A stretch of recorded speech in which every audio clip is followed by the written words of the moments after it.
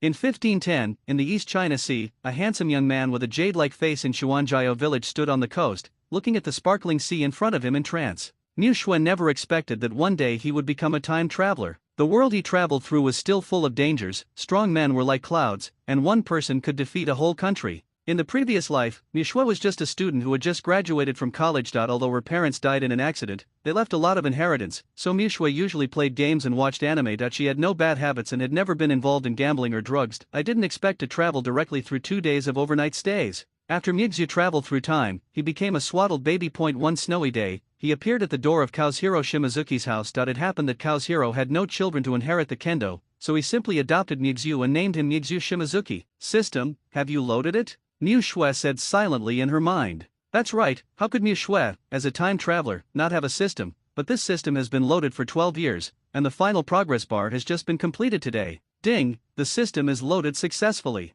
The full name of this system is Clone Creation System. Every time the system upgrades to a level, the host can create a clone. The clone created has the characteristics of being absolutely loyal to the host. The clone has no emotions and no different genders, but with powerful artificial intelligence. The host can possess any clone at any time. If the host is fatally injured, any clone will bear the damage. The clone returns to the system after death and can be resurrected after 72 hours. Clone, you can improve your own attributes through self-training and learn various skills like humans. You can also improve the clone's strength through items, skills, etc. purchased by the host in the store. However, the purchased items cannot be loaded into the host itself. Whenever the system upgrades to a level, the host will get a chance to draw a lottery, and the drawn items can be used for itself. The way to obtain experience points is that for every 10,000 Baileys consumed in the mall, you can get 1 experience point. System, when it is opened for the first time, the host will be given a chance to draw a lottery and a number of times for the clone to be created. The host is asked to generate the image of the clone and the character it expresses in his mind. The clone can be placed in an uninhabited place. The system panel is generated. I wish the host a happy use.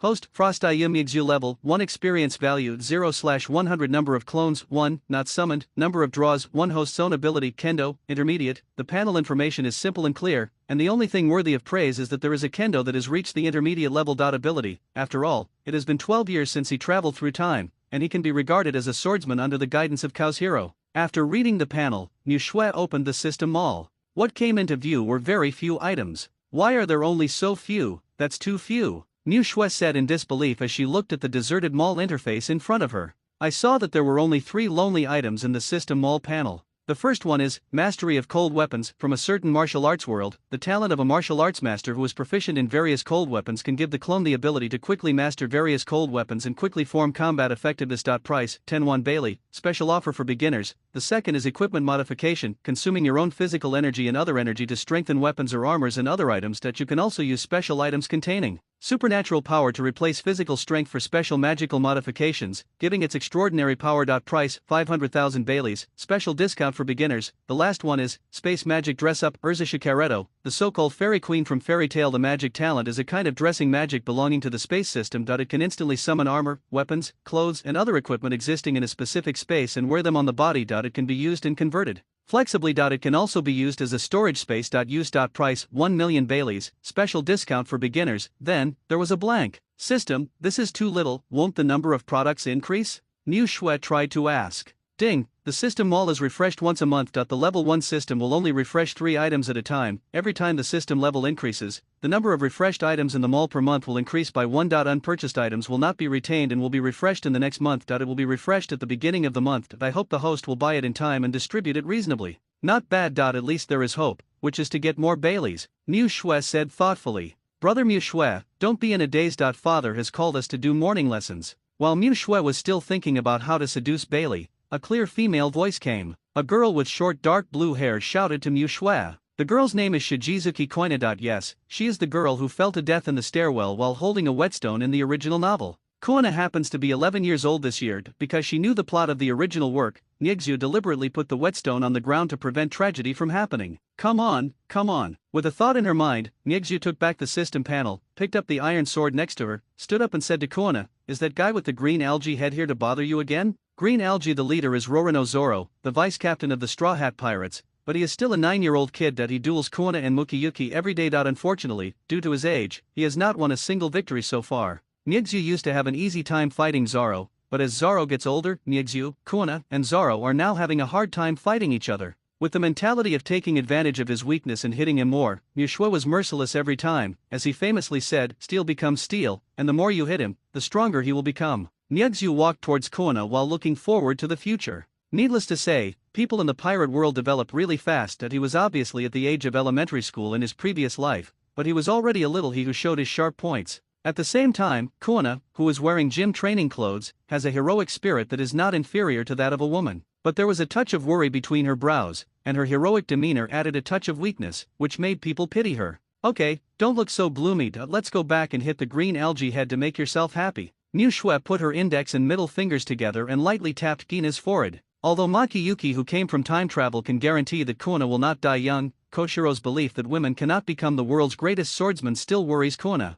Originally, Kuona lost to Miuzhu, and she could use it as a cover-up because Miuzhu was her elder brother and was older and physically developed. But since Soran came a few years ago, from easily defeating Soran to now being able to defeat him, Kuona's heart has become heavier and heavier. You know, Zoro is 2 years younger than Kuona. Brother Miuzhu, do you think a woman really can't become the world's greatest swordsman? Kuona suddenly asked on the way back to the gym. Kuona, you have to believe in yourself. As far as I know, there is a female great swordsman in the Navy, Doutu, whose strength can even rival that of a general. Since she can do it, I believe you can too. Miuzhu paused and said, moreover, if you really feel that your physique is not strong enough, I will find you a phantom beast species from the animal-type fruit. Then you will definitely be the greatest swordsman in the world. Miu Shui looked at Guy.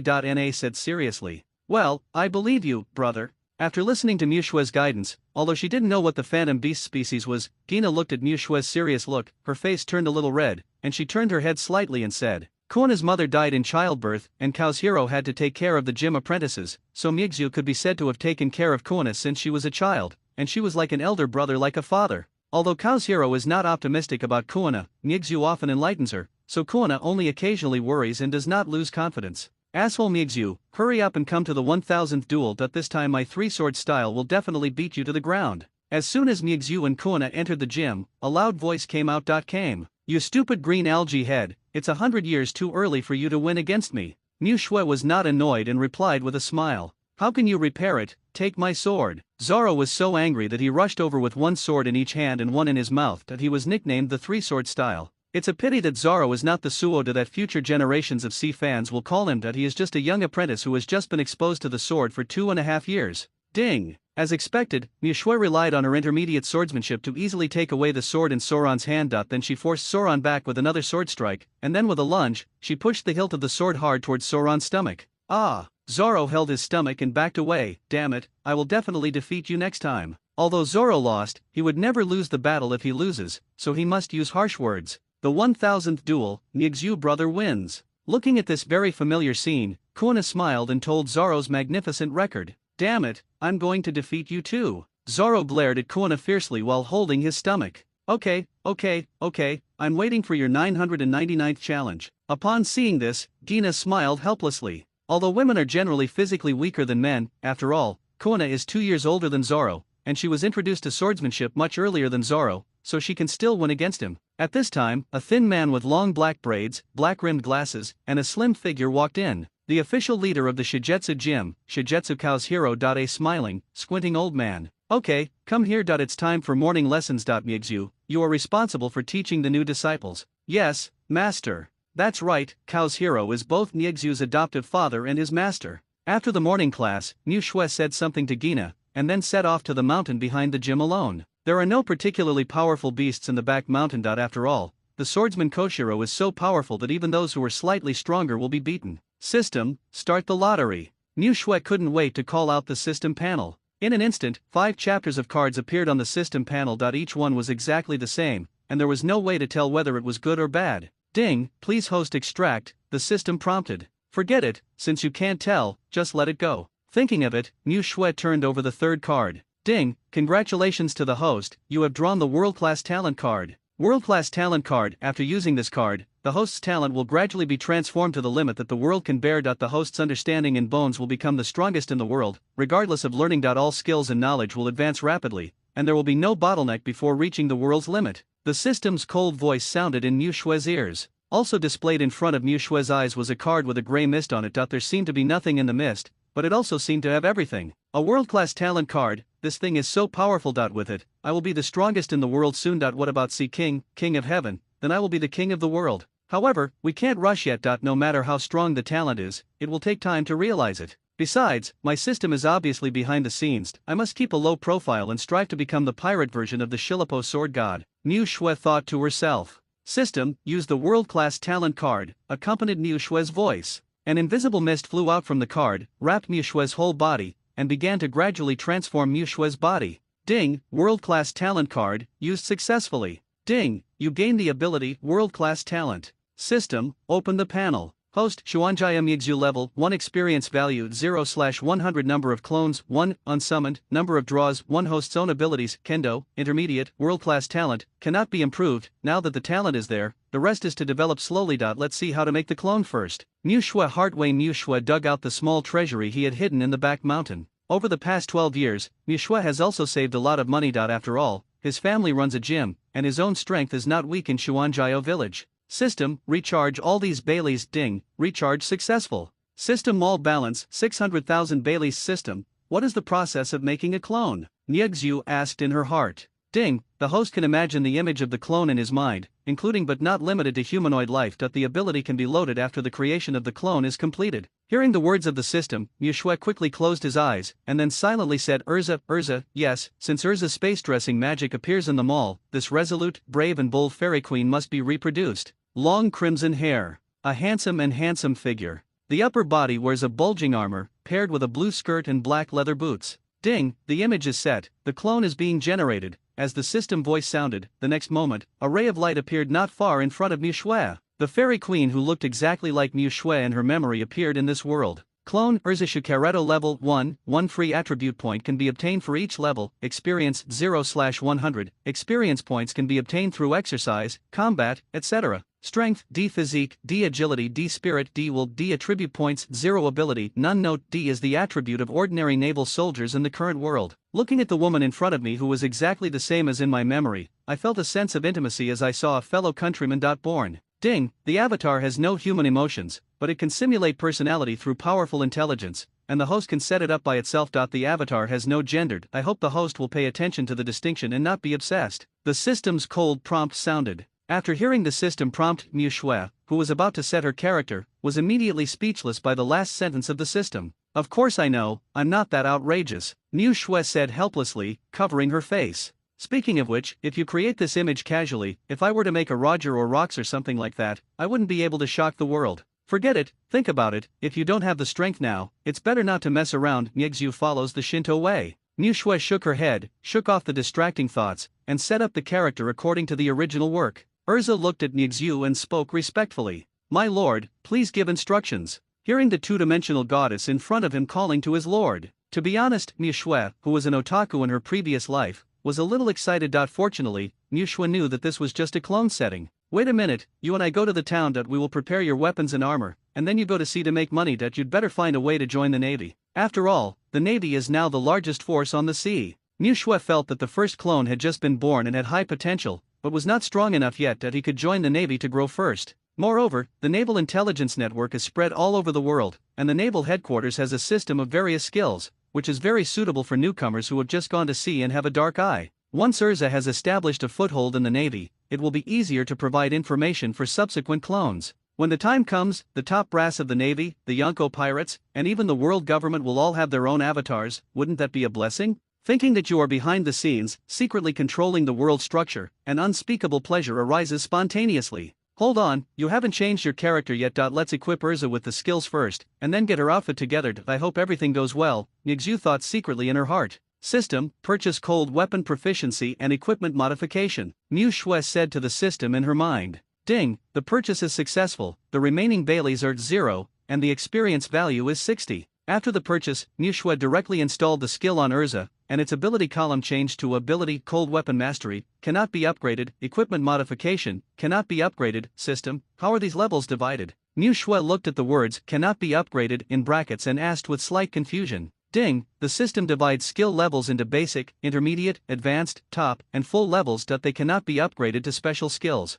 After understanding the division of levels, and then looking at his intermediate swordsmanship, Niu Shui had a rough guess in his mind. He is only one level away from a swordsman, so the senior level should be a swordsman. After clearing the distracting thoughts from his mind, Mixu returned to the gym and found all the money Zoro had hidden, preparing to use it to support Urza. I think Green Algae Head will also be very happy to be able to help a future Navy admiral, Mu Shui said to himself with a smile while counting the money. Urza looked at her master and giggled, feeling helpless for a moment. Mixu took Zoro's tens of thousands of belly and went to the blacksmith shop in the town with Urza, ready to buy some equipment. Uncle Sean, have you forged a new sword recently? Mu Shui led Urza into a blacksmith shop skillfully. As he grows older, the strength of the apprentice's wooden sword is no longer suitable for Mu Shui, so he can only come to the town to find a blacksmith to make it. As the body grows and strength breaks through, the iron sword is replaced more and more often. After this back and forth, the relationship between them can be considered to be familiar. Hey, isn't this Xiao Mixu? How come it's here so quickly?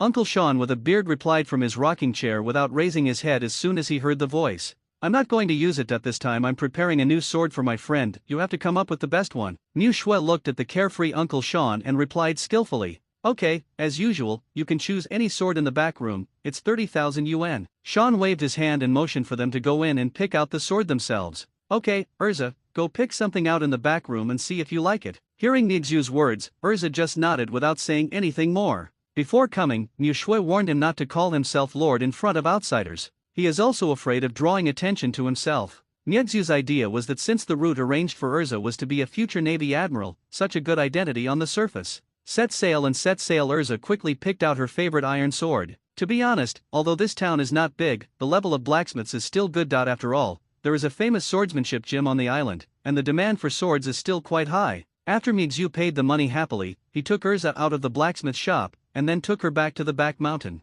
Urza, try equipping these two long swords. With that said, Mu Shui handed Urza the long sword he just bought and the training sword he used. Yes, master. Urza took the sword and immediately activated her ability. A mysterious energy flowed from Urza's body into the sword. As time passed, Urza's physical strength gradually declined. After about a minute, the flowing energy returned to Urza's body. There were only two swords, one of which became wider and thicker, while the other became narrower and thinner. Then, Urza handed the two swords to Mixu. After Mu Shui took it, he carefully observed and waited, and found that the wider one became heavier, while the other narrow one became much lighter. After the strengthening was completed, Urza explained the situation of this skill to Mixu. To put it simply, equipment enhancement allows you to selectively strengthen equipment, and the enhancement effect of the equipment can be carried out according to Urza's wishes. Of these two swords, one is strengthened to be light and sharp, while the other is strengthened to be heavy and hard. The strengthened strength is limited by the material of the sword itself and Urza's physical limit. These two ordinary long swords are made of ordinary materials, so the improvement is limited,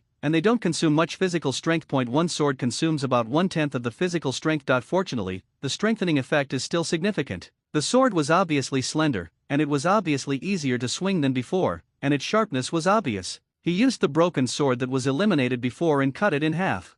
It can be seen that its toughness and strength are not low. Although it is an enhanced version of an ordinary long sword, it is enough for the time being. When Urza gets better development in the Navy, it will be updated soon. I just don't know if, after learning armament haki, I can use haki to replace physical strength to strengthen weapons. After all, domineering is also a special ability, and the quality of domineering is obviously higher than physical strength. It is also an ordinary sword. Maybe the strengthening effect of domineering will be better, but I don't know whether the sword strengthened by domineering will become the so-called black sword. If so, wouldn't it be possible to quickly become a black sword? Mu Shui touched her chin and started thinking again. While Mixu was thinking, Urza then tried to strengthen the armor on her body. In order to prevent the armor from being too heavy and affecting its own sensitivity, it was strengthened to be light and strong, so that it could protect the key points. Everything is ready except the boat. Fortunately, in the past few years, in addition to practicing swordsmanship, Mu Shui also occasionally went fishing part-time and owned a small boat. The boat is not big and is only suitable for offshore fishing, but if Urza strengthens it, it should be able to sail for a while. Anyway, the clone has no emotions, and can still be resurrected, so give it a try, otherwise there will be no way to sail. Moreover, judging from the methods of making clones stronger, fighting is the fastest and most powerful way to become stronger. Shuyu Island is too stable and pirates rarely attack it. If you want to fight, you must go to sea. After all, the most indispensable thing in the pirate world is combat. Pirates all over the world have good experience packs. In this way, Urza set out with the supplies prepared by the unscrupulous master and the small broken boat that she had strengthened. Adhering to the standard of killing evil people to get bounties and good people to compete for wealth, Urza started her own journey. Sailing trip. As for what is a good person and what is a bad person, Mixu can't say, so she decided to leave it to Urza to make her own judgment. Since the system has said that the avatar has extremely high intelligence and can even perfectly simulate the personality, then I think it is more than enough to distinguish good from bad. Fortunately, the clone has no human emotions, otherwise I really don't know whether Urza would have a good chat with her master. Ever since, the future admiral, Urza's legendary journey began. Looking at Mixu again, after Urza went to sea, he had nothing to do, so he started a happy life of eating, training, and fighting Zoro again. Ever since Mu Shui obtained that world-class talent card, he found that his understanding had really become stronger. When I learned swordsmanship before, I still stayed at the simplest level of looking at mountains as mountains, looking at water as water, but as my talent continues to increase, I gradually developed a kind of looking at mountains as not mountains, seeing water is not water's feeling. Perhaps, after Mu Shui understands it thoroughly, he can become a veritable swordsman. In addition, with the improvement of the root bones, the efficiency of exercising the body is really as good as before. Perhaps Zoro had a chance to catch up before, but now, Zoro can only chase Mu Shui's back forever. If Urza had grown slowly, Mixu would have ascended to the throne of the strongest in the world before she could become an admiral. But this is not important. Adhering to the concept that I can use it, but cannot live without it, Mu Shui believes that strength must be there, but the hard work such as fighting can be left to the clone. As a qualified mastermind, if you do everything yourself, then why do you need these clones? As Mixu began to live a peaceful life again, the joy of turning on the system and creating Urza gradually faded away. In this way, time passes day by day. As Makuki Kendo progressed faster and faster, even Kaoshiro opened his eyes in shock. Mixu, who saw Koshiro's eyes for the first time, exclaimed in disbelief. After all, the child he raised since childhood suddenly became a genius that he couldn't understand, which was somewhat shocking. Of the 7th branch of the East China Sea Navy, the 3rd cruise line, Captain Nar looked at the woman in front of him in disbelief, who was rescued from a small broken ship. He plucked his ears in disbelief, and said with shock on his face, "Did I hear you right? I just saved you, and you want to chop me down?" Looking at the beautiful woman in front of me, if it weren't for her good-looking appearance, she doesn't look like the pirate. Nal really wanted to slap her away. The next day, Mu Shui got up early as usual and prepared to check the system log every day. Suddenly, she found that the log had a lot more content. On March 7, 1510, the clone Urza encountered the captain of the naval branch, Nar. Urza challenged the captain of the naval branch, Nar. Captain Nar, who did not understand the situation, hurriedly accepted the challenge. Congratulations to Elsa. Urza won her first glorious victory. Urza gained 100 experience points. Urza's level increased, currently level 2. Following the host's instructions, if a good man fights for his wealth, Urza will take it. Ding, Urza sacrificed money, and the mall received Bailey 150,000, and the current balance is 150,000. On March 8, 1510, Urza asked to communicate with the 7th branch. Ronaldo invited Urza to join the Navy. Ding, Urza's identity has changed, and she is currently trainee Navy. Seeing this, Mu Shui suddenly couldn't laugh or cry. Indeed, Urza successfully entered the Navy as she had imagined, but the process was somewhat tortuous. Fortunately, the result is good. Having said that, Urza is really brave. After the fight, she dares to directly grab the money, which is the treasury of her future boss. Tisk tisk tisk, top intelligence. However, the captain of this unit seems to have average strength. It seems that not all non-commissioned officers are as strong as monsters. Shaking her head, Mixu opened Urza's panel, preparing to add a point to her first. Clone Urza Shukareto level 2, 1 free attribute point can be obtained for each level. Experience 0/300, experience points can be obtained through exercise, combat, etc. Strength, D physique, D agility, D spirit, D will, D attribute points, 1 ability, cold weapon proficiency, cannot be upgraded, equipment modification, cannot be upgraded. As expected, there were a little more in the attribute point column. Mu Shui pondered for a moment. Since Urza is a swordsman, her strength and physical agility must be increased. Let's add agility first. The early attack power can rely on strength and equipment, as long as the speed is fast enough. As for strength and physique, you can take it slow first and then add more. Moreover, in the early stage, when fighting mainly relies on weapons, the demand for strength is not large, so you can add physical fitness to ensure sufficient physical strength. Thinking of this, Mu Shui looked at the virtual panel that appeared in front of her eyes and tapped it lightly with her finger. Ding, the point addition was successful. As the system prompted a sound, Urza's agility changed from D to D+ on the panel. Sure enough, an attribute point can only go from D to D+. It would be great if it could directly go from D to C. Then wouldn't it be possible to punch the general and kick the 4 emperors soon? However, Mu Shui had expected this, but he didn't know if it was possible to add more points to the limit. Just add 1 attribute, so that he could quickly reach the general. Ding, adding a single point will destroy the attribute balance of the clone. Please add points in a balanced manner. If you want to exert S-level agility, one of the physique and strength must reach A, and the other must reach B or above. Listening to the system prompts, Mu Shui felt that there seemed to be some truth to it, but not much. Then besides adding points, is there any other way to become stronger? Mu Shui thought silently in her heart. Ding, the avatar's self-training and improving skill proficiency will lead to an increase in attribute points. Listening to the system's reply, Mu Shui nodded. Not bad, at least there is more than one road. Unlike Miexu's side, where the years are quiet, Urza's life can be said to be rich and colorful. After adding points, Urza had more physical strength and began to challenge everywhere in Branch 7. Adhering to the principle of take the opponent's money when you win, and apologize obediently if you lose, the entire branch was in a state of panic for a while. In just a few days, Urza defeated the entire branch. From the captain of the branch to the third-class private, no one did not know Urza's name. The words "that female soldier who robbed money" suddenly became a nightmare for the Navy branch. As Colonel Ranadu, who brought Urza into the Navy and was also her immediate superior, he was also very anxious for a while. Those who won against Urza were fine, at least the money was still there.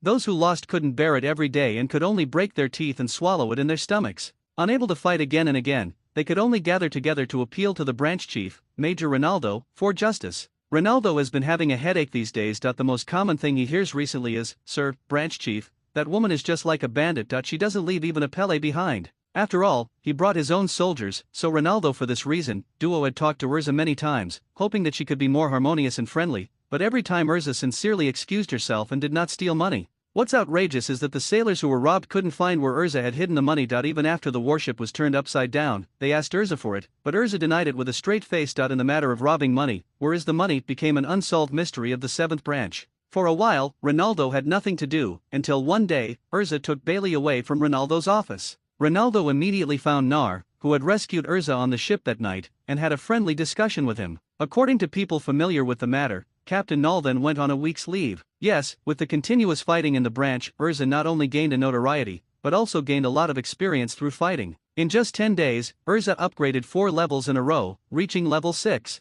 Mu Shui is also paying attention to Urza at all times. As soon as the level increases, he will add points immediately, and Urza can start a snowball. Mu Shui couldn't help but breathe a sigh of relief when she looked at the balance on the system mall's panel and finally turned it into 1 million Baileys. Originally, when Urza kept borrowing the Marine's Bailey, Niexu wanted to stop her. Later, when I thought that there was another ability in the mall that I hadn't bought yet, I had to mourn for the Navy in my heart and continue to let Urza do random things. Unexpectedly, the Navy was very poor, and it took so long to collect 1 million Belly. Thanks to my generous boss, I was able to carry out the largest wave of funding. However, this was not a long-term solution after all. For the sake of his future reputation in the Navy, if there was one, Niexu finally stepped forward to stop Urza's behavior. Niexu bought the space magic and dress up and loaded it on Urza. At this point, Urza Shukareto is complete. Urza's ability column changes to ability Cold Weapon Mastery, cannot be upgraded, Equipment Modification, cannot be upgraded, Kendo, Elementary, Space Magic and Dress Up, Elementary. That's right, in Cold Weapon Mastery due to her talent, Urza mastered the elementary swordsmanship.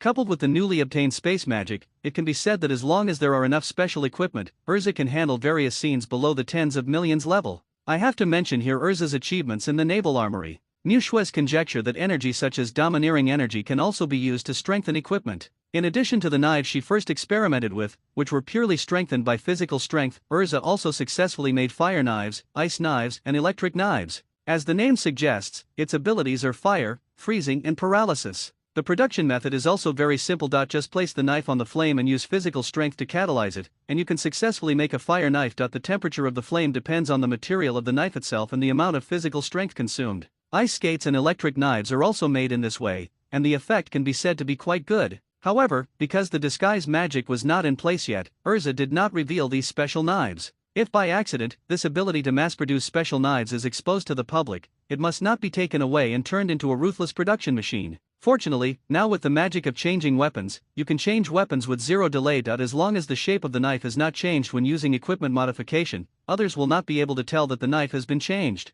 Anyway, the equipment is in the magic space, and others don't know about it. As long as you don't tell them, others will at most think it is a fruit ability. Urza, from today on, try not to attack your colleagues. There are too few rich people in the Navy, and there is no oil and water. The primary goal in the future is to capture pirates with bounties. Through the system panel, Mu Shui issued new instructions. Department 7, Major Ronaldo's office. Bang! A crimson female marine pushed open the door and entered. Ronaldo was so frightened that he quickly hid Bailey and lit a cigar tremblingly. Before Ronaldo could speak, Urza said, "I have to deal with pirates. Where are they?" Ronaldo was relieved. Mu Shui doesn't know about the naval branch, and it doesn't affect his life. After giving the latest instructions to Urza, Makiyuki once again entered the life of training Kuina and training Pang Zoro. It can be said that Zoro is in pain and happy. The pain is really painful, but the progress is also really fast. After Mu Shui's qualifications were fully developed, his understanding became extremely high, he could see problems more comprehensively, and he could easily answer Soran's questions.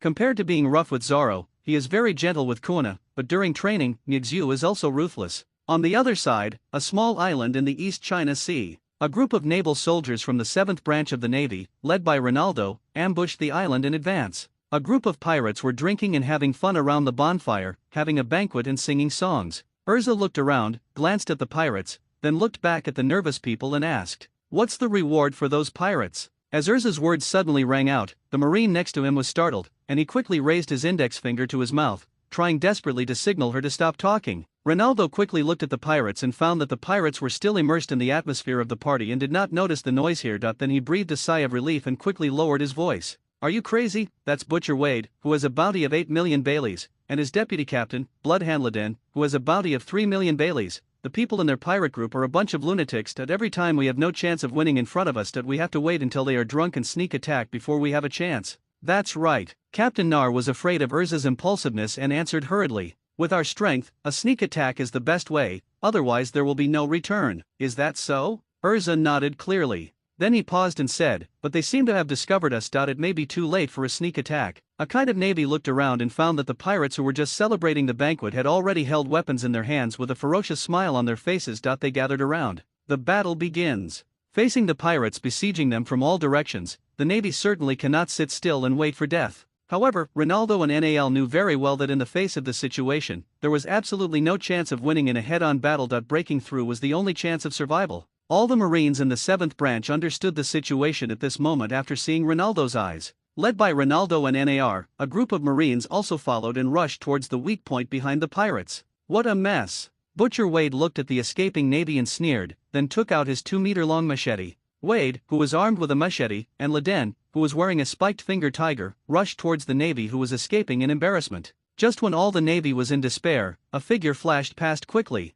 Kang! The machete with countless souls under it was actually stopped by a short figure. Feeling the huge force coming from the broadsword, she knew not to touch it head-on. She retreated and relieved most of the force, and finally stopped. Wade looked at the crimson-haired woman wearing an ordinary sailor's uniform, stared and said, "How is it possible? A mere soldier can block my sword." All the pirates and sailors were shocked. Urza, Ronaldo said in shock as he looked at the figure in front of him. "Leave this person to me." Ignoring Ronaldo's surprise, Urza's firm voice spread throughout the battlefield, giving confidence to all the navy present. "What are you still doing? Go and kill this group of sailors for me." Just when everyone was still immersed in the shock, the vice-captain, Laden, shouted fiercely, "Yes, brother Laden." Only then did the pirates react and hurriedly attacked the navy who ran not far away. Ronaldo also reacted to the loud shout, and after nodding at Urza, he quickly led a group of Marines to fight and retreat, creating a fighting environment for Urza without any worries. And Butcher Wade didn't stop him. All his attention was focused on the stunningly beautiful and powerful woman in front of him.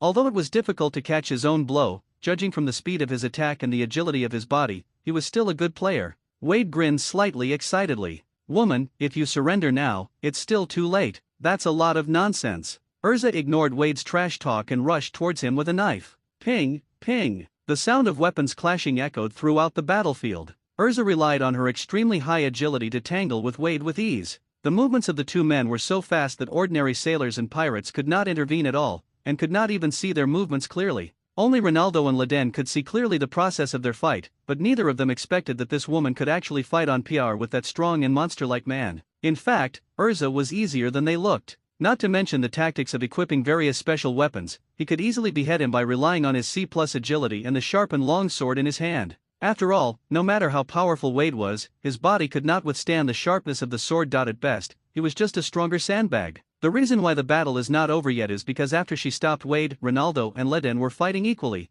and the navy was not yet at a disadvantage. Taking advantage of this opportunity, Urza was ready to practice her new swordsmanship. After all, when you usually compete with the navy, you can't make a killing move. Wade, who had exchanged dozens of moves, also discovered that this woman was sharpening her sword against him. While he was angry, he was also a little frightened at how could a sailor be able to fight him on a par with him. The angry Wade exploded, and after accumulating all his strength, he slashed at Urza with a knife. Seeing this, Urza also accumulated all her energy and prepared for a head-on confrontation. A clang! What Urza didn't expect was that the sword Niu Shui gave her was broken. Although the sword itself is of average quality, it has been strengthened after all. It seems that Wade's machete is of good quality. Wade was also stunned. He didn't expect that the extremely difficult woman in front of him would break the knife. He was relieved and looked at Urza without the weapon, and let out a ferocious laugh.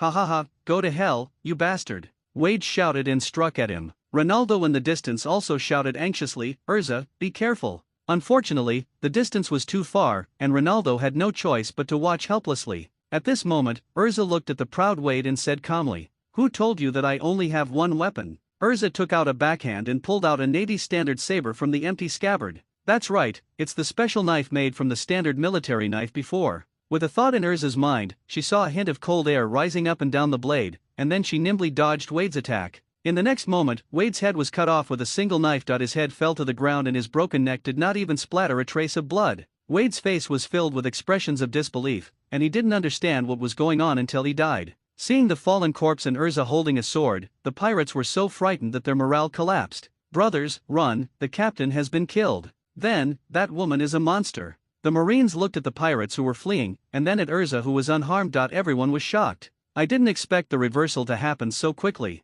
Urza! Urza! Urza! Someone shouted, and all the Navy shouted excitedly. Ronaldo looked at the cold woman in front of him with mixed emotions for a moment. Okay, boys, catch all these pirates and don't let Urza waste her efforts in vain. Yes. The morale of the Marines soared, and they rushed towards the scattered pirates like tigers rushing into a flock of sheep. Niu Shui quickly opened the system log. What a big experience package, worthy of being the big pirate group in the East China Sea. Niu Shui couldn't help but sigh after reading the log. Skillfully add attribute points to agility. Open Urza's attribute panel. Clone Urza Shikareto level 7, 1 free attribute point can be obtained for each level. Experience 322/2800. Experience points can be obtained through exercise, combat, etc. Strength D+, physique C, agility B, spirit D+, will D. Attribute points 0. Abilities, cold weapon proficiency, cannot be upgraded. Equipment modification, cannot be upgraded. Swordsmanship, elementary. Space magic dressing, elementary. It can be seen that compared to the time when it first went out to sea, the current panel can be said to be quite luxurious.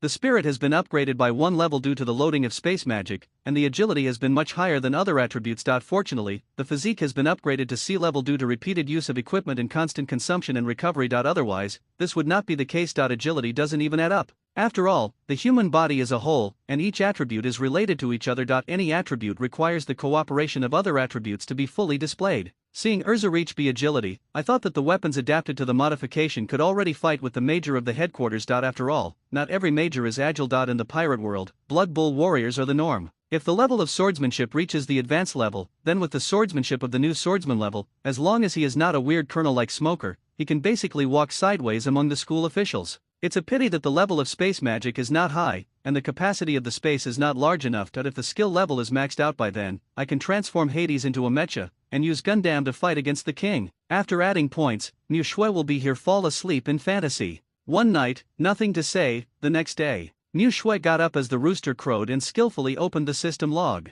Looking at the balance on the system wall, the number changed from 0 to 5 million. I couldn't help but sigh. These pirates have made a lot of ill-gotten gains, and the gold belt of murder and arson really deserves its reputation. Looking at the time on the log shows that this is just the treasure on the pirate ship. It is estimated that there will be more when the pirate bounty comes down, but I don't know how many % of the bounty the Navy can pay. Before, I had nothing to buy, but now I have money and nothing to sell. Sure enough, people have always had troubles. For example, I couldn't afford the 3 abilities before, but now I have money, but I can't afford it. You know, as early as when Urza was loaded with space magic, the system had already accumulated enough upgrade experience. Unfortunately, I don't know if the system upgrade will directly refresh them all. With no money in hand, he didn't dare to try easily and could only wait. Now that he has 5 million, another part of the bounty will come down soon, and he is ready to give it a try. Ding, you have met the experience required for upgrade. Do you want to upgrade? System, upgrade. Nyxu said decisively while looking at the balance on the panel. Ding, 100 system experience is consumed, the system upgrade is successful. Ding, you get 1 chance to draw a lottery. We will stop updating novels on this site, move to our new site, https://reading.com// host, Xuanjia Mixu level, 2 experience value, 60/500 number of clones, 2, unsummoned, 1, number of draws, 1 host's own ability, Kendo, intermediate, world-class talent, cannot be upgraded. Seeing the information on the panel appearing in front of her, only she could see it, the corners of Mu Shue's mouth rose slightly. I took a look at the mall interface and found that there was no ability to refresh it. It seemed that I could only wait for the arrival of the new January. System, give me a draw. Ding, congratulations to the host for drawing the divine beast, Roaring Skydog. A white puppy with a thin waist appeared 2 meters away from Mu Shue. Ah, a cute cry came from the little dog's mouth. The moment the roaring dog saw Mu Shue, he ran over very excitedly, wagging his tail and spinning around in circles around Mu Shue. Looking at the cute creature in front of me, which is about the same size as the sole of my own foot, I can't imagine that it is the majestic roaring dog under the throne of Lord Erlang. But, you little thing, you are so cute, Mu Shue said with a smile and stroked its dog's head. Since you are so white, why not call you Xiaobai, which corresponds to the snow in my name? As he said this, he hugged Xiaobai into his arms. Xiaobai seemed very happy and gently rubbed his head against Mixu's face. Mu Shue took Xiaobai to the gym's back kitchen, and happened to meet Gu Yuna cooking. When Gina saw Xiaobai, her eyes lit up, she hugged him over and rubbed him constantly. Xiaobai looked at Mu Shue as if asking for help. Mu Shue coughed lightly and walked away with the rice. He still doted on the sister more than Xiaobai. After Mu Shue finished her meal, she went out and saw the newsbird flying over, so she waved to buy a newspaper. Mu Shue looked at the newspaper in front of her, and suddenly thought that Chopper's reward was not even as good as the newspaper. Looking at the title of the newspaper, Mu Shue suddenly felt a sense of accomplishment. Earth Sword Dancer Urza, the next generation leader of the East China Sea Navy. This exaggerated title and evaluation is probably due to the effect of using a modified ice sword in the end. It would be impossible to fight back with a fire sword. If there is a thunder sword, then there will be a waltz of flames, a breakdance of lightning or something like that. To be honest, it's a good thing that Mu Shue is not famous himself, otherwise it would be too embarrassing. He just caught 2 pirates with bounties of 8 million and 3 million belly, so he just said he was the leader. As expected, everyone in the media came from the shock department. But yes, in this turbulent era, Donghai needs a heroic figure to inspire people. No, it should be said that the entire Navy hopes to create a hero like Garp to curb the growth of pirates. If a new star emerges in the Navy, it can not only encourage new people to join the Navy, but also unite the hearts of the Navy. It can be said to be a huge benefit without any harm. At the same time, World Conquest will also help. After all, the Navy is affiliated with World Conquest. A stronger Navy can also consolidate the majesty of World Conquest. In this case, why not go with the flow and let Urza work overtime during this period, so that she becomes famous and I get rich, killing 2 birds with 1 stone, a win-win situation. Yes, it's such a happy decision. Since that day, after Urza killed Butcher Wade, Colonel Ronaldo promoted Urza to branch lieutenant. His status in Branch 7 was second only to his own. If his qualifications and achievements weren't enough, Ronaldo would have really wanted to apply for Urza to be a school official. After Urza gained the rank of lieutenant, she could already lead a small patrol ship and sail on the sea. For the sake of Mu Shue's money-making business, Urza could be said to have forgotten all about food and sleep. Day after day, she was either catching pirates or on the way to catch them. With the help of the Navy's powerful intelligence system, Urza was able to catch pirates in the East China Sea like a fish in water. Big pirates ranging from tens of millions of barils to small fish worth millions of barriers. As long as there is a reward on their head, they will not be spared. No one knows that Urza is actually just a clone with no emotions, and all this madness is the master's task. Everyone in the East China Sea was shocked by Urza's amazing achievements. They could not imagine what kind of experience made this woman hate pirates. Suddenly, everyone in the East China Sea was in danger, fearing that they would encounter this devil. The law and order in the East China Sea is strictly controlled, and even many civilians regard Urza as the hero of the East China Sea. As the destroyed pirate group grew larger and larger, the balance on the Mixu Mall panel also increased. Along with Bailey, Urza's level also increased. After all, even a trash fish with no bounty had about 10 points of experience. In just 2 weeks, Urza killed hundreds of pirates, was successfully promoted to captain of the Navy branch, and her level was also raised to level 8. Through Mu Shue's extra points, his physical fitness also increased a bit, reaching C+. Ronaldo once mentioned to Urza that he would go to the Navy headquarters for development, but Urza refused at Mu Shue's suggestion, rejecting Ronaldo's proposal on the grounds that the East China Sea had not yet been cleared. Although as the level increases, the demand for experience points becomes higher and higher, and it is reasonable to go to places with higher experience points, but Mu Shue still plans to play it slow and steady. Although the clone can be resurrected, it is better not to expose it without absolute strength. After all, Urza is now quite famous. If you accidentally die, you won't be able to bear it without being resurrected. If you are resurrected, it won't cause an uproar if it is discovered. When the time comes, Niuzhu and Urza will definitely not be able to hide the fact that they went to buy a knife together, which will increase the risk of exposing themselves. Why not just play it safe from the start? And just like that, the new month has quietly arrived. The capabilities of the system mall have also been refreshed. In fact, Niuzhu was able to pinch people last month, but because there were no skills available in the mall, she resisted. After all, without skills, there is no idea. If the final clone does not match the skills refreshed in the system mall, Niuzhu, who is a bit obsessive-compulsive, will feel very uncomfortable. Without further ado, Niuzhu opened the system mall with anticipation. According to the rules of the system, each time the level of the system increases, the number of products will increase by 1, so there should be 4 abilities this time. Physically strong, cannot be upgraded. The body is strong and powerful, and can permanently increase the physical fitness and strength of the clone by 1 level each. Price, 2 million Baileys, special discount during the novice period. The more you are frustrated, the stronger you become, cannot be upgraded every time after each battle, the attribute level will increase, and the total increased attribute level is 6. Price, 2 million Baileys, special discount for novices, blood succession. Limit would release, from Naruto, the signature blood of a certain first-generation Hokage following. You can give the clone the ability to use would release ninjutsu, and use physical strength to replace the consumption of chakra. Price, 5 million Baileys, special discount during the novice period, blood succession limit Sharingan from Naruto, the blood inheritance limit of the Uchiha clan. It can be evolved through exercise and external mental stimulation. From low to high, it is the first Megatama Sharingan, the second Megatama Sharingan, the third Megatama Sharingan, the Mangekyo Sharingan and the Eternal Mangekyo. Will I. And can master powerful pupil skills. The amount of pupil power depends on mental strength. Price, 5 million Baileys, special discount for novices. Looking at the abilities in the mall, Niuzhu had it in an instant. Got the idea. Dance in the world of pirates, Uchiha Madara. That's right, when talking about the Sharingan, it is inevitable to mention the Uchiha family, and in the thousands of years of history of this family, the well-deserved strongest person is Uchiha Madara. As the image in Niuzhu's mind was completed, a stern man wearing a red warrior armor and long black hair appeared in front of him. With Madara, how could he not have his best friend, Senju Hashirama? Seeing that after purchasing the ability, the system experience value once again met the upgrade conditions, Niuzhu upgraded decisively and pinched out Senju Hashirama. Looking at the man with the same long black hair, Niuzhu couldn't help but click her tongue and nod. It does look like a couple. Clone Uchiha Madara level 1 experience 0/100 strength, D physique, D agility, D plus spirit, D plus will, D attribute points 0 ability, blood succession limit Sharingan 1 Megatama, elementary, the more you fight, the braver you become, cannot be upgraded. Clone Senju Hashirama level 1 experience 0/100 strength, D plus physique, C agility, D spirit, D will, D attribute points 0 ability, blood succession limit would release, elementary, strong body, cannot be upgraded.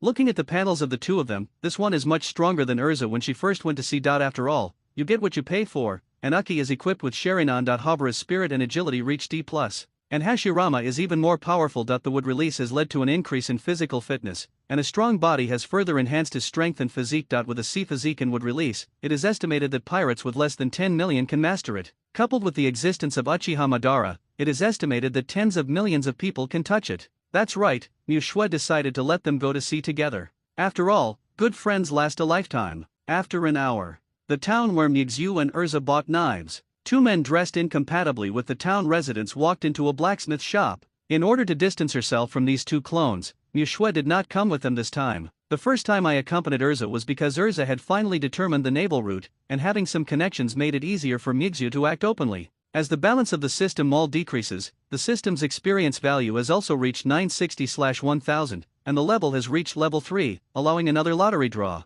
System, lottery. Niuzhu believes in it. Draw as soon as you have the number of draws. You can't increase the number of draws if you save them. It's useless if you don't draw. When reading the system texts before traveling through time, Niuzhu wondered how some protagonists would save so many times that they wouldn't use them, and she didn't know how they could bear it. If there was a red mark on Niuzhu's mobile phone interface in her previous life, she must click clean, otherwise she would not be able to sleep soundly. Ding! Congratulations to the host for getting the System Mall Refresh card. System Mall Refresh card. After use, you can immediately refresh the System Mall's ability. Mall Refresh card, not bad, but I can only keep it for now. After all, even if refresh, there is no money to buy it, Niuzhu thought as she looked at the rewards obtained in the lottery. On the other side, Uchiha Madara and Senju Hashirama bought some supplies and weapons for going to sea with the help of Niuzhu. Because Niuzhu had given instructions not to cause riots on Xuanjiao Island, nor to attack civilians without any reason. In addition, the 2 of them did not have enough money to buy a boat, so they had to steal a Lucky Man fishing boat while it was dark. In this way, the 2 of them successfully sailed to sea. The journey on the sea is very boring. Nothing but water is water. Fortunately, Uchiha Madara and Senju Hashirama are both emotional clones, so they will not be driven crazy by the boring voyage. One day, the two met a small pirate group with a bounty of less than 1 million. Adhering to the principle that pirates can be killed at will, the two of them easily killed all the pirates with their Sharingan and would release. So the two of them changed their guns for cannons and bought a ship that was much larger than before. Although the boat was larger than before, it was a bit troublesome for two people to drive it, but fortunately, their strength was far beyond ordinary people and they had sufficient supplies, so they were not in a hurry and just floated slowly on the sea. In this way, the two people drifted with the tide and came to a small country called Skart. Because Makiyuki had asked not to kill innocent people indiscriminately, so after Madara and Hashirama had repaired their problems, and at Madara's suggestion, the two began a friendly challenge to the entire country. First, he overthrew the guard guarding the door with a disagreement. In the dazed look of the guard, he knocked down all the patrols who came after hearing the news. Then the king sent an army to suppress the two people, but under Madara's Sharingan and with the cooperation of Hashirama's would release, these soldiers with ordinary combat capabilities are just delivering food. After all, a small, remote country in the East China Sea is called a country, but is actually just a larger city. In just a few hours, everyone was knocked to the ground, but miraculously, no one was endangered. They were just unconscious or holding their hands on the pain and screaming. In this way, Uchiha Madara and Senju Hashirama fought from the south of the city to the center of the city without blinking an eye. Nyuzu looked at the information that frequently jumped on the panel. They were all about Uchiha Madara defeating someone and gaining experience points, Senju Hashirama defeating someone and gaining experience points. Each experience value was not high, but unable to withstand the large number, the two people's levels quickly jumped up, and soon they reached level 4. Although Mishue was curious about what happened, she didn't think much about it. Anyway, she had a request and it was definitely not killing innocent people indiscriminately, so it didn't matter. There are always bumps on the way to becoming stronger. New doubts arise. Makiyuki looked at Uchiha Madara's panel and asked the system, the mental strength is just like the physical constitution. Are there any restrictions? Ding, the mental strength of the clone depends on the physical constitution, but it is not like the strength. Like agility, there is too much dependence. Mental strength can exceed physical strength by 2 major levels, but it is not affected by strength and agility. For example, D-level physical strength can support B-level mental strength. But it is not affected by strength and agility. Requirement. System, what about will? Ding, will is a very special attribute. This attribute has no obvious dependence on the other 4 attributes and can be added separately. If the clone's will attribute is extremely high, it can be obtained in the clone when the overlord color is domineering. It can enhance the level and intensity of the overlord color domineering possessed by the clone. Niu Shui listened to the system's explanation and roughly understood the correlation between the attributes. According to Niu Shui's understanding, the spirit relies on the body and has physical requirements, but after all, it is not as demanding as strength and agility. There is no requirement for will at all. After all, so many strong-willed people in the previous life only had ordinary physical strength, which is incomparable to people in the pirate world, but it does not affect their firm will for their ideals. After thinking about it, Niu Shui allocated attribute points to Madara and Hashirama. Uchiha Madara's 3 points were all loaded mentally, from D+ to C+. The level of the Sharingan also changed from elementary to intermediate when the mental attribute reached C. The corresponding Sharingan also increased by 1 Megatama and became a 2 Magatama Sharingan. Obviously, the increase in mental strength leads to an increase in Sharingan level. Originally, Makiyuki was still thinking about how to upgrade the Sharingan to a kaleidoscope. After all, clones don't have feelings, so they can't give their host a double blow to irritate Uchiha Madara. Fortunately, there is a way to advance to the Sharingan. It is estimated that soon, people in the pirate world will be able to dance with Madara. In addition, Madara's Yuzhanyu Yuyong was also triggered twice, improving both strength and constitution to D+. As for Hashirama, since would release requires stamina, Niu Shui increased his physique from C to C+ and his strength from D+ to C-. It can be said that the strength of the two people can already go sideways in the East China Sea, and even the first clone Urza may not be able to win the two of them. After all, Urza's mental and will attributes are not high, and her resistance to the Sharingan can be said to be quite poor. As expected, the characters that appeared in Ichigo were more powerful, Maki said with emotion. Then the next day, the information on the system panel gave Niu Shui a big surprise. I thought that Madara, Uchiha and Hashirama Senju could kill everyone in the East China Sea, but they were caught the next day. So, you two brothers just went to sea, and you just made a big fuss to find a strong person to compete with? On a Navy warship with a dog head, a man wearing a gray suit and a Navy cape asked in surprise. Although the two people's answers were outrageous, looking at the whole country, there was indeed no casualty. At most, they were beaten until they were unconscious, and the injuries were not serious. It can be seen that the person who did it was very measured. So the man ran to a recliner and said to the strong old man eating donuts, Lieutenant General Garp, these two are definitely not pirates, they are just newcomers who have just gone to sea to temper themselves. As for the king, they said they robbed Bailey, it should be a frame-up, after all, there is no place to hide anything on them. It's pitiful that the king is really not a frame-up, but Bailey has been recharged into the system, and of course he can't find it no matter what. Oh, that's it, Garp replied vaguely while chewing a donut. Lieutenant General Garp, you see these two people are pretty good. Although they have not done any evil for the time being, if they are left alone and no one is there, they might one day go astray. Judging from their actions, they can be regarded as having a good heart. It's better to take your innocent heart back to the Navy and train it properly. Bogart, Garp's adjutant, suggested.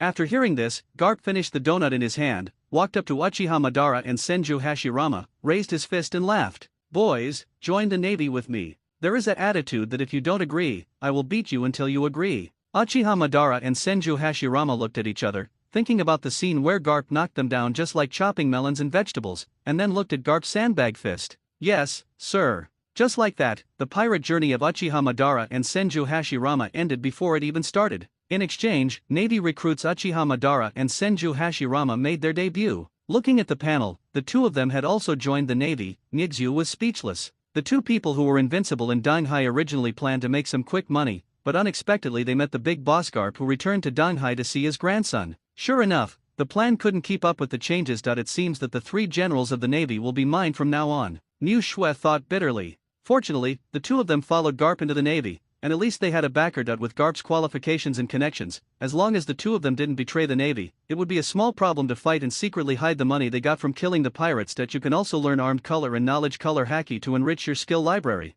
Moreover, there are many powerful people in the Navy headquarters, which can be said to be quite convenient for the two of them to gain experience points. After all, even if you have never fought in the Navy, your life will not be in danger. Besides, since they were brought by Garp, they wouldn't mind their discussions and challenges. It is estimated that Uchiha Madara and Senju Hashirama were able to agree so quickly because of this consideration. They could not give in to the power of old man Garp. However, no matter what the idea was, the pirate plan was shattered. Niushua secretly thought that the next avatar must command the whole process, at least to go out of the East China Sea smoothly, embark on a pirate journey, and travel to the pirate world without becoming a pirate. That it would be disrespectful to the identity of the traveler. Moreover, it would be more convenient for pirates to get the Golden City on the Sky Island. After all, other professions do not have such freedom, and it is not convenient to get gold. With this idea in mind, Niushua took Xiao Bai, who was still sleeping, to the kitchen of the gymnasium, ready to eat something good to comfort herself. Brother Mixu, do you want to go to the town later? I heard that many businessmen from other islands have come to the big market in the town. Dina hugged Xiaobai and said,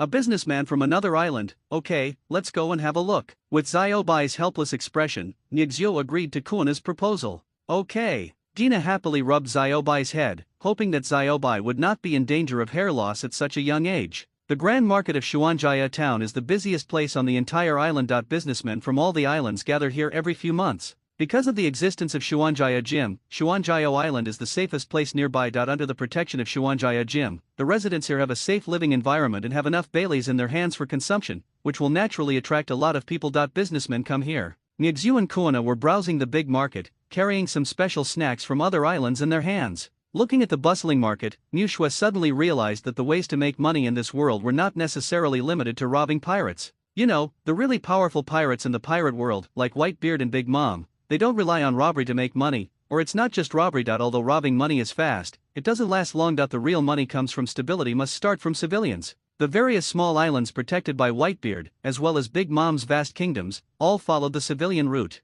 In the Four Seas, compared to the Grand Line, there is no strange or bad weather in terms of environmental issues, and there are very few strong pirates, so it is very suitable for doing business. Look, take a look, the oranges produced in Kakasha village on Orange Island are sweet, delicious, plump and juicy. Come and have a taste. Hearing the name of Kakasha village and the fact that they sell oranges, New Snow paused. This village seems to be Nami's hometown. Maki Yuki remembers that when she watched One Piece in her previous life, Nami's favorite was oranges, and she even had an orange tattoo on her body. Niushua couldn't help but feel angry when she thought of the experience of that beautiful girl with orange hair, who had been living alone in the sea since she was a child, and desperately raising money for the lives of villagers, under the threat of Aaron, the Fishman pirate group. Along, the man who has killed 1,000 swords, must not forget this bastard, Niushua murmured. Brother Mixu, what did you say? Dina turned around and looked at Mixu, who suddenly paused and muttered something, then turned around and asked, it's nothing, let's continue shopping. Seeing that Mixu didn't say anything, Dina was too sensible and didn't ask further questions, and continued to look for some new things she hadn't seen before. Mixu looked at Kuna with a smile on her face and thought to herself, now that we have come to the pirate world, we must not let Nami, a strong girl, go through the suffering in her previous life. If I remember correctly, Aaron was in high one. It's been 1,512 years, which means there are still 2 years left, so it's not enough yet. Perhaps, we can rely on this Chamber of Commerce plan to bring Nami under his command in advance. After all, she has the strongest sailing talent in the entire pirate world, Niu Shui thought as she walked. On the other side, Madara and Hashirama, who had just joined the navy, beat up all the sailors on the ship except for Garp and his adjutant Bogart. No one could beat these two people. Bogart was a little skeptical about the two people's words at first, but it wasn't until he saw these two people knocking everyone to the ground almost non-stop in the past few days that he believed that these two people were really martial arts idiots. When Garp saw Madara and Hashirama's behavior, he didn't stop it. Instead, he laughed and treated it like a donut-eating show. Occasionally, Garp would personally instruct the two on combat skills, and Madara and Hashirama did not disappoint him. With their super intelligence, they could basically remember it once and use it skillfully after 2 or 3 times. Garp, who was used to seeing monsters, praised you repeatedly. You two look like generals. At night, Niu Shui was lying on the bed looking at the information on the panel. Ding, Uchiha Madara defeated Navy A and gained experience points. Ding, Senju Hashirama defeated Navy B and gained experience points. Ding, the enthusiastic Navy on the ship provided just enough experience for Madara. He and Hashirama leveled up to improve their attributes. Madara's spirit changed from C+ to B-, and Hashirama's physique also changed from C+ to B-. With the special abilities of the two of them, the Brigadier should be hard-pressed to find an opponent. The days passed. Grand Line, Navy Headquarters, Marina Vando, a dog-headed warship sailed in. Boys, this is the Navy Headquarters, the safest place in the world. Bogart introduced Madara and Hashirama. Looking at the magnificent seagull-shaped bunker, Madara and Hashirama also showed shocked expressions in unison. As clones, they originally had no emotions, but they couldn't defeat Bogart, so they could only make expressions to suit him. Bogart, you take note of the arrangements, I'll leave first. After saying that, Garp didn't care about everyone's expressions and left directly. Come with me, I will arrange a place for you to stay, and introduce this place by the way, Bogart said to Madara and Hashirama with an expression on his face that I knew. The two of them also looked at each other and nodded in unison to follow. Bang! Garp kicked open the door to the marshal's office skillfully. Garp, you bastard, you just went on vacation and you didn't even knock on the door when you entered the house. Senguo roared. Garp shook his hand indifferently while flipping through the senbei that Sengoku had hidden in the drawer. After a while, maybe the Warring States period got used to it and it calmed down. Okay, you have something to say, don't be an eyesore here, and put down my senbei. Why don't I just eat a few senbei from you, what's the hurry? I'm telling you, I'm coming from the East China Sea this time. Come back and bring you 2 good seedlings. Oh, tell me. When Warring States heard what Garp said, he didn't care about his own senbei. They are 2 young brats, only around 20 years old. Their strength is no worse than Aokiji and the others when they were young. Are they so powerful? Warring States said in surprise. You must know that Aokiji is one of the 3 current generals of the Navy. He is one of the Navy's highest combat powers. He is a figure of great importance in the entire world. How can he be matched by just 2 people? Anyway, I brought him back. You can see for yourself, won't you know? Garp said nonchalantly while eating senbei. When Warring States heard this, he believed it. After all, he still trusted his old friend's eyesight. You must know that Aokiji served as an adjutant under Garp when he was young. Navy Headquarters Training Ground. My name is Uchiha Madara, who dares to fight with me? Bogart looked at the furious Uchiha Madara with his hands crossed on the training ground, speechless. Just now, after introducing the residents to the two of them, Madara suddenly asked where they could exercise. Without thinking much, Bogart took them to the headquarters' large training ground, a place dedicated to training at the Navy headquarters school level and below. Then the above scene happened. Don't try to persuade him, Bogart said to Senju Hashirama. I believe in motors, Hashirama replied with his big teeth. Well, the two of them were not on the same channel. Bogart suddenly regretted that he had said he would take them back to the Navy. As for the Navy officers, seeing how arrogant the newcomer Madara was, they couldn't help but gear up and prepare to teach the newcomer a lesson. As a result, none of these navies, whose top rank was no more than a major, was a match for Madara. Who is this? He's too strong. I don't know, he must be from all over the world. The person who came was none other than Tina, the captain of the Navy headquarters in the original work. It's only been a few years since I graduated from the Navy's elite training camp. Ah, it's Major Tina. It's a very powerful new Marine who comes to challenge everywhere, someone explained.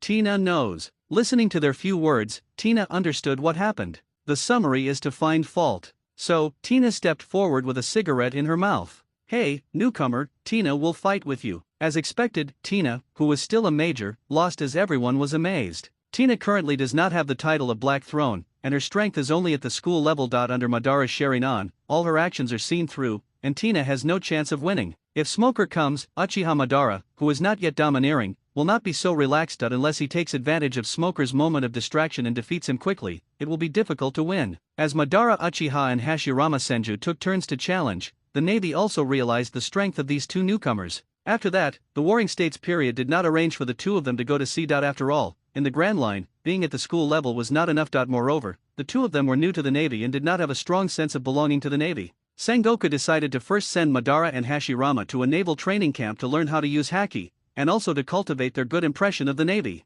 In this way, Madara and Hashirama arrived at the Navy headquarters ahead of Urza, which can only be said to be a fate. After a while, Madara and Hashirama should have no chance to obtain a large number of Baileys. This arduous task can only be completed by the number 1 clone Urza. Under the pressure of the unscrupulous host and cheating colleagues, Urza could only continue her hunting trip conscientiously. In this way, a month passed quietly. As Urza's fame continued to increase, the number of pirates in the East China Sea decreased significantly. They were either caught or escaped to the Grand Line. Because of this, Urza's strength and military rank improvement have also slowed down relatively. But fortunately, Bailey is still in the account, as well as the bounty issued internally by the Navy. Yes, the Navy also issues bounties for hunting pirates, but because it needs to be converted into results, the full bounty cannot be received. With excitement in her heart, Mishua skillfully opened the system wall. A large part of current store balance, 26.1 million Baileys, comes from the friendly sponsorship of King Skater. If Madara and Hashirama hadn't just robbed a small treasury of the king, it would be difficult to rely on these little pirates from the East China Sea to win in a short time. Collect so many Baileys in a short amount of time. After all, you don't encounter pirates every day at sea. Even if the Navy's intelligence system is very powerful, it takes time from getting the news, to issuing orders, deploying the Navy, and then rushing to the scene of the incident. Not to mention, the pirates will not stay where they are. In other words, Urza spent most of her time floating on the sea, so that she could collect enough Baileys to buy her in a month. Perhaps, letting Urza go to the Grand Line will also be put on the agenda. Before that, you need to improve your strength first. Without the strength of a general, it would be difficult to lead an army alone to carry out a quick arrest operation. While thinking about Urza's future development direction, Nyingzhu looked at the newly refreshed abilities. Swordsmanship, advance the skill of a swordsman, which allows the clone to acquire swordsmanship skills at the swordsman level. Price, 10 million Baileys, special discount during the novice period. Elemental affinity, cannot be upgraded. The clone can be more flexible. Use the power of various elements. When using the power of elements, the physical strength consumed is reduced by 50%, the damage caused is increased, and the elemental damage taken is reduced. Price, 3 million Baileys, special discount for novices. Dragon Slayer Magic Fire, elementary, one of the lost ancient magics from Fairy Tale. It is the legendary power used to fight dragons. Able to freely control fire, the body can be turned into flames, and the Dragon Slayer mage can turn his body into flames. Transformed into a dragon's physique, it has fighting ability and physical strength far beyond ordinary people. It can quickly recover its physical strength by eating fire. After the system modification, physical strength replaces magic power, and eliminates side effects such as seasickness. It has a special mode, transforming into a dragon. Transforming into a dragon, the dragon state can greatly increase its own attributes. Price, 5 million Baileys, special discount for novices. Exuberant appetite, cannot be improved. A special talent from a certain dragon clan, which can greatly increase the appetite and digestion of the stomach. Ability, by eating a large amount of highly nutritious food, you can quickly restore your physical strength and strengthen your physique. Price, 3 million Baileys, special discount for novices. The first is advanced swordsmanship that reaches the level of swordsman. There is no doubt that this ability must be given to Urza, the only one of the 3 clones who uses a sword. With this ability, Urza can attribute the special abilities attached to the sword to the swordsman's unique artistic conception. Similarly, for example, the Shiwa sword Baista, wielding the sword in this way brings out the artistic conception of cherry blossoms. Coupled with the elemental affinity buff, Urza can develop balanced development in various elemental attributes without any shortcomings. Even for those with natural fruit abilities, there is always an attribute that can achieve a restraining effect. Moreover, this buff not only increases the power, but also reduces the physical consumption, which can make Urza's combat endurance longer. Finally, there is this super powerful special move, 10,000 Swords Returning to the Sect. This ability can be said to be a gorgeous and powerful ultimate move. Combined with Urza's space magic and various enhanced weapons, it can be said to be a mobile turret. Coupled with elemental affinity to reduce physical consumption, the number of times this skill can be used can be greatly increased. Clone Urza Shukareto level 9, 1 free attribute point can be obtained for each level. Experience 1030/4500. Experience points can be obtained through exercise, combat, etc. Strength C, Physique C+, Agility B+, over 100 million Pirates, Spirit D+, Will D+, Attribute points 0. Ability Cold Weapon Proficiency, cannot be upgraded. Equipment Modification, cannot be upgraded. Swordsmanship, Advanced, Space Magic Dressing, Intermediate, Elemental Affinity, cannot be upgraded. 10,000 Swords Returning to the Sect, Elementary level. Looking at Urza's luxurious panel, Mu Shui felt as if her daughter had grown up to be a talented person. Over the course of a month, Urza's strength increased a little, her agility gained a little more attribute points, and her spirit and will each improved by 1 level. With AB plus agility attribute and a swordsman level swordsmanship, pirates with a bounty of over 100 million are easily able to handle pirates below the lieutenant general level. Even at the lieutenant general level, they are estimated to be able to fight under the 10,000 swordsman Gazong. Look at Madara and Hashirama again. Clone Uchiha Madara level 8 experience 480/3600 strength D plus physique C agility C spirit A overlord color below advanced level is invalid will D attribute points 0 ability blood succession limit Sharingan 3 Megatama advanced level the more you fight the braver you become for 6 cannot be upgraded clone Sinju Hashirama level 8 experience 330/3600 strength C plus physique B agility D plus spirit D will D attribute points 0 ability would release intermediate level strong body, cannot be upgraded. Madara's highest attribute has reached A-, which has surpassed Urza, but that does not mean that his combat power has also exceeded. After all, it is difficult to directly enhance strength with mental attributes. However, the Sharingan has been upgraded to the 3 Megatama. Perhaps when the mental attributes reach A+, the Mangekyo can be successfully awakened. In addition to mental attributes, physical fitness and agility also each trigger a battle that makes you braver. Hashirama's physique increased a little due to the improvement of wood release, and then the other attributes were added to strength and agility. The strength of the two of them is considered to be a rare rival among generals, and it is estimated that it will not be long before they can lead an army to sea alone. After reading the panels of the 3 clones, Mu Shui thought about the arrangement of the remaining 2 abilities. Neither Madara nor Hashirama are suitable for these 2 abilities, so Mixu is preparing to create a new clone. That's right, the system level was upgraded after Mu Shui consumed it. The decision is made by you, Spitfire. No, Natsu. The next moment, a boy with short pink hair, a pair of hanging eyes, a strong build, and a fairy tale guild tattoo on his right shoulder appeared in front of Mu. In front of the snow.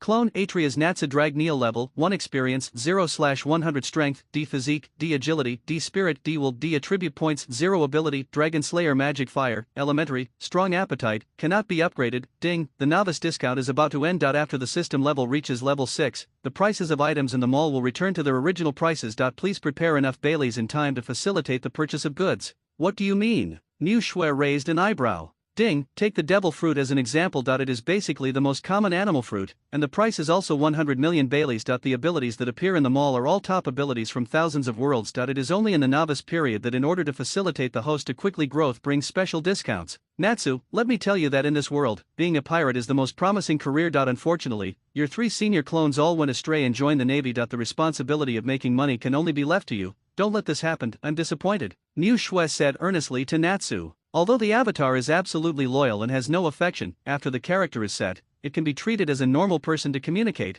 although there are always some unexpected situations. Don't worry, brother, leave it to me. Although Natsu didn't know what Mixu meant, he felt the hope that the boss placed on him and immediately promised with a smile. Listen up, Natsu, Mu Shui continued to instruct. Your goal is to make money and make money. Of course, although you are a pirate, try not to attack civilians. After all, ordinary people don't have much money. It will also cause some righteous people to encircle and suppress you, and the loss outweighs the gain. As for fellow pirates, you can meet a gangster one, they are all extremely rich. Work hard. When you become stronger, Big Brother will give you a more difficult task. I hope you will not disappoint my expectations. In this way, Mu Shui let Natsu secretly look for a lucky man in the middle of the night and borrowed his fishing boat. There is no other way to go to sea here except fishing boats. In this way, the Fire Dragon Pirate Group was established. I don't know if losing a fishing boat every month will become a legend on Xuanjiao Island. East China Sea, Branch 7 Urza, thanks to your efforts recently, the security of the East China Sea has been completely changed. If this continues, there will probably be no pirates in the East China Sea soon, and you will be free,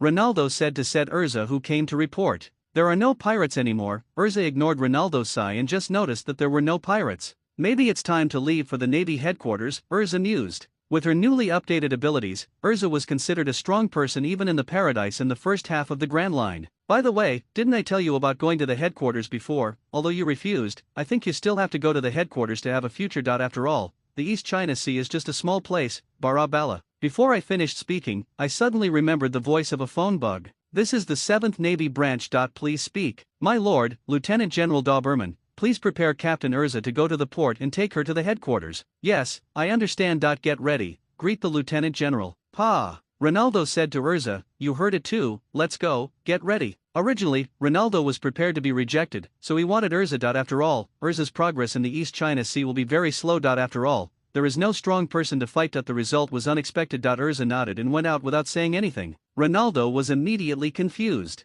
However, Ronaldo just thought she was thinking about it and didn't hesitate. As everyone knows, Urza just decided to change the place where she can gain experience, so that she can get better money. After a while, Ronaldo, Urza, and a group of branch sailors stood at the port and watched the warships approaching. Suddenly, a figure fell from the sky, and a sword energy flew over. All the navy were immediately frightened by this posture. The next second, Urza drew out the ice sword, and then swung a blue sword energy to collide with it. Okay. The person who came was none other than Doberman, and he heard that there was a new recruit in the East China Sea who could barely survive pirates and was very powerful. It just suited their hawkish style, so they were ready to give it a try. It doesn't matter if you don't try it, you'll be shocked if you try it. Unexpectedly, Urza's swordsmanship has reached the level of a swordsman, and is not even worse than her own. If she learns dual haki and becomes a lieutenant general, she might have the opportunity to compete with a general in the future.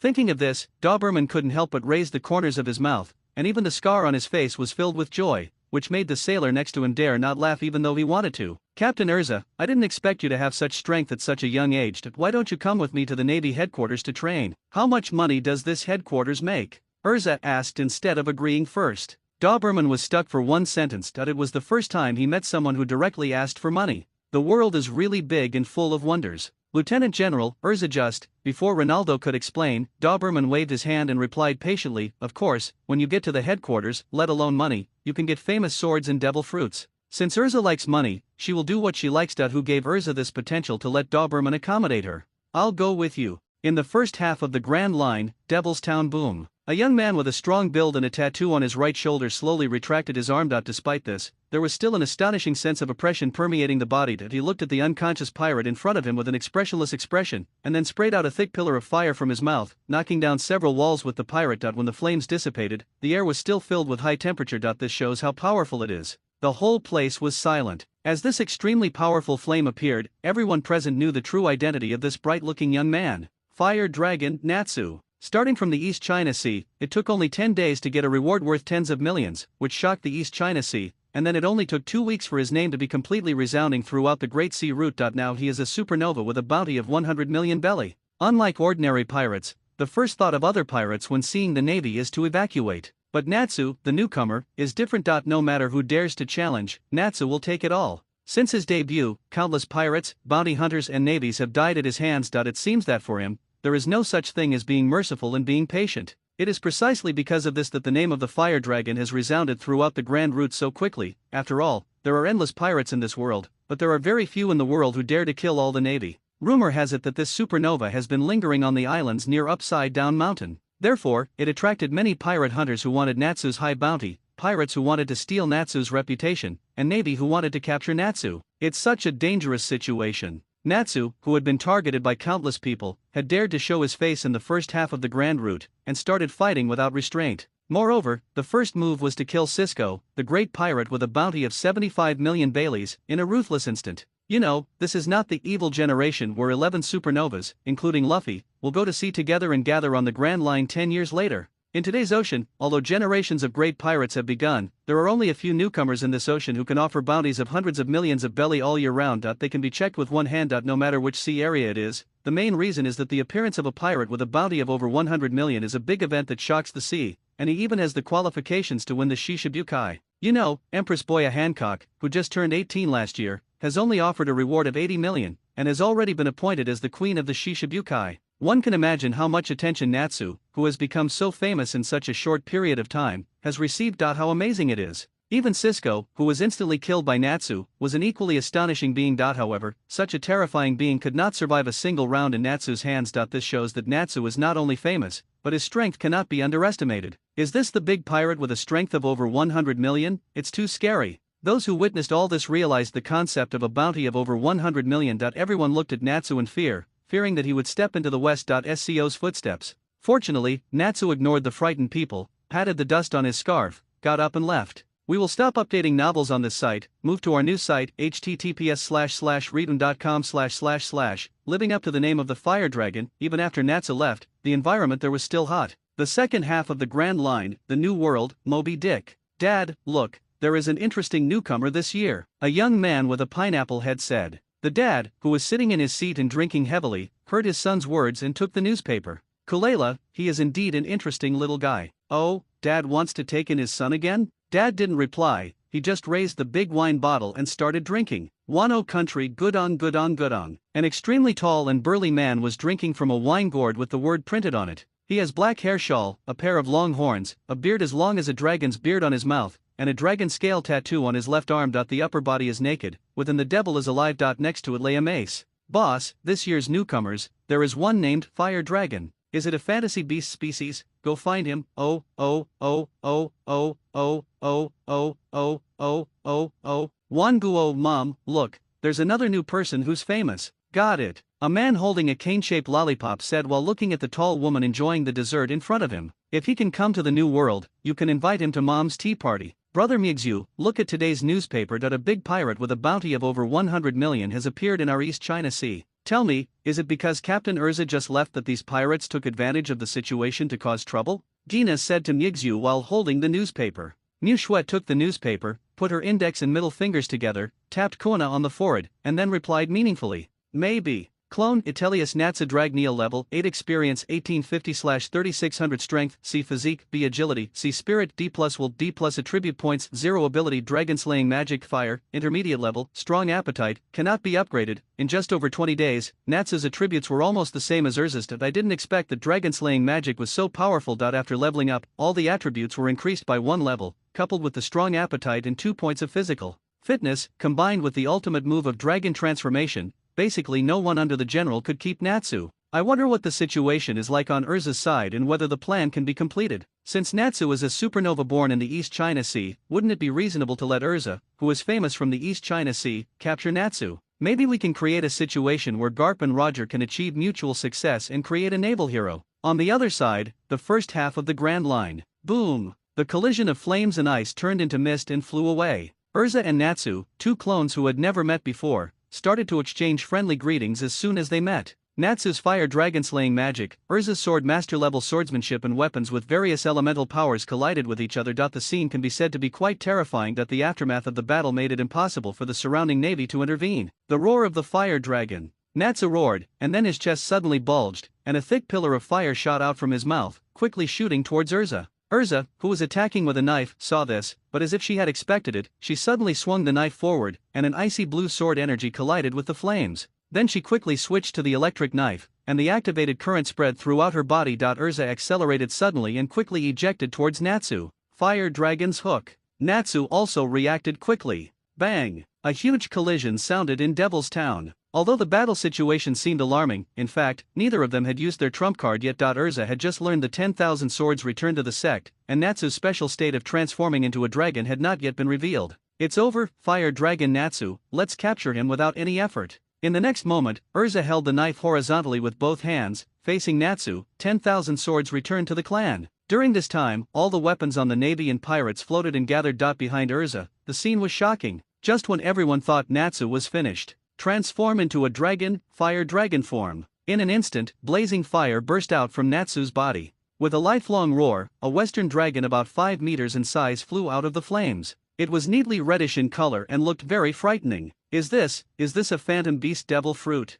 The navy and pirates who were watching the battle were all shocked. No wonder this new pirate called himself a fire dragon. It turned out that he really ate the animal type phantom beast's fire dragon form. Devil fruit. Obviously, everyone present did not know the legendary dragon-slaying magic at all, and they all thought it was the power of the devil fruit. After all, they had no idea how they would know about the power of another world. Navy, let's fight again next time. After Natsu transformed into a dragon, he couldn't guarantee that he would be able to welcome Urza's 10,000 swords back to the clan. In addition, it had been a while since he showed up. If the Navy's support arrived soon, come on, it's really over. The encounter between the two was just a show played by Mu Shui. Who would lose and who would win had already been determined, but once outsiders intervened, it would be hard to say. After all, their strength is only at the level of a reluctant lieutenant general, and they are not yet ready to do whatever they want. Damn it! Urza yelled angrily when she saw Natsu flying away, and stopped moving. The navy next to him also comforted him when he saw this. Major, I don't blame you, no one thought that this guy could fly. Urza did not answer, just quietly looked at the direction of Natsu flying away. No one thought know what she is thinking. Malin Vander, office of the marshal. Bump! With a loud bang, the office door was smashed into pieces. A purple-haired man walked in angrily. Warring states, do you know how hateful those two bastards you sent are? The person who came was none other than the Navy Training Department instructor, former General Blackwrist Zifa. Calm down, come and have a cup of tea. Warring states looked at Zifa, who was furious and ignored the broken door, but calmly comforted Zifa. After all, this is not the first time that the door of the marshal's office has been broken into pieces, and it will be reimbursed at public expense later. What's wrong? What did those two bastards do? I told you, don't get angry with them, they are just not calm enough. Zifa, who took the teacup, was about to sit down. Hearing what Seng Guo said, he stood up immediately. You told me it's just a little bit? It's been less than a month since we were sent here. These two bastards challenge everyone in the training camp every day, leaving all the students covered with bruises. The infirmary is full every day. Now the training plan can't be carried out at all. Go down. The key is that they still challenge the fighting arena normally, and I can't say anything. They are simply more annoying than that kid from Porcelano back then. Zifa became more and more angry as he talked, and mixed the tea with the water. Tea, drink it in one gulp. Okay, I know you are in a hurry, but don't be anxious yet. What do you think this is? Warring States handed Zifa a piece of paper. After Zifa took the fruit, he took a closer look and saw that it was actually a transfer order. This is their order to push forward the city. Warring States nodded to indicate that Zifa was not mistaken. The temperament of the two of them really needs to be tempered. It happens that Impel City needs some military assistance. If they are transferred there, they will be ready to graduate. It can be counted as their graduation exam. That's right, those in the Navy in boot camp. After 3 years of training, in the graduation assessment, they are usually assigned to various naval branches for some practical training. The strength of Uchiha Madara and Senju Hashirama has reached the level of ordinary generals, which can be said to far exceed the members of the same naval training camp. So Warring States decided to let them graduate early. The graduation assessment takes into account their own personalities, and Impel Down City really needs some military assistance. It just so happened that they were transferred there, which not only helped his colleagues relieve the pressure, but also allowed Zifa to train other members with peace of mind. Kill two birds with one stone. It is regarded as the task of their graduation assessment. After a year or two, their qualifications will be sufficient. They can be transferred back and given the title of colonel or even brigadier general. It can be said that the Warring States period was very painstaking. You should know that the military ranks of members who come out of general naval training camps are generally at the rank of lieutenant, and only a handful of them obtain the rank of major. For example, Smoker and Tina are both the best sailors in their class, but their titles after graduation are majors. So far, there are only 3 people who can receive the title of colonel or even brigadier general after graduation. They are the current 3 generals Akainu, Kizaru, and Aokiji. It can be seen from this that Sengoku's expectations for Madara and Hashirama are quite high. Basically, the training target is to be a candidate general, or even a general. Sengoku, no wonder Marshal Kong chose you to be the marshal back then. That you are indeed worthy of the name of a wise general. In this way, Uchiha Madara and Senju Hashirama arrived at Impelton City Impelton under a transfer order. Welcome. I am Hannibal, the deputy director of Impel Down. Of course, my ultimate dream is to become the director. Oops, I accidentally spoke my mind. A man who looks like a combination of an evil ghost and a pharaoh, said the big fat man with devil wings on his back and a trident. Looking at the person in front of me who seems to be talking about stand-up comedy, Uchiha Madara just nodded lightly. Senju Hashirama responded with a smile. You will definitely become the director. The big fat man, that is, Hannibal. After hearing Senju Hashirama's words, he was moved to tears and stepped forward to hug him. Don't worry, just based on your words, I will protect you from now on when we advance into the city, Hannibal said and patted his chest hard. Come on, I'll take you to see the director. You will be our new guards from now on. When they arrived at Magellan's office, Magellan had not waited to speak. Suddenly, he covered his butt and before he could say anything, he handed Madara and Hashirama a piece of paper and ran into the toilet. Hannibal explained. The director is a superhuman poison fruit user. He spends 12 of the 24 hours a day squatting in the toilet. So, if you have any questions, you can come to me. From now on, you will be responsible for guarding the place. It's the 3rd level, Hungry Hell. Of course, if you want to take a look at other floors, you can. After hearing this, Madara nodded and asked, Can I take action against criminals at will? He gave it to Hannibal directly. Dry stuck. Well, it's okay. As long as it's not too much. The last warden, Aim no Shiru, was locked up for randomly killing criminals in the prison. The identities of Uchiha Madara and Senju Hashirama have been transferred. June will come soon. New Shue couldn't wait to open the system mall. Spirit pill, from seeking immortality. It is a pill that enhances the strength of spiritual consciousness. After being taken by the clone, it can enhance the spiritual level of the clone. Price 5 million Baileys, special discount for novices, immortal human body, elementary, from Naruto. The legend is that it is a special physique passed down by the immortals, which can give the clone strong vitality, and the physical strength can be restored quickly. Price 5 million Baileys, special discount for novices. Crush magic comes from fairy tale, a super advanced destructive magic that can instantly shatter the connections between atoms of the material it comes into contact with. If used on a living creature, the effect can turn the opponent into dust or into thousands of little clones, modified by the system. Replace magic power with physical strength. Price 10 million Baileys, special discount for novices, master of physical skills. A clone with this talent will make great progress when practicing physical skills and tempering the body. He is as strong as his virginity and possesses incredible talents, cannot be improved, and can be replaced by a master of advanced physical skills. Price 15 million Baileys, special discount during the novice period. Overlord color Haki seed, from One Piece. In the legend, a special kind of domineering energy that only appears in millions of people. Legend has it that every owner of the domineering color has the qualifications to become a king. He can use his own vigor to intimidate the enemy, and can make people who are much weaker than himself faint. Yes. According to the strength of the clone's fighting opponent, the strength of the Overlord color's domineering force is increased. Price 10 million Baileys, special discount for novices, ability advancement. You can advance one of the abilities of the clone. Price 20 million Bailey, special discount for novices. Looking at the gorgeous products in the mall, Niu Shue's tears flowed down. Each of these 6 abilities is very powerful, especially the last one, ability advancement. This is a super ability that can unconditionally improve any skill of the clone by 1 level. Whether it's Madara's Sharingan upgraded to the legendary Rinnegan, or Natsu's Flame Dragon form upgraded to the powerful Black Flame Dragon form, everything is put to good use. In addition, Hashirama's would release and Urza's Kendo, no matter which one is advanced,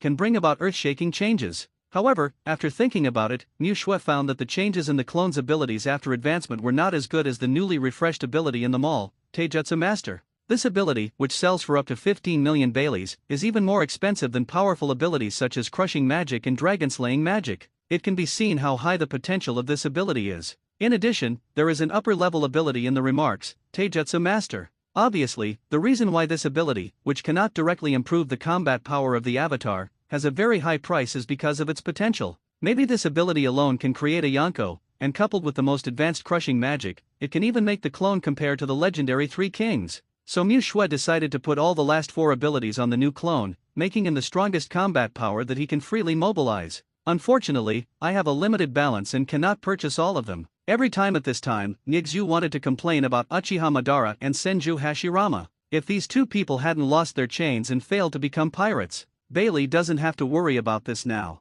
Fortunately, Natsu lived up to expectations and finally had a way to make money quickly. Just wait until Natsu arrives on Gaia Island and find Wenblin Kulik. Ask him to provide the location of the upwelling current. You can collect all the gold on the empty island. Even if you can't find all the gold, just a part of it will be enough to complete the next skill purchase. After all, it is a golden city, and it is not easy to have tens of billions of Baileys. As for Thor Enel, don't worry. According to what Niu Shui knew in her previous life, Anila captured Sky Island in 1514. In other words, there are still 4 years left that he may not have eaten this thundering fruit yet, or he may have just eaten it, but he hasn't had time to exercise, so there is nothing to be afraid of. As for going specifically to look for the thunder fruit, that's not a mistake. If you have the time, earn more Baileys, and you will have everything. Looking at the only 25 million Baileys, you can only buy the soul pill and the immortal body first. As for the next 4, you still have enough money. Bought it in one go. Load the soul pill and immortal body into Madara and Hashirama respectively. Clone Uchiha Madara level 8 experience 3480/3600 strength C physique C agility C spirit A overlord color below advanced level is invalid will D plus attribute points 0 ability blood succession limit Sharingan eye kaleidoscope top level the more you fight the braver you get 6/6 cannot be upgraded soul pill already used.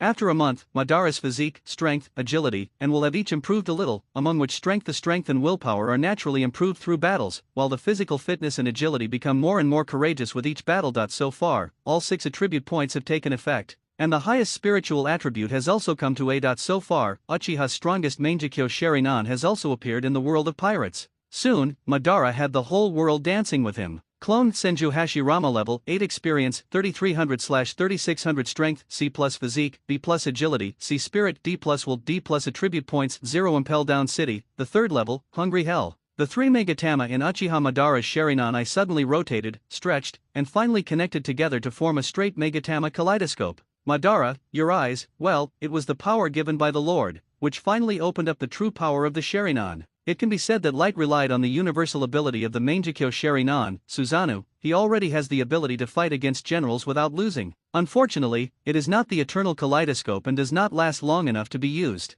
But even so, in terms of explosive ability, Uchiha Madara is already number one among all Mizu's clones. The difference between high-level ability and top-level ability is as big as heaven and earth. Especially the Sharingan, which has the ability to change qualitatively. The only thing that makes Mizu unhappy is that Madara is currently working in Impel Down City and cannot be called at any time. However, at critical moments, you can also take time off to come to the rescue. On the other hand, Miu looked at the panel prompts and got another chance to draw a lottery. Then I remembered that the number of draws has been accumulated twice. Now that I've seen it, I won't say much and just start pumping. Ding, congratulations to the host for getting the skill card, Ability Synchronization. Ding, Ability Synchronization, a designated clone's ability. The host can share this ability, and simultaneously obtain the clone's development effect on this ability. Ding, congratulations to the host, get a permanent card, Teleportation. Ding, Teleportation, you can teleport any clone to the place where any clone has been, with a 24-hour cooldown. Okay, very good. Miu looked at the drawn skill card and nodded with satisfaction. Head. The first is this ability synchronization card. After the fifth clone is created, as long as the physical master is synchronized, even the time for body training can be saved. You can have more time to plan for the future. As for this teleportation card, it can only be said that it has extraordinary strategic significance. You can teleport anywhere you go. When the time comes, it would be wonderful to go to Marie Joya and grab a wave of Draconian vaults, and then teleport directly. Or, while their high-end combat power is not available, directly teleport them over. In short, it has many uses and great strategic significance. Grand Line, Gaia Island. Are you sure there will be rising currents tomorrow? Natsu asked the man in front of him. Yes. The man who spoke was Kulik. He didn't expect that the supernova in front of him, with a bounty of over 100 million, would catch him just to find the upwelling current. Fortunately, I have done some research, otherwise I would have to explain it here. Okay, if not tomorrow, you can go and feed the fish. Kulik looked at the sunny boy in front of him with a smile on his face and said such cold words, and he shuddered for a moment. The Grand Line. Bang! The big pirate with a bounty of 153 million, Cheetah McCollin, was forced back with a sword by a red-haired female navy wearing light armor. Damn the navy. McCollin, a lucky man who ate the cat fruit cheetah seed, gathered a group of pirates and started burning, killing and looting unscrupulously. He had just looted a small country. He was planning to take the treasure to go for fun, but he bumped into Urza who was coming. Your journey ends here, pirate. Urza was unmoved and raised the cold sword in her hand. One sword flow, ice slash. Meklian in the Catman form did not dare to be careless and quickly blocked it with his sharp claws. Unfortunately, with the elemental affinity, the cold energy released by Urza was astonishingly powerful. Within a few rounds, Meklian's hands were frozen and unable to move. In addition, Urza's swordsmanship has reached the level of a swordsman. Meklian can be said to have no chance of winning. Pirates, let's hit the road, one sword style, moon flash. Urza instantly slashed McCollin with a straight-line assault. Damn it. Come out, fifth clone, Gildart's Cleavy. As the light flashed, a man with an orange back and a muscular body appeared in the magic circle, wearing a dark vest and tied around his waist. A man wearing a wide belt, dark blue trousers, and brown boots. Gildarts. In Fairy Tale, there is a well-deserved ceiling of human magi stirs. Although in the original work, his left hand and left foot were prosthetic, but since he could pinch anyone at will, Miu naturally made him into the most perfect state. Although Kildas's height does not reach the average height of 3 meters among the 3 Navy generals, it does not affect his ability to reach or even exceed the level of generals in the future. You must know that Navy hero Garp, Pirate King Roger, Pluto Rayleigh, Golden Lion Shiji, etc. are all less than 3 meters tall. Do you think they are not strong? If any one of them is singled out, it will not be a problem to beat any of the 3 generals. What's more, now that you have the physical skills master talent that has been completed through skill advancement, plus the super advanced crushing magic, you can learn the Overlord color winding in the future, and you will be invincible in close combat. Hey, are you my master? Came a lazy voice. Nyedzu's head was full of black lines, but it didn't matter that it was simulated by the clone anyway, and it didn't affect the battle. Gildas, I leave the strongest ability in my hands to you, don't let me down. Then, Miu bought all the remaining 4 skills in the product and loaded them up for him. The ability advancement is used on the physical arts master. At the same time, the ability synchronization card was also used on Gildart's physical master. Instantly, a warm current appeared in Mu Shue's body. Apart from the fact that the warm current passed by and made Mu Shue feel comfortable, it had no significant effect. That's right, after all, Niexu's talent is already world-class. The reason why he synchronized with Gildart's physical master is to gain the highest level ability for by NVPO and to reduce the time for him to train his body. Master of Physical Arts, you are the Master of Physical Arts, naturally mastered various fighting skills. The avatar with this talent will practice physical skills. When tempering the body, it will make great strides forward. It will be as strong as a broken virgin, without bottlenecks. It will have incredible talents. Even with every breath and breath, the body will be tempered, improving the body, spirit, and will. The intensity, any physical skills will be rapidly improved, and there is no upper limit, highest level ability / cannot be upgraded. Looking at this extremely powerful introduction information, Mu Shue firmly believed that Gildarts would be able to become the strongest combat power in his hand. The physical master is equipped with crushing magic. Basically, it can be seen as a combination of Whitebeard and Garp. Even though he was born only a short time ago, with the super learning ability given by the Master of Physical Arts, he should be able to capture even the two-color domineering force at his fingertips. The strength of the physical master was far beyond Mu Shue's expectations. In less than a day from the time of summoning to the time he went out to sea, Gildart's attributes had all been improved by one level. Clone Gildart's Cleavy level 1 experience 0/100 strength D plus physique D plus agility D plus spirit D plus will D plus attribute points 0 ability Master of Physical Arts, the highest level ability / cannot be improved, shattering magic Overlord color domineering seeds to be activated, ability advancement already used.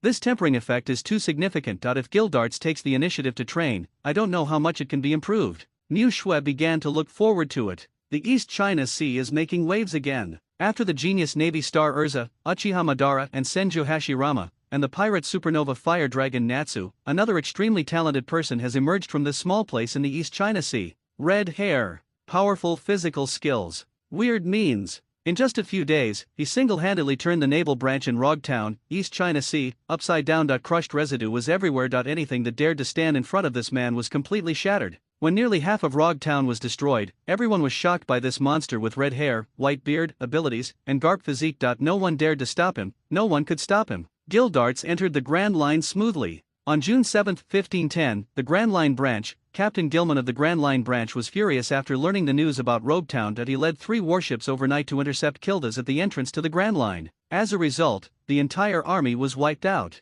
Not only did Colonel Gilman die heroically, but even 3 warships were crushed to pieces. For a time, the name of Red Destroyer Gildas shocked the sea. Mail Vander, Office of the Marshal. What's going on in the East China Sea this year? Why are monsters starting to appear in droves? Marshal Sengoku looked at the latest Gildas information and said to himself in confusion. You know, the East China Sea has always been the bottom sea area. Not to mention compared with the Great Sea Route, it is also the absolute weakest sea area among the 4 seas. Even Garp feels a little unfamiliar with the recent East China Sea. You know, even 10 years later in 1520, 10 million pirates would still be at the hegemon level in the East China Sea. It's just gang fights and petty quarrels. Who would have known that in less than 3 months, 2 new pirate stars with over 100 million yuan would emerge? In fact, it's not just Sengoku and Garp who feel this way. Throughout the world, whether it is the Navy, pirates, or other countries, the words that have been seen most in the news recently are from the East China Sea, Urza, the swordsman from the East China Sea, Supernova Natsu from the East China Sea.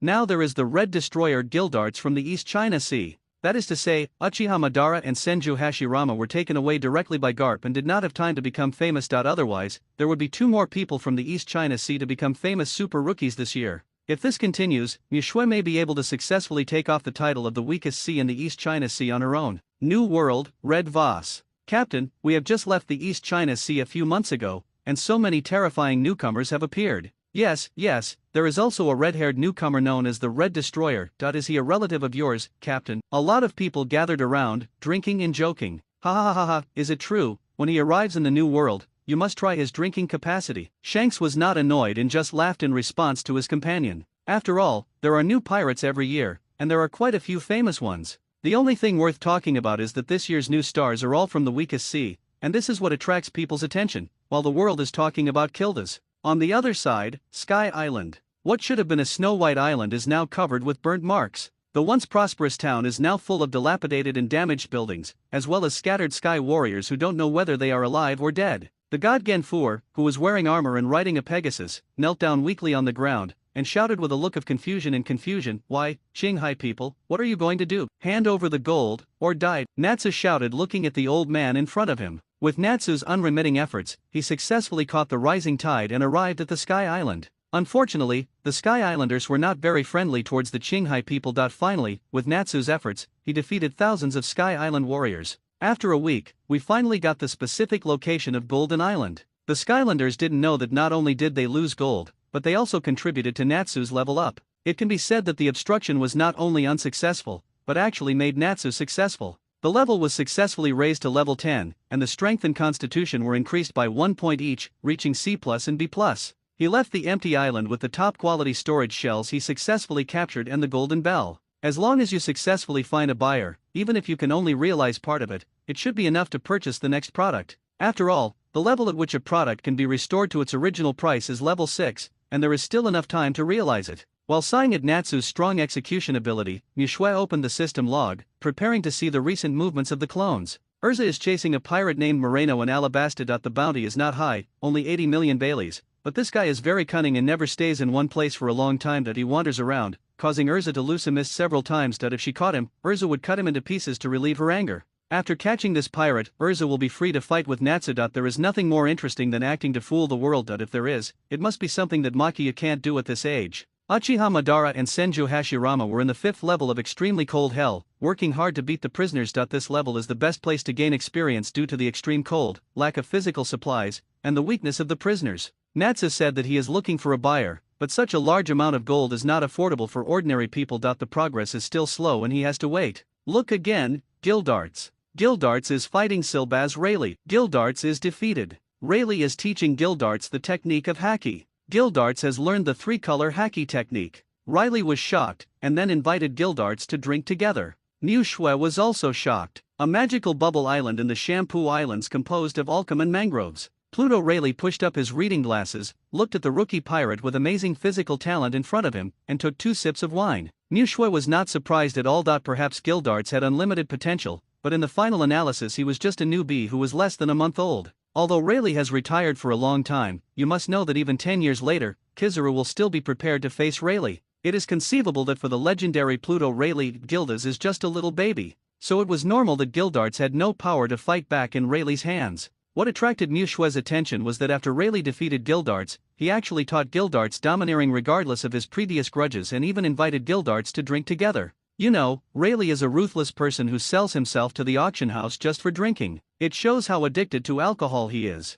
Now, he actually invited Gildarts to drink together, which shows how much Rayleigh thinks of him. It may also be because I saw many old friends in Gildarts, and I couldn't help but want to support him. It can be considered as a way to find some fun in my ordinary retirement life. After all, after leaving the Roger Pirates, Rayleigh had been living in seclusion on the Chambord Islands as a co-aider with his old friend Xia Qi. Now, seeing potential newcomers emerging, helping them can be regarded as helping the captain fulfill some of his last wishes. However, Gildarts is indeed growing up fast enough. Clone Gildarts Cleavy level 10 experience 1130/5500 strength B+ physique B+ agility B+ spirit B+ will be attribute points 0 abilities Taijutsu master highest level ability / cannot be upgraded crushing magic overlord haki intermediate ability advancement used armed haki elementary wisdom haki elementary. Even if you don't look at this luxurious skill panel, the level of physical attributes alone far exceeds that of Natsu, who was born a month before him. Even Urza and Uchiha Madara, the 2 top combat powers, cannot compare to Gildarts in terms of attribute strength alone, let alone Senju Hashirama. This shows the power of the most advanced ability of the Taijutsu Master. Not only does it have a comprehensive and balanced development of attributes, but it is also amazingly fast for learning some skills that rely on the body. In one of Rayleigh's coaching battles, the primary level of Armed Color Haki and the primary level of Knowledge Color Haki were directly awakened, while the Overlord Color Haki was directly activated from the seed state, surpassing the primary level and reaching the intermediate level. You must know that the most direct factor affecting the strength of domineering energy is the user's overall physical fitness. As for Gildarts, who is a master of physical arts, his talent in body tempering can be said to be unique. Relying on his strong physical fitness to promote the growth of domineering power in his body, Gildarts will soon have monster-like domineering power. Now, with his balanced attributes, Gildarts is enough to compete with the powerful sea warriors whose bounty is around 300 to 400 million belly. If you add the 3-color haki and crushing magic, no one should be able to defeat him under the general. Even if the general attacks, the worst he can do is jump into the sea. Gildarts is not a devil fruit user anyway. Niushue was very happy to see the clone that had grown up and was able to use its own abilities. He casually picked up Xiaobai, who was still sleeping, and rubbed the dog's head vigorously with his confused and sad eyes. Happiness is to be shared with others. Grand Line, Magic Valley Town. In the original work, Superman is a spring fruit and a town occupied by Hyena Bellamy. At this moment, this bustling pirate town where people spend money like water has become extremely quiet. All the pirates, gangsters, and even pirate hunters who stayed again looked at the figure carrying the huge golden bell with eyes full of greed and fear. The greedy thing is that this huge bell is made of pure gold. Even if it is sold to a gold bank at the price of gold, it can still make tens of billions of belly. What is frightening is this upright and unobstructed figure. Yes, this person is Natsu, who came back from Sky Island, because after the battle with Urza, the bounty was increased to 230 million. Because the buyers we were looking for before either didn't have enough Bailey or were ready to take advantage of others. As a result, there was a person selling large amounts of gold everywhere. This news spread throughout Gaia Island as if it had wings. Natsu stopped covering it up and carried this golden bell everywhere he went. On the one hand, it is to find buyers, and on the other hand, it is also for fishing, which can not only harvest Bailey, but also gain experience. Kill two birds with one stone. Unfortunately, even though Natsu was carrying the gleaming golden clock from the east end of the town to the west end of the town, no one dared to take action. Ding, Natsu sacrificed his money, and you get Bailey 2 billion. Mu Shui was stunned for a moment when he heard the system prompt. Why did such a large amount of Bailey suddenly come into the account? No, it couldn't be that the gold was sold at a low price, right? Mu Shui quickly opened the system panel and contacted Natsu. If someone really dared to steal it from her food, even if it's a bullshit Tianlong, you still have to crack his head. Natsu simply explained what happened after the system prompt sounded. It turns out that the amount of gold is too huge and it is difficult to find a buyer. Today I happened to meet Don Quixote da Flamingo, who came to the Grand Line. After some friendly exploration and exchanges, Da Flamingo bought all the gold brought by Natsu, including the golden clock, for a price of up to 30 billion belly. However, due to limited liquidity, only a small part of the deposit can be paid first, which is the 2 billion belly that has just been added to the book. The rest will be paid off within the next year. And in order to increase the credibility of his words, Da Flamingo also gave him his life card. For the famous underground emperor, the clown, the small amount of money is not enough to default on his debt. After all, he is a person who can plan a country in the future. It is impossible to offend a supernova with full potential and the potential to join the Yonko pirates just for such a small profit. Taking a step back, if Da Flamingo really dares to take advantage of others, Gildarts will kill him directly in a few months. Although he can't take many moves under Pluto Rayleigh, Gildarts is quite powerful compared to Da Flamingo. After all, the current Da Flamingo is not the powerful Shishibukai he will be 10 years later, and his strength is at most about that of a lieutenant general. Judging from the current strength of Miexu's clones, it may take some effort to deal with a general, but it is more than enough to kill a lieutenant general level Da Flamingo. 30 billion, a total of 30 billion. That if it were placed in front of you, it would not be piled up into a small mountain. With this money, I am afraid that after the special discounts in the novice period are over, I can also buy products at will. The next step is to wait for the new month to arrive. We will stop updating novels on this site, move to our new site https://readon.com// Time flies, in the blink of an eye, July is here. System, open the mall panel. The familiar picture came into view again. Sage Mode, a special fighting mode from the world of Naruto, which can use the power of heaven and earth to exert unexpected power. Price, 10 million Baileys, special discount for novices. Mangekyo Sharinan can give clones. A pair of Mangekyo Sharinan can also be given to a clone that has awakened the Mangekyo Sharinan, allowing it to be upgraded to the eternal Mangekyo Sharinan. Price, 15 million Baileys, special discount for novices. Clone skill point *1, yes, improve the clone skill. Level. Price, 10 million Baileys, special discount for novices. Swordsman's Heart, the lifetime income from a swordsman in a certain world, which allows the clone to acquire swordsman level swordsmanship skills. Price, 10 million Bailey, special offer for beginners. The Sword of Oath of Victory, a city level noble phantasm from the world of heroic spirits. It is the pinnacle sword in the category of holy swords. It is a holy sword forged from the planet instead of humans. One of the ultimate divine weapons that was crystallized inside the planet using people's faith as raw material. With the owner's magic power, the front end of the sword emits a beam of light that destroys all things. The strange thing is that this holy sword does not have a corresponding sword. Sheath. After system modification, physical strength replaces magic power. Price, 15 million Baileys, special discount for beginners. Dragon's Blood Armor, from the world of heroic spirits, it is a legendary story about a man who will be dripped with the blood of an evil dragon. A manifested noble phantasm. It can neutralize attacks equivalent to B+ level. 4 attacks above A level, damage equivalent to B+ level will also be deducted. It is worth noting that the back that is not soaked with blood cannot obtain damage reduction. Selling price, 10 million Baileys, special discount for novices. Inspirational Halo, a range type status buff from a certain world, which can increase the morale of friendly forces, stimulate the potential of friendly forces, and greatly increase combat power. It can be turned on or off actively. Price 10 million Baileys, special discount for beginners. Niu Shui didn't even look at the abilities, and just waved his hand and bought all the abilities. It's fun to have money. With Bailey's consumption, Niu Shui's system level also reached LE6. Ding, congratulations to the host. The system level has been upgraded to level 6. It is time to leave the novice stage. I wish the host a happy life. Ding, congratulations to the host. The number of draws has been increased by 1, and the number of draws currently is 1. Ding, congratulations to the host for being able to summon the number of clones. Add 1, the remaining times are 1. As the level increased, a series of system prompts sounded in Niu Shui's ears. After the lottery, Niu Shui carefully checked the abilities he had just purchased. First up is the first one, Immortal Mode. There is nothing to say, a powerful explosion mode, just for Senju Hashirama, who is already a little unable to keep up with Uchiha Madara's strength. With the Sage mode, Hashirama is considered to have the strength to fight a general with 2 moves. Although he is still completely invincible, he can at least cause some trouble for the general level enemies. Clone Senju Hashirama level 11, 1 free attribute point can be obtained for each level. Experience 3450/6600. Experience points can be obtained through exercise, combat, etc. Strength B Physique A. Bounty is in around 100 to 200 million. Major general level. Agility C Spirit D+ will D+ attribute points 0 ability would escape. Advanced Strong Body cannot be upgraded. Sage mode Hashirama, who has just been at sea for 3 months, he has already reached the level of a general. If he turns on the immortal mode, he can probably match the Emperor's deputy and compete with the general. It can be said that he has made rapid progress. Then Nixu looked at the second one, the Mangekyo Sherinan. To be honest, no matter who it is given to, it is equivalent to immediately giving birth to a clone with a strength comparable to that of a general in a short period of time.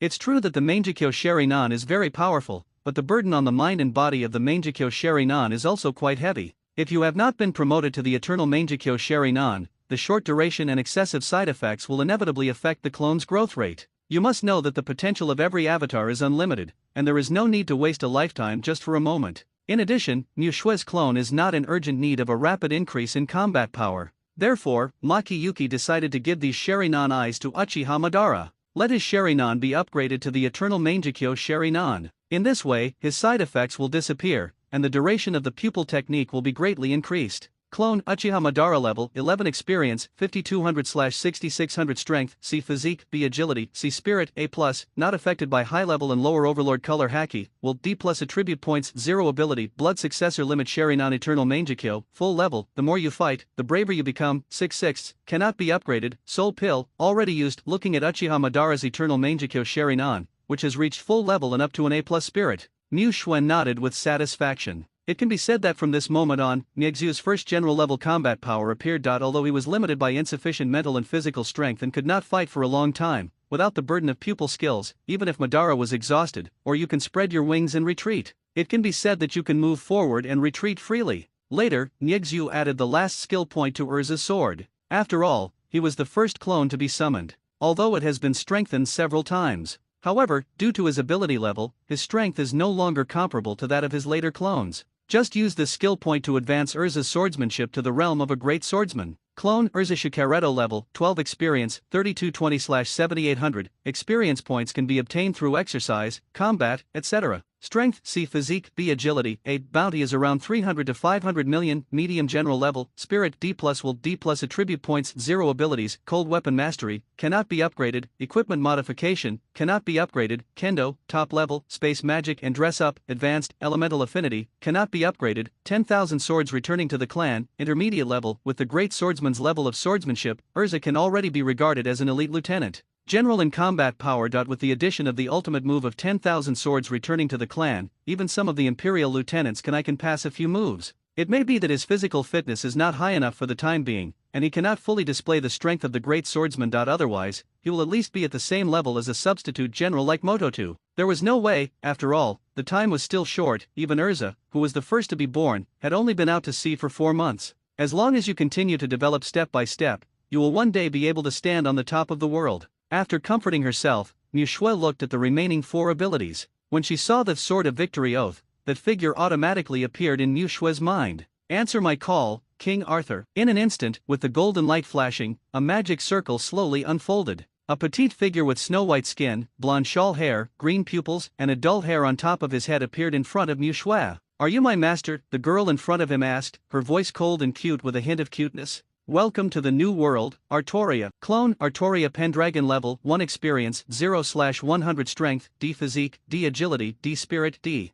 You think the eldest lady of this family has read too many fairy tales that she actually dares to come to our merchant ship to go to sea alone? She really doesn't know how high the sky is. Sage, don't talk nonsense. Look at her outfit, she must be very special. Wealth means wealth. Most young ladies like this are pampered and unreasonable. Don't let her hear your nonsense. I know, I'm just complaining to you. The sea is boring. Who says it's not? But just be boring if it's boring, just hope you don't meet pirates. Arturia looked at the two sailors, whispering in the corner, and ignored them. For her, completing Mu Shue's mission was the most important, and he didn't care about other things. Suddenly, a sudden change occurred. There are pirates. Accompanied by a loud cry filled with terror. The whole merchant ship was in commotion. Boom! The next second, a loud noise came. It turned out that a cannonball flew to the side of the merchant ship, causing the entire merchant ship to keep shaking. The captain hurried to the bow and looked at the approaching pirate ship. He couldn't help but feel despair and slumped on the ground. Escape is definitely not possible. A pirate ship that is so close can catch up with a merchant ship in no time. In addition, this is a merchant ship loaded with cargo, so its speed is definitely not as fast as that of a pirate ship that specializes in plundering. We can only hope that the pirates in front of us are not murderous villains.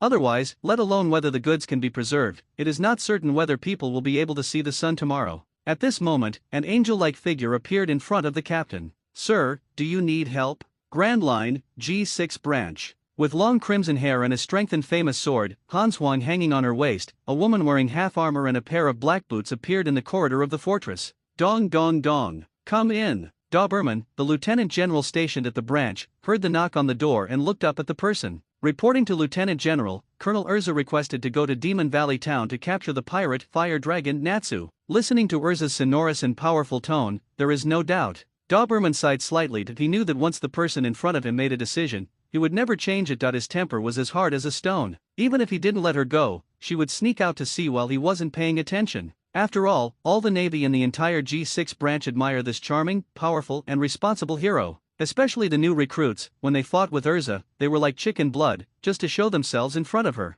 Go ahead, pay attention to Doflamingo, and try not to conflict with him. After all, World Conquest has recently prepared to nominate him into the Shishibukai. Doberman reluctantly advised. After all, he was the one who brought him in with his own hands. No matter how many more people he brought in, I can only endure the helplessness. After all, there are not many good subordinates who always work first, and there are not many people who are capable and love to do things. Telling others that he is Urza's leader is also a great honor. Apart from a bit of a stubborn temper, he doesn't have any major shortcomings. It's definitely just how he came to be. Yes, as long as Doflamingo doesn't take the initiative to intervene, I will pay attention. Otherwise, there will only be one more dead soul under my sword. After hearing this, Urza just replied lightly. Looking at the woman in front of him who refused to give in at all, Doberman seemed to see his former self. At that time, I was very high-spirited and would never tolerate a trace of sin. He even punished many pirates with Akainu, who was not a general at that time. Unfortunately, as Doberman grows older, his strength remains stagnant and he has lost his high-spirited and heroic spirit. Therefore, when he learned that there was a person in Donghai whose behavior was almost the same as his own when he was young, Doberman also wanted to see it for himself. The result did not disappoint him. Urza was even stronger than he was back then. Whether it was the degree of firmness of her will or the speed of her strength growth, she far surpassed him. Doberman even felt that he might not be Urza's opponent now. Perhaps only a monster like General Akainu can be compared to Urza. However, compared to Akainu's absolute justice that does not even spare civilians, Doberman actually appreciates Urza's justice that only takes action against pirates. Doberman took a deep breath from the cigarette, exhaled heavily, and said solemnly, Urza, if Doflamingo tries to stop him, just go ahead and do it with confidence. I will be responsible for anything that happens. Don't underestimate me. He is also a vice admiral. Champagne Islands, Island number 13. Gildarts, your talent is amazing. Looking at the man in front of me, in just a few weeks, he can already masterfully harden, entangle, and release his domineering energy, and even destroy it internally. Riley couldn't help but sigh. Your boy is the strongest person I have ever seen in my life in terms of his talent for meticulous control of domineering. Even Roger, when he was as old as you, could not match him. Maybe there is no need for it. In a few years, even that old Gygarp won't be able to win in your hands.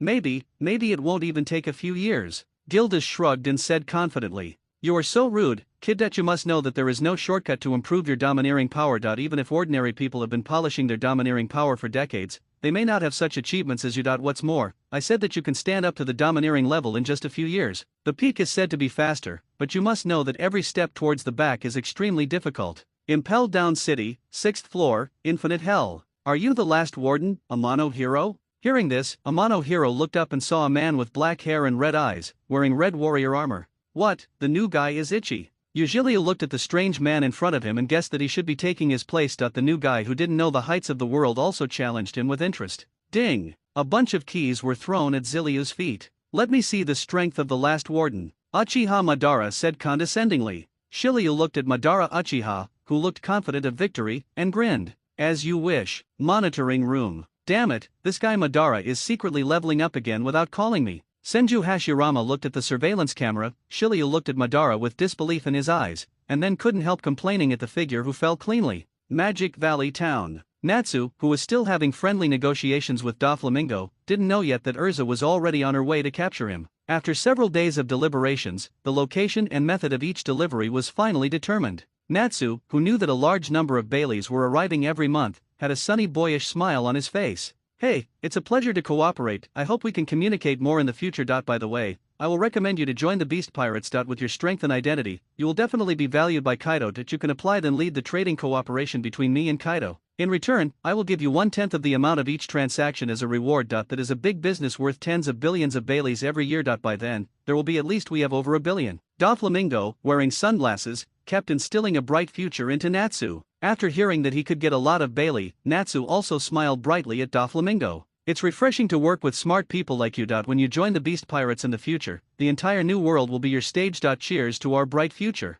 Doflamingo saw that Natsu had been what he said was moving, and he also toasted in celebration. Joining the Yonko Pirates was part of Makyuki's plan for Natsu. After all, Mishue, who has read the original work, knows that the new world is no better than the first half of the Grand Line, where the weather and environment are unpredictable. If you are not a professional, you will not be able to sail smoothly. Even the flying pirates, who are as powerful as the Golden Lion Shiji, were defeated by a storm. This shows how terrifying the power of nature is. Being alone, Natsu cannot act freely in the new world, which will also affect Mushue's money-making plan. After all, in addition to the weird weather, the new world also has various powerful and wealthy forces and countries. In order to complete the layout of the new world faster, joining a big force entrenched in the new world is a shortcut. The current Beasts Pirates are one of the 3 strongest pirate groups in the entire ocean, and are vaguely called the 3 Emperors. As for Red Hair, he is not yet the Emperor of future generations. It will take a few more years to form a situation where the 4 Emperors, the 7 Warriors, and the Navy are all powerful. At present, there are only 3 Emperors and the Shishibukai are just a proposal. Except for the top leaders of the world government and the Navy, no one knows the specific situation. Therefore, Natsu is also happy to see the arrangement for Doflamingo's goodwill. This kind of good thing, like having someone do things for him and giving him money after the work is done, Natsu can't wait to do it again. Moreover, setting up Doflamingo, an underground businessman, in advance would be of great benefit to Mishue, who had the idea of forming a chamber of commerce. Just when Natsu and Doflamingo were talking freely, outside Magic Valley Town, a warship slowly approached. On a warship. Report to the colonel, the Demon Valley Town is ahead. Listening to the report from her subordinates, Urza nodded and then shouted. Soldiers, move forward at full speed. You must capture Fire Dragon Natsu for me today. Yes. Listening to Urza's words, the Marines on the ship wanted to fly over immediately and knock Natsu down, although, there is a high probability that he can't be beaten. After a while, as the cannonball passed by, the dazzling firelight shone on Doflamingo's face full of veins. Looking at the red-haired woman in front of him, Doflamingo's expression gradually became ferocious, and he shouted sternly, Hey, Marine, I am one of the candidates for the King's Shishibukai. How dare you attack me? Are you not afraid of the world's government? Are you settling the score? Compared to the furious Doflamingo, Natsu on the side was a little helpless. Unlike Urza, who can rely on Natsu to climb up, there is no benefit from fighting Urza, except getting beaten. Don Quixote Doflamingo, as a supporter of the Shishibukai, not only did not help me capture the pirate Natsu, he also hindered me. Today I will take down the following of you. Urza doesn't care. No matter what Flamenco said, she was not afraid even if 2 people came together today. After all, after some strengthening, Urza, who has the strength of a great swordsman, is not something Doflamingo and Natsu can stop. Seeing this woman's indifference, Doflamingo also laughed angrily. Hey,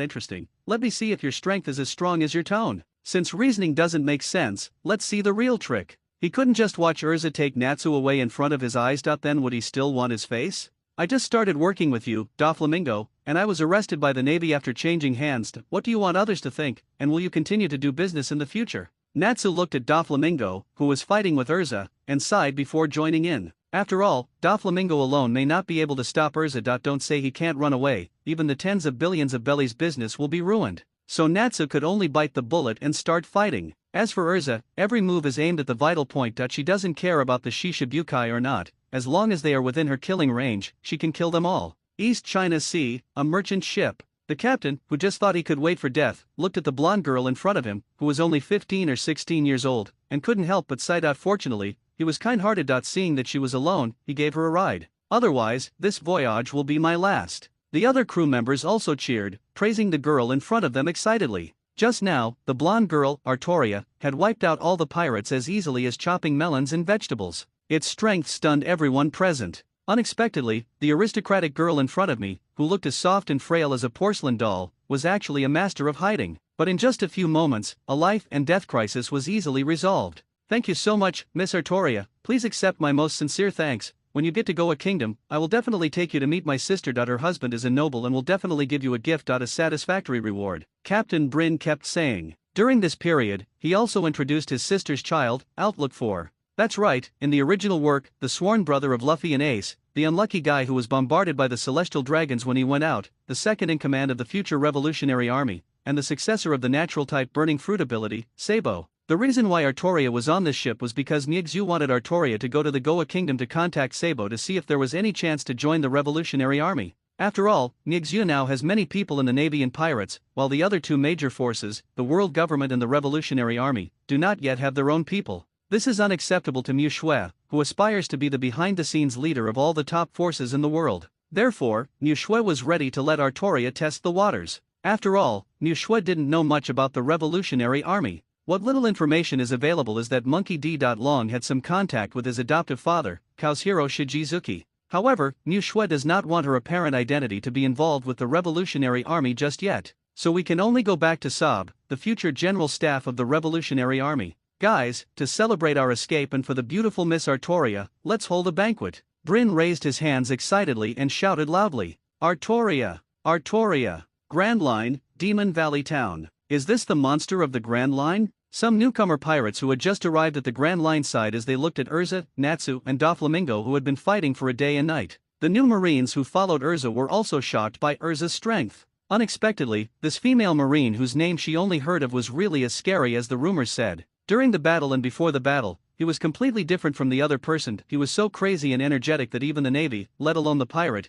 felt terrified when he looked at it. Even though his body was covered in blood, he still swung his sword at the enemy regardless. His determination shocked Doflamingo, his opponent. He didn't understand what the female navy in front of him was fighting for. She could fight so hard, even if she was injured for injury, she would never hesitate for a second. With a fierce force, Urza beat Doflamingo and Natsu until they were completely breathless. As a result, Doflamingo is now in a dilemma, unable to run away, unable to fight, unable to fight. Fortunately, Natsu was there to help, otherwise he might have really fallen into trouble here. While Urza and the others were still in a stalemate, a flamingo ship approached Magic Valley Town. Young master, we are here. Diamante, one of the 4 highest cotters of the Don Quixote family and a wielder of the flying fruit ability, hurried over on a buffalo. Buffalo, one of the cotters of the Don Quixote family, has the ability to fly. He is also an important means of transportation for the family. Basically anyone can ride it. He is nicknamed the bus. Hey,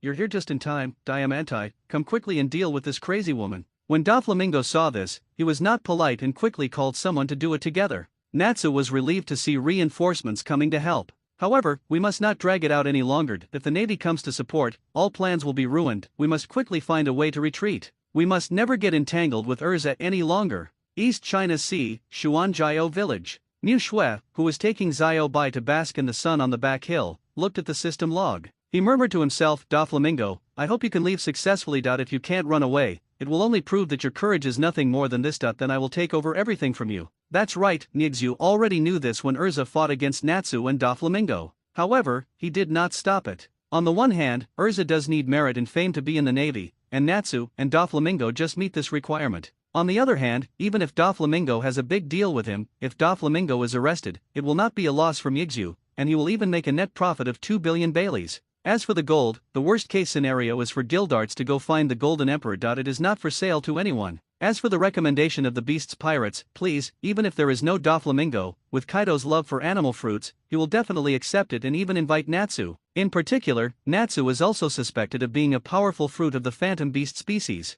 Although others don't know that Natsu only has dragon-slaying magic, it doesn't stop Natsu from being able to transform into a dragon and wield a Phantom Beast species. So, in the final analysis, Doflamingo is not indispensable to Mu Shui. At most, he is just a tool man, which seems to be the easiest thing to do at the moment. Anyway, 2 billion Baileys have already been credited to the account, so there is definitely no rush to purchase capacity next month. That left 1 month, enough time to complete the transaction with the Golden Emperor. East China Sea, Goa Kingdom, Port. Captain Brin, who was commanding the merchant ship to dock successfully, asked Artoria, "Miss Artoria, do you have any plans for the time being?" Upon hearing Brin's question, Artoria just shook her head slightly. Although Mixu asked herself to contact Sabo, she didn't tell Artoria exactly what to do. She just let her use her subjective initiative and be self-sufficient. Therefore, Artoria is a little confused now. After all, the Kingdom of Goa is not a small place, with a permanent population of hundreds of thousands. Seeing the slightly confused expression of the blonde girl in front of him, Brin thought, in that case, why don't you come with me to meet my sister? As I said before, her husband is a great nobleman of our Kingdom of Goa. No matter what you want to do, I can give you a lot of help. What do you think?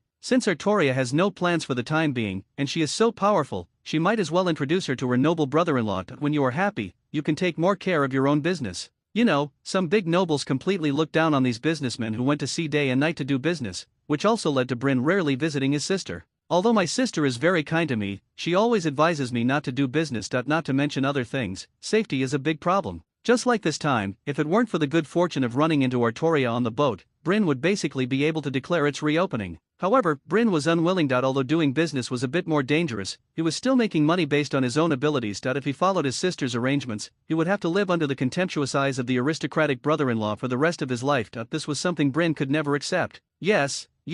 Arturia listened to Brin's suggestion, thought for a moment, and then nodded in agreement. Anyway, she had no clue at the moment, so she might as well contact the nobles Brin mentioned to see if there was any help for her actions. As for, Brin will cheat her? Please, don't mention Artoria as his savior. As long as he is not a ruthless person, there is no way he can do this. Taking a step back, it's not that Mu Shui looks down on Danhai. In a small place like Goa Kingdom, with Artoria holding 2 artifacts, if she can't kill people here, then Mu Shui can only consider whether to do it. Bring her back and keep her as a vase. Nyuxu dared to let Arturia, who was only a mere first-level person, come to the Kingdom of Goa to contact Sabo because she had the dragon's blood armor and was strong enough to protect herself. Coupled with Artoria's sword master-level swordsmanship, inspirational aura, and sword of victory, it is extremely excellent in terms of personal combat effectiveness and the increase in the team's combat effectiveness. If the Revolutionary Army saw it, it would be impossible not to be moved. You must know that top-level combat power is rare, and those who can boost morale and increase the bottom and middle-level combat power are even rarer.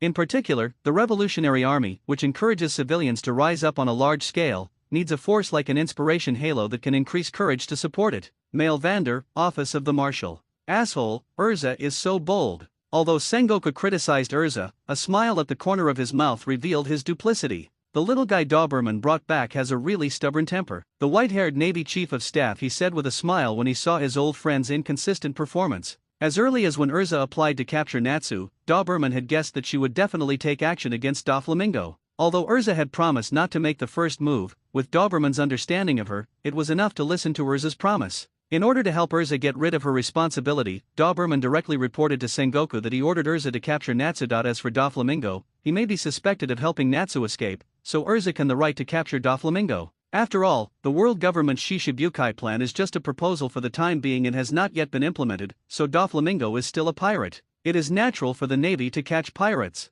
Even Sengoku couldn't say much about this, especially since Doberman had communicated with General Akainu in advance. After all, he was the super newcomer of his own Hawk faction, and Akainu also supported Urza. However, there are people who belong to people, and there are still some face-saving projects that should be done. Anyway, the application has been placed in your Sengoku office. You can't say that Urza disobeyed military orders. Besides, catching pirates is what the Navy must do, and even the Marshal has no reason to stop it. This is why warring states made some people feel angry and laugh at the same time after seeing the application form. He must have thought too much about Sengoku. If Urza really captured Doflamingo, then Sengoku would really dare to propose to the 5 old stars to give up Doflamingo's title as Shishibukai. There is no way to criticize Urza because of this matter, it would chill the hearts of all the Navy officers. As for Crane, he saw in Urza his high-spirited self. I think back then, he also joined the navy with Sengoku and Garp. At that time, the three young people also wanted to catch pirates, and they could stay up all day and all night, just for the justice in their hearts. Unfortunately, now that I am older and have seen more, I gradually understand that there will never be enough pirates to catch. Only by balancing the major forces at sea can we provide a relatively safe environment for civilians. But this doesn't mean that Crane doesn't support Urza's behavior. On the contrary, she prefers this kind of high-spirited young man. That you must know that not everyone has the courage to be himself. Besides, aren't you angry? What do you call young people? With Natsu successfully joining the Beast Pirates, the news that the Beast Pirates had added another general spread like wildfire, and no one was surprised by Natsu's joining. After all, 90% of pirates who enter the New World join major forces, and it is difficult to survive on their own. What is more surprising is that Natsu got the position of flying 6 cells after joining. This is also good news for Mu Shui, as the avatar grows step by step. August is finally here. Ding, the system store has been refreshed. As the pleasant system prompt sounded, Mu Shui opened the system panel excitedly. What makes Mixu happiest is the monthly shopping session. 8-Gate Dungia, a secret-level physical technique from the world of Naruto, which gives the clone the ability to stimulate 8 special acupuncture points in the body, namely the Open Gate, the Rest Gate, the Life Gate, the Injury Gate, the Do Gate, the Jing Gate, the Shock Gate, and the Death Gate. But while gaining power, the caster himself will be damaged. The state in which all 8 gates are opened is called the 8-Gate Dungia formation, which can perform a trick that is dozens of times more powerful than the original power in a short period of time. Since the opening of the 8th gate is irreversible, use will cause the death of the clone. Price, 100 million Baileys.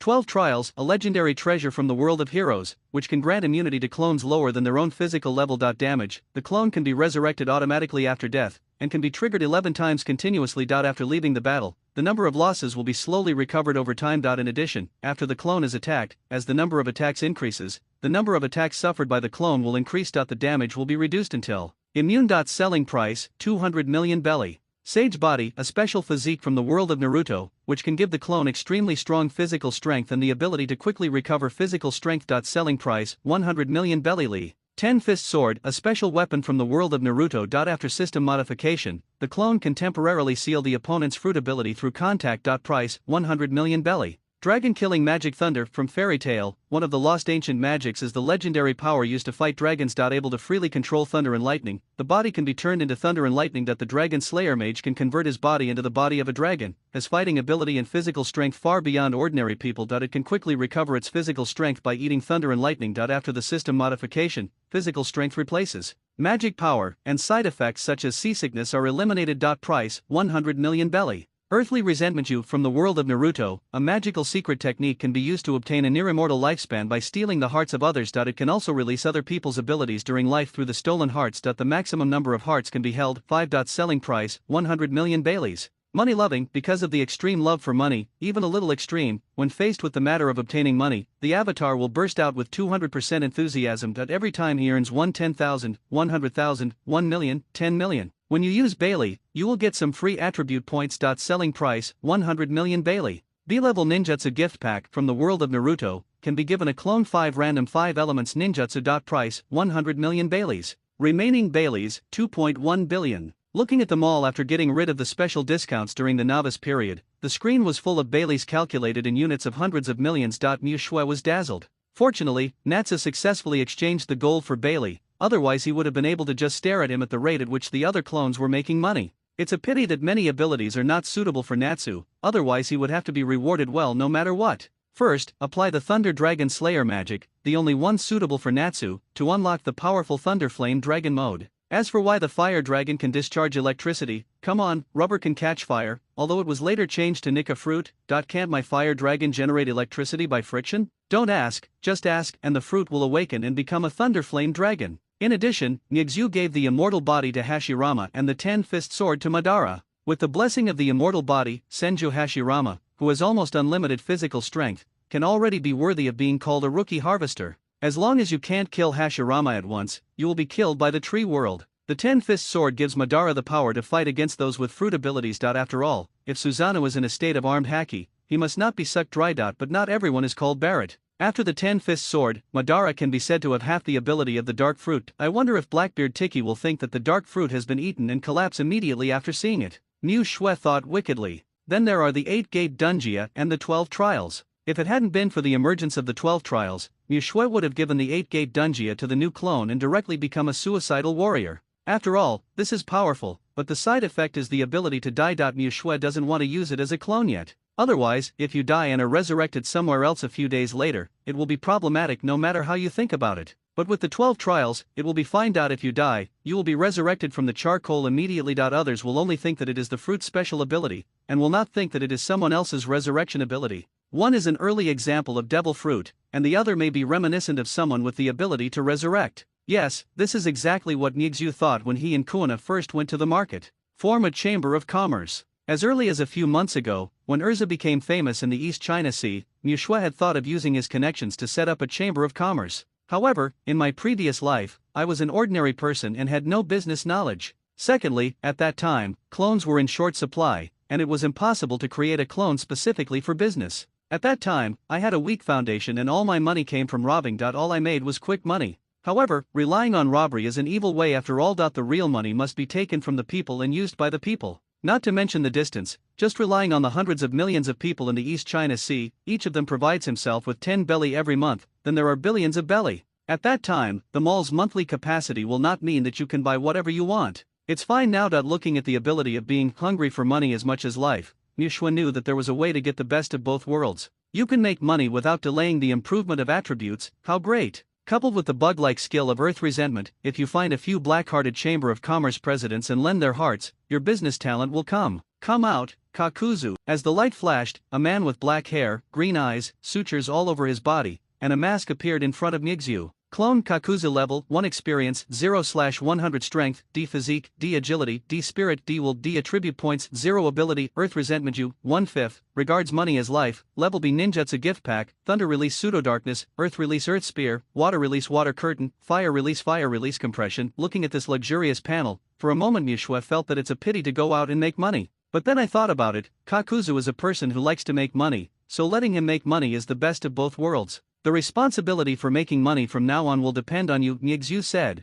patting Kakuzu on the shoulder. By the way, from now on you will be Uchiha Madara's relative. If anything happens to you, just go to him and settle it directly. At the end, Nixu seemed to have remembered something and told Kakuzu. As for why he didn't follow the original plan and find a relationship with Erza. Firstly, Erza is currently in the Grand Line, confronting Natsu all over the world, and this little thing is not convenient for her to take a trip to the East China Sea. You know, not everyone is a GARP, and they can go home if they want. There is no such thing as a serious navy. Besides, Madara Uchiha and Hashirama Senju have done nothing since they were born, except spending money. Nixu feels at ease if it bothers them to run back and forth. In addition, they are currently deep in Impel Down City and have not yet been transferred back to the Navy headquarters, so it is relatively convenient to take leave. You must know that Impelda is known as an impenetrable wall. Except for the Golden Lion Shiji, a user with the Fluttering Fruit ability who broke his legs 10 years ago, no one has been able to escape. We will stop updating novels on this site, move to our new site https://readon.com///. Therefore, if you ask for 10 days and a half of leave, I believe Magellan will definitely be able to give it to you.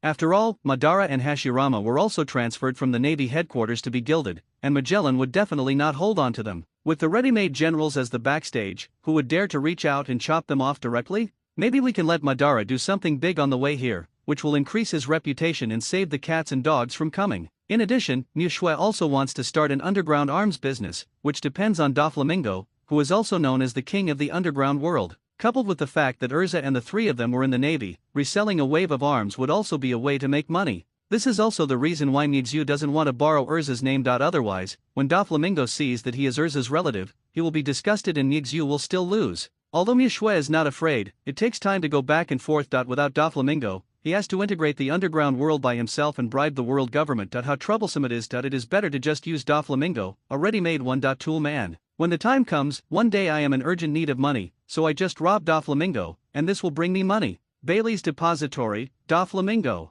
Perfect. The bright moon hangs high in the East China Sea, the kingdom of Skater. Damn it, this Count of Frasca is so open-mouthed, he dares to ask for 60% of our profits. If we give them all, then wouldn't it mean that all of us would make him a wedding dress in one trip? A somewhat fat man said. Hey, what should we do? Since two weirdos came last time to loot the entire royal treasury, taxes have been getting higher and higher. If my family hadn't been here for generations, I would have run away. The other one looked a little confused. The dark-skinned man also sighed helplessly. Bang! Suddenly, the door of the house was kicked open. A man covered in a cloak walked in, with a pair of green eyes that made everyone tremble at the sight.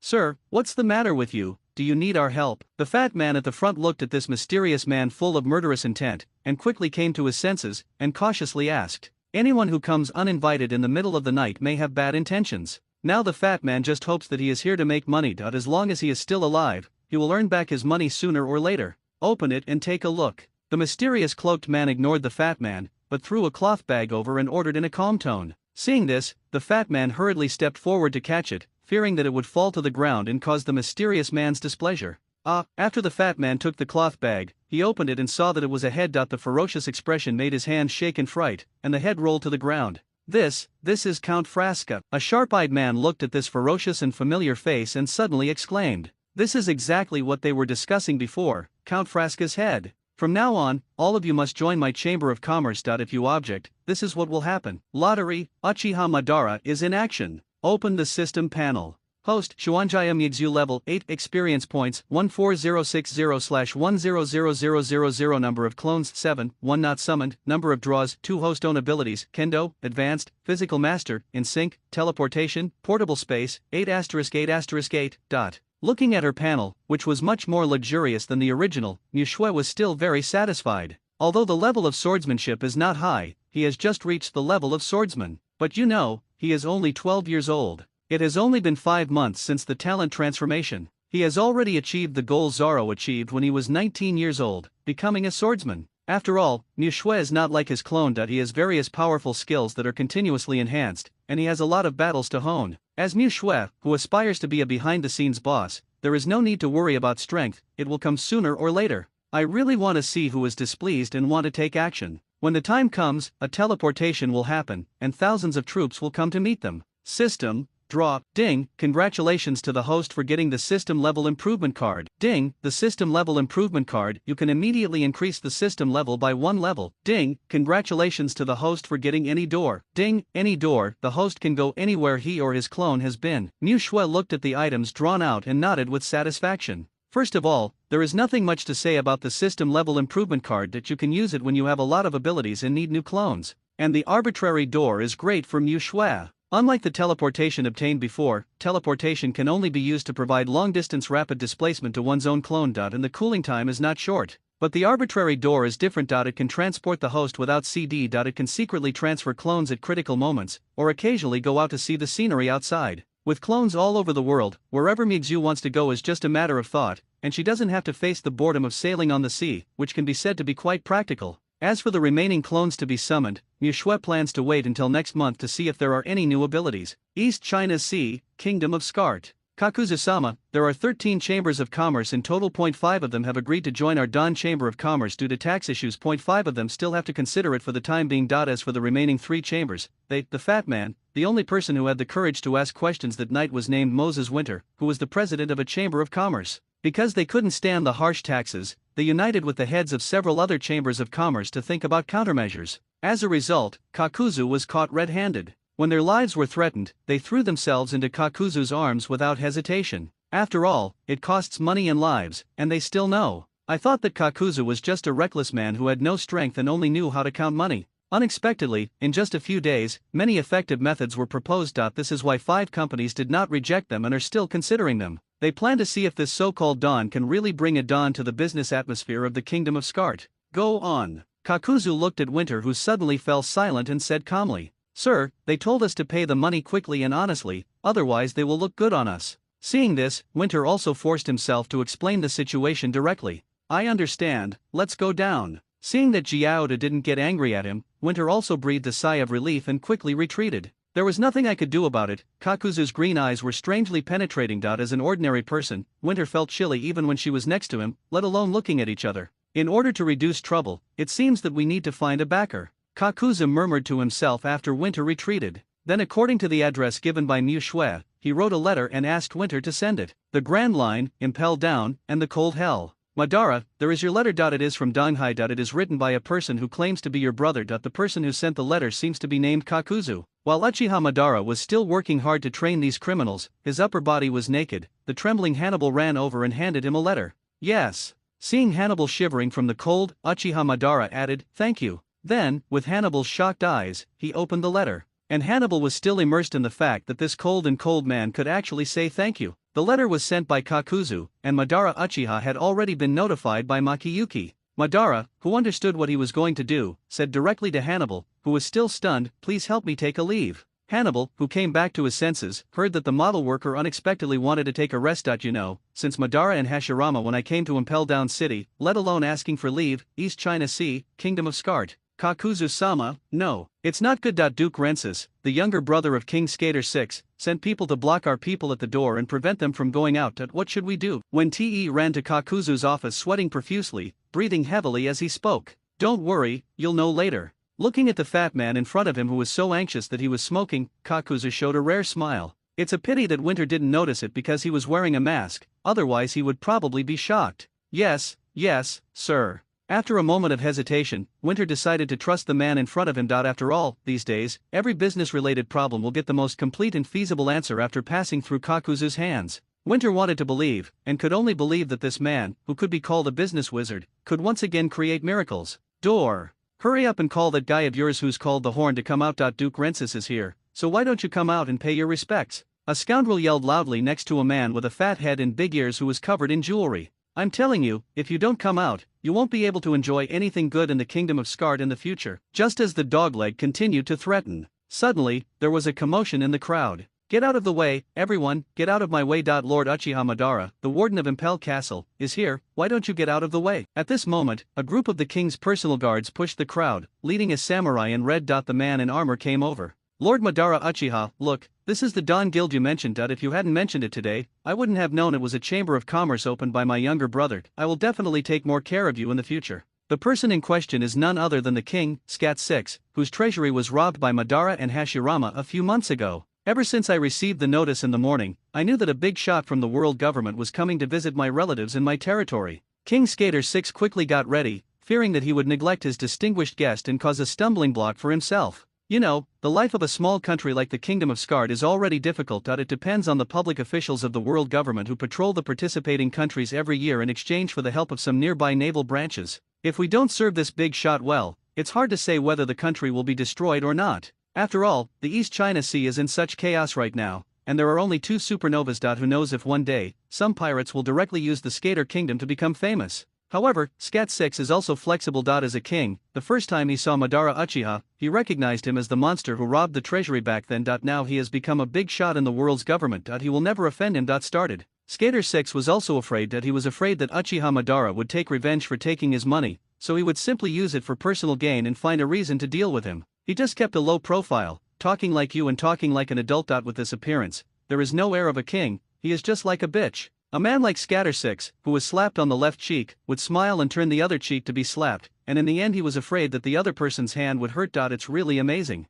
Seeing Scatter 6's lackadaisical behavior, Uchiha Madara didn't say anything, but just gave a faint hum. What's going on in the front? I wonder if Madara Uchiha is coming to see his relatives. Hurry up and get them away. Scatter saw some commotion in front of him and quickly ordered his guards to stop it, for fear of making Uchiha Madara unhappy. Your Majesty, in front of you is your brother, Duke Rensis. Seeing that King Scatter 6 was a little angry, the bodyguard quickly lowered his head and whispered softly. Unexpectedly, Uchiha Madara, who had closed his eyes just now, suddenly said, "Why, someone is making trouble in front of my brother's house." Upon hearing this, Scat 6 broke out in a cold sweat and quickly explained. No, sir, don't worry, our country is very safe. It must be a misunderstanding. Yes, a misunderstanding. Oh, Uchiha Madara didn't say anything, just stared at Scatter 6 with his red eyes. Skater 6 didn't dare to delay and ran straight ahead. Looking at this brother in front of me, showing off his power under the brand name of Dawn, I can't help but feel angry. Good guy, your brother. If I put all my hard work into pretending to be a grandson, why are you still causing trouble for me? It's so itchy.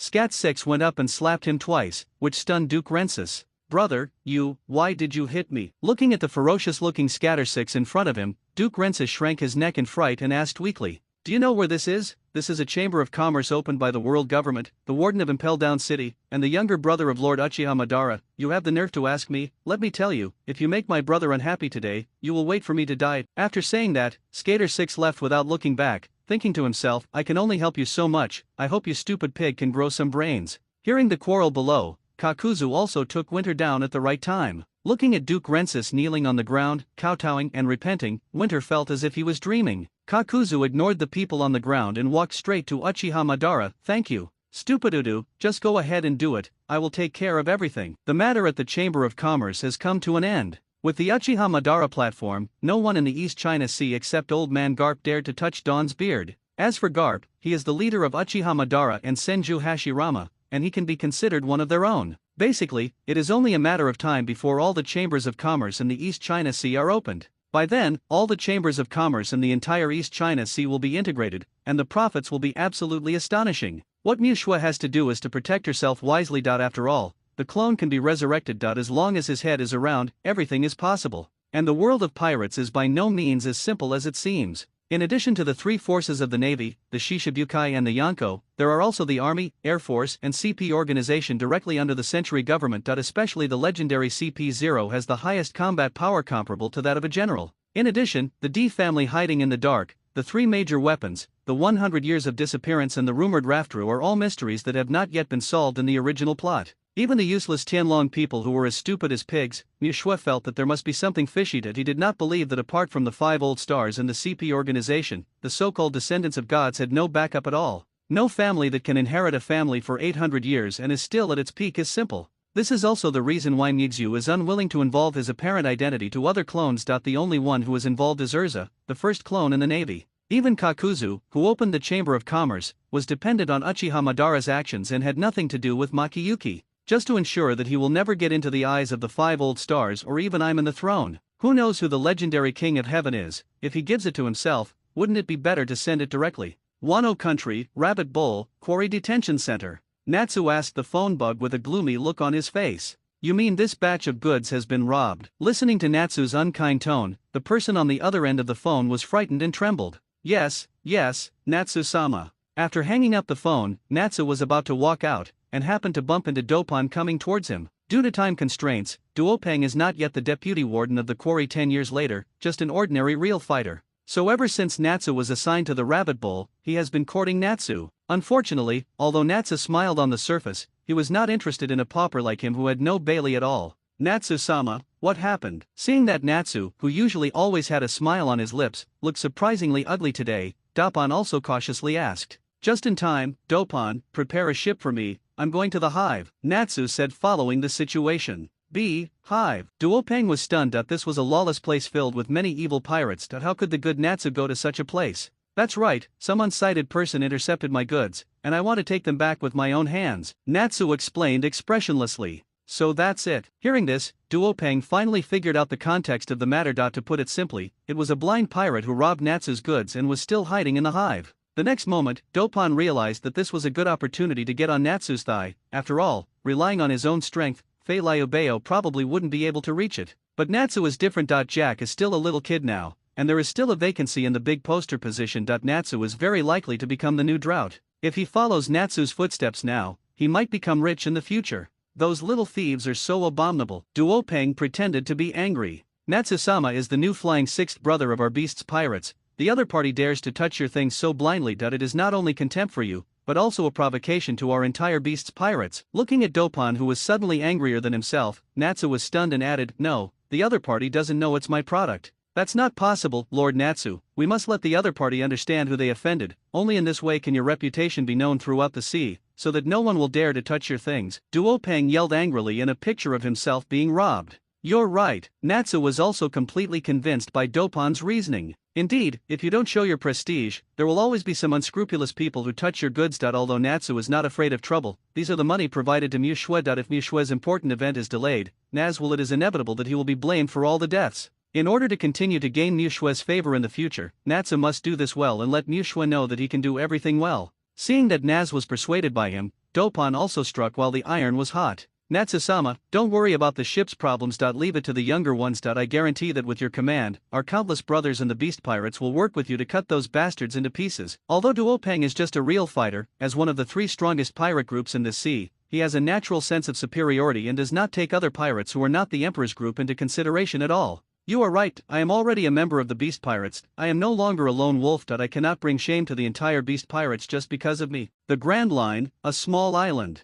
Doflamingo, whose face was full of veins, looked at the officers below and shouted, 2 billion Baileys were all taken away. Looking at Doflamingo, who didn't even have his trademark laugh, all the officials were sweating and didn't dare to look at each other. Gladius and Senior, who were escorting this time, fell into each other's trap, and as a result, all the goods were stolen by a group of miscellaneous fish, including the 2 billion belly given to Natsu. Realizing that something was wrong, they quickly gave chase. Unexpectedly, the opponent was a subordinate of Wang Ji of Beehive Island. That was one of the officers who once belonged to the legendary Rocks Pirates. At the same level as him are monsters like Whitebeard, Big Mom, Golden Lion, and Silver Axe. Even Kaido, who is now working with them, was just an intern of the Rocks Pirates at that time. It is conceivable that Gladius and Senior had no choice but to retreat. As a result, all the goods and 2 billion Baileys were lost. You must know that this is the first amount of money in the transaction with Natsu. For this money, Doflamingo spent most of his cash flow in order to create a good cooperative atmosphere. As a result, it was screwed up by 2 idiots.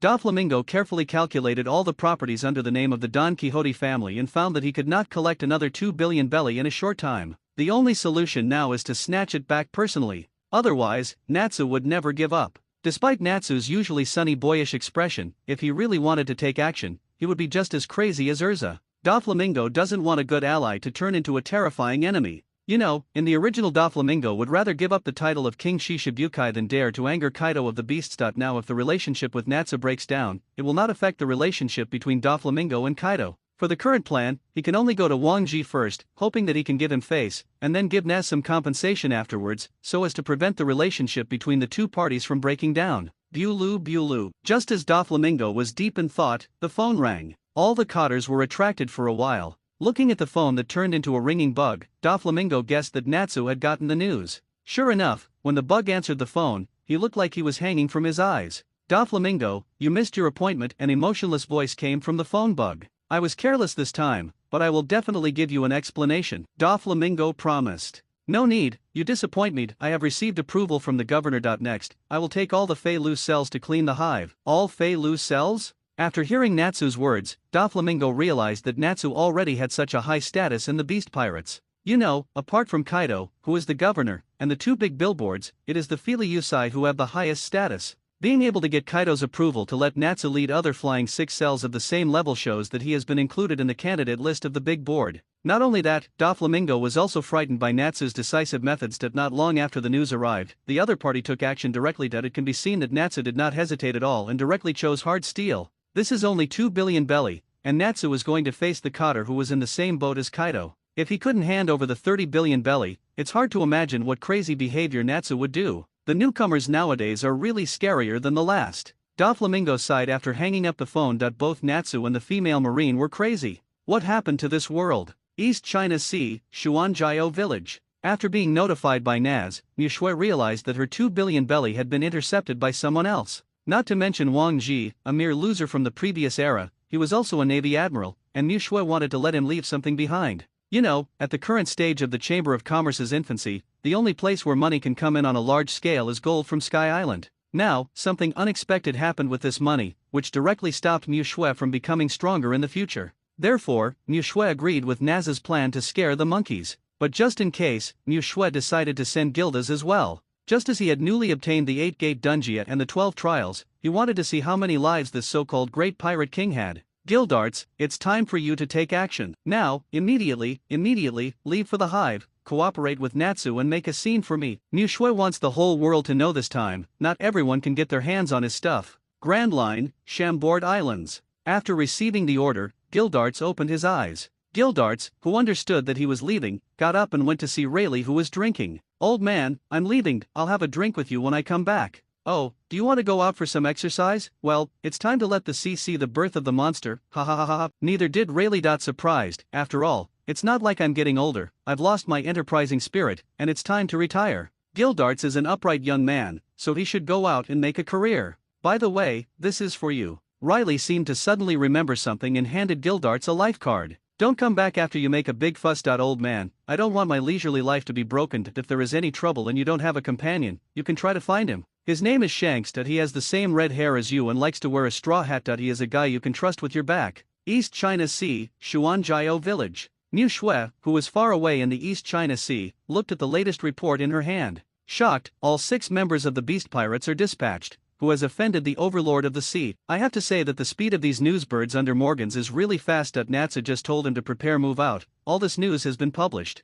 Sure enough, as an imperial pirate group, every move is under the supervision of others. Fortunately, he, Mu Shui, was just a small character and was free. However, Natsu can actually drive the entire flying 6 cells. That is a power second only to the big Kanban. It seems that Natsu is doing well. He might be the big Kanban soon. The only thing that surprised Mu Shui was that Kaido actually thinks so highly of and trusts Natsu. It seems that Kaido really prefers the Phantom Beast species. Brother Myeongju, stop looking, come and practice with me. Naval Headquarters, Marina Vando. What the hell is that bastard Kaido doing again? Sengoku looked at the message and saw the strange movements of the beast pirates, and slapped the table angrily and shouted, "Who knows?" Garp said nonchalantly while picking his nose. This trivial matter was not as important as him breaking the donut record. Ignoring Garp beside him, Sengoku looked at Crane with a serious face. "Ah hey, what do you think?" The white-haired granny he took the information and said, "It seems that Kaido is going to go to war with Wang Ji. In order to avoid accidents, we will mobilize the nearest branch to watch. It is best to send another general there just in case."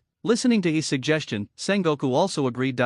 He pondered for a moment and said, "Then let Gumir from the G2 branch go and notify Pora himself to make sure there are no accidents. Okay, tell them in addition that there is no need to interfere, as long as they don't let them, as long as it affects civilians." Until now, even he, who is the general staff officer, did not realize the seriousness of the matter and thought it was just a territorial conflict between some pirate groups. Faced with this situation, dispatching a general is already based on the fact that both parties are large and top pirate groups. If it weren't for Kaido's unpredictable whereabouts, the Navy would not even want to send out a general. After all, there are too many generals and few spares. Many places in the Navy require generals to be stationed in person. Grand Line, G6 branch. Lieutenant General Doberman, Urza applied to join this operation to encircle and suppress the beast pirates. Doberman shouted helplessly as he looked at the red-haired girl in front of him with a headache expression on his face. "It's not an encirclement and suppression, it's not an encirclement and suppression. How many times have I said it? It's surveillance, surveillance. Don't always tamper with your speech, you bastard. It doesn't matter. As long as Natsu appears, I will take action." Upon hearing the news that I was going to take action with the Fei Liubeo, Urza immediately became energetic and ran over to apply. You must know that after the last battle, she had been promoted to the rank of Major General of the headquarters. This was quite an improvement. Because she is the nemesis of Natsu, the most evil pirate of this generation. She defeated Natsu time and time again, which also made Urza's status in the Navy rise. Therefore, Urza is bound to win this time. Looking at Urza with an unquestionable expression on her face, Doberman also sighed helplessly. "Okay, but I'm not leading the team this time. You have to obey the orders of the general who leads the team, and you can't act without authorization. Do you understand?" "Understood." Looking at Urza, who happily agreed, Doberman also, "I didn't know what to say, so I had to let her go. Anyway, the worst thing is to attack the pirates, so that's not a big problem." New World, Moby Dick. "Dad, look, that guy Kaido is on the move again." Whitebeard, who was drinking wine, took the newspaper, glanced at it casually, and stopped paying attention. "Kula la la la, he's just a kid, don't worry about him, keep drinking." Looking at the unconcerned Whitebeard, Marco also shrugged and continued drinking. After all, Whitebeard is known as the strongest man in the world. As long as Whitebeard is around for a day, their Whitebeard pirates will be the most powerful pirate group in the world. Nothing can stop them from sailing freely on this sea and drinking wine. New World, Red Firth. "Boss, look, Kaido seems to be making big moves."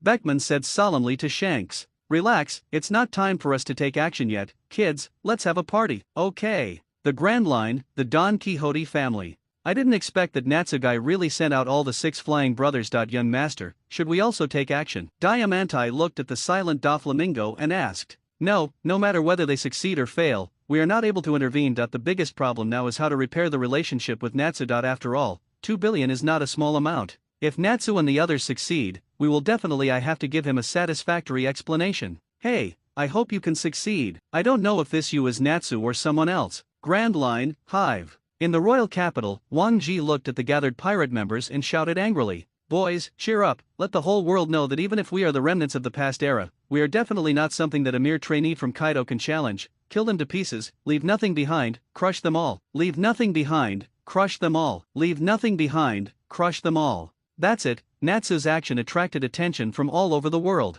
Everyone is curious about the level of this person who has just joined the Beast's pirates and now sits at the top of the Flying 6 cells, and can mobilize all the Flying 6 cells. A newcomer who has only been at sea for a few months can do such shocking things, making everyone curious about who this is. Look at Natsu again. Standing opposite the other 5 members of the Flying 6 cells, Natsu looked at them calmly. "Let's go." August 8, 1510 in the Haiwan calendar. The eyes of the whole world are focused on Natsu, the leader of the flying six cells of the beast pirates. At this time, the huge fleet led by Natsu has appeared on the sea not far from the Hive. Inside Beehive Island and in Beehive City, Wang Ji had already gathered tens of thousands of pirates to prepare for the attack. At a glance, there are so many people that you can barely see the edge. All news media and intelligence organizations have focused their attention. Everyone was excited watching this scene. Unexpectedly, after Wang Ji left the Rocks Pirates, he occupied the original headquarters of Rocks, unified the vicious pirates on the island, and took the original country as his own, transforming it into a country. Host. The world is really big and full of wonders. Even a vicious pirate can become the king of a country.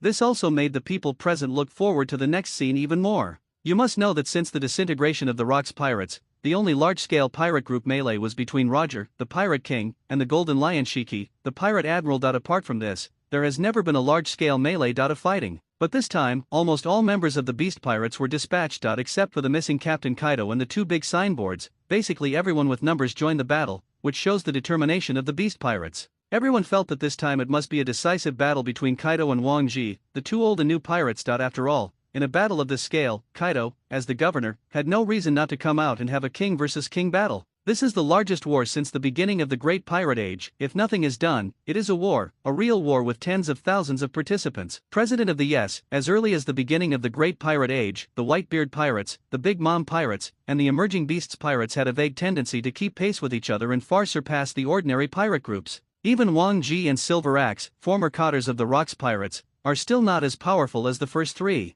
This is why Morgans proposed the title of Emperor of the Sea today. If Kaido succeeds in unseating Wang Ji from the old era today, then there is no doubt that the three strongest pirate groups have been determined. No, maybe calling them pirates is too one-sided, maybe calling them a country is more accurate. In addition to Whitebeard, who only wants to accept his son and just want to live a good life, whether it is Big Mom who owns all the kingdoms, or Kaido who dominates Wano country, they can all be called the Emperor of the Sea. For a moment, the people watching the live phone call had mixed emotions. Ordinary people were scared and panicked. They didn't know what a sea emperor was, but they understood that once the pirates became powerful, they would be the ones who suffered. But the pirates were different. They are very excited, because if the pirates can establish a nation, then their future life will be more promising, and the Navy and the world government are also very vigilant, ready to respond to the arrival of the next wave at any time. The constant exclamations of the people had no effect on the progress of Natsu and his fleet, and soon 6 pirate ships with red bull heads and horns approached the Hive. East China Sea, Xuanjiao Village. Compared to the Grand Line, a place where big pirates frequent, the East China Sea is undoubtedly much safer.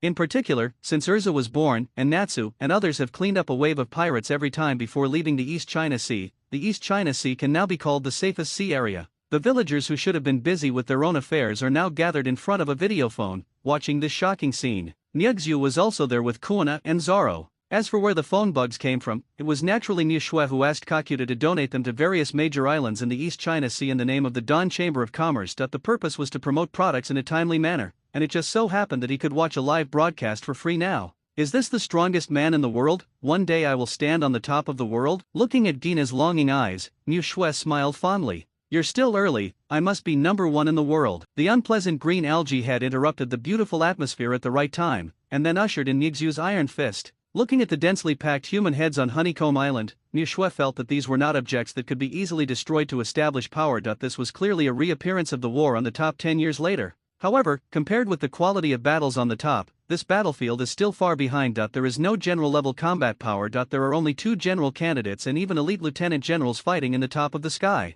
After all, Wang Ji is not young, he is an old man of the same era as Whitebeard. I hope Natsu's new mode is powerful enough, otherwise it would be embarrassing if he overturns. Others didn't know whether Kaido was there, but Muyaki knew very well that Kaido was still drunk when Natsu and the others set off, which shows that he doesn't look down on the so-called old-timers on the same boat at all. This is also the reason why Natsu is confident. Just when the eyes of the world were focused on the Hive, a strong red-haired figure was swimming over from the windless zone with bare hands. On the south shore of Beehive Island, opposite the direction in which Natsu and the others were traveling, Gildarts calmly walked onto the beach. He then used his terrifying power of knowledge to sense it, and then rushed towards the city at the center of the Hive. On the other side, the bored Kizaru was playing with the phone bug in his hand. Next to him was Gumir, the station lieutenant general of the G2 branch, a bald two-sword swordsman. Urza, who applied voluntarily, and whose military rank was second only to Kizaru and Gumir, was also among them. In addition, there are many elite navies surrounding the square, protecting civilians and some nobles. General Kizaru, are we just here to watch? Don't we need to take the initiative? Asked a green brigadier general next to Gumir. Well, who knows? Young people nowadays are so scary. The lazy tone made people feel like they wanted to beat him. It was hard to imagine that these were the words of a top powerhouse in the world. The brigadier general was so troubled that he didn't know what to say, so he could only remain in awkward silence. General Kizaru, maybe we can find an opportunity to annihilate these two pirate groups in one fell swoop. Seeing that the brigadier general was silent, Urza stood up at the right time and suggested. Seeing the Navy supernova talking to him, Kizaru looked back, and then replied in his lazy and needy tone. Is it for Natsu? You are really competitive. If you want to go ahead, all of them are as strong as monsters. If something happens, I don't care. Looking at Kizaru's unconcerned expression, AI Lusha ignored it and just let it go. Gumir looked at the increasingly solemn atmosphere and also came out to echo Major General Urza. What General Kizaru said is reasonable. There are so many pirates outside that they can just let them eat dog. If you want to catch the fire dragon, you can wait for the war. There is no need to fight two families at the same time, which will only increase casualties. Unexpectedly, Urza just glanced at him and said nothing. Urza didn't even bother to say anything to such an old lieutenant general with mixed seniority. Gumil could only smile awkwardly when he saw this. After all, he didn't dare to offend Urza, who had attracted much attention from the upper class, or General Kizaru. He originally thought that it would be better to sell Kizaru, but Urza he didn't know what to say, but he didn't expect that he was now not a human being either inside or outside. East China Sea, Kingdom of Goa. A man wearing a dark green cloak looked at the prosperous capital city in front of him, then looked at the uncertain terminal in the distance, and sighed. The world is sick. Even pirates can be the masters of the country. A hail of bullets and artillery fire. Amid the shouts and exclamations of countless news media, the beast pirates took down all the pirates deployed by Wang Ji at the port like a broken bamboo. The troops guarding the shore were also beaten by the Flying Six Cells, Shinda, and a group of elite pirates. Sasaki, one of the ancient species of the Flying Six Cells, Sasaki in the form of a triceratops, took the lead and ran rampant, surrounding all the seamen in front. Thieves wiped them all away. Its tyrannical strength also made the world aware of the powerful strength of animal fruits. In addition to him, Runty in the form of a Pachycephalosaurus and Peggy-1 in the form of a thorn dragon, although they are still young, they still have amazing results thanks to the strong physical fitness of the ancient species. There were a few people clearing the way in front, and the pirates from the beast's pirates on the fleet behind were also roaring and their morale was high. Kaido, the intern's subordinate, is quite capable. The man in golden armor and holding a two-handed giant sword said nonchalantly as he looked at the nearly collapsed battlefield ahead. For him, these are just appetizers, like ordinary pirates. As long as he raises his arms, he can get as much as he wants. As a former leader of the Rocks Pirates, unless Kaido comes in person, he can still be a little more serious, but he doesn't care about these rotten fish and shrimps at all. Boom! With a roar, flames accompanied by golden lightning quickly flew towards him, resounding throughout the battlefield. Its power made Wang Ji, who was calm and composed just now, couldn't help but change his face and become serious. Obviously, even if he was to take a move of this level in person, he would have to be serious. Even though he was possessed of armament-colored haki, his mouth was still numb after receiving Natsu's move of Thunderflame Dragon's Roar. Fire Dragon Natsu, you have some strength, I recognize you. East China Sea, Frost Moon Village. Ding, Natsu killed the pirates of the Wang Ji pirates *20 ding, Natsu killed the pirates of the Wang Ji pirates *32 ding, Natsu killed the pirates of the Wang Ji pirates *18 ding, Natsu level up. Looking at the brave Natsu in the image, Mu Shui was always paying attention to his status. When he saw the level up, he immediately added this attribute to his power and upgraded it to a dash. Soon, Fei Liubeo was fighting with the cotters of Wang Ji pirates. Natsu, on the other hand, went straight towards Wang Ji. As for the pirate he killed, he was accidentally affected and died during the battle between him and Wang Ji. For Natsu, the most important thing right now is to get back the 2 billion Baileys. As for level improvement and gaining experience points, Natsu is not the first priority.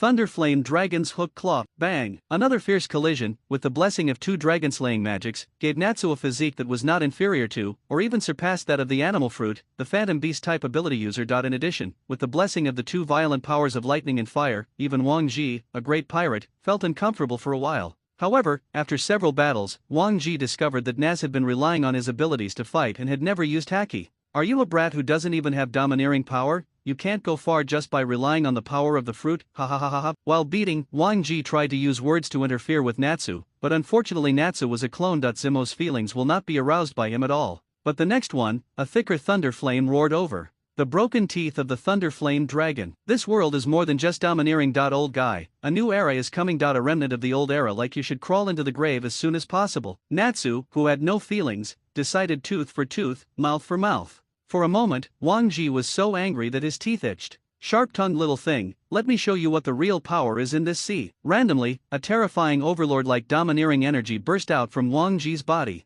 Overlord color and domineering entanglement. A powerful skill that only the truly top experts can master. With just one strike, Natsu, who still had a slight advantage, was knocked back. Feeling the sudden increase in strength, Natsu couldn't help but take a deep breath. The warm-up is over. Let me show you the real power. Thunder Flame Dragon Mode, Dragon Transformation. Terrifying flames spurted out from Natsu's body, and the violent lightning mixed with them covered the surrounding land. Burnt. Soon a humanoid dragon appeared in front of Wang Ji. Seeing that Natsu, who was just a little boy before, was suddenly the same height as him, Wang Ji couldn't help but feel a sudden change in his heart. Suffer death, Wang Ji. Red Lotus Thunder Dragon Fist. Natsu in the form of a dragon burst out at a speed that was difficult to detect with the naked eye. Even Wang Ji, who had powerful knowledge and domineering aura, could not react for a moment, and was Natsu punched his helmet. Poof! The golden helmet flew out with blood. Runty, Peggy Wan, and others who were fighting were also shocked when they saw this. Unexpectedly, this guy who climbed on top of them as soon as he arrived actually had such terrifying strength.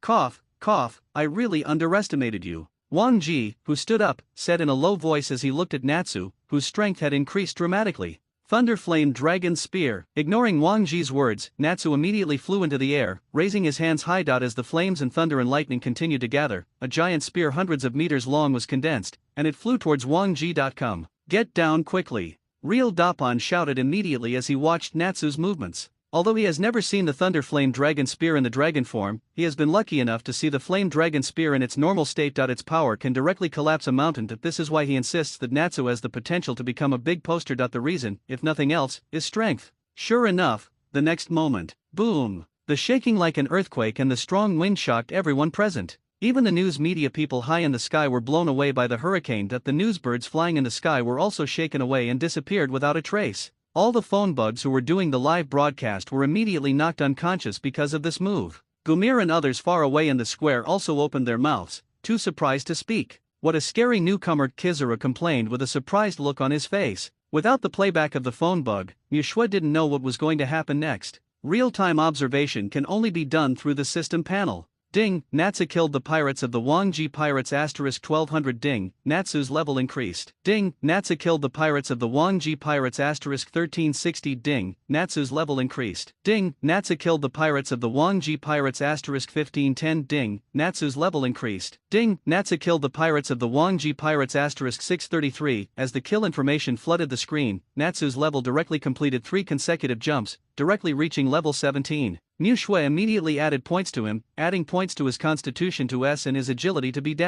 At this point, Natsu officially has the strength to fight against the vice president and alternate generals under normal circumstances. Seeing the shocking scene in front of her, Peggy Wan, who was still a little unconvinced, now asked her sister tremblingly, "Sister, do you still want to challenge Lord Natsu? I'll pick a big-headed guy like you." Runty rolled her eyes at Peggy Wan, who couldn't see, and said angrily. It can be said that this move not only hit Wang Ji, but also directly hit the hearts of everyone in the Beast Pirates. Everyone remembers this newcomer with terrifying strength. His strength has far surpassed that of other flying six cells, reaching the level of a big sign. The only people in the sky who were still able to take pictures were Morgans and the newsbird that was closer to him. Fortunately, he had keen intuition. When Natsu used dragon transformation, he suddenly felt something was wrong and immediately distanced himself. This way he luckily avoided the biggest wave. Big news, big news. Fortunately, the camera is fine. Sails will definitely explode this time. Morgans in bird form took photos excitedly. On the other side, the Navy. Aim and fire. A cold voice came from a distance. It was Urza, Gumir and others who came with the Navy. As for Kizuru, he was watching from a distance. He didn't want to take action if it was not necessary. Isn't it fun for him to fish? Boom boom boom. The warships loaded with artillery fire fired together, causing the still shocked pirates to be hit directly. The pirates from the Beast Pirates and the Wang Ji pirates were beaten and ran around with their heads in their hands. A red-haired female marine, she turned out to be a supernova major general of the Navy. This is really big news. Great, I am indeed the strongest newsperson. Ha ha ha ha. Morgans looked at it, and suddenly there was a third-party force after joining the chaotic battlefield and the red figure not far away. He realized that a more exciting news might be coming. Navy Nova successfully destroyed 2 large pirate groups? Morgans was thinking about what kind of title would be suitable for this scene while taking pictures of Urza. The addition of Urza and others made the entire battlefield confusing. The original battle between the two sides has turned into a 3-party melee. With Urza's appearance, Natsu had no choice but to bite the bullet and continue fighting Urza. Fortunately, his level improvement made Natsu more than capable of facing Urza's attacks. You guys who just went to see, don't underestimate me. Just as Urza and Natsu were fighting, Wang Ji, who was covered in blood in the ruins and whose dazzling golden armor was already broken, struggled to stood up. You newcomers want to challenge me, it's too early. Listen to me, I am the top cotter of the Rocks Pirates, Wang Ji. As Wang Ji said this, he gathered together as if returning to the past. With all the weapon-colored haki and overlord-colored haki remaining in his body, he swung his sword at Natsu and Urza and charged towards them. Seeing Wang Ji, who was covered in blood and wounds all over his body, still relying on his tenacious will to complete the last sword attack, Natsu and Urza stopped their hands and attacked Wang Ji together with a tacit understanding. East China Sea, Xuanjiao Village. Through Natsu's perspective, Mu Xue knew that another legendary figure was about to come to an end. If it weren't for his men who annexed Mu Xue's Bailey out of greed, Mu Xue would not have taken the initiative to provoke these remnants of the previous era. Unfortunately, fate plays tricks on people. Give him some respect. After giving the order, Mu Xue turned her sight to guildarts. Wang Ji had already finished. After this battle, both Natsu, who severely injured Wang Ji, and Urza, who drew with Natsu, will have their fame doubled. After all, the monsters they ended were the monsters left over from the Rocks era. To put it bluntly, they were equal to Whitebeard and higher than Kaido. We will stop updating novels on this site, move to our new site, https://readum.com// The Grand Line, The Hive. After receiving the order, Urza and Natsu took Wang Ji's final blow without hesitation and used all their strength. In his unwilling eyes, the two of them gave the old pirate the last dignity, just missing him. Like the captain, he was captured by pirates and navy together. Click as Morgans pressed the shutter. The remnant of the previous era, the great pirate king Naya, finally came to an end. The Rocks Pirates, even among the strong ones and the clouds of monsters, were unquestionably strong, but in the end they lost to the power of the new era because of time. His glory is over. In fact, when the Rocks Pirates were destroyed, his era had already ended, but he has been unwilling to admit it. But now he has been ended by the Navy Supernova and the Pirate Supernova, just like Garp and Roger ended Rocks, a perfect ending. Without Wang Ji, the Wang Ji pirates were just a bunch of soulless sands. They were all quickly captured by the Navy, and the Beast Pirates didn't stop them. They just retreated to the edge of the battlefield in a tacit understanding, ready to wait for their arrival. This is the order. After all, the war is not over, it's just that one side has withdrawn early. Fei Liubeo, along with Jen Da, was at war with Vice Admiral Gumir and several general-level officers. The target of this crusade has become the unexpected Navy. Looking at Natsu, Urza, who had finished Wang Ji, swung her sword at Natsu again, starting a new round of confrontation. All of a sudden, all the pirates and navy started a new round of fighting. Unfortunately, even if Natsu quit the dragon mode due to excessive consumption, Urza's current strength is still no match for Natsu, whose level has soared. However, due to excessive physical exertion before, Natsu can only fight with Urza now. A tie. 8-foot beautiful Megatama. A lazy voice suddenly resounded throughout the battlefield, and golden light spots fell like raindrops. Boom, boom, boom. Amidst the bursts of roars, the entire beast pirates were hit hard. Even the flying 6 cells of the ancient species of animal fruits were beaten to the point where they were unable to resist. For a moment, flesh and blood flew everywhere on the battlefield. Admiral Kazuru, looking at the golden light in the distance, some pirates realized the identity of the visitor, and it also made the young flying 6 cells and real fighters realize for the first time the Navy headquarters' highest combat power, the true weight of these words. Fei Liubeo looked at the figure in the yellow striped suit and was so frightened that he backed away. Compared to the panic among the pirates, the Navy's morale has been greatly boosted. General Kazuru. Amid cheers, Kizuru came to Urza and Natsu. Hey, the newcomers are really scary now. Just when Urza and Natsu were anxious, a slightly teasing voice came. General Kizuru, Natsu is my prey. Looking at General Kizuru who suddenly appeared, Urza looked directly at Kizuru without any hesitation. Well, there will be many pirates to catch in the future, so let's stop here for today, otherwise we will have to work overtime again, still in a lazy tone. Although the Navy would not easily interfere in the disputes between the big pirates, Natsu's shocking performance today made even the Navy Admiral feel frightened. Maybe Natsu is far from his opponent now, but what about 1 year from now, 2 years from now? No one knows whether Natsu, a phantom beast, will turn into a monster like Kaido. You must know that since Natsu became famous, it has only been a few short months that he has gone from a rising star pirate with a bounty of just over 100 million to now having the strength to rival the great pirates of the previous era. The gap between this is not even a tiny bit. Even Kizuru, who was the oldest and most experienced current general, had to marvel at Natsu's amazing potential. Therefore, he had to take action himself, and the Navy would never allow another Kaido to appear in the Beast Pirates. Looking at Kizuru who was determined to take action himself, Urza began to think about whether to join forces with Natsu to fight against Kizuru, or whether to watch the battle from the sidelines and wait for an opportunity. It's going to explode. I didn't expect that the general would take action. I came here in person and it turned out to be the right thing to do. Looking at the general of the headquarters, Kizaru, who suddenly appeared on the battlefield, Morgan's eyes lit up with excitement. Shouted. Just when he thought everything would be settled after the general took action, another mysterious man appeared and successfully blocked Kizaru's kick. Are you the red-haired destroyer? Kizaru asked with a solemn expression as he looked at the red-haired figure who seemed to have been mentioned by his deputy. If it weren't for Gildart's wanted poster that looked like Rayleigh and had some Shanks characteristics, Kizaru wouldn't have remembered a new little pirate who just went to sea. However, this powerful momentum and amazing power are completely unlike what was mentioned in the previous intelligence. You told him that this is a new person?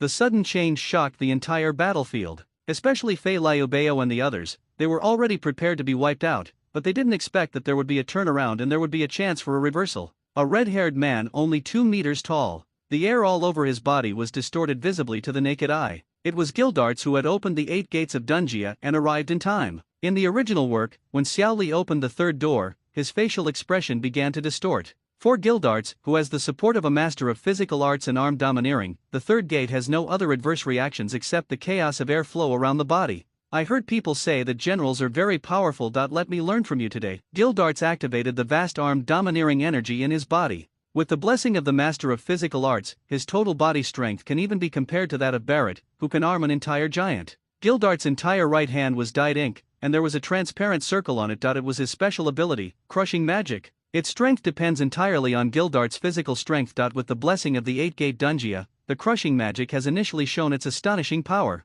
Feeling the threat coming from Gildart's hand, Kizaru also directly elementally moved away. Boom! I saw that the place where Kizaru had been completely turned into nothingness. That's right, it's not the shattering cracks of the Zhen fruit, but it's like the surgical fruit directly moves through space, and the land disappears directly. The newcomers are really scary now. Kizaru was a little surprised when he saw this scene. Even the common frivolity in his tone was gone, which showed the pressure Gildarts put on him. Really, what about this? As he said that, Gildarts directly opened the 7th door, the shocking door. Blue air flow spurted out around Gildarts, reaching a height of more than 10 meters like a fountain. This astonishing momentum, not to mention Kizaru who was closest to him, even the Navian pirates who were a little further away were unable to move under this pressure. The next moment, the fists wrapped around the Overlord Haki and the armed Haki directly knocked Kizaru away. Boom! After being knocked away, Kizaru's elemental form regrouped instantly, and a trace of blood flowed from the corner of his mouth, revealing that even Kizaru could not be unscathed by Gildart's blow. Are you entangled in the Overlord's color? The newcomers are really as strong as monsters now? Kizaru wiped away the blood from the corner of his mouth, held it in the air, and an Amankanjayan sword made purely of light appeared in his hand.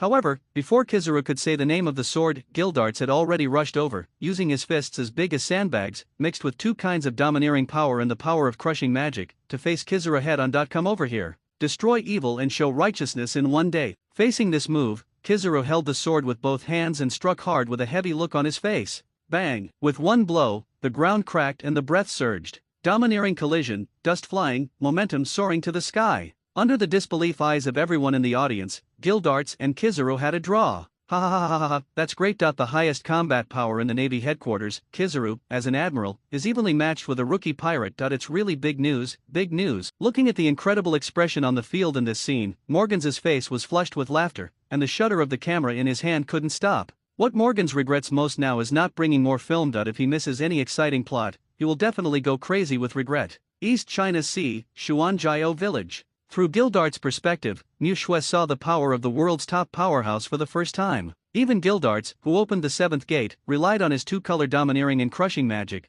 but it was only a draw. Once the blessing of the 8 gates of armor ends, everyone present will be imprisoned in the Impel City. That kind of price was something Mu Shui was not willing to bear. He would rather die in separate battles than to have them captured in the Impel Down City. Although death and resurrection may attract the attention of the world, at least there is an excuse to fake death to escape. If it really comes to Impel Down, even with Senju Hashirama and Uchiha Madara, it will not be easy to handle. In particular, it is possible to expose the connection between Senju Hashirama, Uchiha Madara, and Natsu. It may even affect the Chamber of Commerce and Mu Shui as far away as the East China Sea. This is absolutely to be avoided. Since Bailey is basically hopeless, even if he dies, he will never let Kizaru have an easy time. Mu Shui looked at the 12 trials and the 8-door armor on Gildas's panel, with a cold light flashing in his eyes. If you want to play, let's play big. The entire battlefield cannot be described in words. Under the attack of the two monsters Kizaru and Gildas, Beehive Island seemed to be hit by a magnitude 12 earthquake after being blown by a typhoon of magnitude 18. That there were potholes everywhere, houses collapsed, and seawater poured in. Countless pirates and sailors who were affected lost their lives. What a powerful force! Lasers hit Gildarts one after another, but all were destroyed by Gildarts using crushing magic. It is completely unable to cause effective damage to Gildarts, and can only delay Gildarts' physical strength quickly. Obviously, the experienced Kizaru could also see that the strange explosive ability of Gildarts, who suddenly changed his color, must have a time limit, and he only needed to delay it for a while to win. According to the speed at which Gildarts opened the 7 doors, although it was invisible to outsiders, for Kizaru, unless he was caught off guard, it would be difficult for the wretched person with the shining fruit to be hit. So the balance on the battlefield has tilted towards the navy. Gildarts also knew that it was difficult to effectively attack Kizaru with his speed alone, so he could only use domineering gravel and other thrown objects to interfere and find a chance. This guy's physical strength is really amazing. Kizaru, who kept dodging, also felt a little annoyed in his heart. Unexpectedly, he, a dignified admiral, would be forced by a newcomer to use roundabout means. Thinking of this, Kizaru couldn't help but increase the intensity and quantity of the 8-foot Magatama's light bombs, although this had little effect on Gildarts. Just when Kizaru was still considering whether to use the power awakened by the fruit, Gildarts, who received Nidzu's order, reacted first. The 8th door, the door of death, opened. 8-gate armor formation. The airflow all over Gildart's body changed from blue to crimson. This is because what is burning now is Gildart's blood and vitality. Seeing Gildarts, whose explosive power suddenly increased to a new level, Kizaru suddenly felt bad and quickly transformed into elements to prepare to dodge. Unfortunately, Gildarts, who opened the 8 gates, was so fast that even Kizaru, who reacted immediately, couldn't dodge. Boom! Kizaru, who had no time to think, was directly blasted away. Fortunately, the early elementalization allowed Kizaru to avoid the critical point in time, otherwise the ship would really capsize in the gutter. Looking at Kizaru flying away, Gildarts also knew that he missed this blow and Kizaru would never fight him in close combat again. Therefore, Gildarts, who was about to run out of life, jumped directly into the air and faced the entire hive with a blow that gathered all his domineering energy and physical strength. Destroy evil and show righteousness, broken star. A white light flashed, and before Kizaru, with a slightly frightened look in his eyes, the hive disappeared. Ding! Gildarts killed the pirate * 2086. Ding! Gildarts killed the navy * 106. Ding! Gildarts killed the sea king * 38. Ding! Gildart killed the sea king * 38. Sea's level has been increased. *5. Ding! Gildarts is currently level 16. Ding! The 8-door dungeon is over. Gildarts is dead. Ding! The 12 trials are triggered. Gildarts is resurrected. Ding! The remaining number of 12 trials is 1/11, and the recovery time is 1 year. Good guy. You gave up your life in one breath in exchange for a 5-level promotion. It's not a loss. Even the noble phantasm of the 12 trials can actually restore 1 life per year, which is long enough. However, this thing is a resurrection, and Mu Shui will be content if he can use it. What's more, it's not impossible to recover. After this battle, all of Gildart's attributes, except for his will, have reached a. If he fights Kizaru again, he will never be forced to be so helpless. I just don't know what Gildart's condition is now, because the 8-gate dungeon burned Gildart's body into coke, and he is slowly recovering under the influence of the 12 trials. Because he has not been fully resurrected, Gildarts is now in a coma, and Mu Shui cannot see his perspective, so she can only pray that he is safe. This is really a big fuss. I guess Gildarts will be on the world government's blacklist this time. After all, no one can worry about such a strong uneasy factor. I just don't know what Natsu is doing. What will happen to this guy? His fame will definitely increase anyway. After closing the system panel, Mu Shui squinted her eyes. Now that the dust has settled, she can only start thinking about the next plan. The Grand Line, the hive. Looking at the donut-shaped honeycomb in front of him, even the well-informed Kizaru fell silent. Although the awakening of the natural fruit can also permanently change the terrain, in terms of ability, it is obvious that the sparkling fruit is difficult to achieve the immediate effect. Kizaru, who flew to the center, turned on his sight color to the maximum and explored inch by inch, but in the end Gildarts was not found. Did you run away? Kizaru, who found nothing, looked at the lake in the center of the island and was silent for a while. It can be said that the Navy gained nothing from this battle. That not only were the beast pirates not captured, but the city above the hive was basically destroyed. Even the red-haired man who appeared at the end was nowhere to be seen. Although Gildart's condition just now meant that he basically wouldn't survive, Kizaru always felt that he was not that simple, and maybe one day they would meet again. The only good news is that the Wangji pirates, the most dominant pirate group, has officially retired, which can be regarded as less trouble. Admiral Porisalino, the man just now, named Gildas, first appeared in the East China Sea, caused a havoc in Rog Town, causing half of Rog Town to be destroyed, and then destroyed the Navy pursuit near the Upside Down Mountain. Warship, whereabouts unknown, bounty of 99 million Baileys. At the end of the sentence, even Kizaru's adjutant was no longer confident. Looking at the newly built island center lake in front of him, you told him that this was a bounty. A pirate with less than 100 million yuan did it? Why is it the East China Sea again? Listening to the adjutant's report, Kizaru had a strange look on his face. Hearing Kizaru's question, the adjutant didn't think much about it. He just thought that he didn't understand the reason for Gildart's arrival, so he explained. It may be because this guy named Gildarts is specifically here to assist Fire Dragon Natsu. After all, they are both from the East China Sea and may have known each other before. East China Sea, East China Sea, East China Sea. So does Urza, so does Natsu, so does Gildarts. Even the two Uchiha Madara and Senju Hashirama who went to impel down to garrison are from the East China Sea. What's wrong with the East China Sea? This time, a total of more than 11,000 people died, and countless people were injured. The entire Hive Kingdom was almost destroyed. Basically all the nobles died in Gilda's last blow. This island is probably Gumir. The lieutenant general stepped forward with the data report. I'm afraid, it has been completely destroyed. The Battle of Beehive Island was completely a humiliating battle for the Navy. It can be said that no one among the three parties is the winner. Even though Mu Shui did not have his clone die, he still lost 2 billion belly, which would seriously affect his next purchase plan.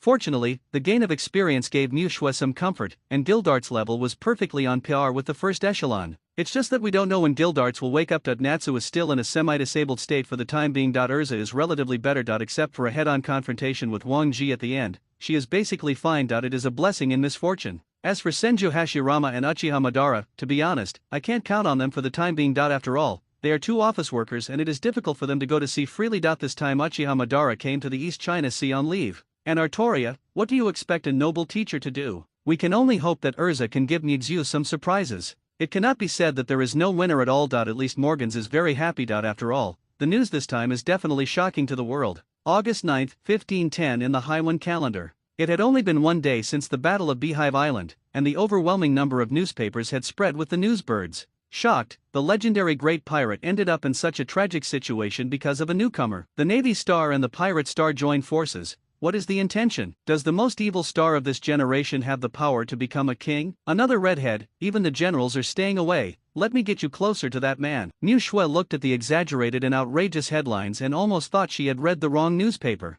Forget the first one, it's all about seeking truth from facts. One of the remaining ones is too much. Does the alliance between the Navy and pirates prove that there is a rupture within the Navy? What new pirate star wants to usurp the throne and seize the throne? How could a red-haired boy be born and beat all the generals to their knees? This Morgans really dares to write. I'm really not afraid of getting angry. He even dared to talk about rumors about the Navy casually, and I don't know if he was crazy about money. But, no matter what, Gildarts is famous. If Natsu and Urza can only be regarded as rookies, then Gildarts has already entered the top ranks of the world. Although it was just an outbreak of a special state, others didn't know it. Except for Kizaru's slight guess, outsiders would only think that Gildarts had reached the general level combat power. In addition to these larger news articles, there is also a small article that roughly depicts the scene when a country on Beehive Island perished. It can be seen that Morgans is still very resistant to this matter, probably because he is afraid that the world government will pursue him. After all, under the nose of the Navy, if a country is destroyed, its prestige and image will be affected to some extent.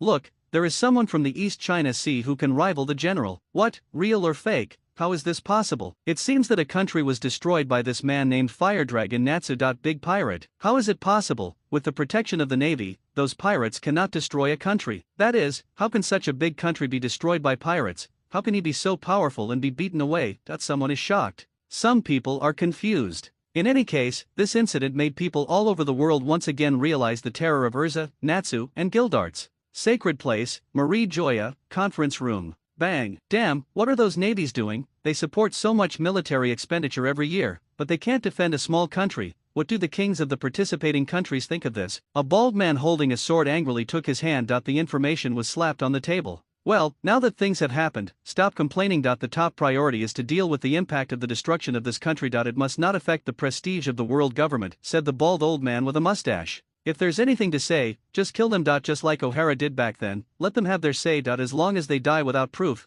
they won't affect us. Looking at the quarrels, the blonde old man said. Second. Unanimous vote. Proceed to the next item, the establishment of the Shishibukai. Navy Headquarters, Marine Fando, Marshal's Office. The atmosphere in the whole room was very heavy. Sengoku frowned and looked at Kizaru and Gumir with a heavy expression. Things have reached this point. It's useless to say anything. The most important thing next is to eliminate the negative impact on the Navy and the sea. In particular, we must strengthen patrols in the four seas to prevent pirates from taking advantage of the situation. Kizaru, let's go back to recuperate first. As for Gildarts, I didn't expect that his hidden strength was so deep. If he hadn't been drawn out with all his strength this time, there might have been a bigger mess. Gummel, you should go back first as well. G2 branch guard, I don't blame you this time. The top priority is to protect the civilians in the area, and we must not let the pirates take advantage of the situation. After giving the instructions, Sengoku waved them off, and there were many more to come. It was up to him, the Admiral of the Navy, to resolve the matter. Kizaru returned to the general's office and made a cup of tea, quietly looking at the words on the wall in trance. Although Sengoku didn't blame him, the red-haired figure lingered in his mind. After graduating from Zifa's training camp, he basically had a smooth ride as a shining fruit ability user.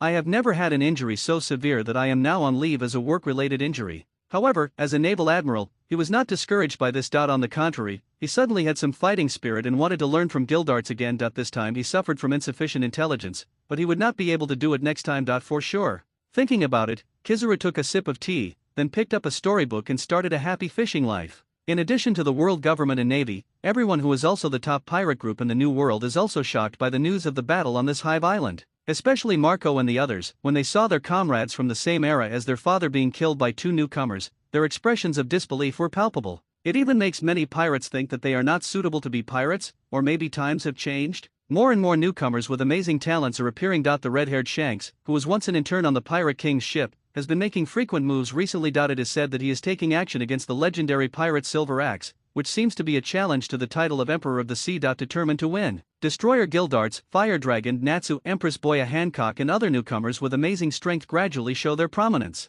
Of course, not everyone is panicked. At least Kaido, who had just sobered up, was extremely happy. Brother Kaido, do you know what we are called now? Quinn, who had pigtails and a chubby body, said excitedly to Kaido, who had just sobered up, now we are called the Emperor of the Sea. This is the King of the Sea. Ha ha ha ha, well done, Natsu. I have long disliked that old guy. He has been putting on airs just because of his seniority, but this time he let out a bad breath, and he has lived up to me. What I expect from you. Gudong, Gudong. After talking, Kaido picked up the wine gourd and started drinking. East China Sea, Kingdom of Goa, Mount Kalbo. Ace, how strong are these people? Can they be stronger than the old man? Luffy, who was just 7 years old and had eaten the rubber, gum, fruit, held the newspaper and said to Ace excitedly, "Who knows, but I will definitely be the one who can become the Pirate King in the future," Ace said confidently as he looked at Luffy's excitement. "No, I am the one who wants to become the Pirate King." When the words One Piece were mentioned, Luffy, the man determined to become the Pirate King, was not to be outdone. Ace, Luffy, what are you talking about? Just as the two of them were arguing fiercely, Sabo, who had blonde hair and a missing tooth, came to the secret base of the three of them. "Sob, why are you here? What happened these days?" Looking at Sabo, who had not seen him for several days, Ace asked with concern, thinking that Sabo had been imprisoned by his noble father again. "Ha ha, Ace, let me tell you, I have a swordsmanship teacher, she is very good, I have been training under her these days, now you are definitely no match for me." Hearing his friend's concern, Sabo he didn't hide it, and directly told Ace and Luffy about his apprenticeship and learning process. "Oh, then let's show off. The Grand Route, a certain sea area. Lord Hamak Saint, I wonder where you want to go next." On a luxurious ship, a slightly strange-looking man wearing a square hood sat on a slave and heard his subordinate say asking, he waved his hand. "Well, let's go to the East China Sea. I heard that a lot of powerful guys have come out of the East China Sea recently. I'm going to catch a few of the most powerful ones and make them slaves. It just so happened that a lot of people died in the last arena." "Yes, sir." After hearing the master's instructions, the man in black immediately went down to change the course, a small island in the East China Sea. "Long, we don't have enough supplies. Do you want to replenish some?" A fat man with purple afro and scantily clad clothes asked Long in green robe. "Then let's go to Frosty Moon Island. I have some friendship with the gym leader there." In the few days since the news of Beehive Island spread across the sea, there hasn't been any big commotion for the time being. The only thing worth noting is that the world government really launched the demon-slaying order in a frenzy to destroy all life on the Beehive Island. Mu Shui was also amazed by its ruthless methods. Even Mu Shui, who prides himself on being ruthless and ruthless, thinks that he still has a certain bottom line, at least he will never attack innocent civilians. However, the world's ZF will directly destroy the entire island with one lip. Everyone on it has been wiped out. If Doberman hadn't informed Urza of the matter afterwards, Mu Shui wouldn't have known that there would be such explosive news later. The world is indeed sick. Perhaps, when Mu Shui feels full of wings, he can do something he wants to do. As for now, let's just keep calm and develop. Before there are 10 GARP combat forces, Mu Shui feels that it is not stable enough. Even Neptune and Pluto, he wants to make plans, especially Neptune, who should be just now 3 years old, is a great time to develop. Maybe you can consider getting a fishman clone? At that time, recruiting a group of fishmen to salvage sunken ships can be considered a way to make a fortune.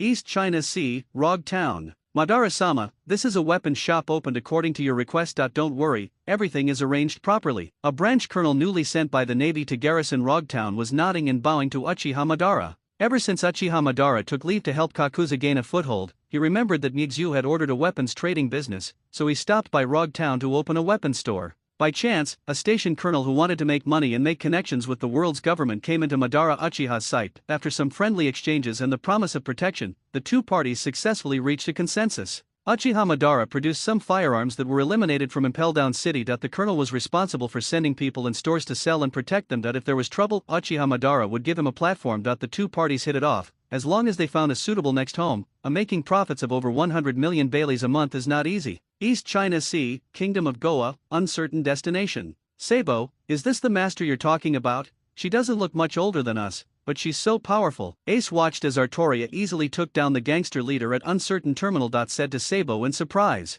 What happened just now? My master defeated all the guards in my house by himself. If the master hadn't gone to sea, she would definitely be more powerful than those Natsu, Gildarts, and so on, said master. Sabo was proud. He raised his little head, and in his eyes, even the big pirates who appeared frequently in the newspapers were not as powerful as his master. That is to say, Urza was a marine and had a good reputation in the East China Sea, so Sabo didn't move her out too. Otherwise, in his eyes, no one could be more powerful than his master. Sabo, do you think we can become a disciple of her? Maybe with her guidance, I can become the pirate king faster. Listening to Sabo's description, the young ace felt the urge to become a disciple. After all, he has experienced a lot since childhood. From his point of view, only strength is the foundation for fighting, and becoming a disciple is obviously a way to become stronger quickly. In addition, he also wants Luffy, his younger brother, to come with him. Escape is not his style, so everyone can do it together. Competition is fair. September's ability. The next day, Xuanjiao Village. Ding, Ace and Luffy have requested to become apprentices to Artoria. Ding, Artoria is thinking about it.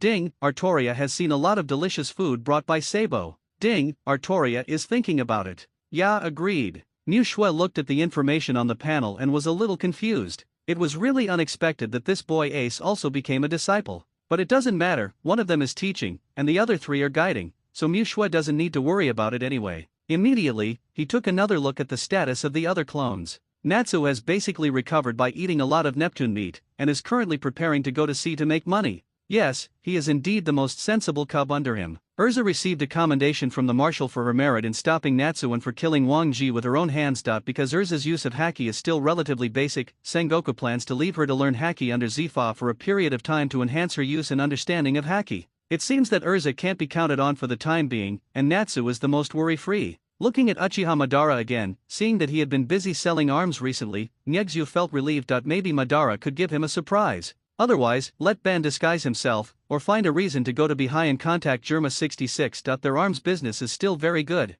As for Senju Hashirama, there is not much to say. He lives the most regular life of fighting monsters and has never left Impel Down City. He can be called a model worker among model workers. Unfortunately, he does not make any money. Unfortunately, Gildarts is still recovering, and he doesn't know how long the recovery time for these 12 trials will take, so he can only wait and see. The only thing that makes Mixu feel gratified is that the Chamber of Commerce in Kakuzu is completely on track. So far, all the chambers of commerce in the Kingdom of Scott have joined the family of Dawn, and the surrounding islands have also been well connected. For small chambers of commerce with no background, Jiaodu adopts a gentle policy of treating them with emotion, acting with reason, and allowing them to benefit. As for those chambers of commerce that have deep backgrounds and dare to cause obstacles, Jiaodu's 5 heart positions can be. It's not something to watch in vain. Anyway, there is Uchiha Madara on the surface, and there are no strong people in Donghai secretly, so everything is going smoothly. It is estimated that starting from next month, a steady stream of Pele will start to be recorded. August 31st, 1510 in the Haiwan calendar. Monthly summary. Natsu wiped out more than 300 pirates in total and captured 300 million baileys. Uchiha Madara completed his first arms transaction and received bailey 200 million. The current total balance of the system mall 1.8 billion baileys. After continuous struggle, Senju Hashirama's level has been improved by 1 level and is currently level 14. Artoria only rose to level 7 due to less fighting, but her bond with the 3 little ones has increased a lot. As for Urza, after half a month of special training, she has mastered the hardening and entanglement of armed haki. As for internal destruction, it is still a little worse, but the rest is not enough to rely on hard work, so Urza successfully left the training camp, and the operation to exterminate pirates began again. As for Kakuzu, the current prophet is not high. Mixu, who is not short of Bailey, is going to raise one first. If there is not enough money to buy the ability next month, then Kakuzu can only let Kakuzu go to the house of some unscrupulous businessman and quietly borrowed some land. September 1, 1510 in the Haiwan calendar. Skillfully opening the refreshed mall, even though it happens once a month, Mishue still couldn't help but feel excited. For example, some things I know will come every month, but I still can't stop my emotions every time they come. Armed Haki, advanced from the world of pirates, a special power that can increase the attack power and defense of the clone, and also allow the clone to gain the ability to touch natural devil fruits. Price, 200 million Bailey. 9 Dragon Thunder Gang Fire, fragment a legendary resource from a certain world, strange fire. It is said that this fire is silvery white. During the sudden rise, there are 9 silver fire dragons shuttled in the flame. After the clone is loaded, it is released. The flames will have a trace of dragon power, which has the effect of shocking the soul and has a certain burning effect on the soul. Price, 200 million Baileys. Kong Wulai increases the physical fitness and strength level of the clone by 1 level each. Price, 100 million Belly. Zanpakuto Kyoka Suijutsu, coming from the world of Shinigami, it is known as the strongest illusion type Zanpakuto, giving the clone the power to control the opponent's 5 senses. Anyone who has seen the moment when Kyoka Suijutsu was liberated will know it from then on. Will be completely hypnotized, and will fall into a completely hypnotic state whenever Kyoka Suijutsu is released. Selling price, 400 million Belly. Resourceful, give the clone super intelligence, with stronger and more ingenious logical analysis and planning abilities. Selling price, 100 million Belly. Powerful support, the clone can designate another clone as its protection object. When the protection object is 1 kilometer away from itself, all its own attributes will be increased by 1 level. Selling price, 200 million Belly. Hunting instinct, when the clone regards the target as prey, it will put great pressure on the target and increase the clone's strength by 1 level. If there are bleeding wounds on the target, the clone's agility will be increased by 1 level, at the same time the maximum limit of marks 1.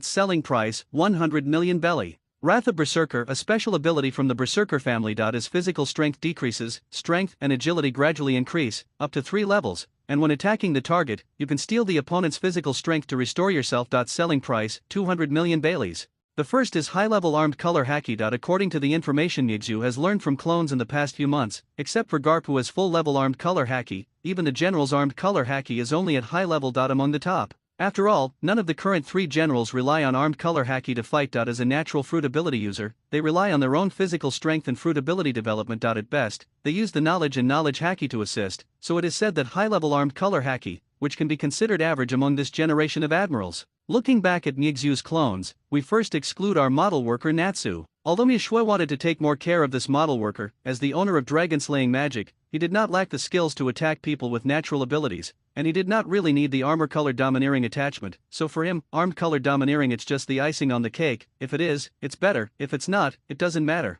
Now Mishue is not so luxurious that he can grant abilities at will. Good steel must be used on the blade. When he gets rich one day, Mishue will definitely reward Natsu. Now he can only feel aggrieved. Looking at Madara Uchiha and Hashirama Senju, the former has the 10-fist sword and has no shortage of means to fight the enemy, while the latter doesn't need it and impel down, so he can just pass by. Not to mention Gildarts, he has 3 colors of domineering, too. Artoria is now in the comfortable East China Sea, and she has a divine weapon nearby, so she can't use it, so let's pass. A businessman in Kakuzu wants to be domineering, so go ahead. Finally, I looked at Urza, seeing her newly initiated armed haki, and the fact that she could no longer keep up with Natsu's strength. In order to maintain the love between the two of them, then give Urza bar. Looking at the second ability, it turns out to be a strange fire. Even though it's just a fragment, it's still incredibly powerful. There's nothing to say. It must be given to Natsu. Moreover, Longwei can also be used as a overlord color, so it can serve multiple purposes. Further down, the ability to increase strength and physique should also be given to Urza. After all, her current strength is indeed weaker.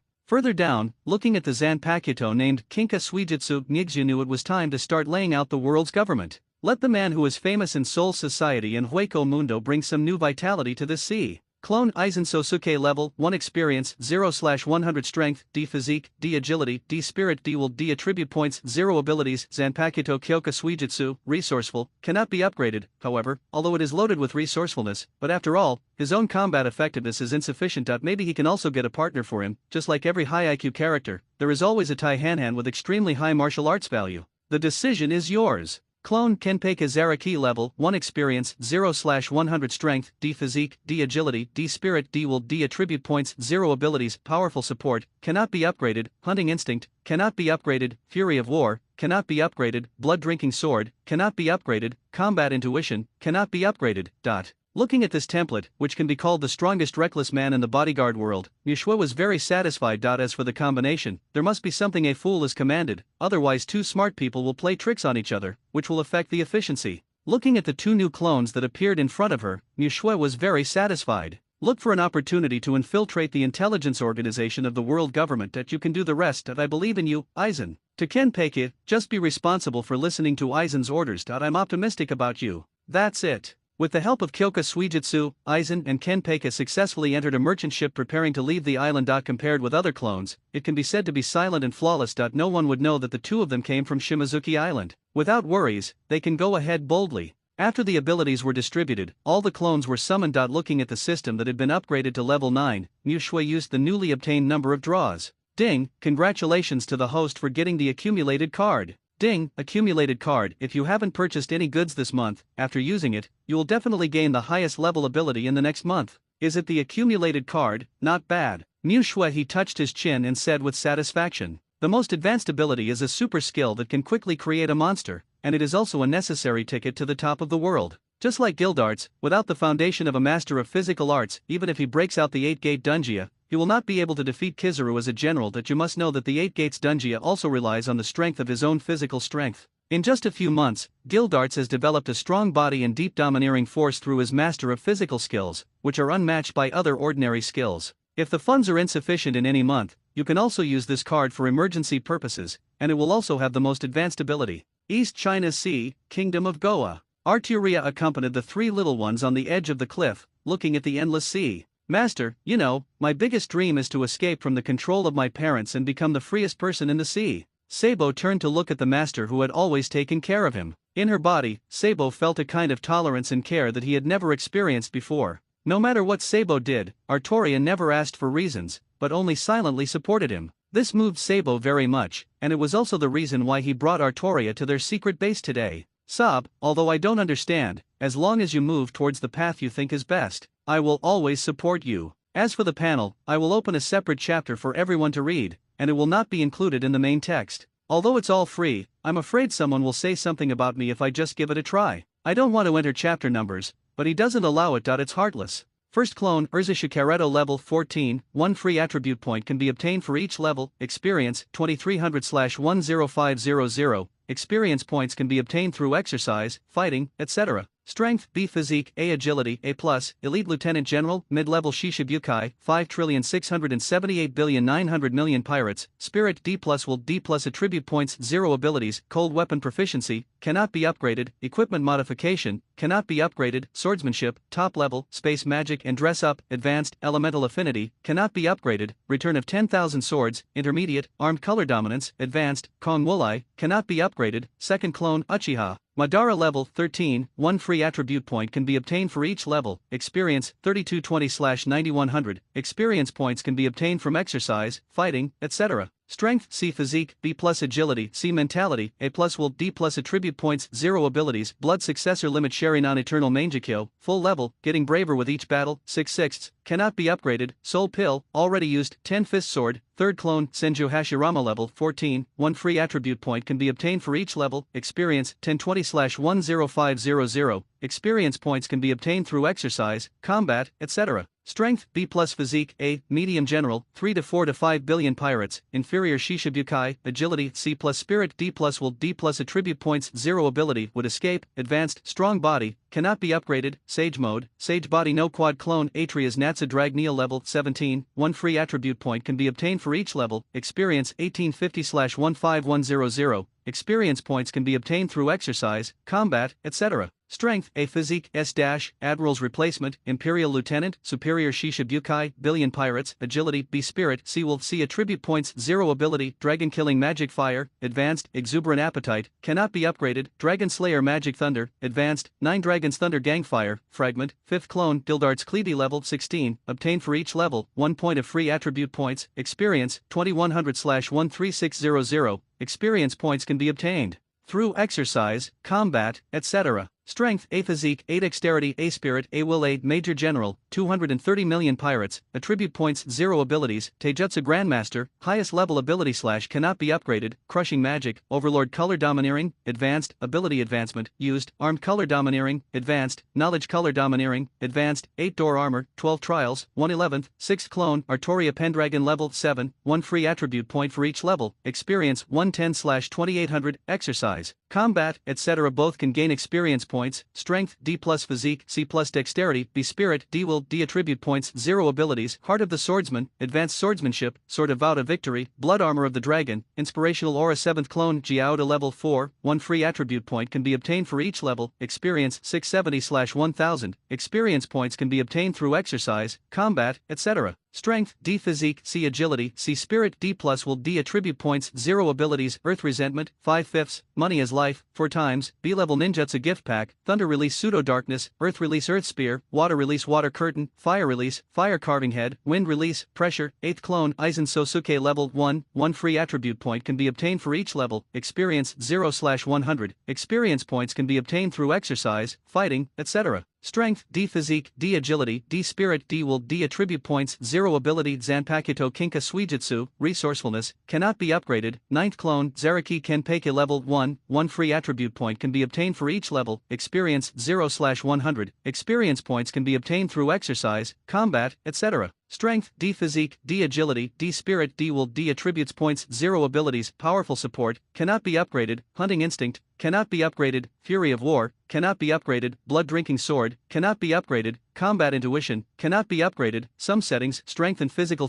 agility is the cornerstone. Neither strength nor agility can exceed the constitution by 1 major level, but strength and agility can exceed each other by 2 major levels. The spirit is relatively independent and cannot exceed 2 levels of physical fitness. The Grand Line, the New World, the Kingdom of Drad. Outside a small village belonging to the Kingdom of Drad. Mom, look, there seems to be something floating on the sea. A little girl who looked about 7 or 8 years old shouted excitedly to her mother. The blue-haired woman who heard the child's cry also ran over quickly, fearing that something strange might hurt her child. This seems to be a person? Looking at the object that was getting closer and closer, the woman took a closer look and saw that it turned out to be a red-haired man in ragged clothes with basically no good cloth to wrap himself. The woman stepped forward and touched her breath tentatively, and then touched the man's chest a little shyly. He's still alive. It seems he was in a shipwreck. Let's take him back first. Looking at the man who still had signs of life, the kind-hearted woman couldn't bear to see the red-haired man lying here like this. After all, there will always be amphibians and sea kings coming ashore on the beach, and if they can't be saved, they will be eaten by him. In fact, the red-haired man, Gildarts, was still passively exuding a weak domineering aura even when he was in a coma, which was why he was able to float to the shore safely. Mom, can I have a father too? The little girl asked happily as she watched her mother carry the man home. The little girl who has lived with her mother since she was a child has always envied other people's children for having a father to act like a spoiled child. Although she has asked her mother why she does not have a father, she has not received an answer every time. East China Sea, Kingdom of Goa. Sob, have you decided? Do you really want to go to sea so early, or wait a few more years? Ace looked at Sabo, who sneaked out and was about to go to sea early, and asked with concern. Ace, I can't stand this dirty country anymore. My heart tells me that the only longing for freedom is my pursuit. I must go to sea and become the person who flies freely. Sabo didn't heeding Ace's advice, he instead looked at the sea and expressed his ideals passionately. Looking at this scene, Ace knew that nothing could stop a man from going to sea to fulfill his ideals. All he can do is send his most sincere blessings to his good brother. Ace looked at Sabo and held out his fist. Sob, may your name resound throughout the sea. Ace, when you go to sea, you must come to me. Sabo turned around and fist-bumped, and said solemnly to Ace. The next day, the port of Goa Kingdom. Many nobles, including the king, were standing at the port, looking forward to it. It looked like he was preparing to meet some big shot. Arturia was among them. When she learned that the world nobles were coming, she knew that the plot that Mu Shui and her mentioned was coming, so she followed quietly to the port, preparing to look for Sabo, who was hit by artillery fire after the Draco appeared. On the one hand, in order to prevent the butterfly effect from causing the dragon to not arrive immediately, Sabo really fell. On the other hand, if the Revolutionary Army really comes, according to Migu's plan, Arturia can take care of Sabo and join the Revolutionary Army. By then, as long as she shows dissatisfaction with the world's nobles, she should be able to join the army. In the Revolutionary Army. Over the port of Goa Kingdom, the dragon was preparing to leave, floating in the air and looking at the scene below. The rotten world, the hypocritical nobles, everything will end. Away from the other side of the port, Sabo also sneaked out while his family members were out. Sabo didn't say goodbye to anyone, including Artoria. He did not want to start his first voyage in a sad atmosphere.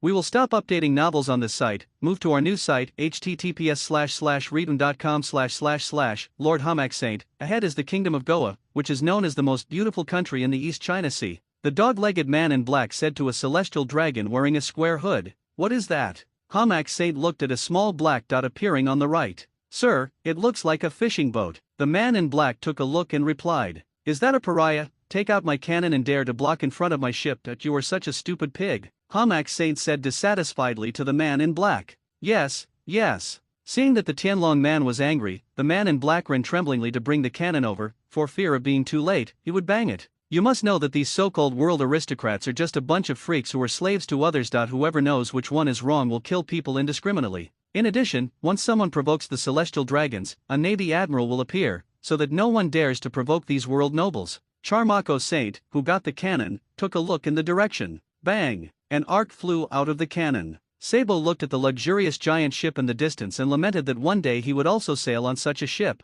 Suddenly, he saw a black spot approaching. Before he could make a distinction, boom! An unexpected explosion sounded on the right side of his ship. "You bastard, why are you attacking me?" Sabo's face was full of confusion and anger. Why was he suddenly being bombarded when he obviously didn't do anything? "It missed. Damn it, how did you aim? If you miss the next shot, I will shoot you out." Hamak Saint looked at the missed artillery and immediately scolded the man in black. The man in black also dared to be angry and dare not speak out. It was obviously the Tianlong man who arranged it himself, but now he still blames him. There was no way. Who made this person a world noble? The man in black quickly stepped forward to correct the angle. Aim and shoot. Boom! The trained man in black perfectly fired the cannonball and hit the boat. "Damn it, is my trip over here?" As the roar sounded, Sabo fell into endless darkness. At the last moment, he seemed to see his teacher, the man as gentle as an angel. "Child, your journey has just begun." That's right, Artoria took action, not because of her relationship with Sabo, but because the clone had no feelings. Just based on AI calculations, if she was so powerful that she didn't rescue her apprentice Sabo immediately, but waited for the Revolutionary Army to take action, and told the ship to take care of Sabo, then she would be quite suspicious.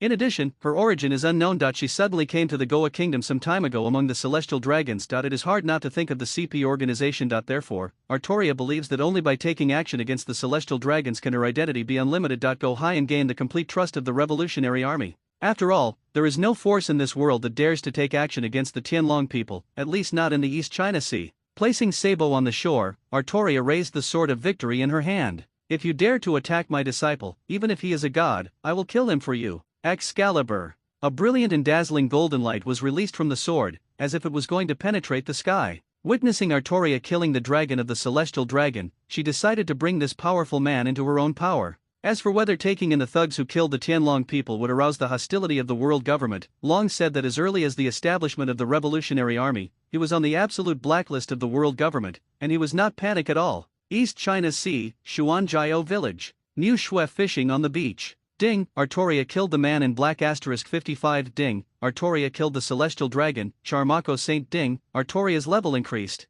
Ding, Alto Lia's level has been improved. Niu Shui was completely confused. When did he assign Artoria the task of killing the celestial dragons? Didn't you say you wanted to join the Revolutionary Army? When did the certificate of declaration for joining the Revolutionary Army become a Tianlong? Looking at the experience gain and level improvement, it is estimated that the entire Tianlong travel group was completely wiped out. He looked at the message Arturia sent him. Because the incident happened suddenly, Arturia did not have time to report it and made an impromptu decision. In this regard, Niu Shui didn't say anything. From beginning to end, Niu Shui believed in every clone. He believes that all he needs to do is determine the general direction and ensure that each avatar can complete the tasks assigned by him. As for the rest, how to complete it, and who needs to be contacted, Niu Shui doesn't care at all. After all, he was not at the scene, so it was difficult to judge many things. Besides, isn't it just killing a scum like Dragon Pig? Not only is Niu Shui not angry, but she is quite happy. Originally, Niu Shui had no good impression of this kind of aloof and indifferent parasite. It's just that due to lack of strength, I can't do it myself. Now Artoria is taking this opportunity to join the Revolutionary Army. With the Revolutionary Army supporting her in front, there is nothing to be afraid of. Besides, does the person Arturia kills have anything to do with Niu Swicken? He is just an ordinary fishing boy. At most, he has a hobby of bullying. No, it's just a hobby of coaching Zaro, Holy Place, Marie Jaya. Bang! It's outrageous, it's truly outrageous. There are still people who dare to attack the celestial dragons who are the nobles of the world. The bald man holding the sword blew his nose angrily and stared, almost drawing his knife to kill the person in the intelligence. Kill the fanatics. Unexpectedly, another daring person appeared in the East China Sea. We must not let it go. The old man with the mustache was not so angry. After all, he knew what those stupid pigs were like. Apart from eating, drinking, and having fun, they were of no use at all. No. But he will never allow this kind of thing that damages the dignity of the world government. Inform the Navy to arrest this person named Artoria with all our strength. No one can survive after provoking the world's government, the blonde old man said. Admiralty Headquarters, Marine Vander, Marshal's office. Ha ha ha ha ha, I didn't expect that another interesting little guy appeared in the East China Sea. Garp looked at the gloomy-looking warring states and laughed indifferently. That's enough. This Arteria comes from the kingdom of Goa in the East China Sea. You'd better pray that she has nothing to do with dragons, otherwise those old guys will definitely cause trouble for you. Warring States Strategy said to his old buddy with some worry. It doesn't matter, I don't care about those old men. Garp pressed his nose and said casually. Anyway, he is just an inconspicuous lieutenant general, and he is not a general who is always called upon by those Tianlong people. 5 old stars, never mind his business. Okay, let's issue the reward order, no matter life or death. The reward order said, codenamed God Killer, name Arteria, bounty 1.4 billion, belly requirement, no matter life or death. New World, Moby Dick. Dad, look, someone actually dares to take action against the celestial dragons. Marco, a newspaper professional, once again promptly reported the latest news to his father, Whitebeard. Oh, he dares to kill the Tianlong people. What a brave little guy. Kula la la, my sons are having a banquet, and if you meet this little guy at sea, remember to treat her to a drink. Bye. Beard admired Artoria's behavior very much. If it weren't for his children, he might have taken action against the scum of these worlds. New World, a Nagashima. Brother Kaito, look, big news, someone took action against those celestial dragons. The chubby Quinn held up the newspaper and handed it to Kaito, who had just sobered up. Hiccup. It's a pity that he's not an animal fruit user. Kaito glanced at it vaguely and found that he was a swordsman, and instantly lost interest. Brother Kaito, it's not easy to have just one Natsu this year. How can there be so many powerful animal fruit users? Quinn muttered as he looked at Kaito, who turned his head to drink. New World, Nations. Brother Katakuri, read today's newspaper. Smoothie, who had 3-meter-long legs, handed the latest newspaper to Katakuri, who was also a 4th general. Artoria, what a courageous girl. New World, Red Wasp, boss, there is another big news in the East China Sea. It's the same one who met little Luffy. Oh my country. Lacey Lou said to Shanks while eating a 250 centimeters long chicken drumstick. Is little Luffy going to be okay? Jesus Bulletin, who was on the side, came over as soon as he heard the news that it was Donghai and intervened. Don't worry, Luffy's journey has not yet begun. We have to speed up the pace, but we can't let these newcomers steal the limelight. Shanks rarely said such a serious thing. Wow, the serious boss is so handsome. Lazaru looked at the serious Shanks and came over with a smirk on his face. Go aside, windlass belt, Amazon Lily. Inside the huge and luxurious bathroom, green-haired Sundar Sonia burst in with a newspaper. Hancock immediately covered his back when he heard the sound. What's going on? Didn't you tell me not to come in while I was taking a bath? Hancock suddenly breathed a sigh of relief when he saw it was his sister and said loudly, East China Sea, Kingdom of List. Break it, Mirror Flower, Water Moon. Lista 7, who was sitting on the throne, suddenly had dull eyes, looking at the man with black-rimmed glasses in front of him like a puppet. This man with an elegant temperament and eyes as gentle as the sun is Aizen, who just set off. Then let's talk about all the information you know about the CP organization. After going to sea, using this Zanpakuto named Kyoka Suijutsu, Aizen easily obtained a lot of information. In this world of Blood Bull warriors, everyone has very low resistance to mental illusions.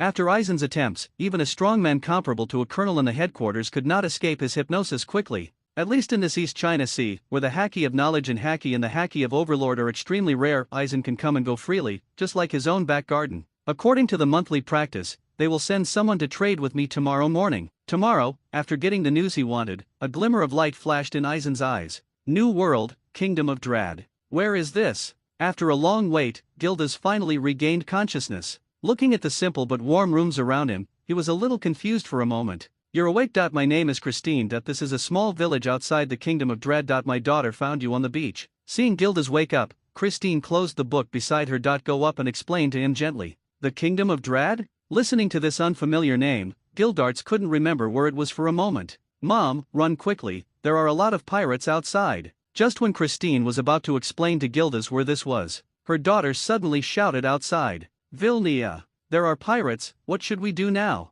Christine heard her daughters cry and panicked. After all, she was just a weak woman with no strength. If you don't mind, leave it to me. East China Sea, Culber Mountain. Ace, what do you think Sabo is doing now? Luffy asked casually, seeing that Ace was a little distracted. Who knows, he might have gotten lost at sea, ha ha ha ha ha. Although Ace said something mocking Sabo, he couldn't help but worry in his heart. After all, he was also worried about the laser cannon that penetrated the celestial dragons. I saw it, and besides, Sabo is also a genius who went to sea, and I don't know if his journey will be smooth or not. East China Sea, Winter Grandma. On the way to Xuanjiao village. My head hurts. Sabo, who was knocked unconscious by the shell, covered his head that was still in severe pain, and slowly sat up from the bed. Where is here? Why am I here? Looking around, he found that it was a completely unfamiliar environment. Hip, boy, you're awake, your head was injured by a cannonball, and you're so lucky to still be alive. Ivankov, a female with this purple afro, teased Sabo who was doing it. In fact, as a hormone fruit user and a skilled doctor, he was very sure that Sabo could wake up safely, so he spoke in a very frivolous tone.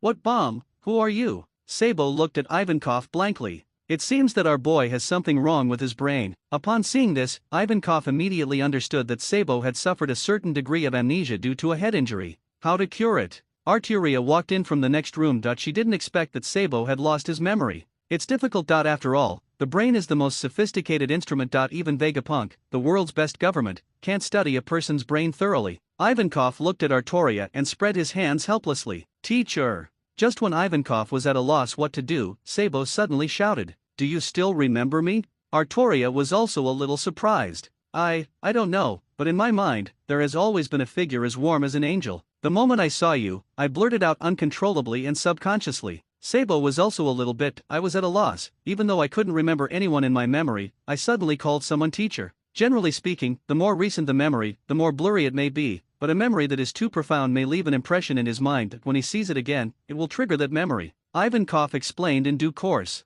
Sabo, this is your name, and I, Arturia, am your teacher. Arturia said to Sabo seriously. Sabo looked at this big sister who gave him a very familiar and warm feeling, and nodded subconsciously. Arturia, what are your plans now? Seeing that the room gradually became quiet, Long also opened the door and walked in. Not yet. Arturia shook her head. In order to successfully join the Revolutionary Army, Arturia was prepared to retreat and let Long invite her instead of her enthusiastically volunteering. After all, people always don't know how to cherish things that they can easily get. Then why not join us? Seeing this, Arturia also pretended to hesitate for a moment, and then nodded in agreement. Arturia, the wandering swordsman, Sabo's swordsmanship teacher. Looking at Arturia who solemnly introduced herself, Long also straightened his collar and said with a serious face, "Get acquainted again, Monkey D. Long, leader of the Revolutionary Army. This is the Revolutionary Army, Army Commander, Ambrio Ivankov. Welcome to join." It was just established 10 years ago. How long ago the Revolutionary Army had not formally established the Army Commander of the Four Seas and the Great Sea Route, so they were collectively referred to as Army Commanders. Bihai, Germa 66 Kingdom.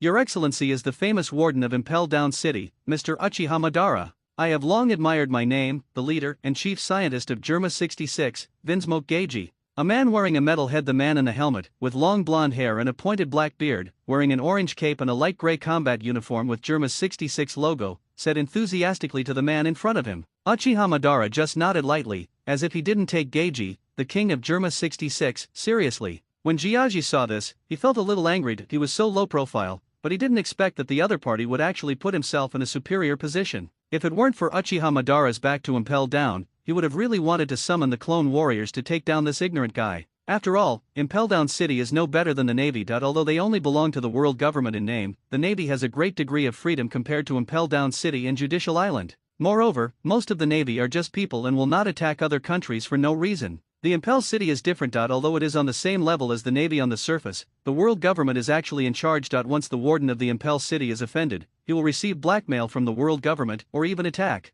With Roger's words before the end, the era of great pirates has officially begun. More and more people are heading to the sea one after another in search of the so-called big secret treasure. It is undeniable that some people become so-called adventurers for the dream of going to sea. However, most people just do it for their own selfish desires, whether it's money, fame, or other things. Because of their ever-expanding desires, these people take desperate risks and eventually become a disgusting pirate. As the number of pirates continues to rise, the world government's control over the entire world has shown a decline. Many places were damaged and destroyed by pirates, and many powerless families were ruined. The most serious thing is the second half of the Great Route known as the New World. Except for a few naval branches close to the Red Continent, it has almost completely turned into a paradise for pirates. Whether the world government is willing to admit it or not, in the New World, the real ruler is not the government or the navy, but the pirates. The top pirates are Whitebeard, Edward Newgate, Big Mom, Charlotte Lingling and Beast Kaido. And today is September 13th, year 1510 of the Haiwan calendar.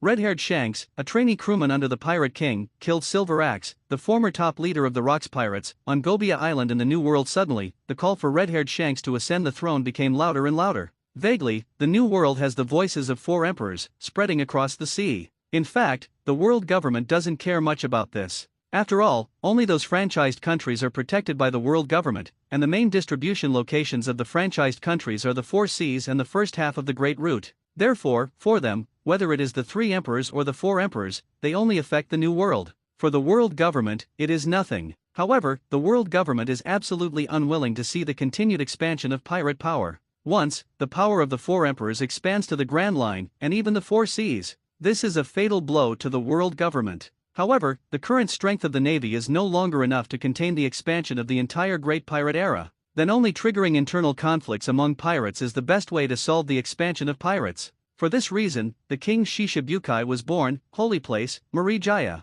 The preliminary candidates for the Shishibukai are reward of 80 million baileys, Empress, Boya Hancock, reward of 81 million baileys, Sand Crocodile, bounty of 296 million baileys, Tyrant, Bartholomew Bear, bounty of 320 million baileys, Moonlight, Moria, reward of 340 million baileys, Teniasha, Don Quixote da Flamingo, bounty of 460 million bailey, Hawkeye, Joricole Myhawk, and a bounty of 530 million bailey, Destroyer, Gildarts. If there is no objection, let the Navy start inviting people one by one. Second. The bounty was given before becoming the Shishibukai. This is Hancock's first year at sea, and the bounty is 8,000.1 Bailey was directly recruited. As for Jinbei, he joined voluntarily in 1511 in order to save Aaron and Fishman Island. I made up Bailey of Hawkeye, don't worry about it, East China Sea, Kingdom of Lister. Inside the King's Palace. Who are you? A CP3 agent who was ordered to do the transaction asked warily as he looked at the smiling strange man in front of the king. There should be no strangers in the transaction between them. Don't be nervous, I just want to borrow your identity.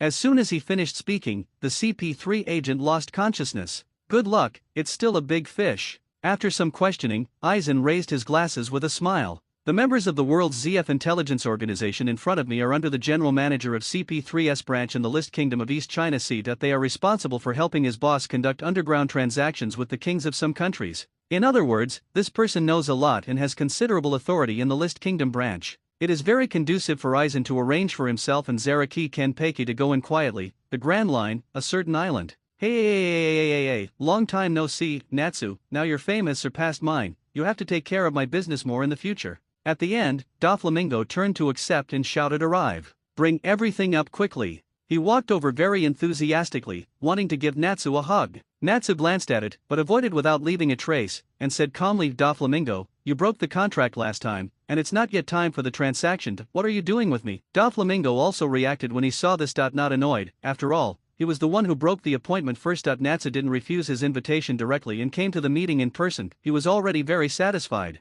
After all, Natsu's status in the Beast Pirates is now comparable to that of a big sign. Moreover, he also heard that Natsu had a fellow countryman who was as good as a general, which made him even more afraid to be arrogant. Hey, it was our mistake last time. Look, I just came to you after collecting the Baileys. Including the 2 billion Baileys last month, the total is 5 billion Baileys, of which 1 billion is my personal compensation to you. I hope there will be no misunderstandings between us and we can keep in touch in the future. Doflamingo asked his men to bring out a total of 50 treasure boxes and placed them in front of Natsu and said. Hearing this, Natsu's hanging eyes lit up and he became energetic. Oh, 5 billion belly. Natsu stepped forward and took a look, and confirmed that there were a total of 5 billion belly here, every penny was more. Good brother, why are you so polite? Accidents will inevitably happen to the people under your command. This misunderstanding is over. Please keep in touch in the future. Seeing these Bailey boxes filling the entire deck, Natsu also hugged Dover. Lang Minga's shoulder showed him a bright smile. Doflamingo was stunned for a moment. He didn't expect that giving away the extra 1 billion would be so useful. It made Natsu, a man like a big billboard, smile. You know, in the world of pirates, no top powerhouse will be affected by a mere Bailey. Natsu's performance really surprised Doflamingo. I thought the best result would be to eliminate the misunderstanding last time. Unexpectedly, the recovery was as good as before, or even better. Doflamingo looked at the beaming Natsu and thought to himself. It seems that Natsu likes Bailey very much. Next time, he can do what he likes, give more gifts, and build a good relationship. I don't blame Doflamingo for being interested. Anyone who has the opportunity to win the favor of a top powerhouse with money will do so. After all, for Doflamingo, money is just a means to an end. Looking at the sudden increase of 5 billion belly on the panel, Niu felt as happy as flying into the sky. Natsu, just use these 5 billion belly. The next refreshed ability, as long as you use it, I will arrange it for you first. Since the activation of the system, the two largest sums of money Niu has gained are all from Nez. Looking at Natsu's pitiful skill panel, he felt a little ashamed. Such outstanding employees must be rewarded severely. You must serve as a role model for other avatars. Don't just fish in the workplace day after day without making any money. Is it the one who pushed forward the city?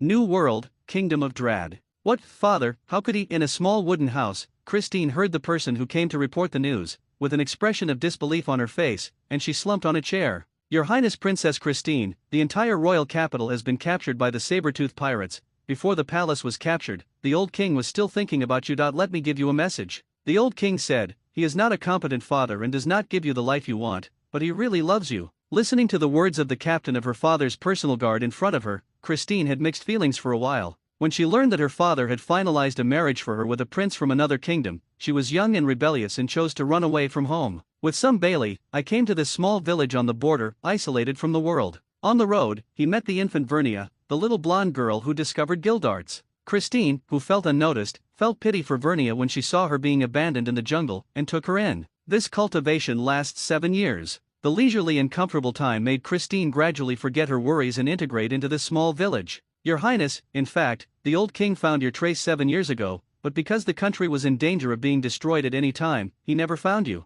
The old king really loves you, and she doesn't want you to be old. You have been burdened with such huge pressure for so long, and the marriage is just to let you still live a good life, but it ignores your feelings. The captain of the guards was afraid that Christine would not be able to let go of what happened back then, so he sighed with emotion. As the king's personal guard, he has watched His Majesty the king grow older over the years, and he misses his daughter more and more. Later, that hostile country was destroyed by a powerful, monster-like person, probably named Barrett. The old king felt ashamed of you and wanted you to live the life you wanted, so when he found out that you were here anonymously, he sincerely hoped that you could live the life you wanted to live. In case Christine didn't believe his words, the captain of the guards added the general story of what happened. Christine heard the cause and effect of what happened that year, and 2 lines of tears flowed from the corners of her eyes. She didn't expect that the country was at the point of life and death, but as the princess of the country, she left without any responsibility. Fortunately, the crisis was fortunately resolved, otherwise the country would be destroyed, and she would have uneasy conscience for the rest of her life. Moreover, knowing that her father really loved her, he even found an old friend to marry her in order to prevent her from having a difficult life as a subjugated princess.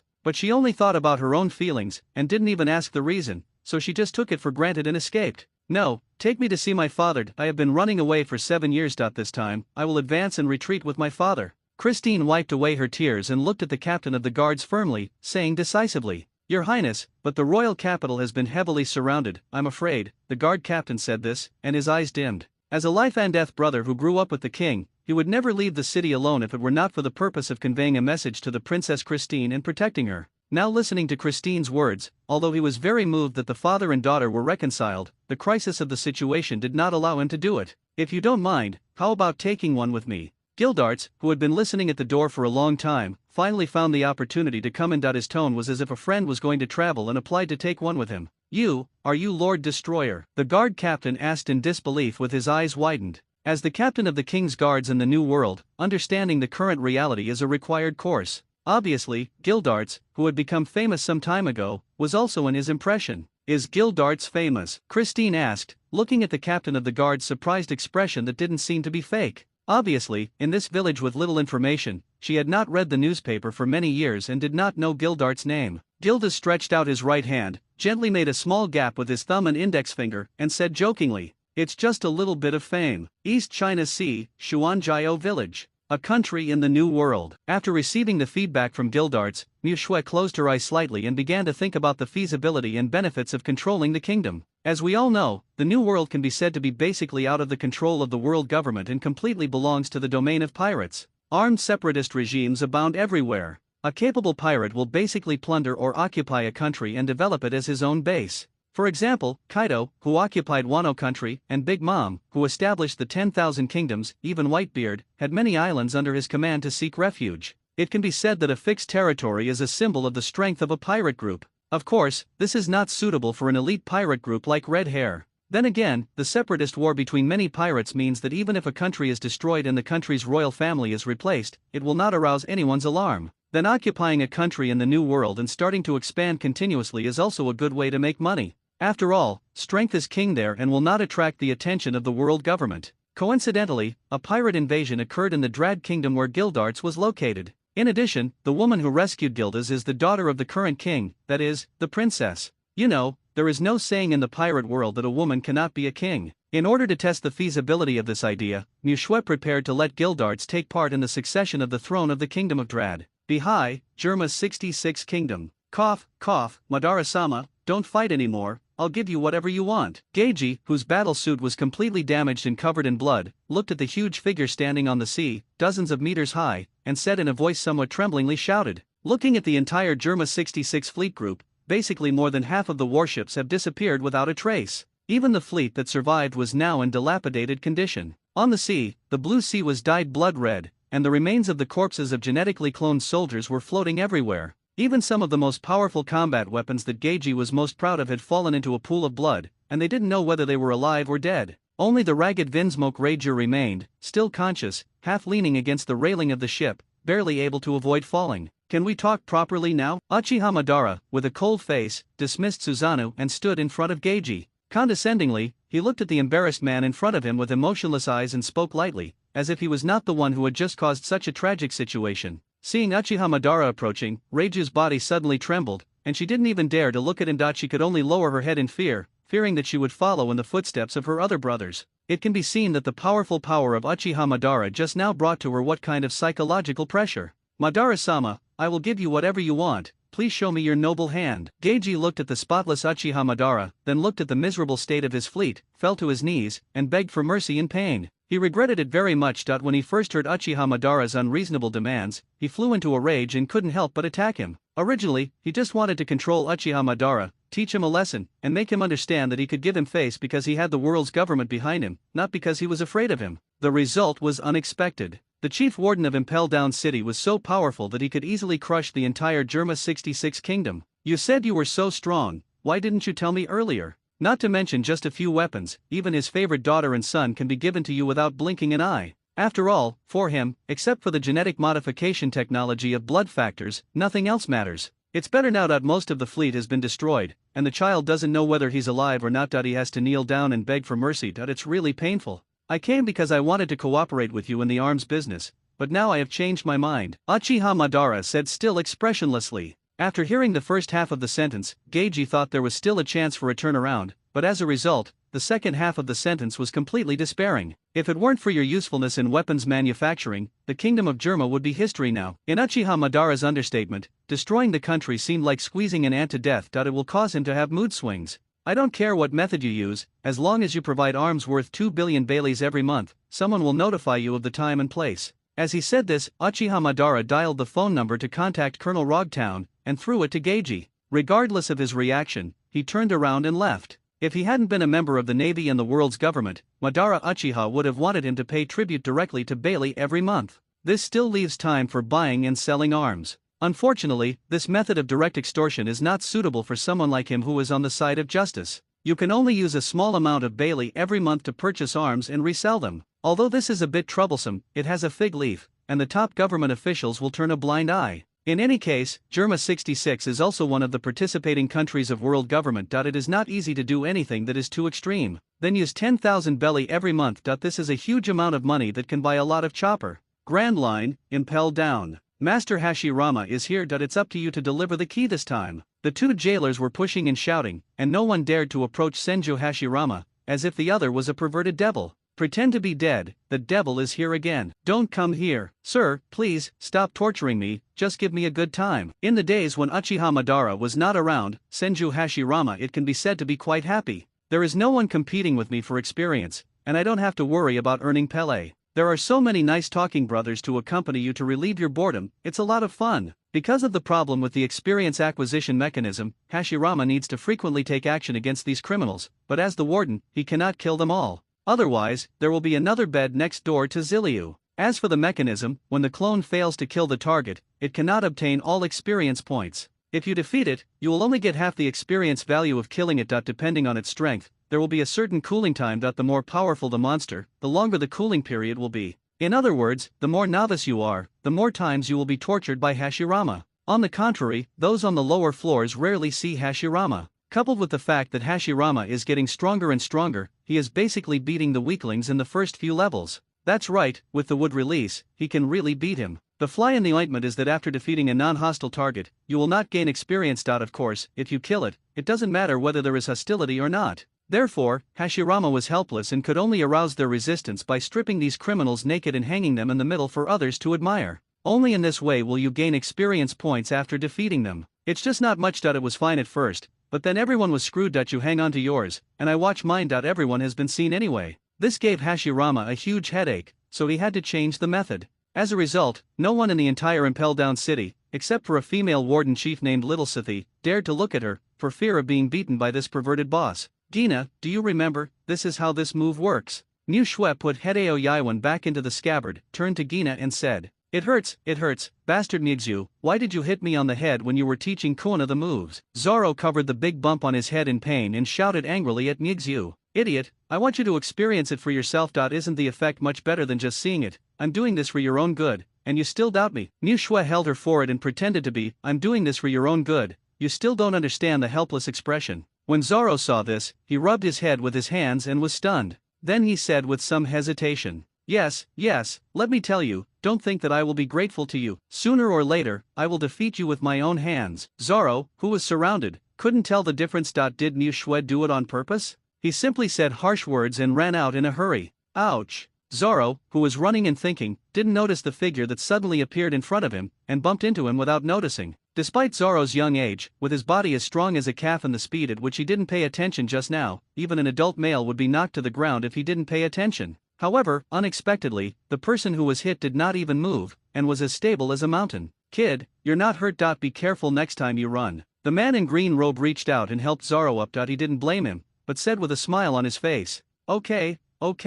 Ignoring what this mysterious man said, Zoro stood up, responded hurriedly, and ran out. Who are you? As the eldest brother of the gym, when seeing someone visiting, Mu Shui stepped forward without hesitation. I'm your master's old friend, and I came here to catch up with him. The man in green robe showed half of his tattooed face and smiled at Mu Shui. Looking at this familiar face, Mu Shui recognized him at once. He was the most vicious criminal in the world and the leader of the Revolutionary Army, Monkey D. Long. Before Mu Shui could reply, a warm voice came from behind. Nyegzu, go to the kitchen and make some tea. It was Kazuhiro Shigetsuki who sensed a few strong auras and was about to come out to see the situation. Seeing that he was an old acquaintance, he felt relieved and asked Mu Shui to retreat and make tea, preparing to welcome him in person. When Koshiro's wife had a difficult delivery, the situation was so severe that neither mother nor daughter could be saved. It was only with Ivankov's intervention that Kuna was barely saved. Therefore, as a person from the country of Wano, he promised that as long as the dragon is in need, he will do his best to repay the kindness of saving his daughter.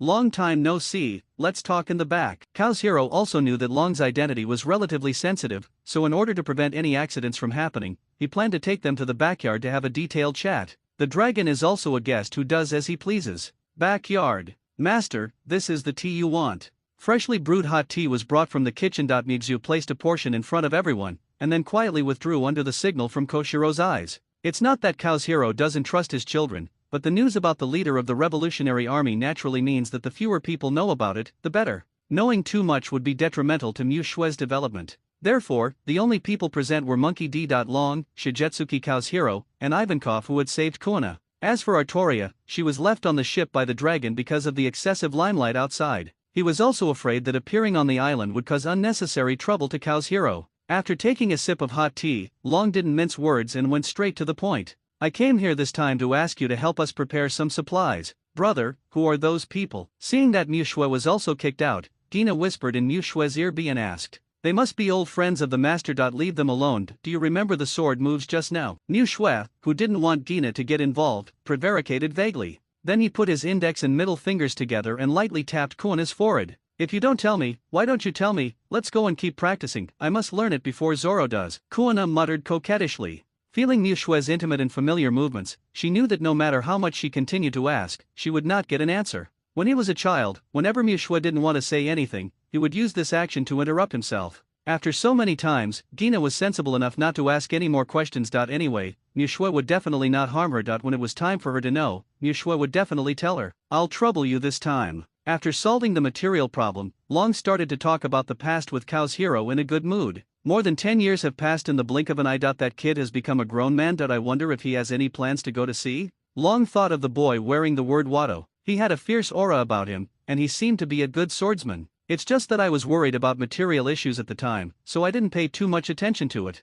Now that the problem has been solved, he, who lacks top-notch combat power, wants to recruit Niu Shue into the Revolutionary Army. Upon hearing Long's inquiry, Kao's hero immediately understood that Long was interested in his eldest disciple. However, Kao's hero did not answer clearly, but continued to squint his eyes and said with a smile, when a child gets older, it's hard for parents to take care of it. He has to make his own way in the future. The implication is that you can ask it yourself. He agrees and I don't object. After understanding Koshiro's attitude, Ryuya breathed a sigh of relief. After all, the Revolutionary Army is now a very dangerous organization, and he is afraid that Kao's hero will stop him, so he has no choice but to give up recruiting Nixu. Now it seems that since Kao's hero has no objection, he is going to give it a try. After all, as the leader and founder of the Revolutionary Army, he still has the confidence to persuade a child. Looking at Nixu, who was teaching Gina in the back mountain, Long lamented that when he was this big, he was still struggling to survive under the old man's fist. In the blink of an eye, his child was almost this big. Child, do you know that this world is very big? It is so big that there are fishmen islands 10,000 meters deep in the sea, sky islands hanging 10,000 meters in the sky,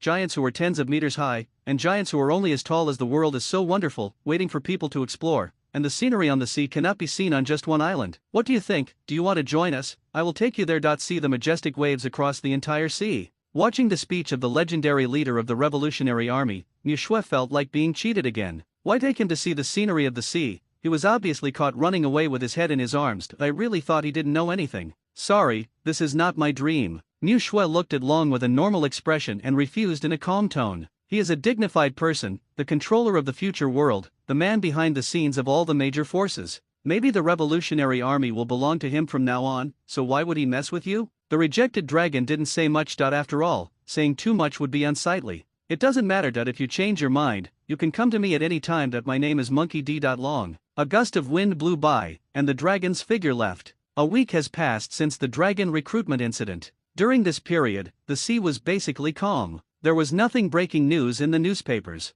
It's just that today the pirate group is somewhat famous, and tomorrow the Navy will take action to suppress the pirates, blah blah blah. The only thing worth mentioning is that in the New World, the Saber-Tooth pirate group, which had a total bounty of over 1 billion, was wiped out by the group in a country called Drad. It is said that in this incident, there was the figure of the legendary destroyer Gildarts. It can be regarded as a small matter, but there is no definite evidence. In addition, in the New World, the destruction of a small pirate group with more than 1 billion people cannot cause waves at all, so it is left alone. In this incident, Gildarts successfully eliminated the pirate group that threatened the entire country, and received thanks from the current king, Christine's father. And under Gildas's hint, the old king voluntarily abdicated, and Christine became the queen in a daze. Although the old king used the excuse that he was too old and his body was frightened in this incident, but she understood that it must be for Gildas's sake. Having experienced 3 times of powerlessness in the face of crisis, she knew the importance of strength. This time she did not choose to escape. Instead, with the help of Gildarts, she quickly took control of the entire country,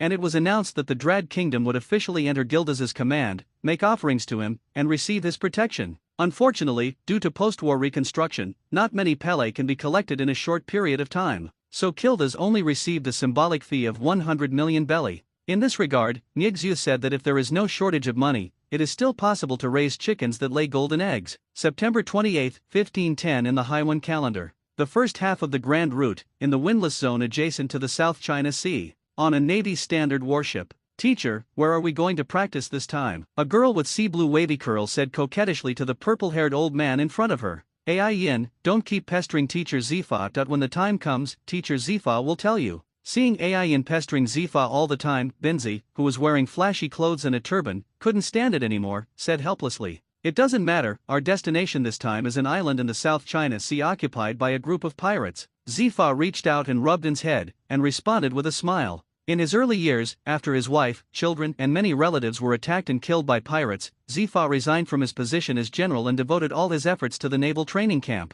This also adds a lot of new blood and backbone to the Navy. For example, the current 3 Navy generals, Kizaru, Akainu, and Aokiji, as well as most of the lieutenant generals and colonel officers. For example, Flying Squirrel, Ghost Spider, Doberman, Stoloberg, Huashaishin, Gumir, Delmshia, Bastiu, etc. were all once students of Zifa. It can be said that Zifa's reputation and status in the Navy are even comparable to that of the Warring States Marshal. This time, Zifa is also taking the new class of naval cadets to prepare for training in the South China Sea. After all, Zifa is already 62 years old. He has passed his peak, and his strength has long declined to the level of a candidate for general. Even when he suffers from an asthma attack, he may not even be able to maintain the strength of an elite lieutenant general. Therefore, in order to prevent himself from failing to rescue and causing fatal injuries to the students, Zifa always chooses relatively safe Sihai as the trial location. The average strength of the 4 Cs is far inferior to that of the Grand Line. Even if he can only display the strength of a lieutenant general, Zifa is confident that he can protect his students. Therefore, Zifa, who rarely came out to relax, was in a very good mood. In addition, Ai Yin was one of his 2 favorite students in this class,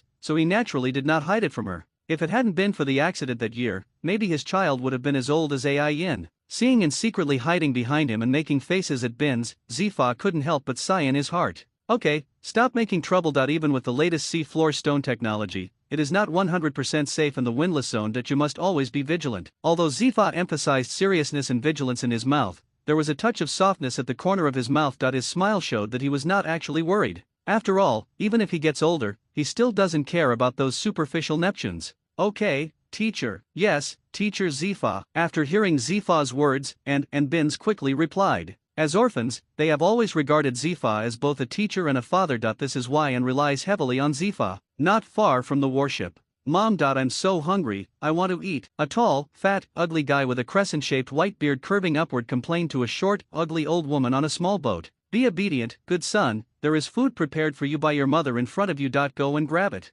Looking at the nearly 7-meter-tall silly son in front of him, Miss Barkin, Stussie's helpless opponent, said Vabel. Relying on Vabel's powerful strength, they were preparing to cross the windless zone, but accidentally lost their way and almost ran out of supplies. Fortunately, a warship was found ahead, which solved the urgent need. As for the strength of naval warships, Vabel, who has a strength that is not inferior to that of Whitebeard when he was young, is not afraid of anyone at all, and with his well-developed brain, he is probably not afraid of this. Okay, Mom, I'm going to get our food back. September 29, 1510 in the Haiwan calendar. Zifa, the former admiral and current chief instructor of the naval training camp, known as the Blackwrist, and the Grand Line Silent Belt were attacked by Whitebeard II Edward Vabel. Due to illness, Zifa only managed to save 2 trainees at the cost of a broken arm, and the rest of the Navy were sacrificed. Suddenly, the Navy headquarters was shaken. No one could believe that there were pirates who dared to attack Zifa's warship and succeeded. Teacher Zifa, are you getting old after all? Looking at Zifa, who was unconscious in the Navy infirmary, Kizaru left a bouquet of flowers and looked at the blooming cherry blossom tree outside the window and sighed.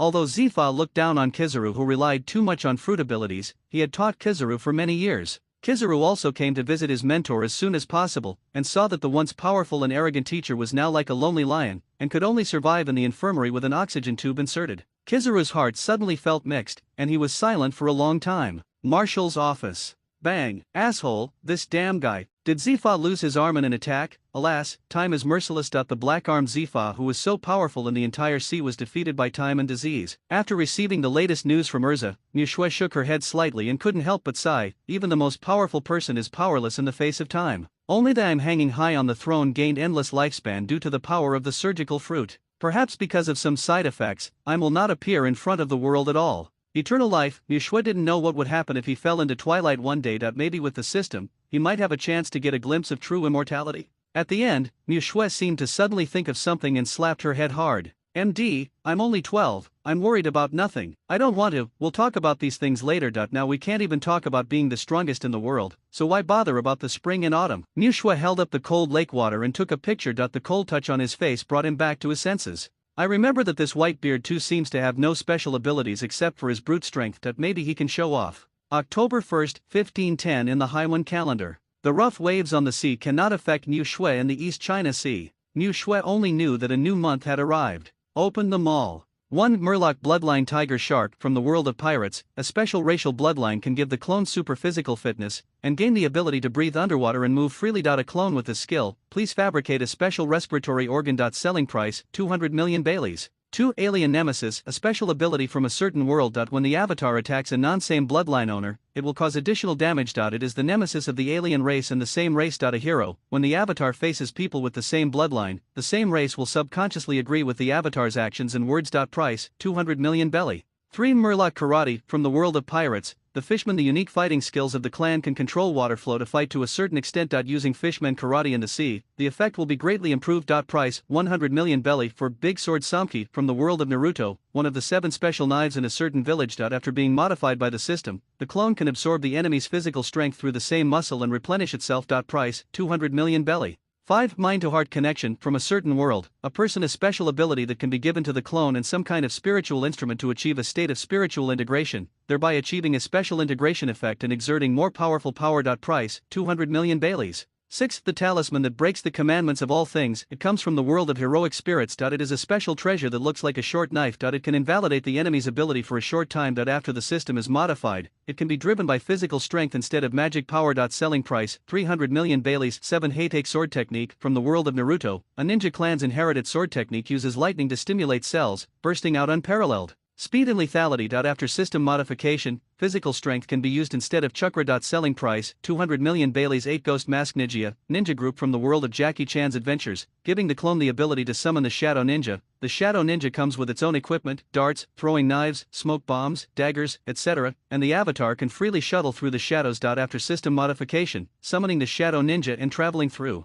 the shadows require physical strength. There is no upper limit on the number of summoned Shadow Ninjas, and they will return to the shadow space after death. Wait for the call again. Price 400 million Baileys. 9. 6th Marine Style, from the world of pirates. A special physical skill unique to the Navy, which can perform moves beyond ordinary people. There are 6 moves in total. Shaving. If you practice iron blocks, paper drawings, moon steps, orchid kicks, and finger guns, you can master the special move, Return of Life. Price 100 million belly. 10. Book of Intelligence, from World of Warcraft, a special item that can slowly increase the mental power of the clone when carried with you. It can also be used once to increase a certain level of mental power. Price 300 million belly. 11. 2 Color Domineering, advanced from the sea in the world of thieves. There are 2 special powers, Armed Color Haki, which can increase attack power and defense, and can also be used to touch natural devil fruits, while Insight Color Haki can sense and predict the enemy's movements in advance. Price 400 million Baileys. There are too many, so I can't read them without serial numbers. We will stop updating novels on this site, move to our new site, https://readon.com// Looking at the dazzling array of system panels, I looked at the balance, which was as high as 5.1 billion Baileys.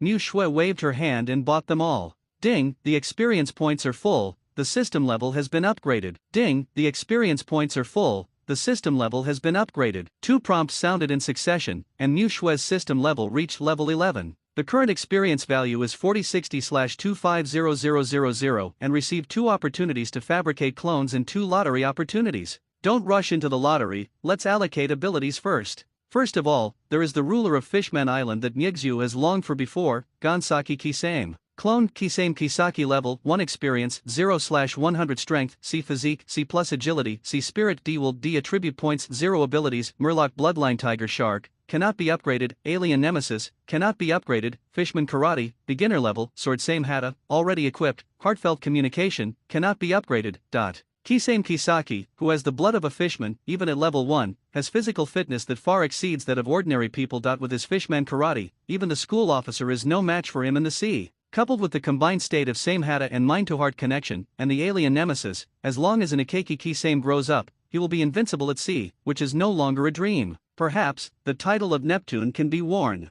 I just don't know how wide this alien race is, whether it is a non-fishman or a non-tiger shark. If it's the latter, the range of restraint would be too great. At least in the original work, there are Murlocs similar to Tiger Shark, and there's only one guy named Vanderdecken 9, the pervert who harassed Shirahoshi. As for whether the judgment range is too large, will it affect the subsequent effect? Niu Shui can only say that if you want others to be convinced in this world, your own strong strength is the foundation. After arranging the task of killing Keiki Same, after he left, Nyexu started making the second clone. Clone, Heidake Sakamo level, 1 experience, 0/100 strength, D physique, D agility, D spirit, D will, D attribute points, 0 ability, Heidake sword technique, elementary, the talisman that breaks the commandments of all things, already assembly, Ghost Mask Niga, ninja group, compared with the luxurious panel of Kisame Ingekeki, the panel of Heidake Sakamo can be said to be a little crude. However, the ability and quality are quite good. Even the cheapest of the 3 abilities, the Heidake sword technique, is a powerful skill that can create a candidate worthy of a general. Coupled with the talisman that breaks the commandments of all things, it is a legendary treasure. Even if Heidake Sakamo does not have armed haki, he is not afraid of those with natural fruit abilities. Even after being injured by this short sword, the ability will be temporarily sealed. Before the information is known, this is a good ability for the weak to defeat the strong. For example, Shamao, who has average physical fitness and is not domineering, was defeated by a puddle of water. The last ability is also the most useful one among this ability. It can not only quickly create a legion, but also provide itself with the ability to quickly move. Whether it is assassinating enemies, gathering intelligence, or providing domestic service, he is a good hand. Coupled with unlimited summons, one person can form an army. It can be said that the combination of these 3 abilities makes a person a natural killer. With Sakamo, we can take action against those 6 guys who claim to be underground kings. It's not that Migzu looks down on them, it's even the strongest CP0 happy street queen among the 6, Stussy and Oda Funeral. The division, Picro, has the strength of an elite lieutenant general, and may not even have it. As for the other 4 people, similar to the king of loan sharks, Lucky God Feld, they were killed by Stussy in one move. This is what makes Mu Shui more confused. The majestic king of the underground world is not as powerful as some big pirates. Maybe it's because the big pirates don't even bother to get involved in these dirty businesses? Just like a daimyo can hire ninjas without strength and money? Mu Shui doesn't understand, as long as he can make money. After arranging Heidake Sakamo, Maki Yuki assigned the following abilities. The first is Tiger Bomb, 6th form of the Navy. What Migzu values most is the skill, Moon Step, a skill that allows you to fly freely into the sky, which is very suitable for Gildarts who does not have good anti-air capabilities for the time being. In the last battle with Kizaru, Gildarts, who couldn't fly into the sky, was very passive and had no choice but to deal all the damage to Beehive Island. As for the Book of Intelligence, Migzu is going to give it to Aizen. His hypnotic ability requires mental strength. In addition, he does not take the combat route and rarely gains experience points. Therefore, this attribute increasing ability can be given to him first. The last advanced 2-color haki, Migzu gave Zaraki Kenpeiki. Kenpeiki, who only knows the violent fighting method, has no powerful means to deal with ability users, so domineering is very necessary. After allocating abilities, Mu Shui always felt as if she had forgotten something. But then I thought, since I forgot, it must not be important, so I didn't think about it anymore. Grand Line, Impel down. Hashirama, what's the matter? Magellan, who was holding back the severe pain in his abdomen, frowned and looked at the visitor. If it weren't for Senju Hashirama not coming to see him for 800 years, Magellan would never hold his stomach and talk to him here. The special enthusiast who has been wandering around the lower floors all year round suddenly came to see him today. There must be something important. Magellan could only endure it for a while. Director Magellan, I would like to take a leave, Senju Hashirama said to Magellan with a smile. Asking for leave, that's it. I thought it was something big, like a prison riot, but it turned out to be asking for leave? I'm holding it between them, for fear of leaking a little bit, is that what you're saying? Magellan wanted to slap Senju Hashirama in the face. Suddenly, Magellan's face changed from pitch black to pale, and he ran into the toilet without looking back. Go away, just ask for leave from now on. You don't have to be so formal, you bastard. A voice of relief and a roar came from the toilet. Senju Hashirama scratched his head, a little confused. Isn't it normal procedure to report it to him? Forget it, if you don't understand it, don't think about it. Okay, Director Magellan, I'm leaving now, see you later. After ordering a bunch of jailers, Senju Hashirama left Impel Down City on an escorting warship. After several months, Senju Hashirama finally sailed to the sea again. South China Sea, Zindualei Island, Kingdom of Grass. Monkey D. Long, with a serious face, looked at the group of like-minded revolutionary troops below and said seriously, the vast majority of us are because of the corruption of the world's government, the greed of nobles from all over the world, the rampage of pirates, and the incompetence of the navy. We have lost our relatives, our friends, and even the land where we grew up. Here, in this Kingdom of Grass, I have witnessed with my own eyes the birth of tragedies one after another. The so-called World ZF countries are just cruel methods they use to squeeze the people and entertain themselves.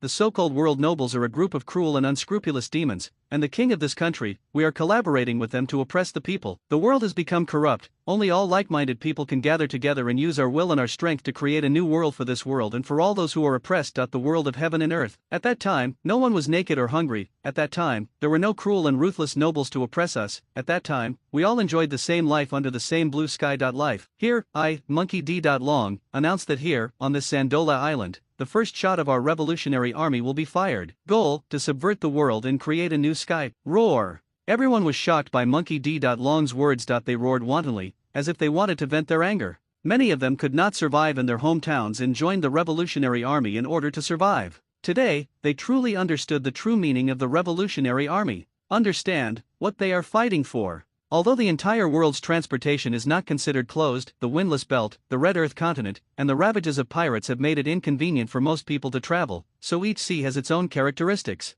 The cultural mafia in the West Sea, the war madness in the North Sea with martial arts, the weapons town in the South Sea with science and technology, and the strong presence in the peaceful East Sea. Now that the East China Sea has become famous, Niu Shui plans to let his avatar go to other sea areas to cause trouble. Is this a way to share the firepower equally? The West Sea, the land of flowers, a port town. Following Maki Yuki's instructions, Heitake Sakumo, who was about to start encroaching on the underground forces, came to Saikai where the mafia was rampant. The West Sea can be said to be the most chaotic place among the four seas. Many strong men have emerged here, among which the most famous ones, such as red-haired Shanks, have a tendency to aspire to the throne, and Moonlight Moria, despite a tragic defeat at the hands of Kaido, he is considered a strong person and has the qualification to be nominated for the Shishibukai. In addition, there are other famous strong people, which are enough to prove that in this chaotic Western Sea, those who successfully break out of the siege people are not ordinary. Look, is that the recently famous killer White Fang? Hush, keep your voice down, you don't want your life. That's a ruthless man who even dares to assassinate the 8 treasure marines, said the man in the corner. The entire conversation fell into Heitake Sakumo's ears, but he ignored it. As the first step to rule the underground forces in the West Sea, the first step is to build a reputation. For example, the name of the current emperor of the sea is enough to make most people timid before fighting. In the West Sea, the most famous forces are the 5 major mafias and the Kingdom of Flowers, which has 1 to 8 treasures and 8 naval forces. Among them, except for Capone Becky, who emerged 10 years later to unify the mafia, among the 5 major mafia, it can be said that there are very few top-notch powerful men. But the Kingdom of Flowers is different. Both in terms of quantity and quality, it is enough to become famous in the New World. For example, the original bounty of 542 million Baileys is the 12th generation pillar of the 8 treasure navy, Green Pepper. That was a warrior who dared to take action against Garp, even though the all on his head has been deflated since then, and even the treasures hidden deep in the ice continent have been sealed forever. This does not affect its ability to sweep across the West Sea, but it is just that it does not dare to take action easily due to the majesty of the world government. Therefore, after completing several assassinations against the mafia and the 3 treasure navy of the flower country,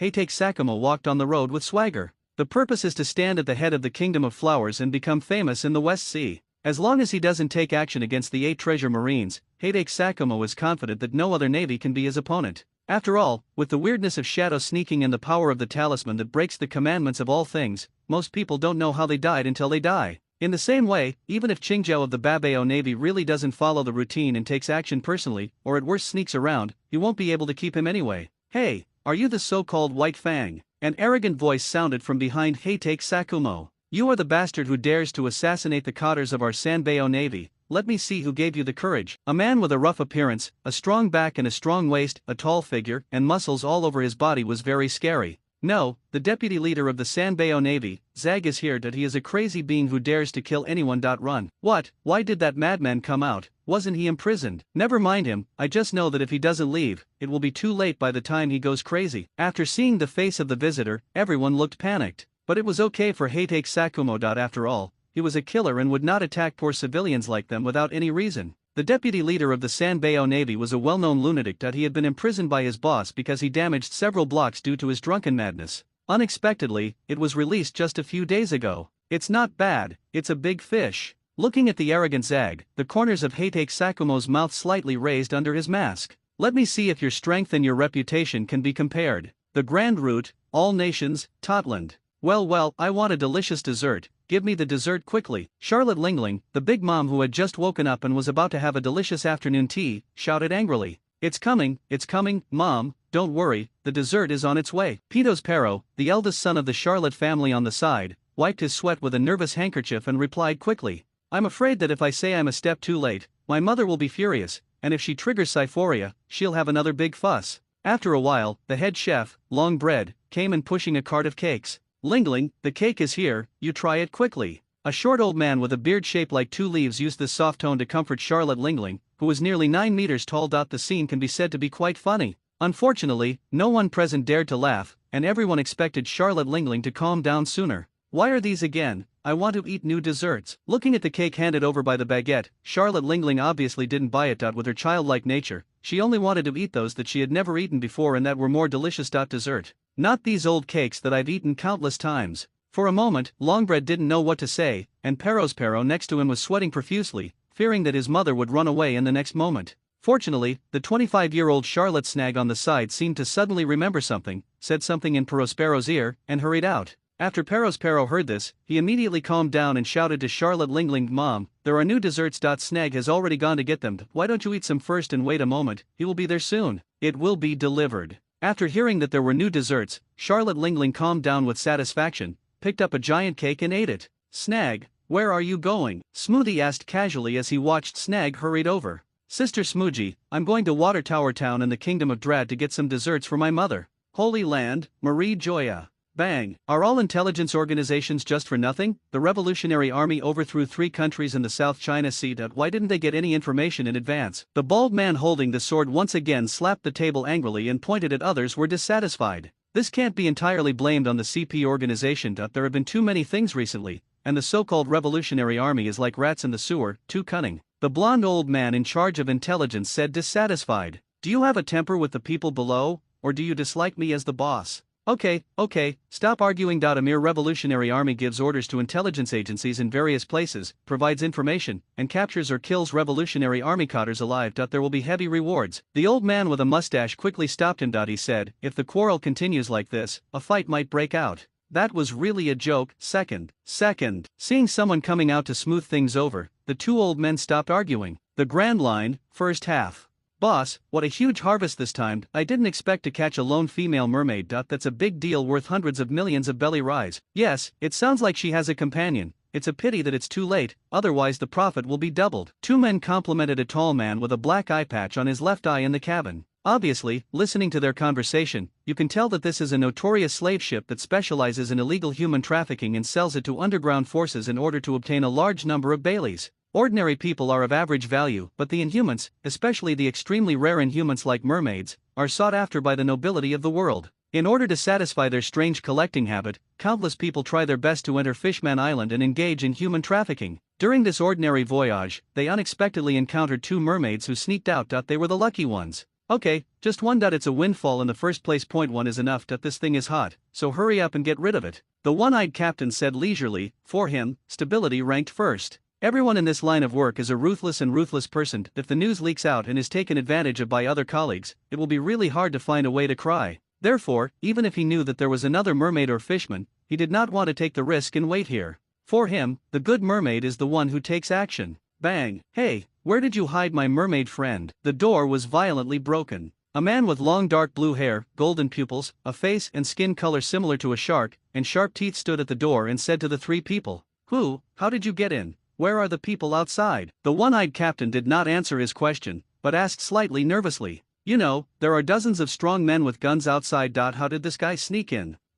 You mean the people outside?" "Sorry, they were thrown into the sea to feed the fish." Kisei Mikagaki bared his sharp teeth and said words in a gentle tone that made people feel chilled. "Hey!" Before the person next to the one-eyed captain could say anything, a purple figure cut him in half with a knife. Then, the purple figure opened its mouth and bit the other person into pieces. The lower body fell to the ground weakly. Blood splattered on One Eye's face, which made him tremble all over with fear, and he was too trembling to say a word. "So, can you answer my question now?" Kisei Mikagaki still had a smile on his face, staring at the one-eyed captain with his golden eyes. The one-eyed captain came to his senses, raised his hand tremblingly, and pointed to a room. The innermost room. Poof! As the one-eyed head flew up, the headless corpse slowly fell to the ground. Crack! The chain on the door broke. There is a large water tank in the room. A mermaid with pink wavy curls and wearing a pink shell costume is huddled in a corner, eyes closed, not daring to look at the figure at the door. "I'm telling you, my partner is very powerful. Let me go quickly, or you will be in trouble." The girl's voice was waxy, and although it was a little trembling, it still gave people a tingling feeling, even though his originally intimidating words seemed a bit subservient and without any confidence. Really? Kisame crossed his arms and smiled as he looked at the mermaid girl who was shaking all over and didn't dare to open her eyes at all. Oh, Kisame-sama. Grand Line, New World. Ahem, cough, cough, damn it, you crazy woman. Are your navy going to war with our beast pirates? Sasaki, who was covered in blood and couldn't even fly his hat, barely maintained his half-human, half-dragon form, half-kneeling on the ground, covering the wound on his chest with his hands, coughing up blood, and shouted at the red-haired female marine in front of him. Yes, this red-haired female marine is none other than Urza, who went to sea after completing her training under Zifa. On the one hand, he is trying to make money, and on the other hand, he is preparing to continue attacking Natsu, in order to maintain her reputation in the navy and the world. In the last battle on Honeycomb Island, Urza and Natsu, who was already running out of energy, fought to a draw. This made many people question whether she, the so-called Navy supernova, had the ability to rival the pirate supernova.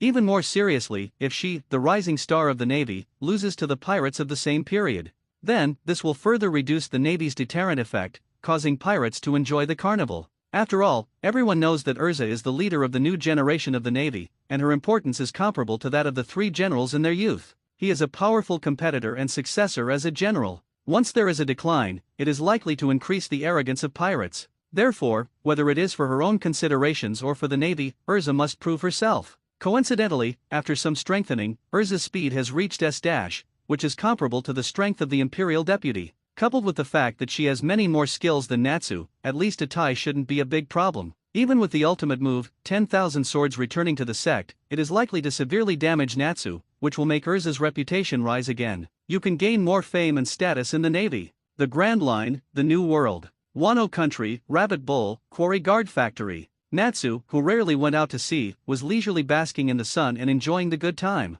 What? Why do you think the clone should enjoy it? Please, there are so many people outside watching, just pretending. It's definitely not something that was ruined because it wasn't given the ability. After all, a clone cannot have feelings. Bulu. The rare afternoon tea time was interrupted by a rapid call of a phone bug. Natsu frowned and reluctantly answered the phone. Looking at the phone bug with green hair and slender horns, Natsu immediately thought of the green-haired Sasaki, who was also a flying 6 cells. Sasaki, you'd better be okay. Before Sasaki could speak, Natsu said in an angry voice. Excuse me, Natsu-sama. Since that battle, Natsu's strength has been engraved in the hearts of every member of the Beast Pirates. Even Sasaki, who is also a member of the Flying Sixth Cell, did not consciously use honorifics. Before he could report the reason to Natsu, the phone was snatched away by Urza, who was guarding him. Frustrated and helpless, Sasaki could only secretly slander Urza in his heart. This crazy woman is looking for Natsu-sama every day. How can a normal navy have so much time to single out a pirate to fight? It's really outrageous.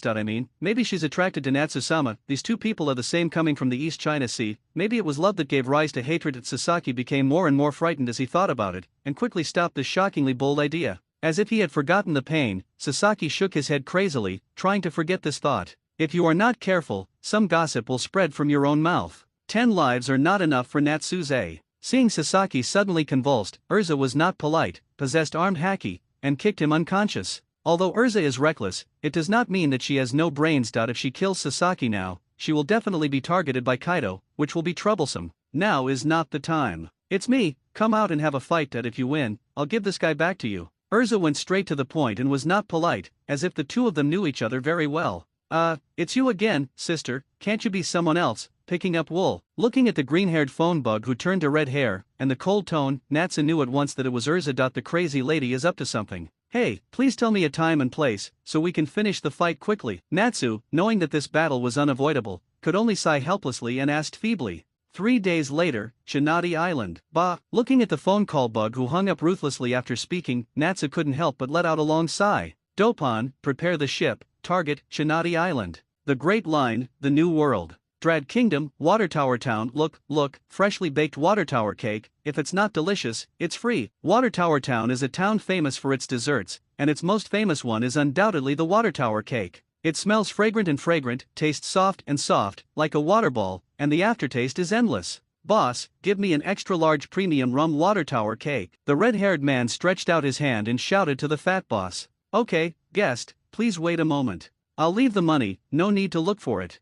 The red-haired man was Shanks, who had just defeated the Silver Axe pirates. When passing by this magical town where you can make wine-flavored cakes, Shanks, who loves wine, will not miss it. Like an ordinary person, while waiting for the cake to be baked, he brags and farts with the passers-by around him. Boom! Oh no, pirates are coming. Everyone, please hide. A loud noise came, and a person ran and shouted. Just when Shanks was about to see who dared to disturb him from enjoying the delicious food, the fat boss on the side said very calmly, "Guest, if you want to leave, the money for this cake will not be refunded." Shanks was surprised to see the boss, who showed no fear at all and was obviously just an ordinary person. What's going on? Ordinary people are not afraid of pirates now. Definitely, but aren't you afraid? The guests are new here, right? Our island is protected by the legendary lord known as the Destroyer. Those unsuspecting little pirates will be killed in a short while. It's been dealt with, the fat boss explained calmly. Destroyer, interesting. Hearing this, Shanks touched his chin with interest. It was obvious that he was very interested in this mysterious man with the same hair color as himself.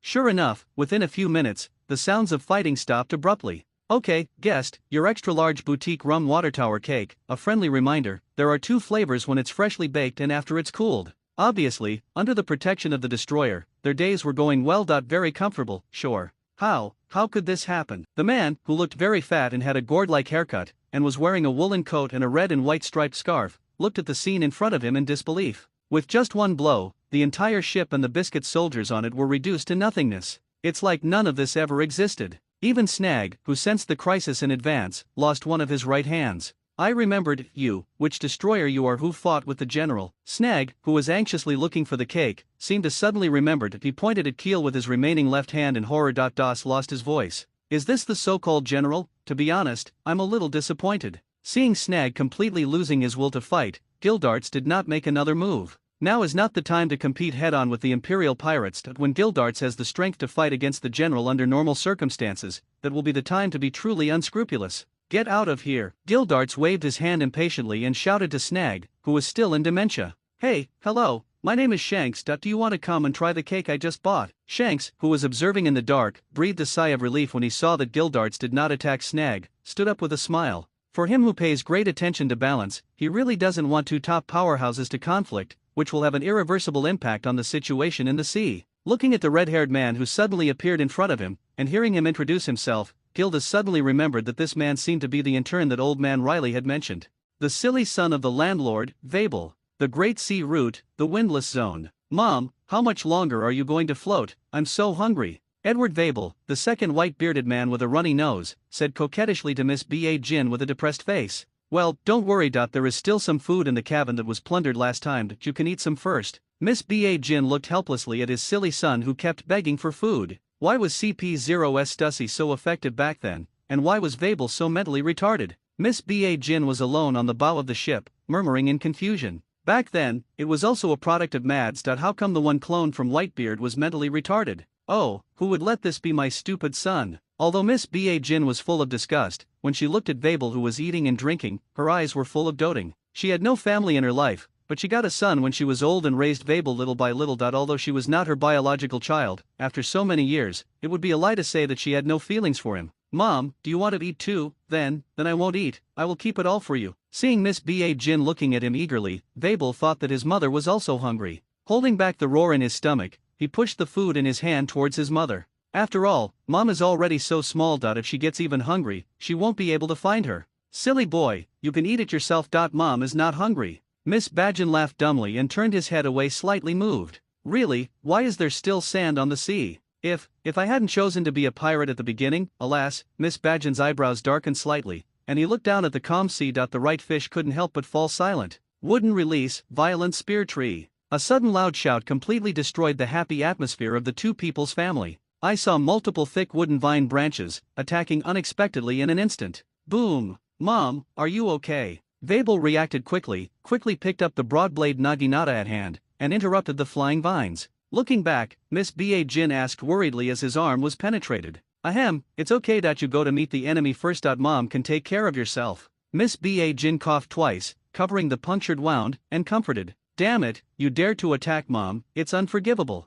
I'm going to kill you. Looking at Miss B.A. Jin's tragic situation, Vabel shouted angrily at the visitor. Oh, when you attacked and killed a large number of Marines, did you ever think about this scene? Senju Hashirama, who had long black hair and wore a red samurai kai, had his hands folded on his chest and stood on the thick vines that had just spread. He said coldly. I don't care, anyone who dares to hurt mom will die. Vabel's brain is as big as a peanut and he won't tell you any truth. He just knew to listen to his mother and protect her. Anyone who dares to hurt my mother must die. It's useless to talk more. Would release, King Kong moves wood. Looking at Vabel, who raised his sword and flew toward him, Senju Hashirama didn't waste any time and directly summoned a hard wooden wall to block it in front of him.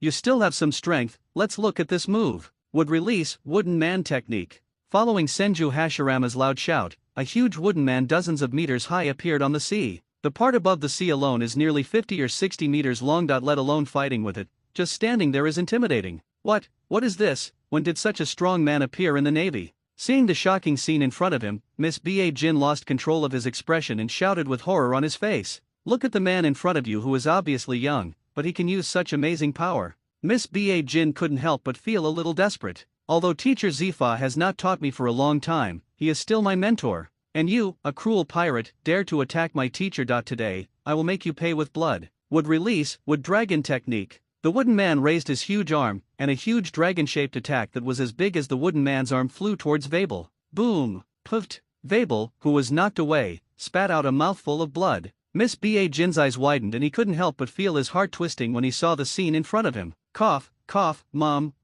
I'm fine, you go first, I'll stop him. Vabel, who struggled to get up, glanced at the sea fiercely, regardless of the pain on his body. The huge wooden man turned around and comforted Miss Ba Jin. No, this time, leave it to mom. This time, Miss Ba Jin did not hide behind and watch his son show off his power as usual. Vabel didn't know clearly, but she knew very well in her heart that Vabel had no chance of winning against the person in front of her. Even if she is added as a former leader of Rock's pirates, it will not help. After all, she is 64 years old this year, 2 years older than Zifa. Knowing that there was no way out, she was ready to risk her life to protect her son. Miss Ba Jin took out a tube of medicine from his backpack and plunged it into his body. Son, you go first, mother will be here in a minute. As the medicine took effect, Miss Ba Jin gradually changed into what he looked like when he was young. Don't look at it, which is shriveled and ugly when it gets old. When she was young, she looked exactly like the current queen of Happy Street. But, before Vabel could finish speaking, the young Miss Ba Jin gently touched his head. Obey, Vabel is a good boy.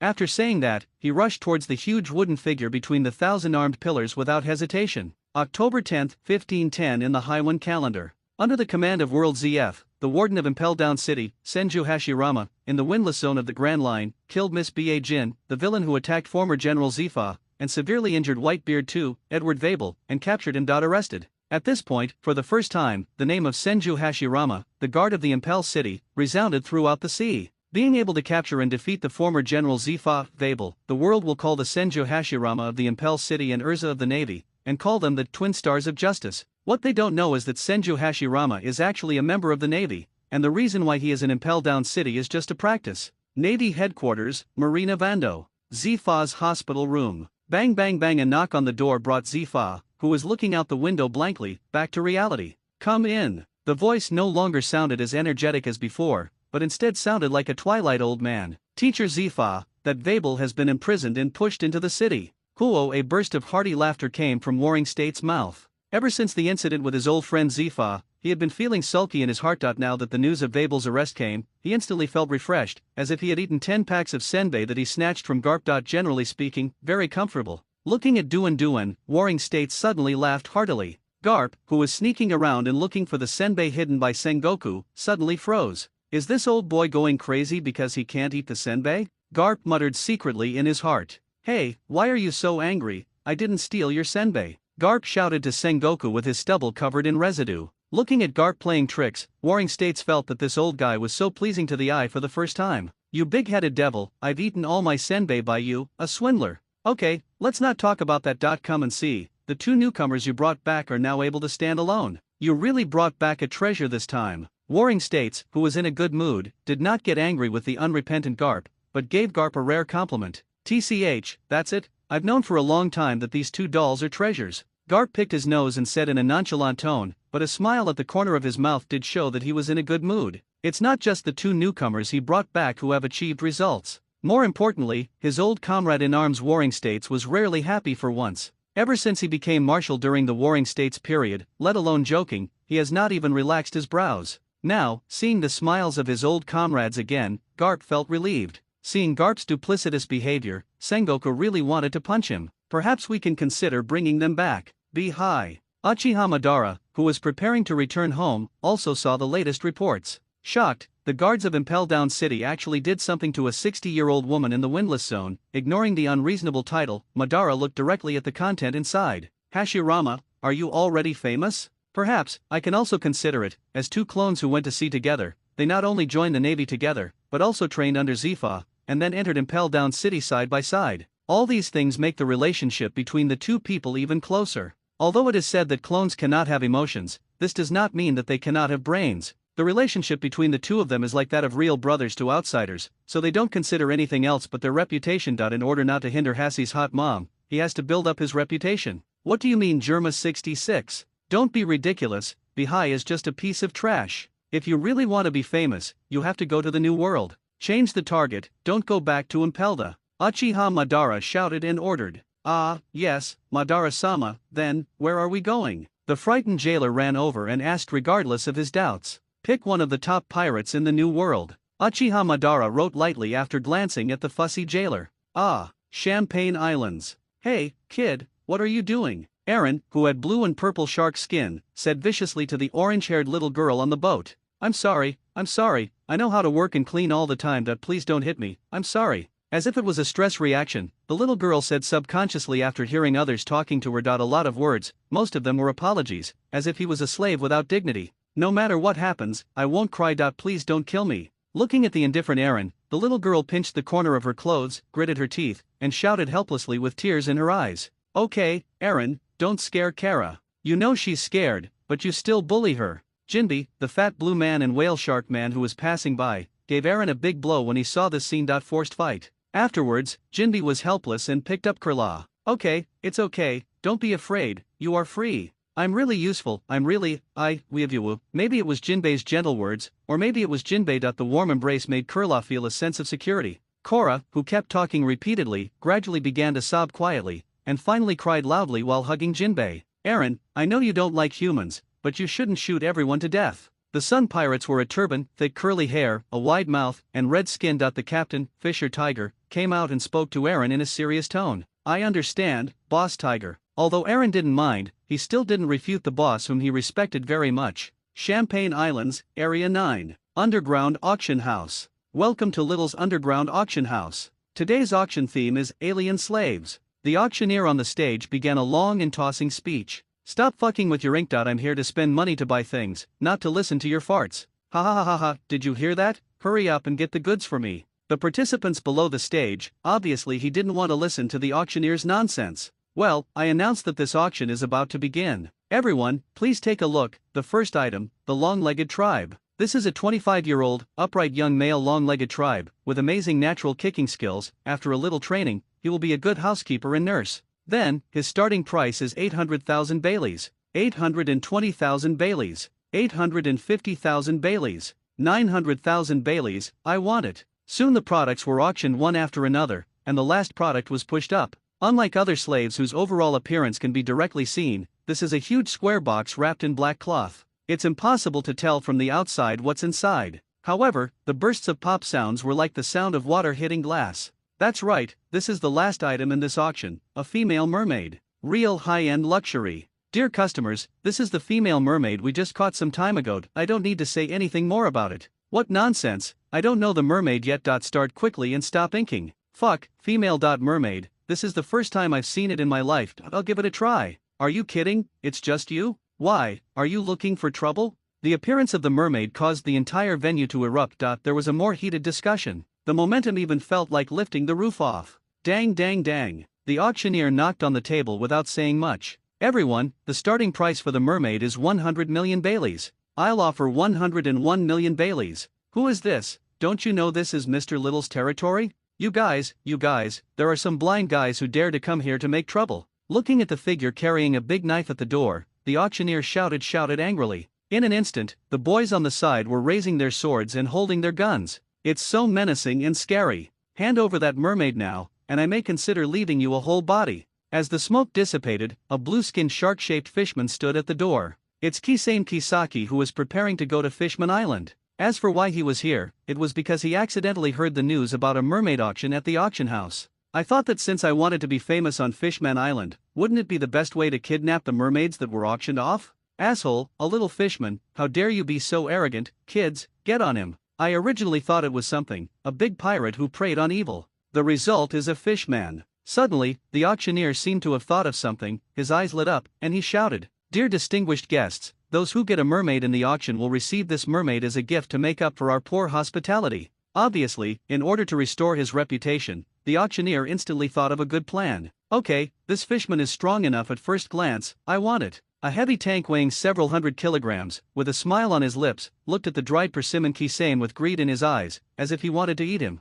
Hearing this, Kisame Mikigaki, who originally planned to attack the auction house, frowned. Then, he grinned, revealing a mouthful of fangs. "I've changed my mind. Everyone here, no one can leave. If you dare to think wrong about him, you must be prepared to bear the consequences." As for the mermaid who should be the center of attention, she is now hiding in the tank. Looking at it with red eyes, Kisame rushed into the auction house to rescue his dried persimmon. "Mom, I found it. I found my hero." Obsessed with fairy tale picture books, she traveled thousands of miles and left Fishman Island in order to find her Mr. Right. As a result, one was accidentally caught in the store. And now this scene is the dream story she has been pursuing so hard. Sun pirates, on the plywood. Boss Tiger, look. Jinbei heard the killing cry behind him and turned around to take a closer look. It turned out that the navy stationed in the Shampoo Islands was chasing the fishmen and the mermaids? No, they are our compatriots, hurry up and pick them up. Hearing Jinbei's words, Fisher Tiger also looked over, and then shouted quickly, "Okay, boss.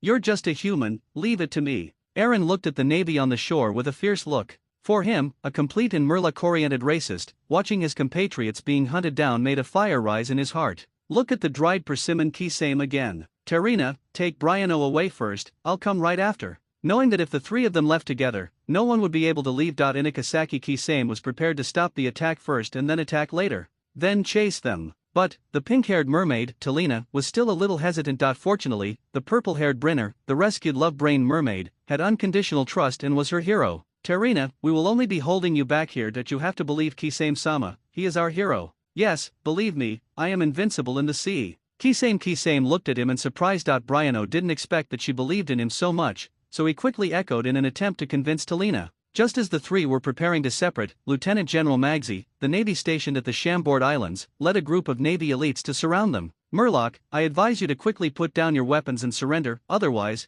don't blame us for being rude," a colonel shouted next to the leading vice admiral. "Seinwa Shokan." Boom! A commotion sounded from behind the Navy. "Don't be afraid, brothers, we are coming. The Sun Pirates, all present. Western Sea, Radley Islands. The gathering place of the Capone family. Are you the recently famous White Fang?" A short, fat man wearing a straight-striped suit and a green tie, holding a cigar in his mouth, asked as he looked at the silver-haired man wearing a mask in front of him. "Target, deposit." Sakumo Haytake said concisely, ignoring what the head of the Capone family, Capone Becky, said. As a killer, he must hide his information. Once all the information is exposed, he can basically start over. The simplest way to ensure that information is not leaked as much as possible is to say less and do less. And everyone who knew his information went to another world to report. What a cold man. Forget it, since you don't want to say more, I won't force you to give him the things. Capone Becky, who originally wanted to get close to and have a relationship with this famous and powerful killer, saw that looking at the tightly wrapped man in front of him, the only exposed eyes were as cold as ice. He knew that this man's will was not so easy to change. It doesn't matter if he can't force it, because he is a mafia and Haytake Sakumo is a killer. The two businesses are not on the same line, so there is no need for conflict. Then he signaled to his subordinates and handed the deposit and information to Haytake Sakumago. Capone Becky snuffed out the cigar in his hand, crossed his hands, his eyes showed a hint of fierceness and ruthlessness, and then said in a low voice, "If you kill one of the people on this list, I will give you 20 million Baileys. If you kill them all, I will give you an additional 400 million Baileys." Hearing this, Haytake Sakumo glanced at the people on the list. There are roughly 30 names of people. Looking at the surnames of these names, they are basically the main members and cotters of the other four mafia families. It seems that Capone Becky is preparing to attack the other four mafia families in advance. According to the original work, Capone Becky completed the unification of the underground world in the West Sea 10 years later, in 1520. However, under the influence of Haytake Sakumo, Capone Becky's plan seemed to be advanced. However, to Haytake Sakumo, this didn't matter. Get paid and work. You can make money, gain experience, and maybe even get extra gains, so why not do it? What, you said Heitake Sakumo killed innocent people indiscriminately? Do you think ordinary people would be invited by others to take action against Heitake Sakumo? No problem. After receiving the list and the deposit of 100 million belly, Heitake Sakumo nodded lightly. Happy cooperation. Seeing Heitake Sakumo's cheerful agreement, Capone Becky felt that the plan was going smoothly, and he was in a good mood. He extended his hand with a smile on his face. Unexpectedly, Heitake Sakumo didn't even look at it, turned around and left, and quickly disappeared from his sight. New World, Chinati Island. A small island famous for its underground casinos, most of its towns are filled with various casinos. It is also a gathering place for a large number of pirates. In a casino. Old man, it's your turn, hurry up. That's right, brothers are waiting for you. The gamblers on the side also watched the excitement and agreed they actually met a blind man playing gambling. Weird things happen every year. Let's start today. What a surprise. The banker looked at the man in front of him who was wearing a lavender kimono, a black and purple belt, and an X-shaped scar between his eyes. He looked greedily at the money bag in his hand and urged urgently. Then, I'll go big this time. The blind uncle didn't pay too much attention to the dealer's tone and the booing from the people around him. Instead, he smiled and put his money on the word big. It's a pity, old man, this time it's small. Looking at the number 445, the dealer smiled and said in a regretful tone, although the blind uncle in front of you is right, the banker doesn't care. Anyone who can't see you still comes to gamble will not cheat you. Oh, really? It seems that I am not very lucky, ha ha ha. The blind uncle who didn't know that he had been deceived laughed at himself. Let's do it again, this time I will bet on big. The blind uncle who did not believe in evil, this time put all his money on the word big. No problem, you can definitely win this one. Seeing that he had put all the money on the table, the dealer immediately showed a mocking look on his face, but said his blessing. Opening the dice cup and looking at the three numbers 4, 5, 6, the dealer said naturally, 1, 2, 3, unfortunately, this time it's also small, ha ha ha ha ha. Perhaps because he thought it was too easy to get money, or because he was mocking blind people for gambling, the dealer laughed wildly. Really, I don't think so. This time, the blind uncle's face stopped smiling and showed a serious expression. Although I can't see, my heart is like a bright mirror. It's a blessing that I can't see. There are too many dirty and despicable people in this world that people can't bear to look at. The blind uncle said slightly. Opening his white eyes, he raised the blind stick in his hand. Pull out a section of the sword from the handle. What are you talking about? You're a blind man, how dare you scold me? Buzz. Boom. Before the banker could finish his words, a burst of air invisible to the naked eye rippled from the blind uncle's body. In an instant, the ground around the blind uncle mysteriously sank dozens of centimeters into the ground. The table for rolling the dice and the dealer were all embedded into the ground and shattered to pieces. In an instant, the entire casino was silent. Alas, where is the justice in this world? Ignoring the stunned scene of the people around him, the blind uncle touched his blind stick to the ground again. Da. Walked out step by step. On the other side, at the port of the town. The port, which should have been bustling with activity as usual, was indeed silent now, because anyone who dared to speak provocative words would be killed by the red-haired female marine in front of him. We will stop updating novels on this site, move to our new site, https://readon.com//. Why did the majestic Navy Star Sword dancer appear here? H, keep your voice down, didn't you see the corpses at the port? Don't worry about her, let's just stay here and wait for her to finish her work. They will leave naturally, they are not the one who captured us anyway. You are right, I think so too. In the quiet port, some pirates who couldn't stand the depressing atmosphere began to whisper. Urza glanced at it and didn't pay much attention. She wouldn't care as long as they didn't dare to challenge anyone and influence her to deal with Natsu. Not far from the port, a large ship with a red dragon head on its bow was sailing towards the port of Chinati Island. Dapan, remember, as soon as we get ashore, find Sasaki first for me. After you bring him to the boat, don't worry about me. You go first, I'll come over after I've dealt with that crazy woman. Natsu's hanging eyes were not as lazy as before at the rabbit bowl, and his eyes were looking solemnly towards Chinati Island. After all, the version was strengthened without him, and he wasn't sure whether Urza had become stronger. Once you get into a protracted war, the risks will increase. Just in case, Natsu decided that no matter what the duel was, he would grab the person first. When the time comes, it will be up to Urza whether to fight or retreat. Who knows, Urza is a swordsman and can't fly. Thinking of this, a look of pride appeared on the corner of Natsu's mouth. Yes, Lord Natsu, I promise to complete the mission. Duopeng loudly promised, slapping his chest vigorously. Then, he ran to the back and arranged Natsu's tasks. As one of the big posters of the future, Natsu naturally doesn't know how to have one more person under his command. It's just that Duopeng is the smartest guy and the first to take refuge. Now he is almost Natsu's confidant in the Beast Pirates. I'll take the first step, you remember to take advantage of the chaos. After saying that, without waiting for Dopping's reply, Natsu directly unfolded a pair of red dragon wings surrounded by flames and flew over. Obviously, Natsu, who has mastered dragon-slaying magic to a higher level, can already transform some of his limbs into dragons at will. For example, if the shoulder blades become dragons, they become dragon wings, and if the tail vertebrae become dragons, they become dragon tails. The other parts are naturally. Here we come, you guys stay back and protect yourself. Urza on the shore, because of its affinity with elements, it is very sensitive to temperature changes in the air. Coupled with the faint dragon power that belonged exclusively to Natsu, Urza knew very well that a fierce battle would follow. And these marines under her can deal with ordinary pirates just fine, but if she and Natsu get into a fight, these people will just be the ones delivering food.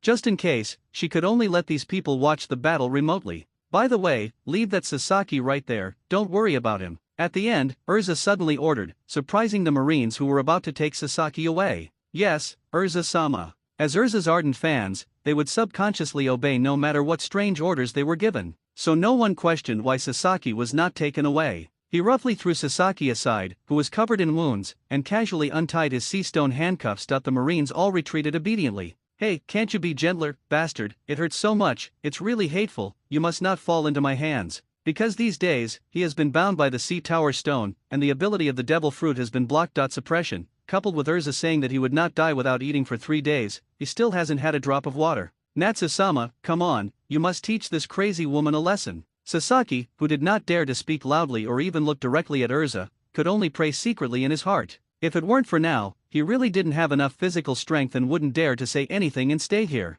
Urza, you are so perseverant, you have persisted in chasing me for so long. Natsu's slightly teasing voice came from the sky in the distance. What the hell, Chase? It's over, I won't be silenced, right? Sasaki's eyes widened for a moment, he plucked his ears in disbelief, sweating profusely. That famous Natsu-sama, who had killed countless people, actually admitted it himself. In fact, except for Sasaki, a person with overly complex psychological activities, no one has such an outrageous idea. For example, the navy and pirates who were watching the battle just thought that Urza, a woman, might have a grudge against Natsu. Otherwise, why would she keep fighting against a pirate? After all, who in his right mind would think that a navy supernova could fall in love with a pirate supernova? You talk too much nonsense, I won't let you go this time. Urza frowned slightly, pointed the sword in her hand at Natsu and said solemnly, yeah, let's give it a try. Natsu shrugged, looking indifferent. It was as if Urza was not in his eyes at all. Ice wheel dance. Flaming dragon's hook claw. The cold sword blade collided with the orange flame, and a thick mist spread out in an instant.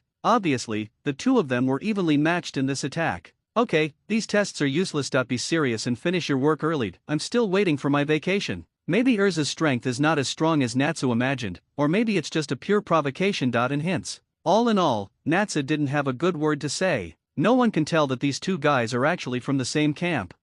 With this warmth and power, could it be that you are the legendary fire dragon, Natsu? Just when the two were about to give it a try, an old man with a blind stick slowly walked into the battlefield. It's me, uncle, who are you? Didn't you see the fighting here? Stay away. Seeing a blind man suddenly join the battlefield, Natsu and Urza were stunned. Afterwards, Natsu said kindly, hoping that this old man would realize and leave quickly. Although Natsu would not kill innocent people indiscriminately, if someone really felt emboldened because of this, then Natsu could only let him feel the warmth of the flames. My little brother obviously has a pure heart. Why did he go to sea to become a thief? The blind uncle not only did not leave, but also asked Natsu, I can't fix it directly for him. Why go to sea? How could he know this? It was all arranged by the boss. Besides, if that idiot Sasaki hadn't been caught, I would be sunbathing right now. Of course, I complained like this in my heart, but I couldn't say it with my mouth. Uncle, everyone has their own difficulties. We have reached this point today, which was not what we originally wanted. After pondering for a moment, Natsu did not answer directly, but just sighed with emotion. After hearing this, the blind uncle was slightly startled, and then smiled freely. You're right, I'm in trouble. My name is Yuxiao. I hope that my innocent heart will always remain the same. And the navy lady here, I'm sorry to bother you, to express my gratitude. Sorry, I will provide you with a quiet battlefield. As he said that, he took out the blind knife in his hand with a smile, raised it slightly, and then a lavender halo appeared in his hand. Gravity knife weightless control. Rumble, followed by a low shout, in the eyes of everyone around him in disbelief. The entire port of Chinati Island actually floated. Floating.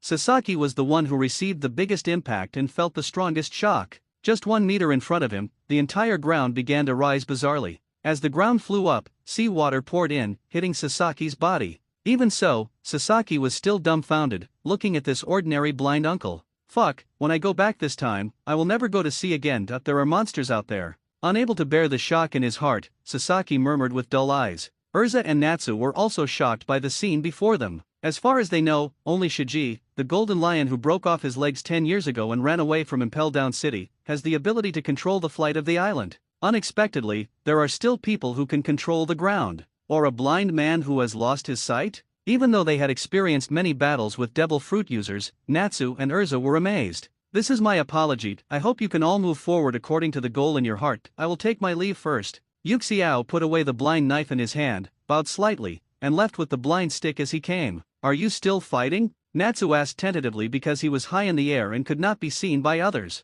To be honest, he doesn't really look like a fighter. After all, there are no benefits if you win, and you lose face if you lose. If it weren't for the purpose of saving Hanbai Sasaki and maintaining his prestige in the Beast Pirates, he wouldn't have come. Use your ultimate move and you can go. Perhaps the shock from her smile just now was too great, and because there was no one around, Urza had no desire to fight at this time. However, the momentum is still indispensable. Otherwise it will easily arouse suspicion. Okay, come on. Thunderflame Dragon Mode, Dragon Transformation. Thunderflame Dragon Spear. Armed, 10,000 swords return to the sect. Boom. Year 1510 of the Haiwan calendar, October 20th. The Beast Pirates, the top candidate, the leader of the Flying Six, Pirate Supernova, the great pirate with a bounty of 420 million Baileys, the fire dragon Natsu, was killed by the Navy Nova on Shinadi Island. Sword dancer Urza was successfully defeated, and Natsu was defeated in the end. For a time, Urza's reputation soared, faintly surpassing the previous Senju Hashirama, and becoming the leader of the younger generation of the Navy.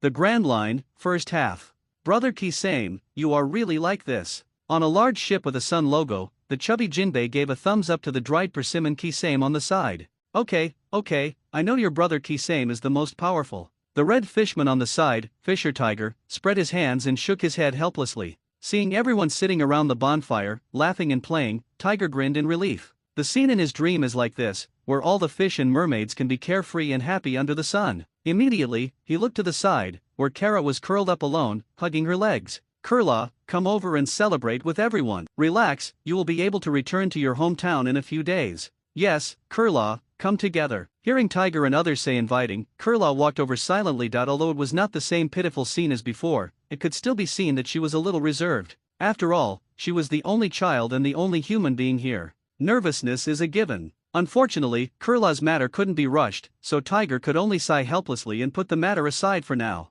By the way, brother Kisame, where are you going next? Aladdin, the ship's doctor on the side, a bearded weasel mermaid with big braids, raised his glass to the dried persimmon Kisame and asked. As for me, I am probably going to visit Fishman Island. After all, I have never been to this hometown I have never seen before since I was a child. Kisame Kisaki, who had been silent until now, also said after hearing someone asking him. Finally, he remembered that he still didn't know the way, so he added another sentence. However, there's no rush, I can send this child back with you first. Okay, after sending this child off, I can ask Jinbei to accompany you back. Tiger drank the wine in his hand in one gulp. Since the riot in Holy Land Marie Joya, he had no choice but to wander outside in order not to get involved with Fishman Island. Fortunately, he had a group of brothers accompanying him. Kisame-sama, when I get back, I must take you to see Sister Charlie's coffee shop. The coffee there is particularly delicious. East China Sea, Lister Kingdom. CP3 branch in East Halist Kingdom, Office of the Branch Minister. I am the Deputy Minister. The Deputy Minister of the CP3 branch, a bald man in a black suit,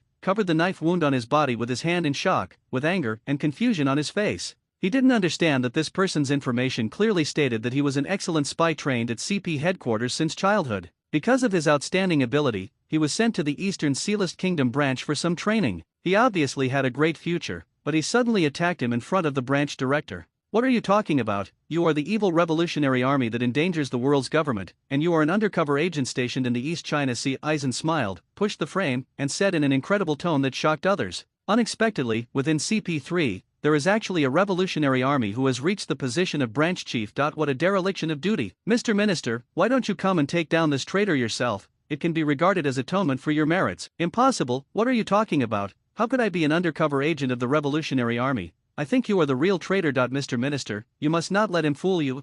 When the deputy minister looked excited and looked at Eisen with angry eyes, he defended himself sternly. There was a sound of a sharp weapon penetrating flesh. His dear minister, he raised the knife and pierced his heart. Why, his eyes were full of unwillingness and confusion, and finally he fell into a long sleep with doubts that would never be known. Well done, Mr. Minister, I'll trouble you next. Write a report saying that under Eisen's identification, the Revolutionary Army spy planted in CP3, Deputy Minister Usman, was in the process of absconding out of fear of crime, killed by you yourself. Looking at the fallen Usman, Eisen continued to maintain his harmless smile, and issued new instructions to the minister with dull eyes. I understand. Eisen, when will I have a chance to take action? My sword is already thirsty. Looking at Eisen's operation, Zaraki Kenpeki was confused and he didn't understand this. Why should the credit be given to the minister? But he didn't care. What he really wanted was a hearty battle. Instead of huddled in a dark corner, watching helplessly a scene he couldn't understand. The CP organization is the intelligence department directly under the world government. It's not that simple to confirm our identity. Kenpeki Zaraki looked puzzled, but he looked like he was fighting. In order to prevent mistakes in the plan, he rarely explained one more sentence. Also, don't worry, it will be your time to appear soon, he reassured Zaraki Kenpeki. Eisen sat on the minister's seat, looking into the distance with a confident smile on his lips. What, it's really troublesome. Zaraki Kenpeki, who was short of brains, kicked Usman's body in frustration. East China Sea, Kingdom of Skart, Royal Capital. Dawn, Chamber of Commerce Headquarters. Kakuzu-sama, do you have anything to tell me? Winter, who was originally chubby, has become more rounded since she touched Kakuzu's thigh. The overall impression is that she wants to be able to walk like a big rubber ball. Hearing Winter's voice, Kakuzu put down the bill in his hand. He raised his head and glanced at Winter slightly with his glowing green eyes. Then, Kakuzu picked up a stack of Baileys and asked casually while counting them, have you gained a lot of weight? It seems that you have been living a good life recently. Hearing Kakuzu's question, Winter used a silk handkerchief to wipe the sweat on his forehead from jogging just now, while bowing his head. Said flatteringly, no, thank you Kakuzu-sama for your care. Otherwise, we would still be worried about the oppression from those nobles, and we wouldn't be able to live the life we have today. All of us are really grateful that you have brought us new life. Since we conquered Jiaodu, we have incorporated them all into the Dawn Chamber of Commerce. Sir, I was really just confused for a moment.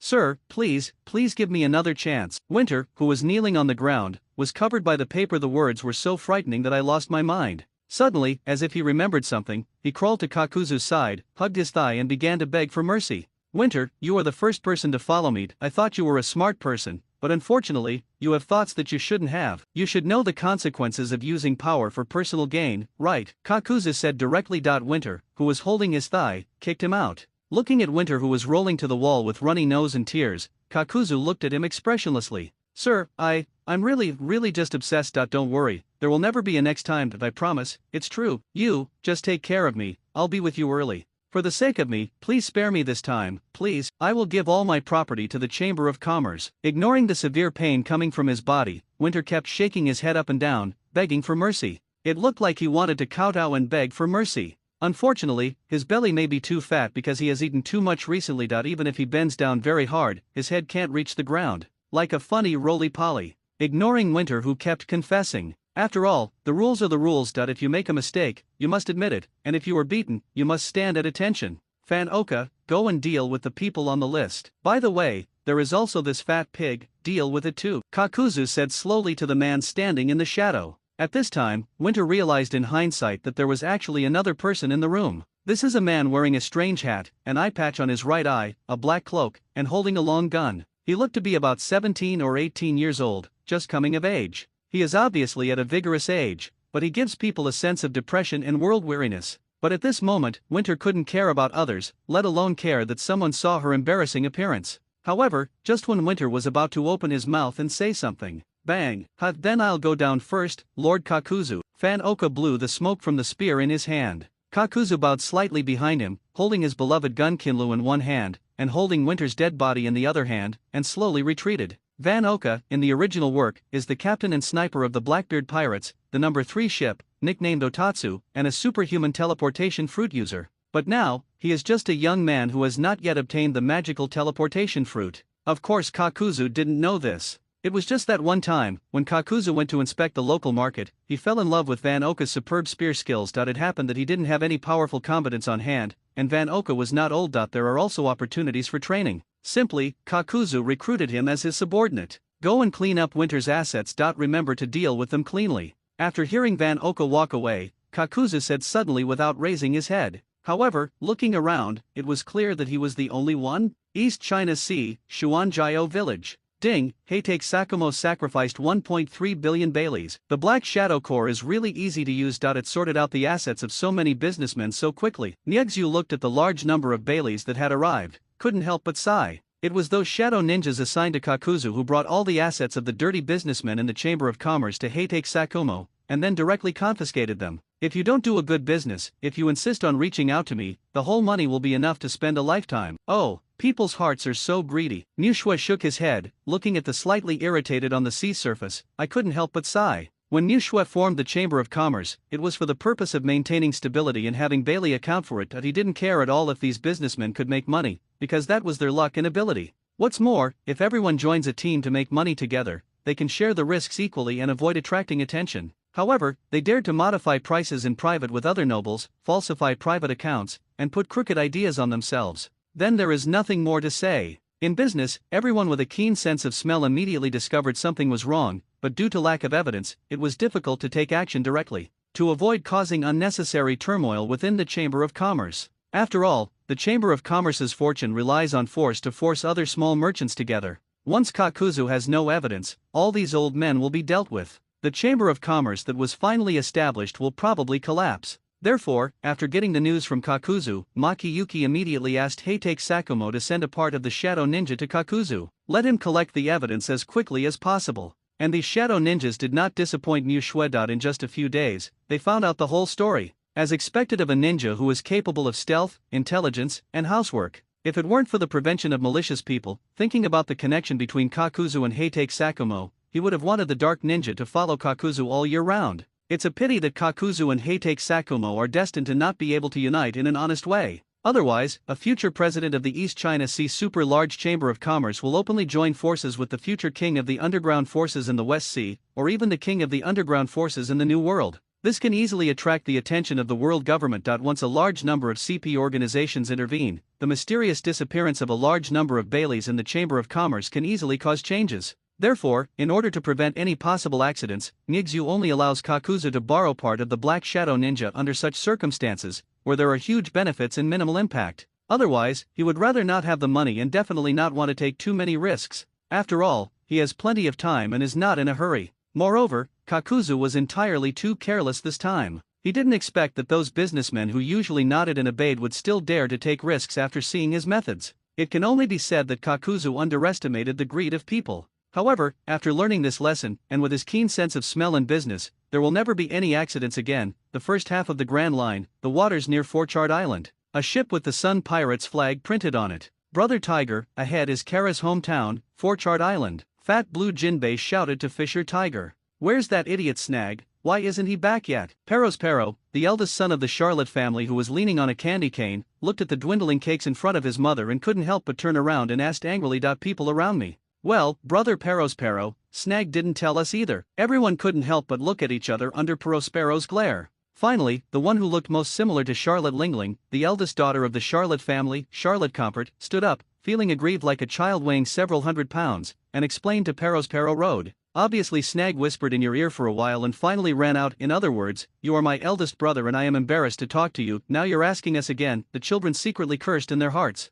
Perospero, who was so anxious just now, completely forgot that there was such a thing. He had no choice but to turn his head away in embarrassment, lowering the brim of his hat with one hand and raising the candy cane with the other. Lick, the whole scene immediately fell silent. Brother Perospero, I know where brother Snag is. Why don't I go to sea to find it? Just when Perospero was embarrassed, the super long-legged, 14th daughter of the Charlotte family, one of the 4 dessert generals, and a user with the ability to squeeze fruit, Charlotte Smoothie seemed to have suddenly thought of something, and turned to Puris. Luo said. She vaguely remembered that Snag had left the port in a hurry that day, and after being stopped by her, he seemed to have mentioned the Kingdom of Drad. Because she didn't pay attention at the time, she didn't take it to heart. As a result, she recalled such an experience when Perospero suddenly mentioned it today. Apparently, Snag encountered something unexpected on his way to the Kingdom of Drad. She didn't doubt the idea that Snag would have an accident in the Dread Kingdom and be destroyed by everyone was not because Smudgy looked down on them. She was confident that a small and inconspicuous country like the Dread Kingdom could be destroyed by one person. After all, she is also a great pirate with a bounty of more than 600 million, and a dignified star of the 4 deserts of all nations. Okay.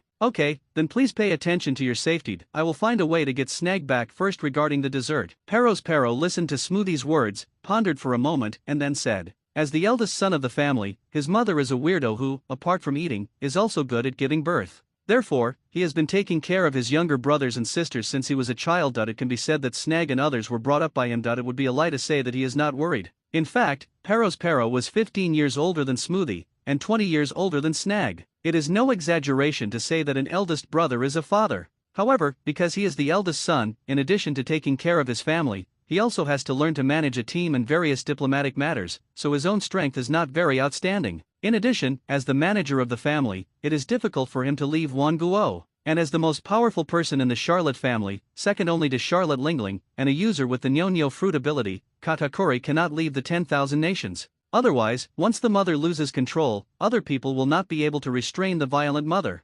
Therefore, we can only rely on this younger sister who has been strong since she was a child. However, just in case, Pero still ordered that safety should be the first priority. After all, you can find desserts and everything else. Anyway, after so many years, this is not the first time that my mother has gone berserk. At worst, we will rebuild the Cake Island again. Well, I know, I will pay attention. New world, a certain sea area. Natsu-sama, I really want to trouble you this time. It's all because of that hateful crazy woman, otherwise I wouldn't have been tortured for so long. It's so uncomfortable. When I was in prison, they really didn't give me any food, and they didn't even give me a sip of water. They are not as humane as our quarry and Tuan. Those who don't know better think they are pirates. He escaped from the sea of suffering. Sasaki started to complain to Natsu nonstop, feeling like I almost didn't come back. Natsu-sama, this crazy woman is the same. She has been looking for you all over the world, and even used me as bait. Is she interested in? Sasaki looked at Natsu lying lazily on the chair next to him. He ate and drank wildly while analyzing. Cough, cough, cough. Suddenly, Sasaki stopped talking quickly. Cold sweat broke out all over his body, as if he was being choked. He covered his chest and coughed crazily. Why are you in a hurry? Eat slowly. By the way, what did you say about that crazy woman just now? Natsu listened to Sasaki's sudden stop and comforted him casually, then asked casually, this kid won't find anything, right? Natsu muttered secretly in his mind. If this kid really discovers something, then we have to find an opportunity to kill him. But just in case, he decided to test it out. After all, the risk of trapping Fei Liubeo is quite high. He doesn't want to give up on living a good life and must seek excitement. Unless Mu Shui personally gives him the order, otherwise, he doesn't really want to run away. It's nothing, Natsu-sama, I just choked and didn't say anything. Ignoring the burning sensation in his lungs, Sasaki quickly wiped the sweat from his head and replied shakily. It's a bad dish. I just felt so comfortable eating that I almost spoke out what was on my mind. If this spreads out, I won't be beaten by two people. If you have anything to say, can I still eat you? Natsu looked at Sasaki, who was obviously guilty, reached for a glass of wine, heated it slightly with a flame, and handed it to Sasaki with a smile. Natsu-sama, I just don't speak my mind. That if there is anything wrong, please don't take it to heart. Looking at the scene in front of him, Sasaki also knew it and said to himself, if there is no 1, 2, 3, the next thing to be warmed may not be the wine. We can only give Natsu a vaccination first to prevent Natsu from going berserk. After all, it no longer depends on you whether you can break up your boss's underground love affair or whether you can leave the love affair with two opposing camps. Well, that's just my guess. If it's wrong, don't be angry. Although he was mentally prepared, Sasaki was still a little scared. After all, a person's name is like the shadow of a tree. What's more, he had witnessed with his own eyes the terrifying scene of Natsu showing off his power. Psychological construction is not enough to make him fearless in the face of danger. Don't worry, I have nothing to be angry about. Seeing Sasaki hesitate and say nothing, Natsu was not in a hurry. Anyway, on this ship, including Dopon, were all his close followers. At worst, just feed this Sasaki directly to the fish. Sasaki feels like he is riding a tiger with difficulty. The scene in front of him directly burned the brains of everyone around him. WC, can we hear this? It's over, damn Sasaki, what the hell are you barking at? You, I haven't even kissed Xyla from the Flower City. It's okay, brother, I tried it for you. Xyla's skills are very good. What, you really deserve to die? For a moment, the whole ship exploded. Natsu-sama, what should we do now? The hippopotamus Dopen on the side was also a little dazed, but he quickly came to his senses and asked Natsu quickly. But as Natsu's number one younger brother, he felt that Natsu would definitely, maybe, probably, not do anything to him. No, you are screaming like a big-headed ghost. Natsu also has one head and two heads. He yelled at the men who were yelling at the side. Then, he rubbed his swollen head and felt that his whole brain was about to burst. The moment Sasaki spoke, his thoughts came to a halt, and all his previous assumptions were completely disrupted. Where did you get the news? why didn't I know that crazy woman became my woman? He thought that Sasaki had discovered the secret agreement between the two. We have already made preparations to take action directly if he says anything wrong. Unexpectedly, he actually revealed such shocking gossip. He was directly confused as the person involved. Whoa, Natsusama, I really didn't mean it. Sasaki still doesn't have the majesty of being a flying six. It looked like an internet-addicted teenager who sneaked out to surf the internet in the middle of the night and was caught by his parents, but he was begging for help. That's enough, please be quiet. Looking at Sasaki, who was obviously losing his mind, and a group of younger brothers who were crying and shouting, they were about to make a will. Natsu yelled angrily, and then slapped Sasaki, who was holding his thigh, away. Then he spread out his dragon wings and unleashed the power of the 9 Dragons Thunder Gangfire without any reservation. In an instant, everyone was pressed to the ground, feeling that their souls had been hit hard, with a slight burning and stinging sensation. Looking at the gradually quiet scene, Natsu's vertical pupils with golden flames stared at Sasaki. Tell me, what's going on? Sasaki came to his senses and realized what he had said. Ignoring the pain, he quickly explained. Natsusama, I was just guessing on my own. Mainly because this crazy woman kept looking for you. If I wasn't careful, my brain would twitch, and Sasaki didn't have the nerve to say the rest. He went down and lowered his head in shame, showing his resignation. After hearing this, the boy on the side calmed down. It was a false alarm. It turned out to be just a wild guess. Let me tell you, why did Natsusama fall in love with that crazy bitch? That's right, I believed in Natsusama from the beginning to the end. Come on, who was thinking just now? Where is my little green? Damn it, you dare to attack my little green, I will fight with you. The worst I can do is take you with me next time, I'm a VIP there. Really, you will be me from now on.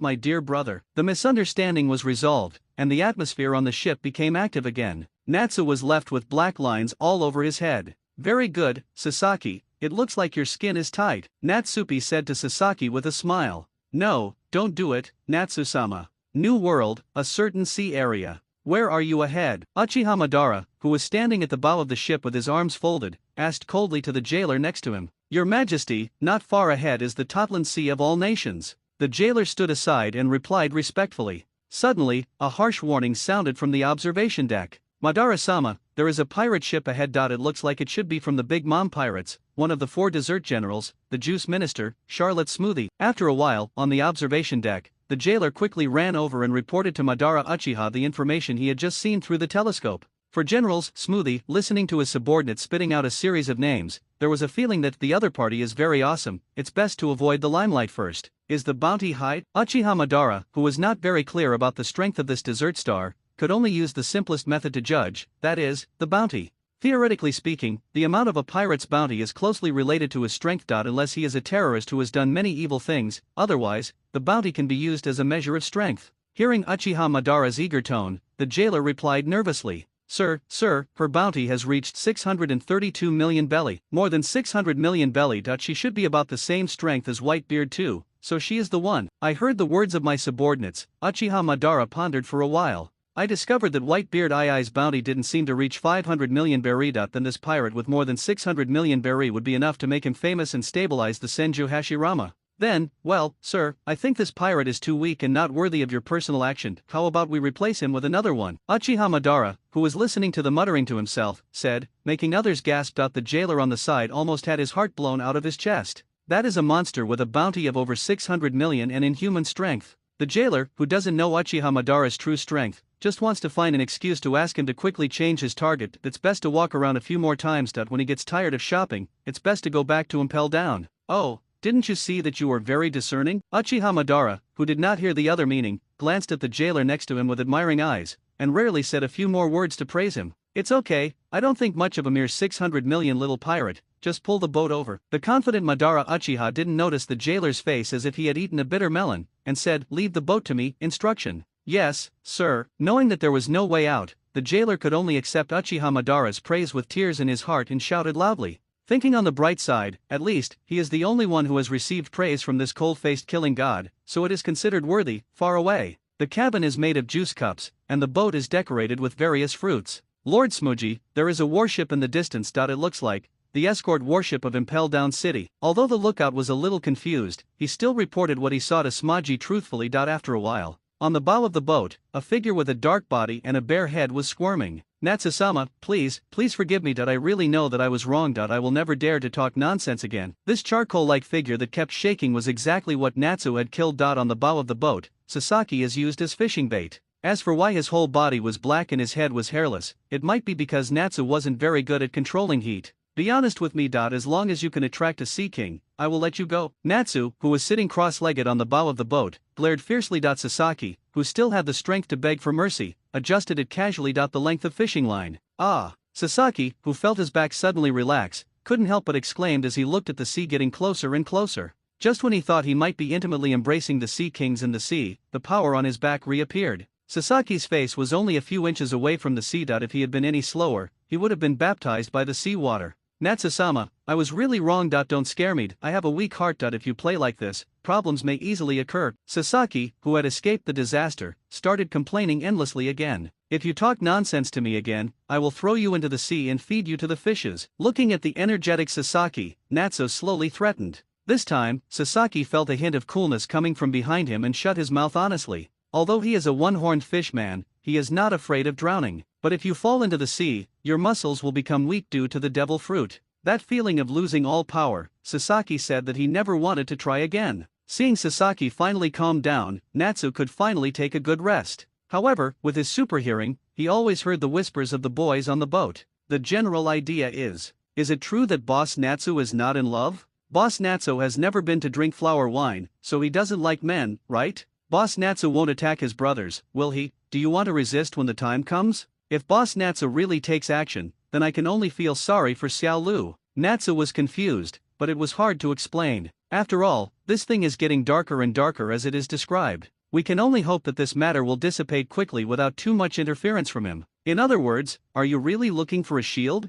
Thinking of this, Natsu's head started to hurt again. He would rather fight Urza for 300 rounds than suffer this injustice. No, it can't be Urza, otherwise it will be even harder to clean up. Aw, I'm so annoyed. Sasaki, you really deserve to die. Natsu, who was getting more and more angry as he thought about it, couldn't help but walk to the bow of the ship, ready to give the chubby Sasaki some love. Sudden, a violent hurricane roared along the sea. Everyone on the boat was blown around. Then, another wave of waves surged towards Natsu and the others. No, Natsu-sama, look over there. There is a blue giant. Just when Natsu was about to give the order to close the sails, Sasaki, who was hanging upside down below, shouted loudly, "Blue giant." After listening to Sasaki's words, Natsu looked up in the direction of the waves. Sure enough, it was a blue giant figure, constantly undulating on the sea surface. Seeing the giant stirring up the sea for no apparent reason, Natsu, who was full of anger and had no place to vent his anger, seemed to have found a target. He turned to his men and ordered, "You guys hold the ship steady. I'm going to teach this giant a lesson that he dares to mess with me, Natsu. At this time, I must show him some humiliation." As he said that, Natsu unfolded the dragon wings surrounded by flames and flapped them vigorously.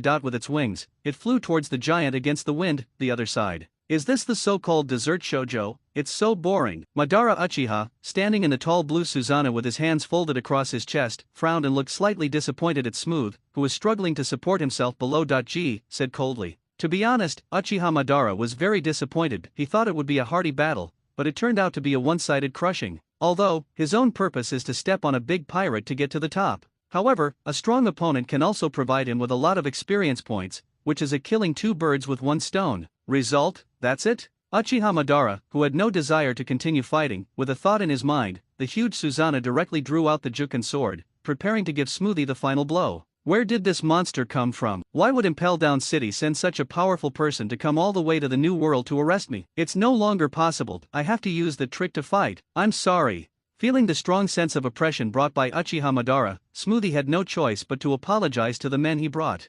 Immediately, he reached out and pulled out all the water in their bodies and gathered it into himself. Juice giant. I saw Smoothie's body and the weapons in his hands gradually expanding in proportion, directly from the initial height of nearly 5 meters to a giant figure of nearly 15 meters high. You know, the average adult giant is only about 12 meters tall. It can be said that Smoothie's current size is not considered short even among the giants. However, in comparison, there is still a big gap between Uchiha Madara's Susanoo. Moisture sword. Looking at the huge blue figure controlled by Uchiha Madara, he swung the huge sword like flames towards him. Smoothie could only resist the terrifying pressure from the top of his head, and struggled to swing the long knife wrapped with a water ring in his hand at the incoming flame-shaped giant sword. Bang! The result was as expected that whether it was the huge difference in body size or the difference in the quality of the weapons between the two, it was foreseeable that the scene would happen after the two collided. Poof! As a mouthful of blood spurted out, Smoothie's figure seemed to be deflated and returned to its original size. Not only that, she also couldn't feel her ability as a juicer. Damn it! Smoothie, who was in a state of utter disarray and whose clothes were almost torn, growled unwillingly. However, his ability was sealed, and his body was unable to exert any strength after the strong confrontation with Uchiha Madara just now. Now Smoothie felt a hint of despair. Just as Smoothie was recalling his past life, a somewhat familiar voice came out. Exactly, Natsu, who just saw the waves rising here, rushed over. Why is that fire dragon here? Smoothie opened his eyes and looked at Natsu, who had arrived in time. His tone was full of disbelief and a trace of happiness for the rest of his life. His beautiful eyes moved as he looked at Natsu. Less than half the size of me. For the first time, I felt that he was so tall. In fact, as one of the main combat forces of the Big Mom pirates, because Katakuri and Pero are stationed on Cake Island all year round. Therefore, basically all external battles and diplomatic dealings were handed over to Smoothie and Cracker. However, Cracker doesn't like to communicate with others, so in fact, Smoothie has full control over foreign transactions. And Natsu, as the powerful new star of the Beast Pirates, is a promising candidate in the future. In addition, the leaders of both parties, Kaido and Big Mom, had a relationship when they were young. Therefore, the pirate groups under the two are relatively harmonious. There are even some deals between the two. Since the other two boards are all otakus, most of the transactions with other large pirate groups are handled by Natsu himself. This is also one of the reasons why Doflamingo and Natsu became friends. So Smoothie and Naz also had the opportunity to meet several times. However, due to camp reasons, the two never actually fought against each other. I just heard about the strength of both sides. Smooth never expected that in today's critical moment of life and death, it would be Natsu, whom he had met several times, who would save him from danger like a god. This has a different impact on Smoothie, who is cold on the outside and hot on the inside, and has devoted his life to protecting his family. Fire Dragon Natsu, do you also want to dance? Uchiha Madara looked at the small figure flying towards him, and took a closer look. It turned out to be one of his own, but he didn't care, since the two were not in the same camp anyway, and he just wanted to test whether Natsu was worthy of having the same identity as him. Don't think that being tall means something great. Who can't transform? Thunder Flame Dragon Mode, Dragon Transformation. Seeing that Madara Uchiha obviously had no intention of stopping, and with a fire in his heart, Nazi also angrily turned on the strongest mode. Originally seeing that he was one of his own, he was planning to put on a show with Madara Uchiha to defraud Mukachi of his favor. As the actual person in charge of the transaction, Natsu was aware of the huge transaction volume of the two major pirate groups every year. As long as it is done, Smoothie, a practical foreign trade person, will definitely gain a lot if he swallows it a little. As a result, Uchiha Madara looked down on him and wanted him to dance for him? It's really intolerable, but who can't be tolerated? The same goes for Urza, and so does Uchiha Madara. Each and every one of them bullies a junior like him because he is a senior, right?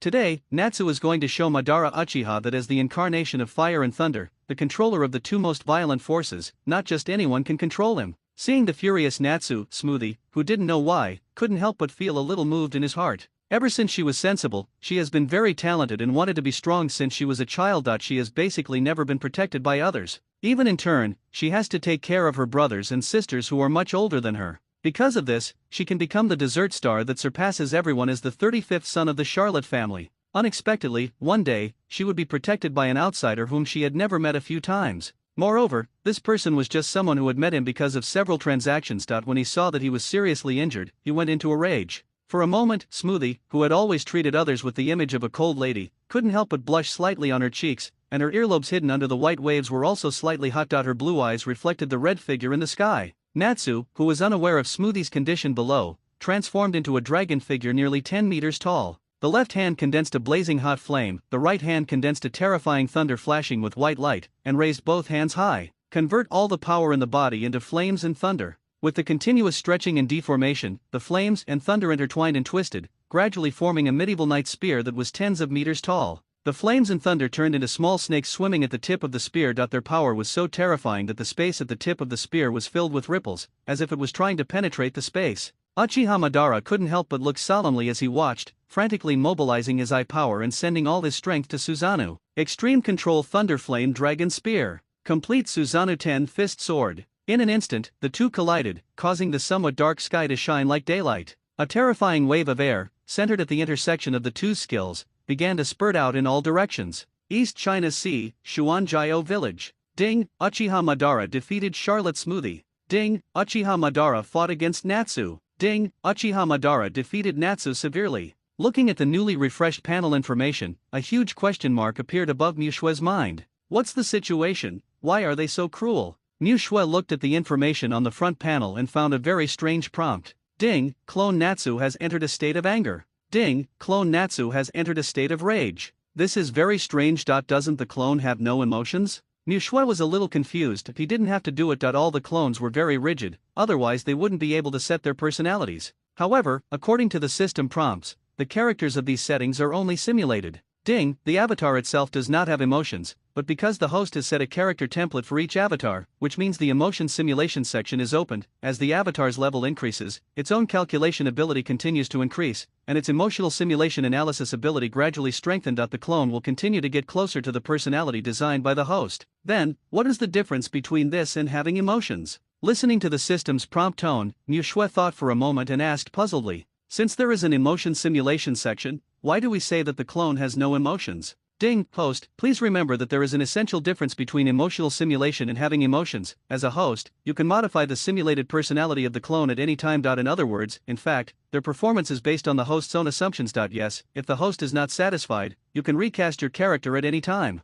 After hearing this explanation, Mu Shue understood. In other words, a person with super artificial intelligence calculation capabilities, coupled with an extremely delicate emotional simulation system, can be regarded as a person. But this person is not essentially a person. It is only simulated with the help of super intelligent brain and can be modified at any time. Ding, the clone has no human emotions, but it can carry out personality simulation through powerful intelligence, and the host can set it by itself. The clone has no gender. Mixu remembered that the above sentence was when he first made Urza. The exact words the system said. Ding, host, please pay attention to the distinction that it's not that there are no sexual characteristics, it's that there is no gender distinction. Listening to such a word, Mu Shue was a little confused and asked, elaborate. Ding, when the clone is not summoned, it can be understood as an embryo, or a doll without a face or any characteristics, but when the host sets its appearance, body, etc., the clone will be determined and specific. Despite the gender characteristics, the avatar does not have the corresponding abilities, which means that the avatar cannot give birth, but it can perform certain behaviors. After listening to the system's explanation, Mu Shue remembered one thing. You can't have children, but you can act. WC, is there such a good thing? Mu Shue was stunned, but she didn't expect that the clone would have another use. Doesn't that mean you can make it up on your own? Shaking her head, Mu Shue expelled all the thoughts she shouldn't have. Relying on the strong perseverance of not drinking, smoking, gambling, or drugs for more than 30 years in the past and present life, Mu Shue finally calmed down. Moreover, in a nice little village, there is suddenly an eye-catching beauty, which is somewhat inconsistent with Mu Shue's ethics as a person behind the scenes. Hey, I haven't even started my business yet, how can I talk about her? Western Sea, Kimura Island. One of the 5 major mafias, the headquarters of the Kimura family. Kimura Lawson, the current godfather of the Kimura family, has his hair meticulously combed all year round and has 2 delicate mustaches. He looks like an elegant noble gentleman without any gangster temperament at all. How are things going lately, Binro? Lawson, who was supposed to remain elegant at all times, was now looking at the report in his hand with a frown on his face, and then looked at the standing woman beside him and asked, Lord Lawson, the killer known as White Fang has destroyed nearly 20 of our strongholds. According to the route, I'm afraid it's possible to reach Kimura Island today, and, judging from the target of his attack, I am afraid that someone has taken action against the 5 major mafia families, and there have been casualties among the cotters of the 5 major families. Bin Luo, who had long blue-black hair and wheat-colored skin, replied respectfully. What is strange is that even though he knew that a disaster was imminent, Lawson's secretary did not show any panic. You know, even Kimura Lawson, the godfather of the Kimura family, is now upset by this White Fang. After listening to Bin Luo's analysis, Lawson closed his eyes and pondered for a while, and then looked at Bin Luo thoughtfully. Go and gather all the surviving cotters in the family and gather in the Parliament Hall in 3 hours. After lighting a cigar and puffing away the smoke, Lawson ordered Binro with a gloomy face. Yes, Lord Lawson. Looking at Bin Luo's retreating figure, Lawson's eyes flashed with a trace of cruelty. Bala, hey, I'm Lawson, and I want to make a deal with you. 3 hours later. We will stop updating novels on this site, move to our new site, https://readon.com// Kimura Family Meeting Room. Nyoda's conference room was now less than half full due to the assassination of White Fang. After being notified, everyone came to the conference room early. After all, they also know that someone paid to buy their lives, and now is the time of life and death. All the cotters who were still alive ran back to the base camp early, preparing to see their boss's arrangements. Cough. Lawson coughed lightly, leaning on a black gentleman's cane. The conference room, which was noisy just now, instantly became silent. It can be seen that Lawson's majesty in the family is terrifying. Looking around at the people in the conference room, Lawson smiled slightly. It was obvious that he was very satisfied with the actions of his men. Now that everyone is here, the family meeting has officially begun. Bingluo, the wheat-colored female secretary on the side, quickly distributed the information in her hand under Lawson's eyes. The above records the recent impressive achievements of White Fang, including the current leaders of the 5 major families, the Capone family. More than 50 cotters died in total. That's right, more than 50 people. Although Capone Becky gave Heitake Sakumo a list, there weren't actually that many people on it. That's just because what Capone Becky wants to get rid of the most is the most prestigious and powerful group in the family. But Heitake Sakumo didn't care, he just harvested the cotters he encountered. It's not a hassle anyway, and you can make some extra money, so why not? As for the reason for the death of the leaders of the Capone family, it was because Capone Becky planned to use the help of Heitake Sakumo to eliminate some disobedient old men in the family who relied on their seniority. In addition, many cotters of the 4 major families have died, so no one will doubt him. At least, there is no evidence to doubt him. Although Heitake Sakumo saw through Capone Becky's little thoughts, for him, not only did he not lose, but he also made a lot of money. As for whether all the obstacles to Capone Becky are cleared, will it allow him to become more powerful and affect his subsequent rule of the West Sea underground world? Heitake Sakumo can only say that only strength is the most important. What do you think? After everyone had read the information in their hands, Lawson looked at everyone's slightly changed expressions and asked in a timely manner,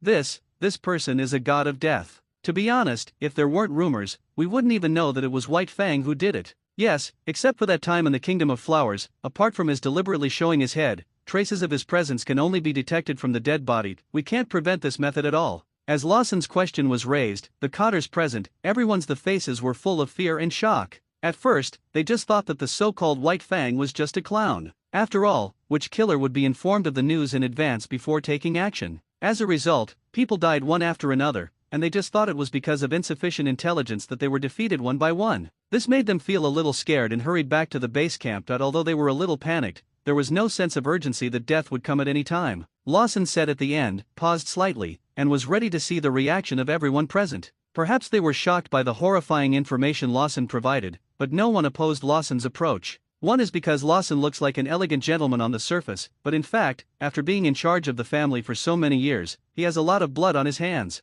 Another thing is that now is a critical moment of life and death. Let alone Lawson personally asking for foreign aid. Even if they ask them to pay for their own lives, they don't dare to say no. Very good. Nodding with satisfaction, Lawson turned around, bowed slightly to a figure in the corner, and said respectfully, Sir, this is the transaction partner I'm talking about, the son of the devil with a bounty of 79 million Baileys, Nico Robin. This woman is very cunning. She has been working for me under the alias Binro for many years. If it hadn't been for today, I discovered something fishy about her, and I'm afraid I'm still kept in the dark. In Robin, that is, Nicole Robin's unbelievable eyes, Lawson betrayed her completely. Since the demon-slaying order destroyed O'Hara 10 years ago, when she was only 8 years old, she began her miserable life of escape. In order to survive, Robin looked for work everywhere to make ends meet, but because of her identity and the astonishing amount of bounties, she was betrayed and abandoned several times. In the following years, Robin hid in the underground world to avoid being pursued by the Navy, and experienced countless darkness and betrayal. At such a young age, she has seen so many dark sides of the world that she no longer trusts anyone. Until 5 years ago, while on the run, she met Kimura Lawson, a man who claimed to be the godfather of the mafia. She thought she was doomed, but she didn't expect that this man, instead of reporting her, kindly took her in, even gave her a new identity, Bin Luo, and kept her by his side to train her into a qualified secretary. Although she cannot live freely in the sunshine with the name of Nicole Robin, for her, whose life is full of darkness, she is lucky to be alive. She thought that the days would pass by like this day by day, and she had even become accustomed to the life here. Unexpectedly, she was betrayed again today. In fact, she should have guessed that one day she would be abandoned. After all, no one would be nice to someone without any reason, unless he has an ulterior motive. However, since she was a child, she had no parents and could only stay in other people's homes. She received cold looks and malice from others every day because of her devil fruit ability, and her heart was already riddled with holes, really longing for that feeling of being valued and cared for. For the sake of this hard-won warmth, whether real or fake, she subconsciously avoided Lawson's ulterior motives. In fact, when Lawson recognized Nicole Robin, he originally wanted to report her directly. After all, 79 million Baileys is not a small amount.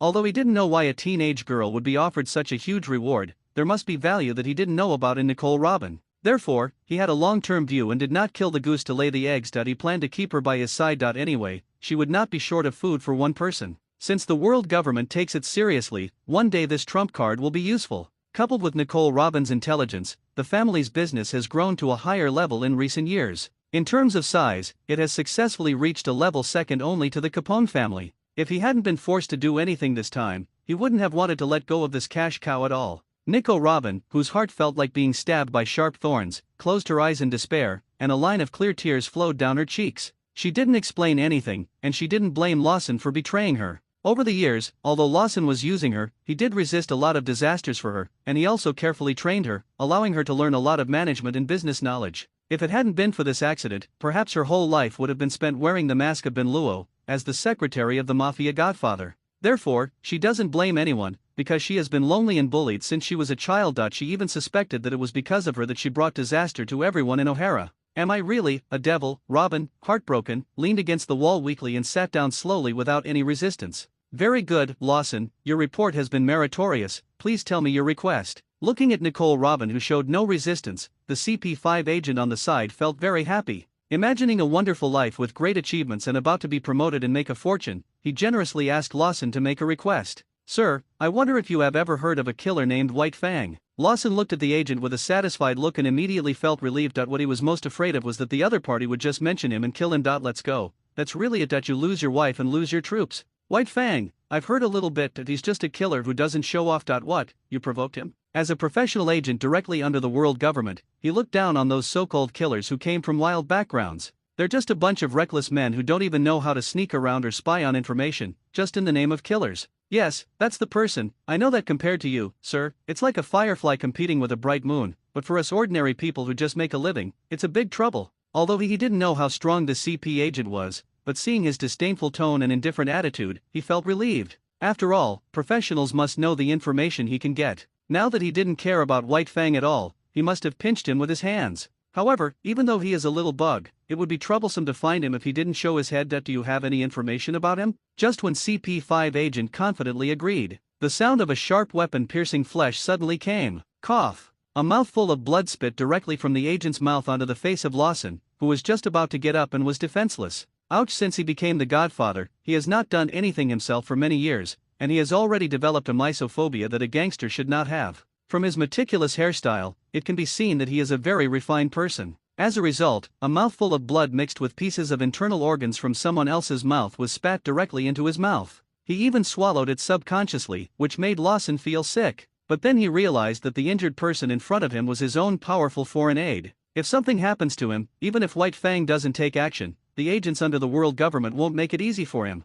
Who is it? The sneaky, despicable villain. Ignoring Lawson's frightened eyes and bluffing tone, I saw, among the cotters present, in the shadow at the feet of each person, one after another, covered in black ninjas with only a pair of red eyes, appeared, holding short swords, slashing at them. Poof! Poof! As the voices rang out, many cotters who didn't know what was going on fell to the ground. Only a few cotters who were agile and reacted quickly managed to avoid the first blow in time. But under the siege of many Black Shadow ninjas, they all fell into a rage in a few moments. You're the White Fang. Looking at the white-haired man in front of him, Lawson ignored the fear in his heart and quickly pulled out a fire gun from his waist. Tisk! Before he could raise his hand to take aim, Sakumo beheaded him neatly. Nicole Robin, who was absent-minded on the side, did not react much when seeing the sudden reversal of the scene. It's nothing more than stepping out of the wolf's den and entering the tiger's den. After all, no one in this world would fight against the world government for her. Nicole Robin, are you interested in looking for the historical text? Heitake Sakumo put away his dagger and extended an invitation to Robin, who was looking blank.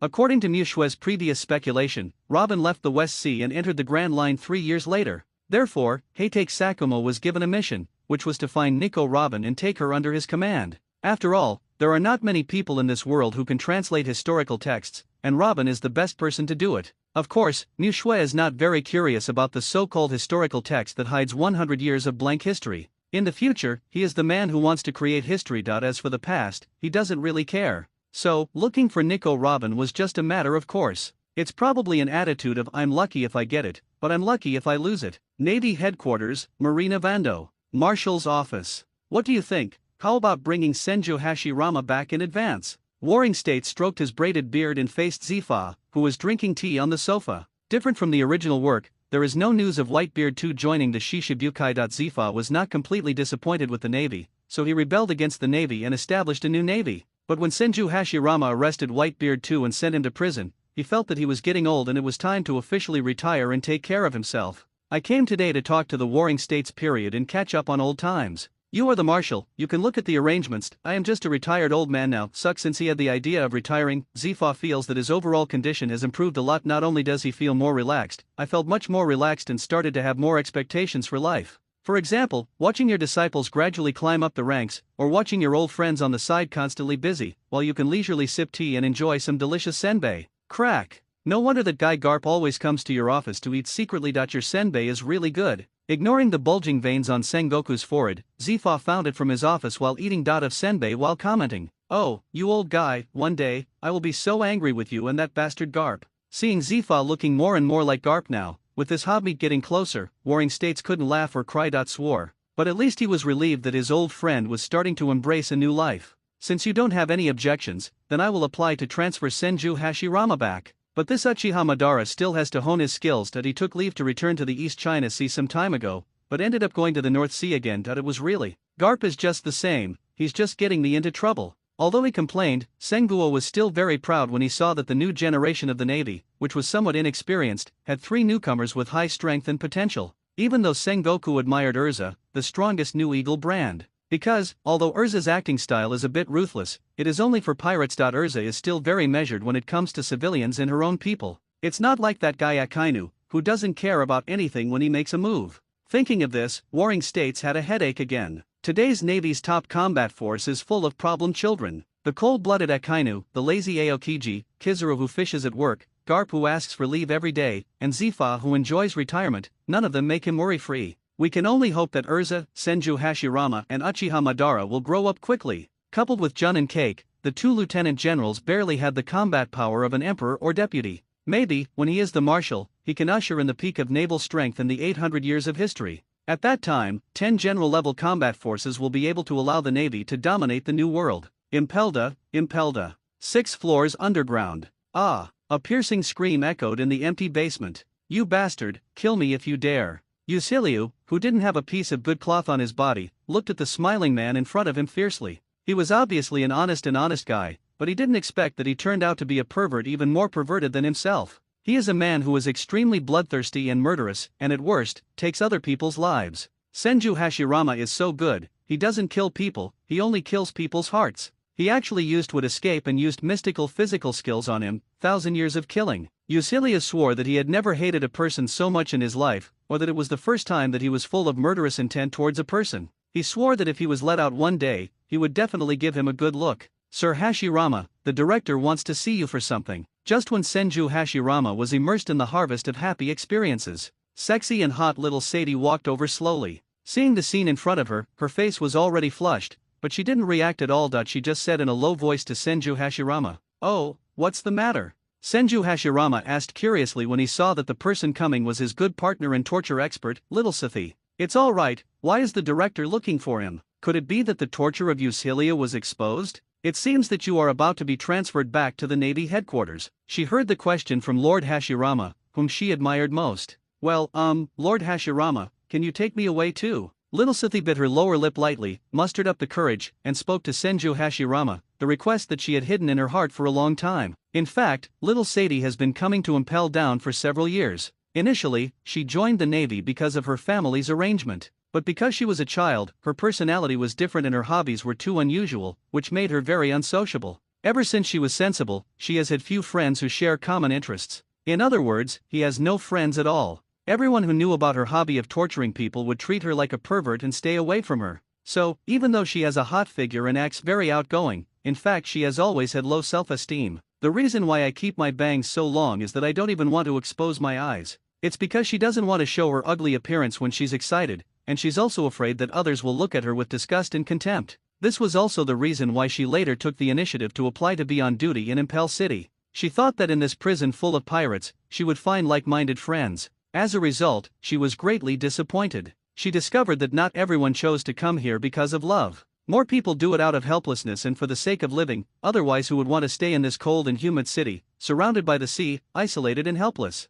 As ordinary jailers, they have difficulty traveling, cannot ask for leave, and have no recreational activities at all. You can only work hard all day long in harsh conditions, just to wait for the deadline to be transferred. As a result, she once again became a different person, and could only be alone and tolerate her unique preferences. Until one day, that man appeared. He has long black hair that looks like handcuffs, and wears red armor that looks like a whip. He is not handsome, and is as ordinary as prison wall tiles, but his smile is like a candle dripping on his body. Warmth. That day, the branches danced wildly, tying up all the criminals in the air, and the way they were whipped was deeply imprinted in little Sadie's heart. She swore that she had never seen such a charming man in her life. Like dew coming after a long drought, she opened her heart regardless of the situation and enthusiastically exchanged her thoughts with this man. Although this man's methods are still a bit immature, it doesn't matter, she can grow up with him. I thought I could live like this forever. Unexpectedly, today, the director told her that Senju Hashirama was about to be transferred and asked her to inform her. This news was like a bolt from the blue, hitting her heart and waking her up from her dream. If she had never experienced sunshine, she could endure loneliness and move forward alone. Now, when she thinks about not having Mr. Hashirama by her side, she feels like a drowning person, finding it hard to breathe. Therefore, she decided that she would follow in Senju Hashirama's footsteps and return to the Navy. This time, she no longer cares about other people's eyes. Because in her eyes, Hashirama is the scorching sun that illuminates everything. It is different from little Sati, who has been thinking about it for a long time, struggling with his thoughts, and undergoing psychological construction for a long time. When Senju Hashirama heard that little Sadie was leaving with him, his first reaction was that after all the torture methods in the future were used up, no one would update him. Ever since he discovered the path to sustainable development, he doesn't like to fish for nothing. For example, Whitebeard too. If it hadn't been for Miss B.A. Jin, whose life was burned out after swallowing the medicine, he would have wanted to capture her and raise her together. Anyway, there is no need for him to pay. I was originally thinking about what I would do if I encountered a strong-willed thorn in the future without such a useful helper as little Sadie. Unexpectedly, little Sadie actually wanted to follow him. All I can say is, an unexpected surprise. Ha ha ha, okay, I'll tell the director later, and if he doesn't agree, I'll steal all his toilet paper. Senju Hashirama, who was in a good mood, laughed and started joking with little Sadie. Joke. Seeing that Senju Hashirama happily agreed, he was even willing to go and threaten the director for himself. It was really, Hashirama-sama, I like you. Little Sadie secretly wiped a finger behind Hashirama. She shed her tears and murmured quietly, what did you say? A woman's secret. Senju Hashirama scratched his head in confusion as he looked at little Sadie, who was suddenly in high spirits. Forget it, never mind her. New World, Totland Sea. The pirate ship with the mark of the fire dragon. Because Natsu chose to fly there alone at that time. Therefore, there was no major damage to his ship. At most, there was only a small amount of damage, which was quickly repaired. Unexpectedly, Smoothie's juice number has been successfully disintegrated and declared to be over. Natsu-sama, are you okay? Dopon, who was on the side, bandaged Natsu's bruised body and asked with concern. Dopon, who has followed Natsu for the longest time, even though he initially had an extremely utilitarian purpose, he went to great lengths to get close to Natsu. But now, after a long period of contact, he has been conquered by Natsu, whether in terms of strength or personality charm. Since boarding Natsu's ship, basically in every battle, Natsu has taken the lead and fought against thousands of troops alone. He rarely lets his subordinates take action, but this group of young men was so moved that they burst into tears. You know, as those at the bottom, to put it nicely, they are the elite pirates of the Imperial Pirates, but to put it bluntly, they are just cannon fodder for the Beast's pirates. I thought that after boarding such a warlike Lord Natsu's ship, they would basically step into the grave with 2 feet. As for the first foot, it was already stepped out when I chose to be a pirate. As a result, I never expected that Lord Natsu's bellicose and reckless character would contain a tender heart. Although he is very belligerent personally, he never forces his men to fight, and he even takes charge of them all himself and resists them all. This is also the reason why they were still trying to play tricks after the incident of Sasaki's gossip. They believed that Lord Natsu would not be the kind of person who would just silence someone if they disagreed. Although Natsu was angry at the time, he still brought Smoothie back after the battle with Madara Uchiha. After all, they are good partners in future business, so we can't miss this opportunity to build a good relationship. I'm thick-skinned, so there's no problem at all. Natsu replied with a smile, and patted his chest to signal her not to worry.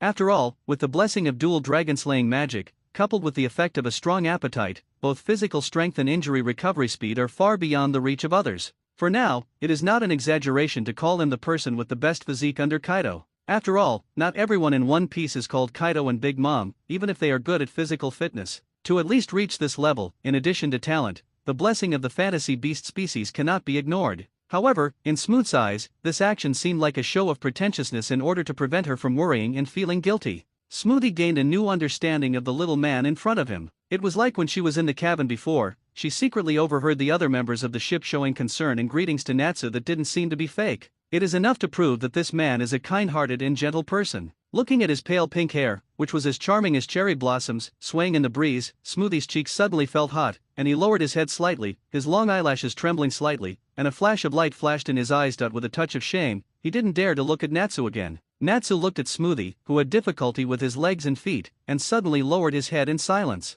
After signaling Dopon, who had bandaged the wound, to get out of the way, he stood up and walked toward Smoothie. Natsu, who was about 1.75 meters, less than 2 meters tall, stood next to Smoothie, who was about 4.64 meters tall, less than 5 meters tall. Natsu isn't even as long as Smoothie's legs. Smoothie, who is a half-blood of the Ashen clan, has more than 2/3 of his body's height just by the length of his legs. In other words, Smoothie's legs alone are more than 3 meters long, which is taller than Natsu, and his feet can't even touch the height of his mouth. Fortunately, Natsu, who is very nervous, doesn't care about this. He is not in love, nor does height matter in business. As for Smoothie, he has lived in a country with a wide variety of species since he was a child, so he doesn't care anymore. Not to mention a mere 2 meters, she has seen people with a height difference of 5 or 6 meters beside her mother. Besides, Natsu can transform, right? Thinking of Natsu's transformed figure who is taller than him, he didn't know if something suddenly occurred to him. His face that dropped down became even more rosy, as if he was warming himself by a fire.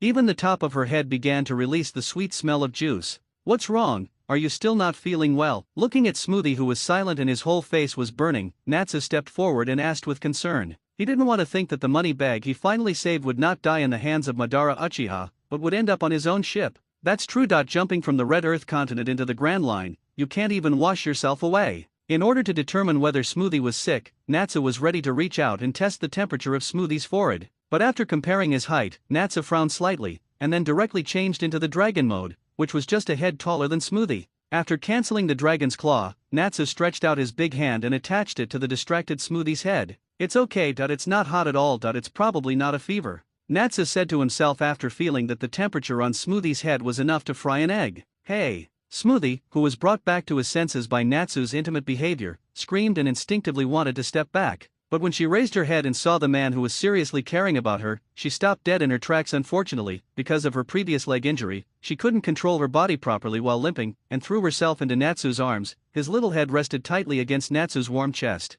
Plop plop, the powerful heartbeat echoed in Smoothie's mind. Are you okay? Looking at Smoothie, who had inexplicably collapsed in his arms, Natsu didn't think much and subconsciously wrapped his arms around him. Followed by Smoothie, making a subtle sound of unknown meaning. A soft touch like water made Natsu subconsciously tighten his embrace. It also made Smoothie, who was still distracted in her arms, subconsciously make a strange sound that was not in line with her personality. Just when the atmosphere between the two was somewhat ambiguous, W.C. Dopon, who was packing the medical kit silently after Natsu stood up, raised his head and saw the shocking scene in front of him, and subconsciously shouted out. Then, realizing that something was wrong, he quickly covered his big mouth, looked at his nose and mouth, and lowered his head carefully. If this were in Blue Star, Duopeng would definitely turn on his phone immediately and post a request for help. What should I do to break the intimate moment of love between the boss and his girlfriend? Waiting online, urgent. Natsu and Smoothie came back to their senses when they heard Dopon's sudden voice. Without bothering to explain, Smoothie broke away from Natsu's arms and limped back to the cabin in a hurry. All that was left on the entire deck was Dopon with his head lowered, a confused Natsu, and the sweet fragrance left by Smoothie. Lord Natsu, just when Dopon was about to explain, he saw Natsu walking into Smoothie's room. Duopeng was stunned on the spot. WC, boss, has he found true love? Aren't you going to betray anyone? Ignoring the happy atmosphere was different from Natsu's side. Uchiha Madara, on the other hand, looked at the sea with a serious face under the admiring eyes of all the jailers. Unlike Natsu, who was physically injured, because of the complete Susanna's shell, coupled with the hypnotic ability of the Mangekyo Sharingan. Judging from Natsu's mental strength, even if he cannot be completely hypnotized, he can still influence his short-term direction judgment. In other words, in Smoothie's eyes, the two were engaged in a life-or-death battle. But in fact, Natsu's injuries were not serious, and Uchiha Madara was not injured at all. It can be said that for Uchiha Madara, who relies on his mental ability, except for Big Mom, who specializes in souls, the remaining strong men may be severely injured if they are distracted even a little bit when fighting Uchiha Madara. The difference is that those with stronger bodies, such as Kaido, may suffer less damage. After this battle, all the jailers understood. It turns out that this cold-faced and extremely arrogant warden Uchiha Madara is really a peerless strong man.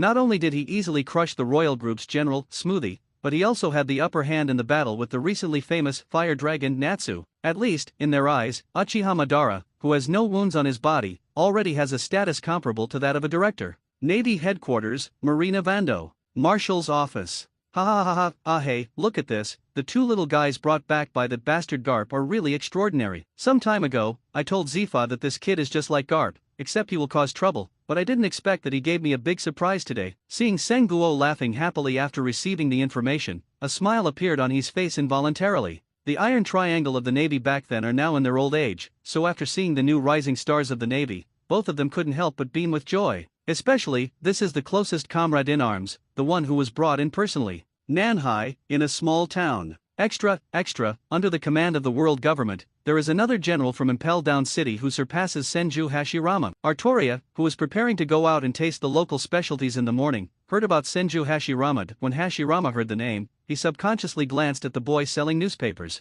It's okay, teacher, I will become very strong in the future and make those people in the world's government look good. Arturia suddenly paused and looked at the newspaper, thinking that she was worried about the world's government becoming stronger again. Sabo waved his clenched fists and encouraged her confidently. Okay, teacher, I believe you. Although Sabo might have misunderstood, the kind-hearted Arturia did not explain anything. She just stretched out her hand on his head, rubbed it gently, and encouraged him with a smile. Looking at that angelic smile that was the same as in his memory, Sabo secretly swore in his heart that he would always protect this warm smile. Unfortunately, what he didn't know was that he was not the only one who wanted to protect Artoria. North Sea, Germa 66. After looking at the latest newspaper from the messenger bird in the morning, Vinsmoke Geiji remained silent for a long time. Finally, he sighed helplessly. Resigned to his fate, he ordered to Reiju cancel all plans against Uchiha Madara, and give Uchiha Madara an extra 1 billion in arms this month. Alas, as if he had aged more than 10 years, Geiji sat in the newly repaired building. On the deck, his eyes were filled with confusion. He looked up at the clouds in the sky, not knowing what he was thinking. Yes, father, Reiju ordered from the side. Without saying anything, she turned around and conveyed his order. As one of the few modified people in the Vinsmoke family who retained their emotions, she was very resistant to attacking the terrifying Uchiha Madara. That day, that blue giant, like a god descending from heaven, was deeply engraved in her heart and could not be erased. However, due to her transformation, she was unable to disobey orders, so she could only act according to the plan. Fortunately, Geiji finally woke up today. New world, nations. Bang, get out of the way. Charlotte Katakuri, who was tall, with short amaranth hair, strong muscles, and slender legs, covered her mouth with a scarf. Coldly faced Peros, who was blocking her. Parrot said, "Calm down, Katakuri, Smoothie is safe." Natsu, the rising star from the beast side, happened to pass by and rescued Smoothie. Looking at the man in front of him, who was only 2 years younger than him, the murderous Katakuri and the eldest son Pero couldn't help but break into a cold sweat. You know, in all the nations, except for his mother, no one is Katakuri's opponent, not even the fellow generals Cracker and Smoothie are his opponents. Once Katakuri was determined to go to sea, Pero asked himself that there was no way he could stop his brother who had his own way of doing things. Katakuri is a gentle big brother when it comes to his family, but when it comes to his family's safety, he becomes extremely cold. Therefore, when he got the news that Katakuri was going to sea, Pero rushed over immediately. To be honest, Pero was also a little confused. Smoothie, who should have given him news very early, took so long to call. But he didn't think about it and just thought it was Smoothie recovering from his injuries. Fire Dragon Natsu, I know. New World, Drad Kingdom. A medium-sized warship with a seagull flag and 3 cannons on its bow sailed towards the port of the Kingdom of Drad. Lieutenant General Flying Squirrel, in front of you is the Kingdom of Drad protected by Gildarts the Destroyer. A man had a mohawk on his head, and his long dark purple hair was tied back to form a bun. A man with a dark purple mustache, a white navy justice coat, and a samurai sword slung around his waist, stood on the deck with a serious face, listening to the reports from his men. The Shishibukai is established. To celebrate the reward breaking 100, add another chapter.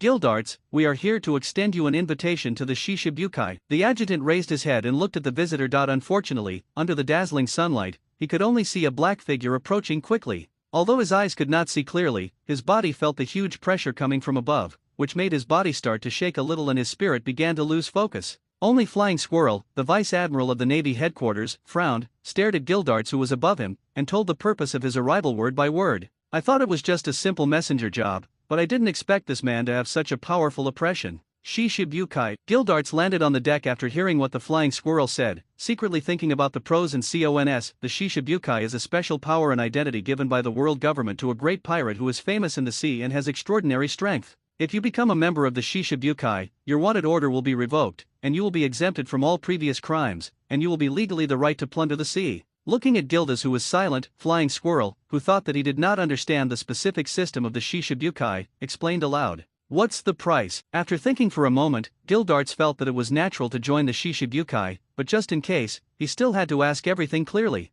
When the world government needs to contribute, it will issue a compulsory summons order. At that time, all members of the King's Shishibukai must obey the arrangements, otherwise they will be deprived of the title of King's Shishibukai. But they can move freely in normal times, and the world government does not do so at all. Will interfere. The Flying Squirrel, holding the hilt of the samurai sword tightly, faced Gildart's terrifying momentum and calmly stated all the responsibilities that the Shishibukai would bear. After listening, Gildas did not respond, he just thought about the pros and cons secretly. After thinking about it carefully, he found that there were no other disadvantages except one, the so-called forced recruitment. Moreover, it is said to be a compulsory recruitment. If you really don't go, at most you will be deprived of the title of Shishibukai and returned to the ranks of pirates. There doesn't seem to be anything bad about it. Since this is the Shishibukai, who are the other 6 people? Now that he has decided to join, Gildas is ready to find out who the other 6 people are first. If it's just some crooked melons and jujubes that are used to make up the numbers, then don't blame him for going out to relax and slap the world's government in the face.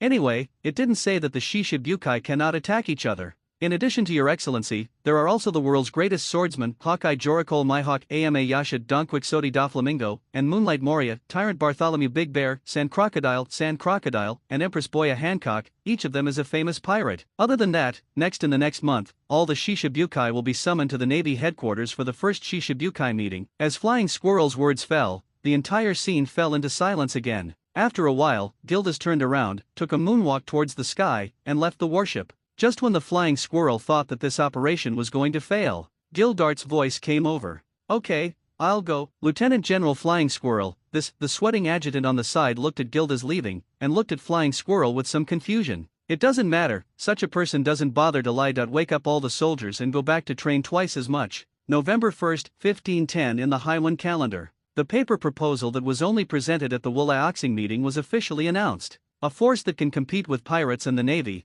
the king of the Shishibukai, is announced. The whole world was shocked by this act of the world government. Unexpectedly, one day, pirates can be recruited and become the force of the world government to maintain law and order. At the same time, newspapers around the world began to publicize the great achievements of all the Shishibukai, portraying them as guardians of justice who protect the country. This information can only fool ordinary people who don't know what to do. What really makes the world believe that this newly formed force has strength comparable to that of the Navy and pirates is because of the so-called Hawkeye Joricole Mihawk, the world's greatest swordsman, and the people under Kizaru's hands, the destroyer Gildarts who destroyed a country. Navy Headquarters, Marina Vando. Navy Meeting Room. The Shishibukai matter has been fully implemented. The next step is to prepare for the official convening of the first Shishibukai meeting. Sengoku sat at the top and looked at the naval generals below and ordered. Yes, you must know that for the establishment of the Shishibukai, the world government paid a considerable price. The senior government officials sent by the world government to observe the meeting also said in agreement. A pirate is a pirate. A country can be changed easily, but a character cannot be changed. Wearing a navy hat, a dark red suit, and a cigar in his mouth, one of the 3 generals of the Navy headquarters, known as Akaina Sakaski, said solemnly.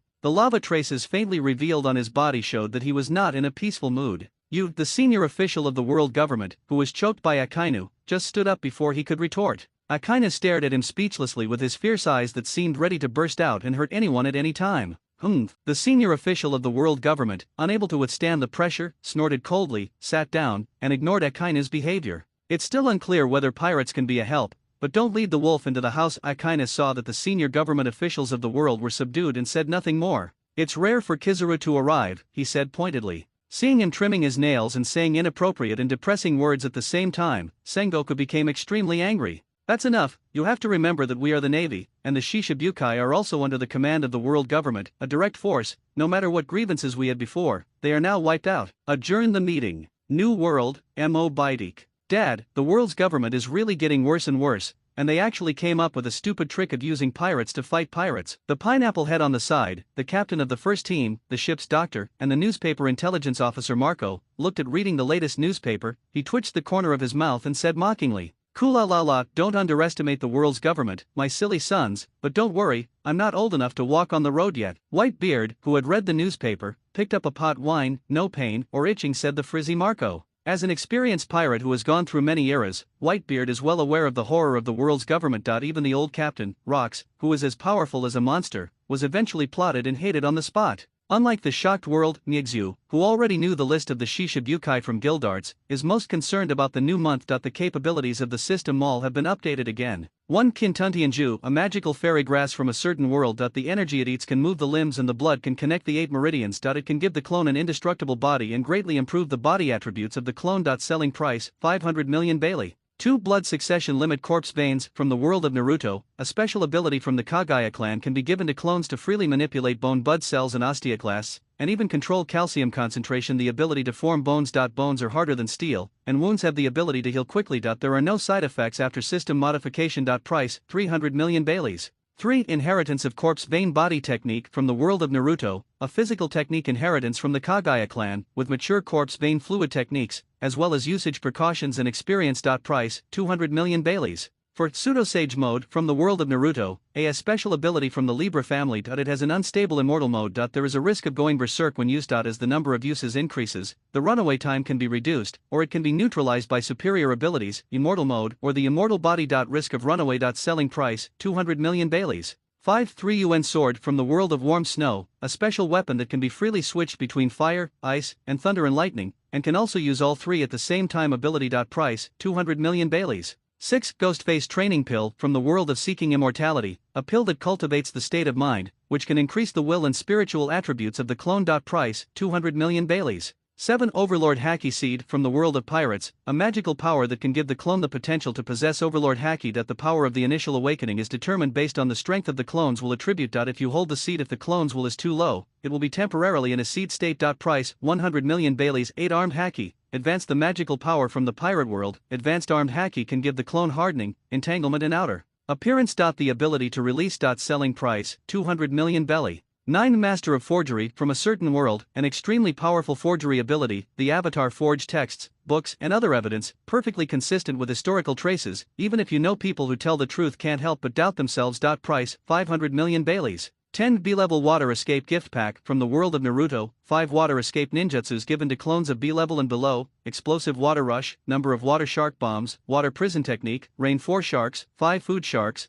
Price, 100 million Belly. 11 Magical Stupid Hair, from a certain world, a kind of can give the clone must be lucky. Price, 500 million Baileys. 12 Knowing Color Haki, top the magical power from the pirate world, the top level Shining Color Haki, can give the clone the short-term ability to predict the future. Sold price, 400 million Belly. 13 Combat Intuition, gives the avatar strong combat judgment and reaction ability. It will not be confused in the battle and can carefully recognize the most suitable action for itself. Price, 100 million Belly. Looking at the luxurious abilities that filled the screen, Nyxue also felt bad when she thought that recently, Natsu had been working diligently to make money, but was still being used as a stepping stone by several seniors. Prepare to give Natsu a wave of version enhancements. The first is this Overlord Colored Domineering Seed. Looking at the introduction, there is still a slight difference between the effect of this seed and the seed assembled by Gildarts. For example, Gildarts 1 increases the strength of the Overlord's Haki after it is awakened, based on the strength of the opponent in the battle. This time, the seed is determined based on the will of the clone. The intensity of the awakened Overlord Color's domineering energy, or even a too low will temporarily fail to awaken successfully.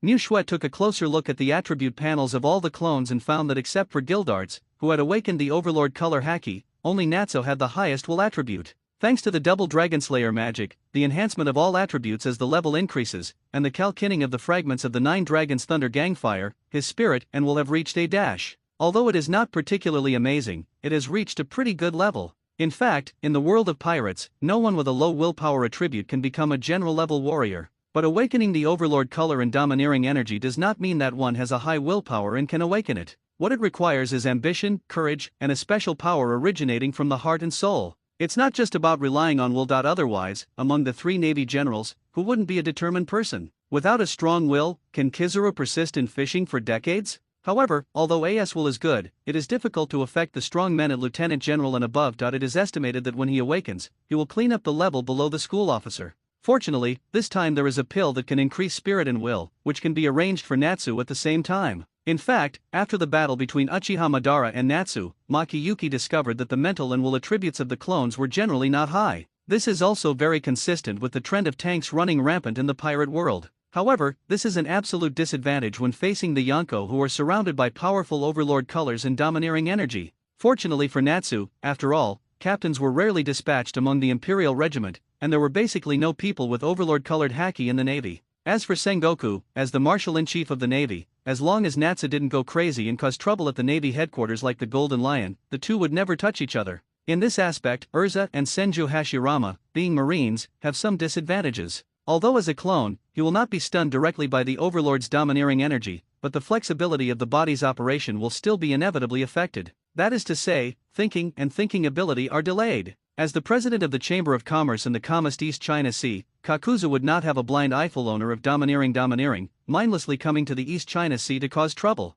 As an assassin who comes and goes without a trace and masters shadow sneaking, Heitake Sakumo will not be in any great danger. Only the clone of Inigaki Kisame, who is preparing to take control of Fishman Island, may be a little troublesome. After all, Fishman Island is the first and second half of the Grand Line, the only way for pirates to pass by, and countless powerful pirates pass by every year. Among them are many possessors of overlord color and domineering energy. Fortunately, most people don't have the ability to dominate, so it's not too bad for Inakasaki Kisame. After arranging the Ghost Face training pill and overlord color haki seed to Natsu, clone Atria's Natsu Drag Neil level 19 experience 4850/18800 strength A++, A to S 2 points, so click twice, physique S, the physique of a general, white beard and red hair 2, agility A plus spirit A will A attribute points 0 abilities, Dragon Slayer Magic Fire, top level, Great Appetite, cannot be upgraded, Dragon Slayer Magic Thunder, top level, 9 Dragon's Thunder Gang Fire, fragments, Ghost Face training pill, assembled, overlord color haki, advanced, looking at the S level. Physical attributes, and 2 top dragon-slaying magics, plus the high-level overlord color haki, it is already enough seen as a true general-level combat power. Even when faced with Big Mom and Kaido, whose damage is not high among general-level combat power, without using the strongest moves, relying on the powerful dragon-shaped body, it is not a problem to draw a tie. The most important thing is just in terms of physical fitness, it may not be up to Kaido's level. After Natsu learns the necessary skill of the Yonko, overlord color coil, he can become Miguzu's subordinate, and he will always have the strongest combat power. If he waits for him to upgrade the dual dragon-slaying magic to the full level, coupled with the top-level overlord color domineering, even Gildarts, who has opened 8 gates now, can only drink in hatred on the spot. However, that is also because Gildart's current average attributes are not high. If given the same attributes, Gildart's explosion would definitely be the best in the world. After arranging Natsu, who had not been strengthened for a long time, Mushwa gave Urza the special weapon, the 3-element sword. After all, she had elemental affinity and strengthened the weapon, so she was the most suitable for this strange instrument. Perhaps, we can find an opportunity to let her look for the thunder fruit and the burning fruit to strengthen the sword. By the way, she can also look for the ability of the frozen fruit similar to the Aoki pheasant. The high-level armed haki is given to Kisame Kisaki, who has no means to threaten those with natural devil fruit abilities. Also given to him was a water escape gift package. If there is no dam, who will build it? The dried persimmon Kisame has no soul. Cloned Kisame Kisaki level 12 experience 2100/7800 strength B physique A agility C plus spirit C will D attribute points 0 ability Murloc bloodline tiger shark cannot be upgraded alien nemesis cannot be upgraded Murloc karate beginner level broadsword same hata already equipped telepathy cannot be upgraded B level water escape gift pack water blast number of shark bombs water prison technique rain 4 sharks 5 food sharks armed color haki advanced we will stop updating novels on this site, move to our new site https://reading.com// in order to prevent some people with overlord color haki passing through Fishman Island. Mukiyuki specially added some mental attributes to the dried persimmon Kisame. Anyway, he has fish with human blood, he is born with strong attributes, and he is not lacking in a few physical attributes. With this luxurious configuration, he can barely fight a lieutenant general on land, but if he goes into the water, even a candidate for general will be useless. Even for Shogun-level players, except for the red-haired and white-bearded ones, Inigaki Kisame is not afraid of anyone. After all, in the sea, other fruit ability users are basically unable to cause effective harm to him. Moving on, the ability of Master of Counterfeiting will undoubtedly be assigned to Aizen. The reason why Aizen does not dare to take any action at the moment is because he has not been able to do a good job in disguising intelligence on CP0 under the world government. Once the flaws are revealed, all the previous efforts will be in vain. Now, with this ability, the identities of Aizen and Kenpei Kizaraki will soon be confirmed, and it will be easier to call out other personnel from the CP organization for layout. You can even redesign the 3 kings of this world, such as the real king of the sea, ocean god Kyogre, the real Pluto, god of earth Groudon, and the real king of heaven, god of sky Rayquaza. When the time comes, we will directly design the Red Earth continent as a sleeping place built by Groudon. Coupled with the master of forgery, the trait that makes even those who know about it self-doubt, there is no need for Luffy to go to sea. When the time comes, I'm sure to be blinded. After thinking for a moment, Mu Shui put away this slightly distant thought. Let's look at the arrangements for other abilities first. Magical stupid hair. Seeing this ability, Mu Shui was also stunned, and then burst into laughter. Sure enough, this ability still has to be given to the lovely King Arthur. Arturia has no soul without the silly hair that can move freely. Moreover, this idiot is blessed with luck, and any ability related to fate is extremely powerful. Although this is the world of pirates, it is not certain whether there will be a road, but it should be useful. Without thinking about this profound problem, Nigzu also gave Artoria his fighting intuition, and she was in the Revolutionary Army. She will always encounter opponents with mental confusion skills, and her combat intuition can effectively avoid being powerless when facing such players. As for the Haki who has the ability to predict the future for a short period of time, Mizuki decided to arrange for Heitake Sakumo. As a killer, he must have the plan to escape thousands of miles without hitting a single hit, and predicting the future can allow him to face the next step. The action of assassinating the Underground King was more calm.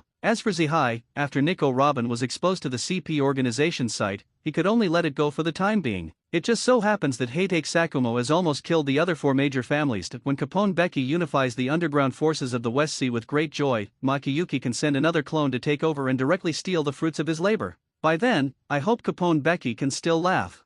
After arranging all the clones, Mu Shui put all the remaining 4 abilities into the latest clone. A cold and arrogant young man with white hair, green eyes, and 2 red dots between his eyebrows appeared in front of Mu Shui. Clone Kagaya Kimimaro level 1 experience 0/100 strength C physique B agility C spirit D plus will D plus attribute points 0. Oh, I didn't expect that one day I would become the person I hate the most. Looking at the system panel, there were 3 lottery opportunities left and he should have drawn them early, but due to some force majeure factors, he forgot. System, lottery. Mu Shui, who has a slight obsessive compulsive disorder, immediately consumed 3 lottery opportunities. Ding, congratulations to the host for getting a portion of the water of life, 5 drops. Ding, the water of life, a secret treasure from the elves, the holy water produced by the ancient tree of life, can revive the dead, flesh and white bones, as long as there is a breath. They can all be restored as good as before. Ding, congratulations to the host for getting a clone resurrection card. Ding, a clone resurrection card. You can immediately resurrect a dead clone with full health in place. Ding, a clone resurrection card. Congratulations to the host for obtaining the hegemonic power of seeing and hearing, listening to the voices of all things. Ding, the domineering power of seeing and hearing, listening to the voices of all things, the special talent of domineering and hegemonic seeing and hearing. You can hear wonderful sounds that ordinary people can't hear. Water of life, not bad, mainly because you can use it on others, so you can prevent people around you from having problems. Resurrection card, it's not bad, at least it can let Gildarts do some sit UPS.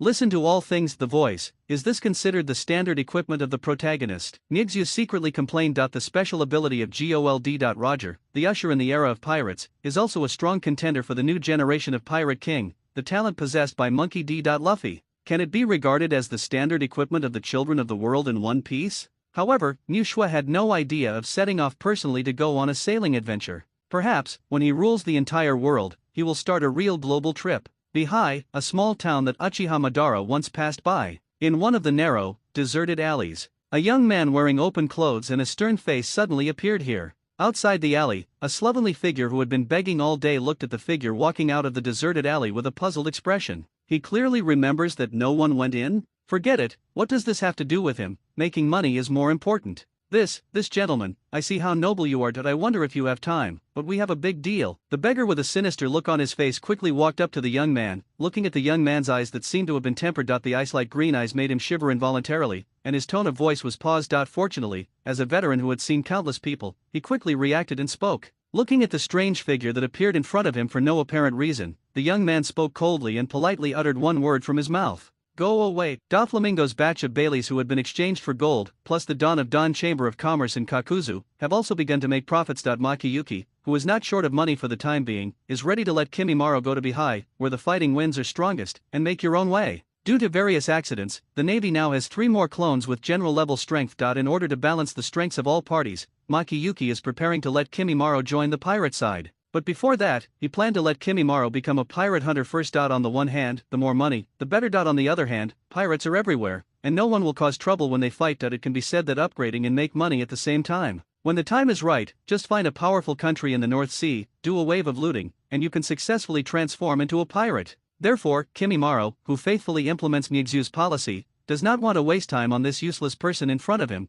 who seems to be worthless and has no strength. Master, don't worry, I'm not lying, it's really a big business worth hundreds of millions of bryles. Although Kimimaro has a bad attitude, the beggar doesn't care. With Kimimiro's appearance, it is definitely high quality and top grade. Once the goods are successfully made, it will be money. Not to mention the indifference in attitude, even if you point at his nose and read through 18 generations of his family tree, he doesn't care. Hearing the words hundreds of millions of belly, Kimimaro stopped and turned around to take a look at this man. He didn't look like a rich man. Pray, I'm not lying. Kimimaro still had the same cold tone, as if he didn't even take hundreds of millions of baileys seriously. He just warned the beggar man in turn. Kimimaro, who has great self-control and strength, doesn't mind using this man's life to test whether the so-called hundreds of millions of belly is true. If it is, then it will be hundreds of millions of belly for nothing. If not, then it can only be reluctant to accept these 10 experience points. No, I can see you are a very powerful person. How dare I lie to you? Seeing that Kimimaro had taken the bait, the beggar man quickly complimented him a few words, then walked in front, leading Kimimaro. He would look back from time to time and chat with Kimimaro about the customs of the island to test whether he had any background. If someone in his line of work accidentally offends someone with a rich background, he can only pray to the sharks in the sea to give him a good time. Listening to the beggar man's chatter, Kimimaro also learned a lot about the situation on the island and some information about the North Sea. Kimimaro, who was in a good mood, reluctantly said him a few times, which was considered a response to the beggar man. Looking at Kimimaro, who was extremely cold, taciturn and ignorant of every question, but listened carefully to his story, the beggar man knew that he was safe this time. At first glance, he looks like a rich young man who is ignorant, goes out alone, and has little experience. The beggar man was multitasking, talking non-stop and muttering secretly in his heart. This skinned and tender meat is really a big fat sheep. Soon, under the guidance of the beggar man, the two stood in front of a dilapidated gate in the alley. There are still reddish-brown traces on the door that have long since dried, as well as scratches. Coupled with the dark sky, it looks very penetrating. Is this the business you're talking about? Looking at the dilapidated scene in front of him,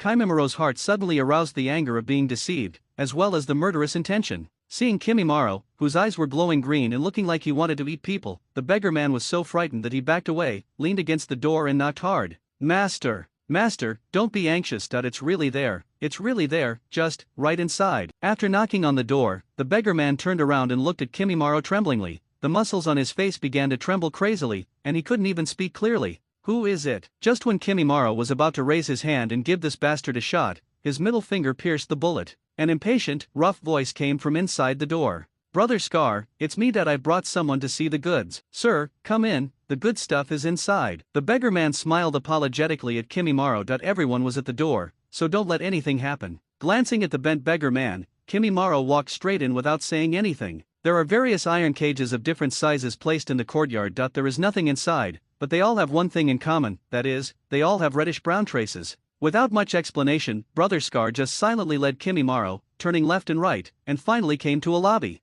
In the entire hall, there was only a short old man with a wrinkled face and a white mustache sitting on the main seat. Master Hay, we've brought him here. After Brother Scar brought Kimimaro in, he walked quickly to the short old man, Master Hay, and said respectfully, "You go down first." Master Hay raised his eyes slightly, then waved his hand, indicating that he should go down first. Boy, you are not a local, and you let that slick guy, Xiao Beizi, get you in. That means you met me today, otherwise, your bones and scraps would have to be used to make soup. Remember, when you are out there, the first thing you should do is not to trust others. Hei looked at Kimimaro, who was still calm in the face of danger in this unknown situation, nodded with satisfaction, and then said a warning. Are you done? Where's my goods? Kimimaro just watched quietly as Hei was talking to himself. He felt a strong sense of threat from this short old man, but strangely, there was no hostility. However, as the inheritor of the most powerful physical technique, bloodline, he will not feel the slightest fear even if the person in front of him has murderous intentions towards him. You kid, you're such a jerk. Forget it, why did you and me have an eye for each other? Bring the things up. Hei looked at the unmoved Kimimaro and couldn't help but let out a chuckle. Then he clapped his hands, signaled to his men, and brought up an unknown devil fruit with blue lines.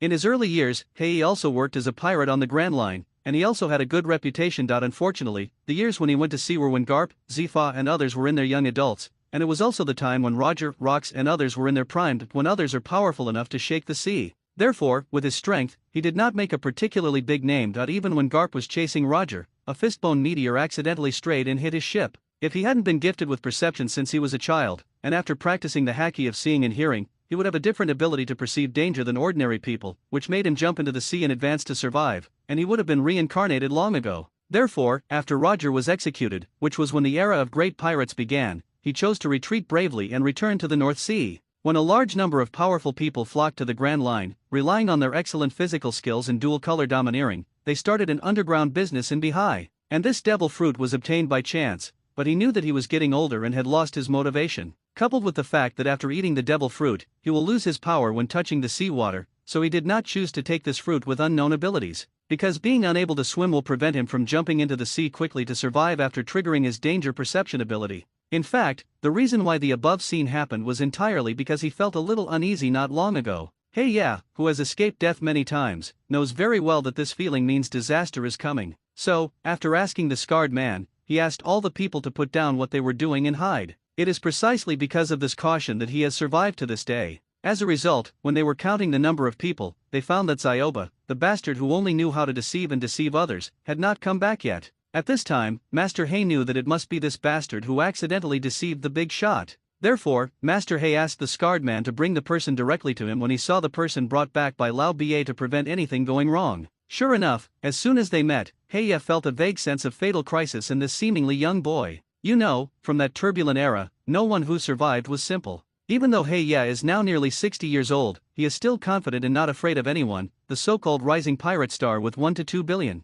As a result, a teenage doll felt a threat to his life. To be honest, Heya doubted his sixth sense for the first time, but Heya, who was cautious, decided to give him a try. Take a devil fruit with unknown power and see what this kid is like. Maybe we can even get a good hand to carry out the next action. Reaching out to take the devil fruit, Kimimaro waited, turned around and left without saying anything else. Wait a minute. Master Hay couldn't hold himself any longer. Why did he just leave after taking it? Isn't this kid curious about why he did this anymore? Kimimaro rarely softened the cold expression on his face. After Miyagzu added some common sense, he knew that the devil fruit in front of him was worth at least hundreds of millions. Therefore, he was still a little patient with the old man who gave him such a valuable item for no reason. That's not the case. For some reason, Hei, who was interrupted by Kimimiro's righteous look and asking for something from him, didn't know what to say for a moment. Then I'll go first. Thank you for the gift. Kimimaro, who was a little disappointed, said thank you to Mr. Hay as if he remembered something, then turned around and left. No, you're welcome. No, this Heya subconsciously replied, and then his mouth froze. He always felt like something was wrong. He clearly wanted to use an unknown devil fruit to recruit the other party, but why did it end up being a gift? Master Hay, are you going to let him go just like that? Brother Scar on the side looked full of disbelief and asked carefully to Master Hay, who fell into silence. Oh, forget it, let's just make a good relationship. The Grand Line, first half. On the way to the Shampoo Islands. Next to a small deserted island, there is a pirate ship with the mark of the sun. Boss Tiger, do you think that little guy Kara can adapt to the new life? The chubby Jinbei asked Tiger, who was also on the deck and looking at the endless sea, thinking deeply. After leaving hell, there is no paradise. Hearing Jinbei's words, Tiger didn't say anything directly, but frowned, and then said a sentence with relief that made people confused. Several days have passed since Kella was returned to Forchard Island. Fisher Tiger and his team, who had no goals for the time being, decided to follow the previous plan and first send Kisame and others to the Shampoo Islands, and finally Jinbei would take them to Fishman Island. By the way, where's that boy Aaron? Looking around, he didn't see that Aaron, who was usually the most troublesome, Tiger asked with some confusion. Boss, you also know that Aaron is very energetic every day. He probably went out to have fun again. Jinbei raised his hand to scratch the back of his head and said helplessly to Tiger. Oh, forget it, it's nothing urgent anyway. Tiger didn't go into details. He knew what everyone around him had gone through and understood some of Aaron's actions. There is no denying that Aaron does have many shortcomings, such as he is arrogant, and looks down on other races. But Aaron also has something worthy of praise. That is his righteousness. When Tiger was wanted by the world government, Jinbei and Aaron were the first people to stand up and support him and chose to follow him. This really moved Tiger. Moreover, when facing fishmen and mermaids of the same race, Aaron also tried his best to help as much as possible.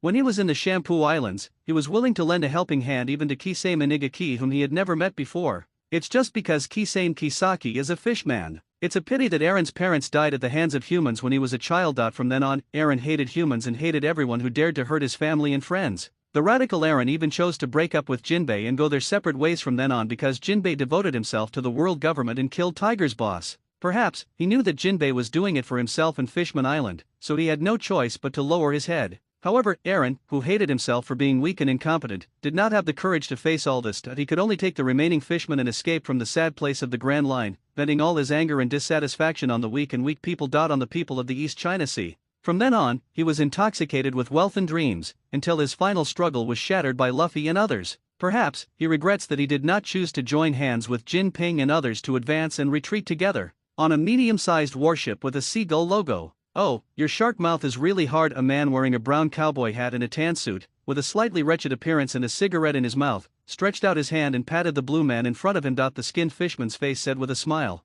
"Ha ha ha, despicable human beings, don't get any news from me." The shark man, also known as Aaron, let out his signature laugh with a bruised nose and face, and looked at the navy in front of him fiercely. "Lord Jiaji, we have found the location of that group of fishmen, on a small desert island to the west." Just as Jiaji was playing with Aaron, the adjutant on the side ran over and faced the wretched-looking man wearing a said the coated marine. "Impossible, absolutely impossible, how did you find it?" Aaron shouted in disbelief after listening to the navy in front of him telling him the location of his boss. He obviously didn't say anything, and even told Zioba and others to scatter and not run back. Haha, the panicked fish has no time to think. The only instinct left is to find the direction to live. What do you think, little shark? Jiaji looked at the person in front of him, dumbfounded, his eyes full of astonishment. The fishman gently wiped the palm that had just touched Aaron with a handkerchief, and explained in a pretentious manner. "They are just a bunch of beasts with human figures. How smart do you really think you are? Ridiculous. Inform Major General Stolobird to close the net." When Tiger and others approached Foreshade Island, residents on the island recognized their identities. Therefore, the news of the Sun Pirates' appearance had been reported to the Navy a long time ago. After receiving the news, the Warring States period also immediately dispatched Stolobird, then Major General, and Lieutenant General Jiaji, who was patrolling nearby, the alternate general known as the T-Dolphin in the original work. Of course, he is also a lieutenant general now, but he is not the kind of lieutenant general who has the title of alternate general. Even so, his strength is not comparable to that of ordinary lieutenant generals. Yes, Lieutenant General. Boss Tiger, help, save Brother Aaron. Octopus Man Zioba, as soon as Aaron was captured by the Navy, hurriedly swam wildly towards their temporary foothold. I didn't remember Aaron's instructions at all in my mind. All I could think of was, please help, help. What? Calm down first and speak clearly. What's wrong with Aaron? Looking at Zioba, who was sweating profusely and talking incoherently, Tiger clasped his shoulders tightly with both hands, trying to calm him down. Boss Tiger, Brother Aaron just took us out to hunt and found several warships in the distance. Brother Aaron said he was going to destroy them, but as a result, we were captured by the people on the warship. Stop it. Zioba took a deep breath, adjusted his mentality, and narrated the whole process. At the end, his voice became slightly lower. Obviously, this was an accident where they hit the iron plate. Ugh. After listening to Zioba's narration, Tiger couldn't get angry at all. He clearly told him 1,000 times not to attack humans at will, especially the powerful Navy, but he just didn't. Listen. Okay, Tiger, we'll teach you a lesson when we come back. The first priority is to rescue Aaron and the others. Standing on the deck of the warship, a man with a super tall skull and a beard no less than the length of his skull squinted his eyes and held a pair of knives expressionlessly at Tiger. The others threatened. Navy, how did you find this place? Ship. Dr. Aladdin looked at the incoming Navy with a serious face. Before Stolobird could speak, a voice came from above. What nonsense are you talking to these pirates? Get it over with now. I have to go back and go on a date with my little John. Everyone looked up at the sky and saw a wretched man in a brown suit holding a hand that had already passed out. Aaron was flying towards Stolobird's warship on moon steps. It was just a bonus to come first. He was also afraid that Stolobird would let Tiger and others go if he took action alone. I specially brought Aaron over here just to put a stop to this group of pirates and prevent them from running away when they see that the situation is not going well. Brother Aaron, let go of Brother Aaron. Zioba looked at the unconscious Aaron, with tears in his eyes, and shouted angrily at Jiaji. Hey, little octopus, I'm so scared. Are you going to use your little tentacles to strangle me to death? Ha ha ha ha ha. He casually threw Aaron to the Navy on Stolobird's ship. Looking at Zioba, who looked angry, he burst into laughter. Okay, Zioba, leave the rest to me. He stretched out his hand to stop Zioba, who was obviously losing his mind. Tiger looked at Jiaji and others with a serious face. Navy, let Aaron go, I can forget the blame and leave directly. Tiger, who had already offended the world's government, obviously didn't want to offend the Navy too. As the most violent institution with maritime power, the Navy is not something that ordinary people can afford to offend, especially when he has a big family and a big business, and he has a group of tigers who are following him wholeheartedly, and he doesn't want his men to die in vain. Therefore, he is willing to bow his head. For the brothers who trust him, bow your head. Are you kidding me? You are a pirate and I am a navy. Are you negotiating terms with me? But who told me that I am a kind-hearted person? Let's do this. Kneel down and kowtow to me and say maybe I'll return this little shark to you when I'm in a good mood. Jiaji put his feet on Aaron's head, looked at the red murloc in front of him jokingly, and said jokingly on conditions. He wanted to see what this fish man was going to do. Stoloberg raised his eyelids slightly, glanced at the dancing colleague with no serious words in his mouth, and sighed slightly in his heart. To be honest, Stoloberg didn't want to deal with this hero who single-handedly saved thousands of Draco slaves.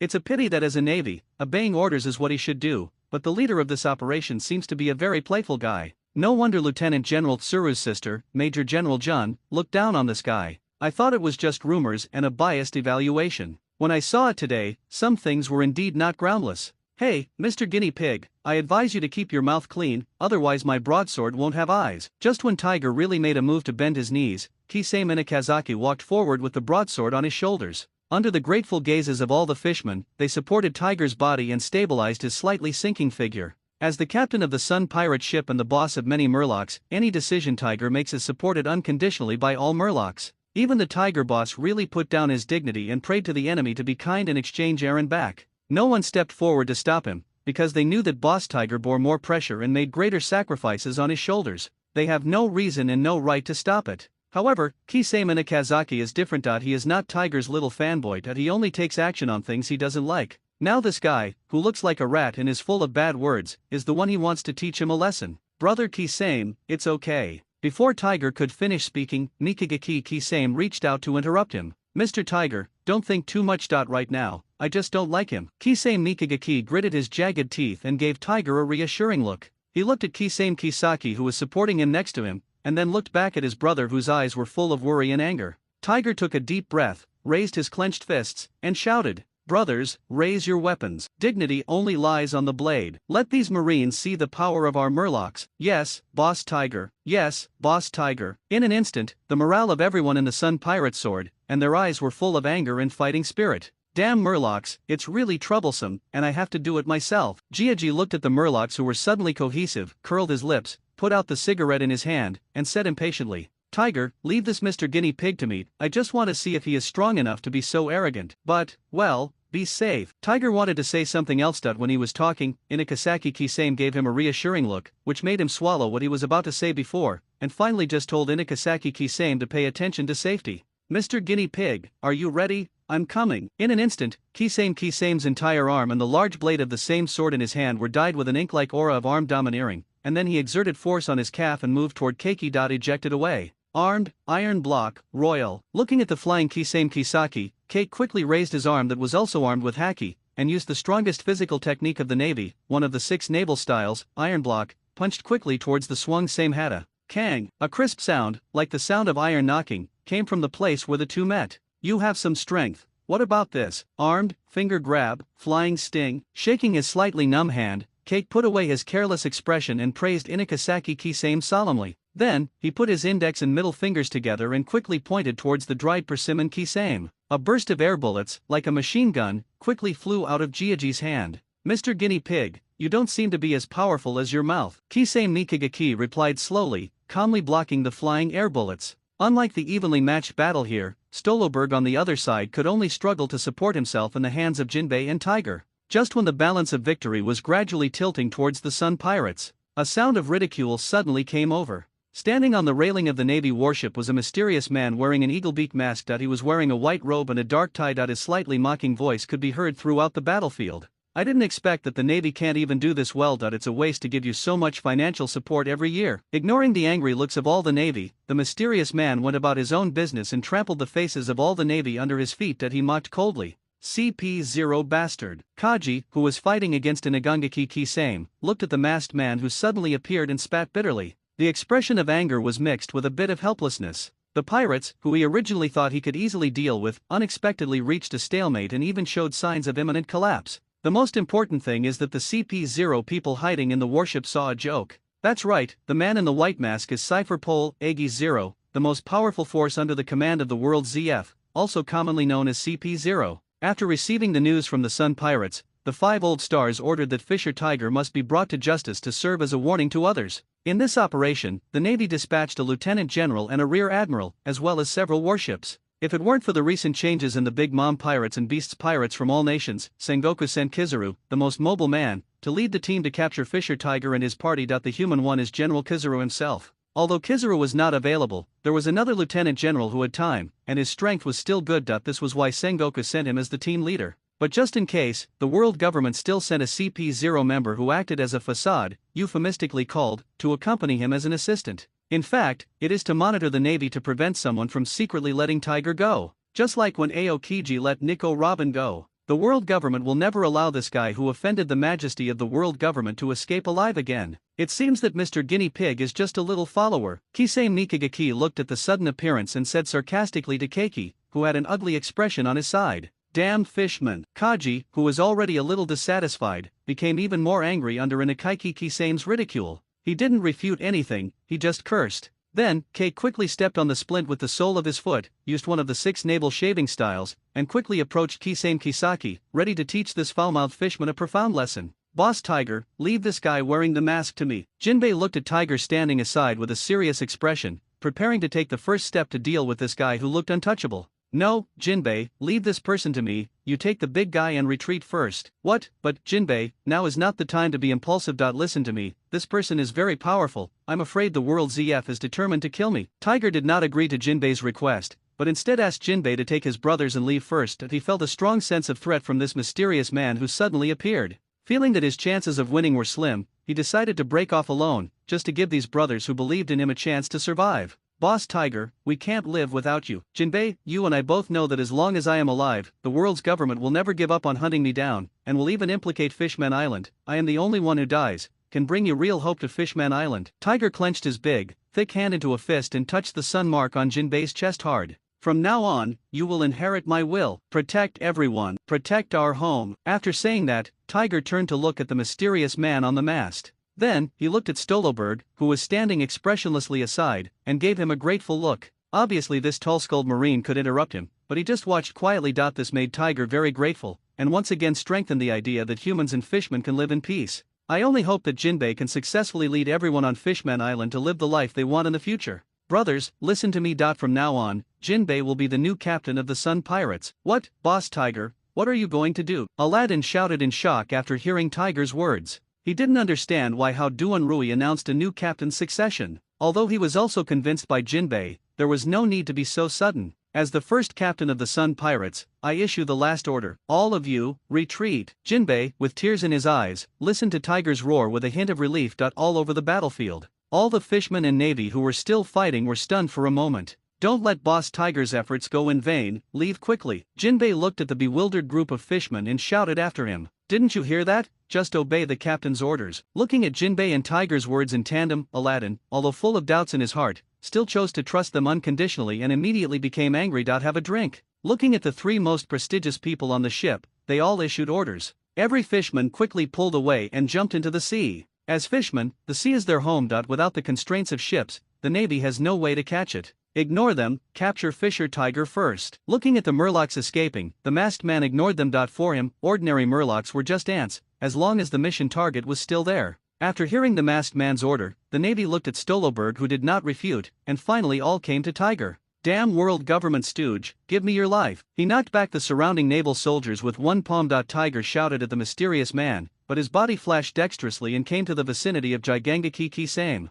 "Brother Kisame, if you find a chance to retreat first, I'll come right after." Tiger couldn't bear that this fellow fishman he met halfway had his life in vain because of him. After all, he didn't want to be surrounded by 2 people on his grave after death. The little girl complained every day. "Mr. Tiger, take care of it." In the eyes of everyone in the audience who were in disbelief, a rapid stream of water comparable to a waterfall spat out from the mouth of Kisame Kisaki. It directly caused the Navy to stagger around, and even the nearest Navy warships were knocked over and rushed out an unknown distance. "What is this? We still have this kind of move on Fishman Island." Fisher Tiger looked at Kisame Kisaki, who shouted the secret of Fishman, and was stunned. Although Fishman Karate has the ability to control water flow, it is only a shallow and small amount of control. This was the first time he had seen such a water control secret with such a huge water flow and strong impact. Could it be that this is the power of the wandering clansman inherited from the King of the Sea? Fisher Tiger made a bold guess in his mind. "Damn, what kind of move is this?" Stepping on the Moon Steps edition, looking at the scene where the good situation was directly reversed, he lost his voice in fear.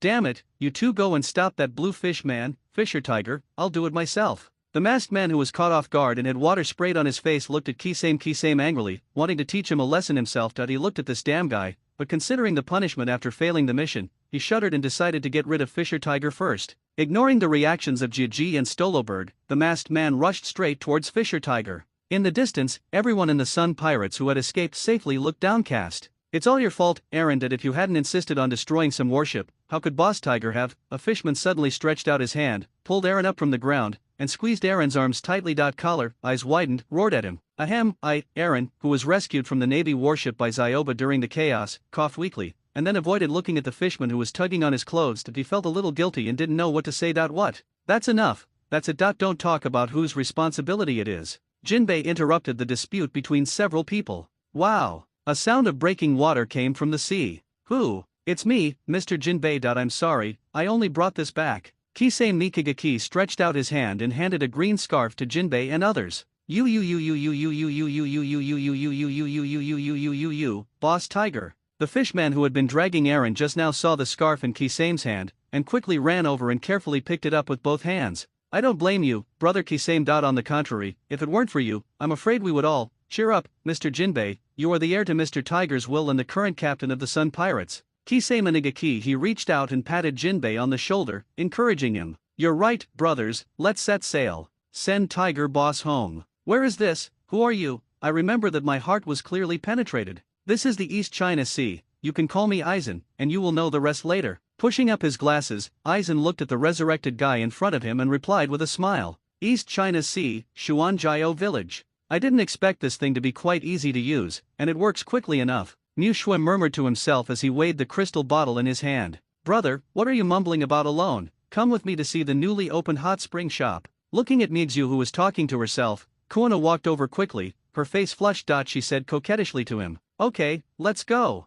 A bright smile appeared on Mu Shui's face. I don't know if it was because of the powerful effect of the water of life, or because of other happy things. Zoro, who saw the two leaving together, sneaked into the gym and started training alone. I'm going to secretly train while you guys are relaxing, and then beat you all. Then, as if thinking of some pleasant scene, Zoro started to giggle. Navy Headquarters, Marina Vando. Marshal's office. So, because of an unidentified shark fishman, when CP0 finally took action, not only did the Sun Pirates fail to be taken down, but Fisher Tiger's body was also missing, right? Warring States sighed and helplessly repeated what they said in their report. I'm sorry, Marshal of the Warring States.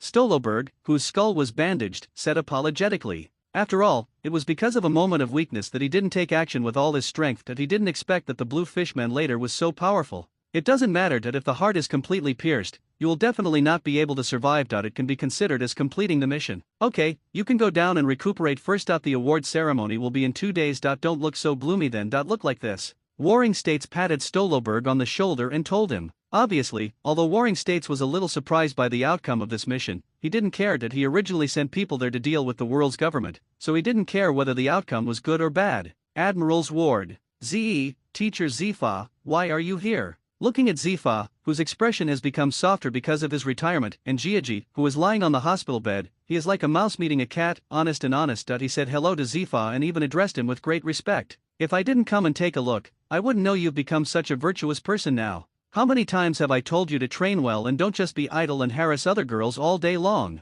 Do you know, if General Hezhong hadn't done it for my sake, he would have reformed you a long time ago. Zifa looked like he hated iron, and he was scolded. In the early years, when Zifa's strength was still at its peak, Jiaji was a member of the naval training camp and trained under Zifa. Because of his personality and his talent, he was never able to get a formal appearance. In the end, he struggled hard for 3 years under Zifa's fist before he could graduate safely. As a result, out of his responsibility for the students and the fact that the naval training camp had just started a few years ago, Zifa, who was conscientious, always went to the students who had graduated to see their recent progress in strength and lifestyle. Hashirama, you came just in time. Zifa looked at Senju Hashirama, who pushed the door open and quickly stepped forward to pull him over. Look at Hashirama, he is as strong as a general at a young age, and he is not as arrogant as you. He doesn't think about training himself all day long, and only thinks about romance. A positive teaching material. Zifa spoke more enthusiastically about Jiaji. Seeing Zifa receiving extra education, Hashirama felt helpless for a moment.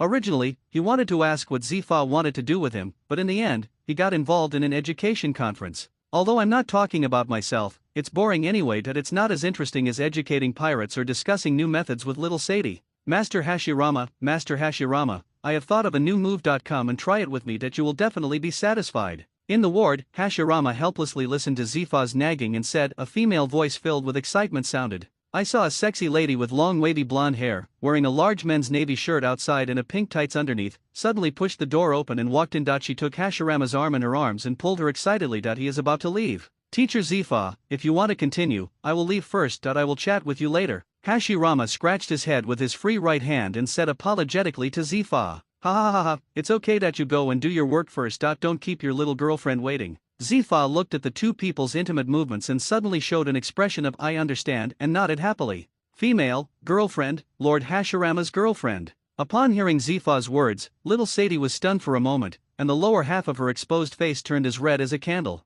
Lord Zifa, actually, I am not Hashirama-sama's girlfriend anymore, but if Hashirama-sama doesn't mind. Little Sadie seemed to be shining under the candlelight, with her red face. Nyo said. It's okay that I know this kid Hashirama, I can't be wrong. Seeing the shy look of little Sadie, Zifa, who has been here, can tell at a glance that this little girl is interested in Hashirama, but he doesn't know clearly about Hashirama. He didn't mess with the idea, he just praised it and that was it. Okay, since this little girl has something to do with you, I won't keep you any longer. Come and have tea with me when you have time. Before Hashirama could open his mouth to say anything, Zifa directly issued an eviction order. Finally, Hashirama opened his mouth, said nothing more, said goodbye to Zifa, and left with the still shy little Sadie. Teacher Zifa, Junior Hashirama has fallen in love so early, why don't you talk about him? Looking at Senju Hashirama being chased from behind, and then thinking about hundreds of times when he couldn't get what he asked for, he added, complained sourly. You bastard, how can you compare with Hashirama? Hashirama is young and his strength is comparable to that of a general. He wakes up early every day and works hard in the city without even leaving the last 3 floors. He just trains himself to guard the pirates and the prison. Will. After my accident, I asked Hashirama, who had never asked for leave, to go to the windlass zone immediately to arrest Whitebeard 2. Even in such an angry situation, he was still able to abide by my will. The concept of no killing. Think about it, how can such an outstanding person not be pursued by anyone? Look at you again, you don't know how to make progress, you only think about these crooked ways, you still have the nerve to ask me? Originally, it was because of Hashirama. Because of this, Zifa, who was in a good mood and was not ready to talk anymore, was mentioned like this by Jiaji. Anger suddenly surged into his heart again, and he hated the lesson that iron cannot be transformed into steel. Reflect on yourself in the ward. Finally, before Jiaji could react, Zifa left a word and pushed out the door. Bang! Lying on the bed, Jiaji, who was already injured, became even more exhausted physically and mentally under the double stimulation of Zifa and Hashirama. In the end, he could only lie on the bed, his eyes blind. God self-doubt. 2 days later. The square of Marina Vando. This is the place where the war broke out in the original book. On the high platform, Warring States held a phone bug with a serious look on his face, looking at the Navy soldiers lined up in neat rows in the crowded square. Soldiers, it's the annual award ceremony again. This year, there have been a lot of pirates on the sea, relying on their own strength to act recklessly. They burn, kill, loot, and do all kinds of evil. It makes the lives of many people miserable. For to protect unarmed civilians, to protect our country, for our relatives and friends, our colleagues, and our comrades in arms, we must fight bravely on the front line to kill the enemy all the time. As soldiers, as a glorious navy, we can fight for the ideals in our hearts, we can fight with passion, and we can ask for nothing in return. But the organization will not let you bleed and shed tears, hurt your body and chill your heart. For this reason, myself, since taking office, every year, we will hold a medal ceremony, which is also a day to remember our fallen comrades and mourn their heroic souls.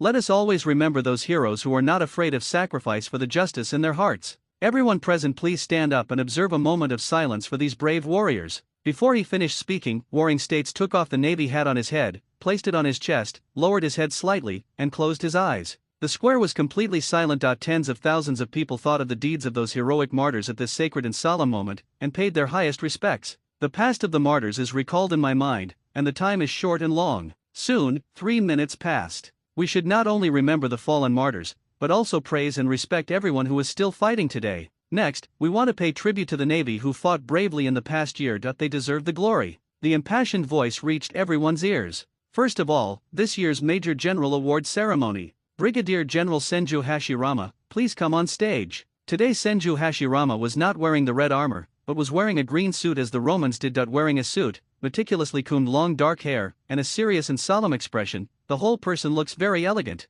Senju Hashirama, when our neighbor, Impel Down City, was in urgent need of manpower, he voluntarily left the Navy headquarters training camp, known as the Cradle of Naval Officers, and resolutely went to Impel Down City to contribute his whole life. Strength. During his tenure in Impel Down City, he was exposed to extreme cold, extreme heat, and other harsh environments for a long time, just to better monitor every move of the vicious criminals in the prison and prevent them from rioting. His firm will is worth learning from all of us. Here, at this solemn moment, I, Sengoku, as the Marshal of the Navy Headquarters, announce Senju Hashirama will be officially appointed as the Rear Admiral of the Navy Headquarters. May you live up to your honor and move forward bravely. Under the gaze of everyone on the field, Sengoku put the Major General's medal, which symbolized glory, on Senju Hashirama's chest, and personally put the cloak symbolizing justice on his body. I, Senju Hashirama, hereby swear that one day I will bring all pirates in this world to justice. At Sengoku's signal, Senju Hashirama took the phone bug he handed over. He made a solemn promise to everyone present. On the left side of the high platform in the square,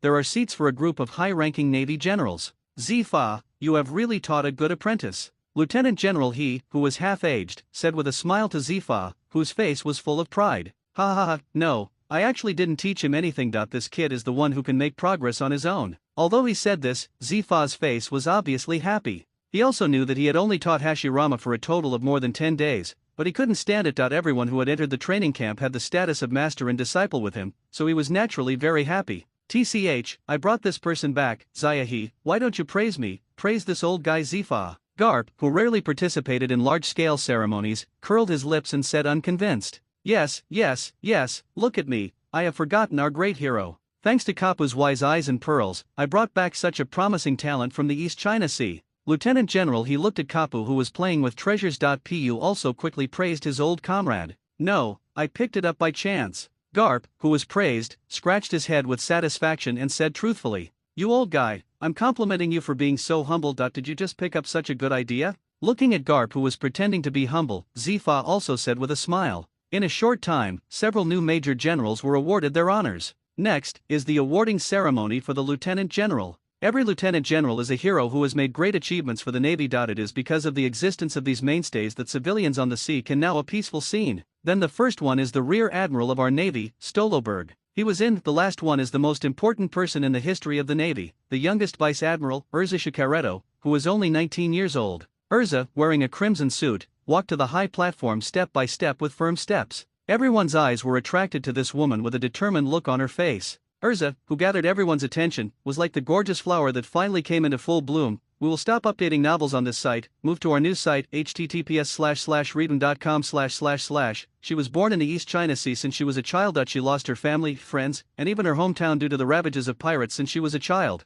In order to let more people no longer experience this kind of pain and have a beautiful childhood, with a life accompanied by her family, Urza resolutely joined the 7th branch of the East China Sea Navy after she became an adult. During her tenure in the East China Sea Navy branch, Urza cared for her comrades, and every time she wiped out pirates, they all took the lead and moved forward bravely. Every Navy who worked with Urza was deeply impressed by her character and quality. During her naval career, she could not catch thousands of pirates, big and small. Among them, there are more than a dozen pirates with a bounty of over 100 million. Even the now powerful fire dragon Natsu was beaten to the point of running away with his head in his arms, cowering in the New World, not daring to set foot on the Grand Route. It's unimaginable how hard a weak woman under 20, a young Navy man, put in the effort to realize his ideal. What kind of strong will and unyielding spirit did he rely on to leave? Now, all the excellent qualities of Urza are worthy of learning from all of us here. Here, at this solemn moment, I, Sengoku, as the Marshal of the Navy Headquarters, declare, officially given Urza, the position of Lieutenant General of the Navy Headquarters. May you ride the wind and waves, and everything you do will be smooth.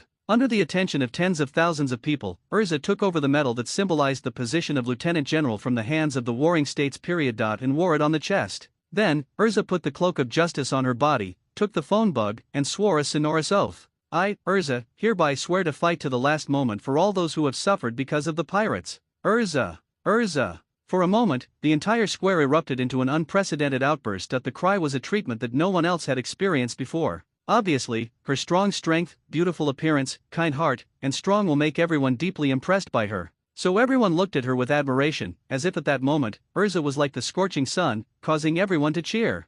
I didn't expect that this girl has come this far. She already has the same position as me, an old woman. She is really old. From now on, the world will be dominated by young people. Looking at Urza, who seemed to be shining with dazzling light on the high platform, General He couldn't help showing a nostalgic look inside. No way, Zayahi, you are still very young. That guy Zifa is really old, he keeps fishes and watering flowers there every day. Garp looked at he who was sad for spring and autumn, and didn't know how to comfort him, and could only carry Zifa out. After the investiture ceremony, in the office, Urza, what do you think of the Shishibukai? Sengoku called Urza into the office, who had just been promoted to lieutenant general, and then asked. On this point, Admiral Akainu and I have the same view. Pirates cannot be trusted. Even if they were the code of the so-called regular army, they still can't erase the crimes on their hands. Before Sengoku could speak to persuade him, Urza continued. Of course, if they really change their minds and throw themselves into the embrace of justice, I can let go of the blame, as long as I don't get caught. Urza's eyes flashed, and she could see that if the Shishibukai appeared in front of her and with evidence, she will definitely take action without hesitation. Seeing Sengoku getting more and more excited as he talked, Urza could only nod in agreement. So, Marshal, are you looking for me? In order to prevent Sengoku from continuing to lament, Urza directly interrupted his complaints and got straight to the point. Sorry, I'm a little rude. I plan to tell you that you and General Akainu will preside over the Shishibukai meeting in a few days. At that time, you two have the greatest rights in the meeting. You can do it without harming your life. Under the circumstances, you can let go and do it. Obviously, although the Warring States period did not allow them to kill the Shishibukai, there are really blind people who dare to stir up trouble in the Navy headquarters, and the Warring States period will never tolerate him. Yes. Urza's eyes lit up when she heard that she could take action, and she agreed happily. New World, Totland Sea. On a large warship with a seagull logo. It's so scary. I don't know why this fire dragon came into contact with the Big Mom pirates. Kizaru, who was lying on the sun lounger on the deck of the warship, basking in the sun leisurely and drinking juice, felt quite a bit. He complained helplessly. The originally peaceful office life was suddenly sent to this new world full of scary monsters by the Warring States period. As a result, except for the fire dragon Natsu who saw the beast's pirates, no other senior leaders appeared. Kizaru was very confused as to why the undercover agent lurking in the Big Mom pirates said that there had been unusual movements on Cake Island recently, and that it was related to the beast's pirates. Forget it, never mind it, it's best if there is no problem. The breeze on the sea is so comfortable. Kizaru, who didn't want to get too entangled, chose to give up thinking and start fishing happily. General Kizaru, there's something going on. Just when Kizaru thought this was an accident, the adjutant on the side suddenly hurried over, breaking Kizaru's leisurely atmosphere.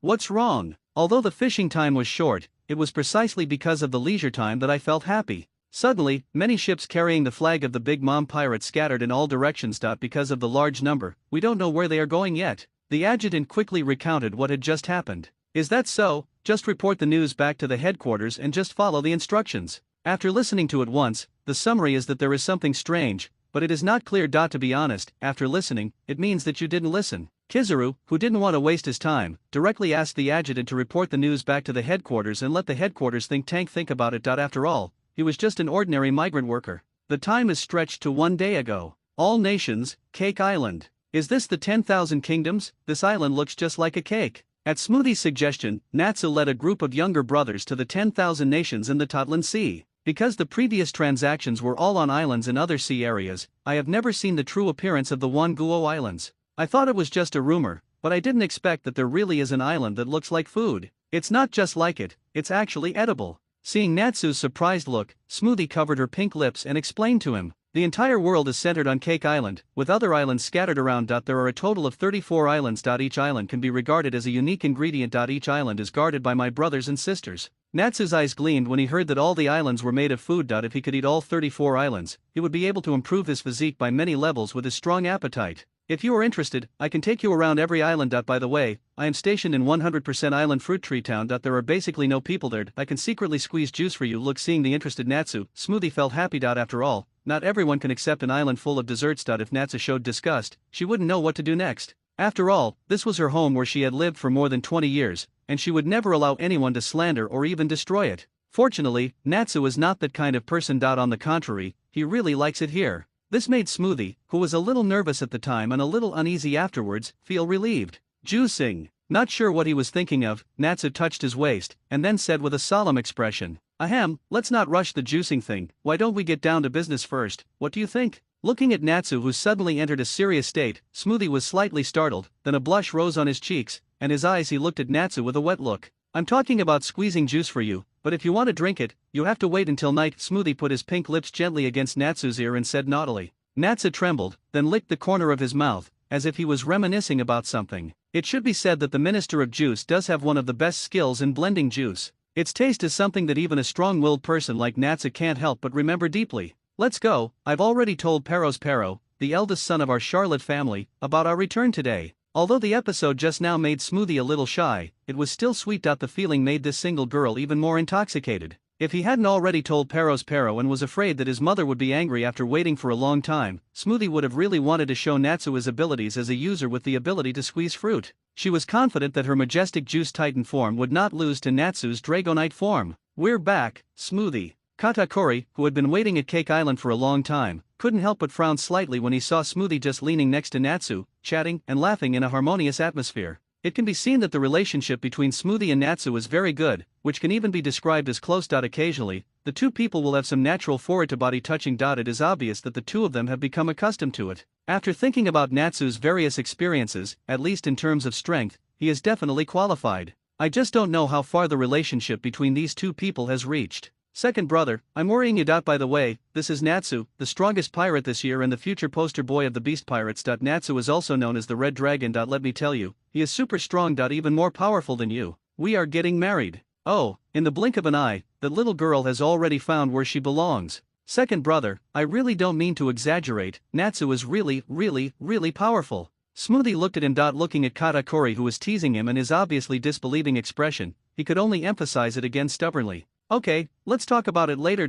Let's go visit your mother first. Seeing Smoothie insisting on arguing, Natsu quickly stood up to stop him. Although Natsu was very touched by Smoothie's caring performance, words alone are useless in terms of strength. It can only be shown by fighting with a real gun and a real sword. Okay, listen to you. Hearing Natsu's words, Smoothie stopped and gave Katakuri Cop's words, then took Natsu's hand and ordered, "When you see Mom, don't make her angry. She is just a kid. If she gets playful, we can't stop her. And XIN, you said it, I'm very strong." Looking at Smoothie with a worried face, Natsu held her hand, then gestured to his biceps and put on a big smile to reassure her. Really, I know you are very strong, but Mom is on the same level as your governor, so don't be careless. Looking at the confident Natsu, Smoothie didn't know what to say. After all, he was from his own family. Man, that must be the way to go. But just in case, she still brought Kaido out so that Natsu could have an intuitive understanding. Watching the two people flirting, the atmosphere was intense. Katakuri suddenly felt like he was a bit redundant. Oh, in the blink of an eye, all the sisters following behind me already have partners. As the top combat power of the Charlotte family, he is obsessed with becoming stronger, and he has no time for romance. Thought. However, he didn't care. Seeing his younger brothers and sisters living better and better, Katakuri himself was very pleased. There is an inexplicable feeling like that of an old father watching his daughter find her home. Okay, let's go, don't keep Mom waiting. Oh, by the way, that Snag guy came back on his own, it's nothing serious. Finally, Katakuri mentioned Snag's matter. However, not knowing the specific relationship between Gildarts and Natsu, he did not tell the story of Gildarts breaking Snag's arm. One is because Snag went to someone else's territory and had his arm broken, so he couldn't say anything. Secondly, after hearing that Natsu saved his sister, he did not intend to involve Natsu in this grudge. After all, they might become a family from now on. As for Gildarts, he planned to take a look at it himself when he had time. After all, he was still his brother, and he still had to find the right place to recover. But for Natsu's sake, the best he can do is stop there. After all, Gildarts is also a well-known and strong man. It is better to resolve enemies than to make enemies. Maybe we will not get to know each other without fighting, and maybe we will have one more friend. Cake Island, Banquet Hall. The ant, who was enjoying the delicious food with a fruit cake in one hand, made a drooling sound. Mom, Sister Smoothie is back, and she has brought a guest. Pero said cautiously from the side, for fear of disturbing his mother's enjoyment of eating sweets. Mom, my lovely daughter is back, bring her here and let me see it. Mom, after hearing Prospero's words, the ant ignored the so-called guest. It was obvious that when she reached her status, no one was worthy of her going out to greet her, only others who came to meet her respectfully. Yes, Mom. Seeing that his mother was not interested in the guests, Pero was too sensible to say anything and just bowed and stepped back. Brother Pero, how is Mom now? Smoothie asked as he saw Pero walking out and caught up with him. Mom is in a good mood. After you and Natsu go in, you should be able to return to Fruit Tree Island soon. Seeing Smoothie, Katakuri and Natsu, Pero did not hesitate to tell his mother ignore Natsu and say it. After all, they are one of our own, and they have the friendship between Kaido and Big Mom. The two pirate groups have a good relationship. In addition, Natsu is Smoothie's savior, and it is impossible for Pero to kiss him in front of others. Other people's face. Anyway, it's better if your mother doesn't care. It's better to do less than to do more. Great, Natsu, maybe my mother will agree to my proposal after a while. Smoothie heard Perospero's words and happily held Natsu in his arms. Seeing the intimate movements between the two, Katakuri, who had already guessed, just smiled slightly, but the unprepared Perospero was different. His eyes widened in an instant, looking at this scene in disbelief. What's going on? What are you going to tell mother? Perospero asked quickly. It was obvious that he was startled by the sight in front of him. I was afraid that my sister would say something shocking later. Didn't I tell you? Smoothie looked at the confused Perospero and said embarrassedly. I'm already with Natsu, and I want to marry him. Perospero looked at Smoothie and looked at Natsu with burning eyes. The two of them looked like they were being manipulated by Katakuri. The Nyonyo fruit has average abilities and sticks together tightly. No, what's going on, Katakuri? You already knew this. Perospero looked at the calm Katakuri and asked angrily. I just found out, but I didn't expect that we would be talking about marriage so soon. Katakuri looked at Perospero's shocked expression, couldn't help but twitch the corner of his mouth, and then pretended to be very calm. Said like this. The look on his face that said you're behind on news made Perospero's teeth itch. Forget it, just make your decision. If you get married, my mother will be very happy, and it won't be a big deal. Looking at the two people who were basically stuck together, Perospero also knew what he was talking about. It's all useless. Fortunately, the two pirate groups already have a good relationship, and with this incident, they are even closer. In this way, after you say hello to your mother, you can go back first, and I will take care of the rest. In order to prevent Natsu, who has no temper, and Smoothie, who is obviously superior, from making his mother angry, Perospero decided to come forward and tell the story myself. Mom, are you the new guy under Kaido? Looking at Natsu, who followed Perospero and others in, Big Mom looked down at him while chewing the cake in her mouth. Big Mom originally looked very casual, but suddenly, a terrifying pressure spread throughout the hall. That's right, I am Natsu from the Beast Pirates. Feeling the terrifying pressure coming from his body, Natsu acted like a normal person, still smiling brightly. Facing Big Mom, he replied very freely. If not, the children of the Charlotte family around them all felt the depressing intimidation coming from their mother, and they couldn't tell what kind of pressure Natsu was under. It seems that Smoothie is not exaggerating. Looking at Natsu's unfazed expression, Katakuri recalled that Smoothie just described Natsu's strength, and thought to himself, just talking about himself, yes, that invisible deterrent. Even Kaido, the governor of the Beast Pirates, cannot compare with Big Mom, who is a superhuman soul fruit user. After all, he has the innate ability to use the soul, coupled with his own domineering power, its terrifying suppressive power. Even the red-haired man who has just become the Four Emperors may not be able to overwhelm the big and domineering power. Mom. After all, the current red-haired man is not the king who will be so powerful in the sea 10 years ago that everyone will sell him a face. And without using the Overlord's haki to confront him, Natsu is now able to remain calm under Big Mom's Overlord's haki without specifically using the Soul Fruit's ability. This already shows that Natsu's own will is as amazing as steel. Boom! Looking at Natsu, who looked calm on the surface, Big Mom became very playful. She put down the dessert in her hand and stared at Natsu with her eyes. She directly activated the Overlord-colored domineering energy mixed with the Soul Fruit and exerted it with all her strength. She wanted to see what kind of confidence this little guy had who dared to walk in front of her alone. Who? An equally powerful Overlord-colored domineering energy came out from Natsu's body. The two surprisingly powerful Overlord-colored domineering auras collided, causing a sudden gust of wind to rise around him, making the person's clothes shudder. The whirring sound made everyone around him involuntarily step back, and some even fainted on the spot. Those who can be in this conference hall are basically the elite cotters of the Big Mom Pirates, as well as their children. All of them are people with high strength and amazing talents. Unexpectedly, even the two people couldn't withstand the aftermath of the collision of momentum. In fact, just in terms of the level of Overlord's haki, Natsu's high-level Overlord's haki is completely inferior to Big Mom's, who has been honed for a long time and has reached the top level of Overlord's haki. However, don't forget that Natsu's spiritual accomplishments are not just domineering and domineering. Whether it's the dual dragon-slaying magic rooted deep in the soul, or the 9 silver fire dragons that are attached to the soul and have the power to shock the soul, all of them add a unique touch to Natsu's domineering aura. The power of Longway. Roar! Natsu, who felt the increasingly powerful aura from Big Mom and knew that if he didn't release this power, might capsize in the sewer, he immediately chose to summon the 9 silver fire dragons that resided in his soul. Unheard roars resounded deep in everyone's souls. Even those who had fainted had their bodies trembling uncontrollably. Feeling the burning sensation from the depths of the soul, even Big Mom, who possesses the soul fruit, couldn't help but be stunned. Even the Overlord-colored domineering output was somewhat stagnant for a while. In the end, it was Natsu who took the initiative to regain his momentum, and it ended in a draw. After all, he didn't come here to fight. He was about to marry someone else's daughter, and he had to make someone look bad in front of him. Wouldn't that make him uncomfortable? Well.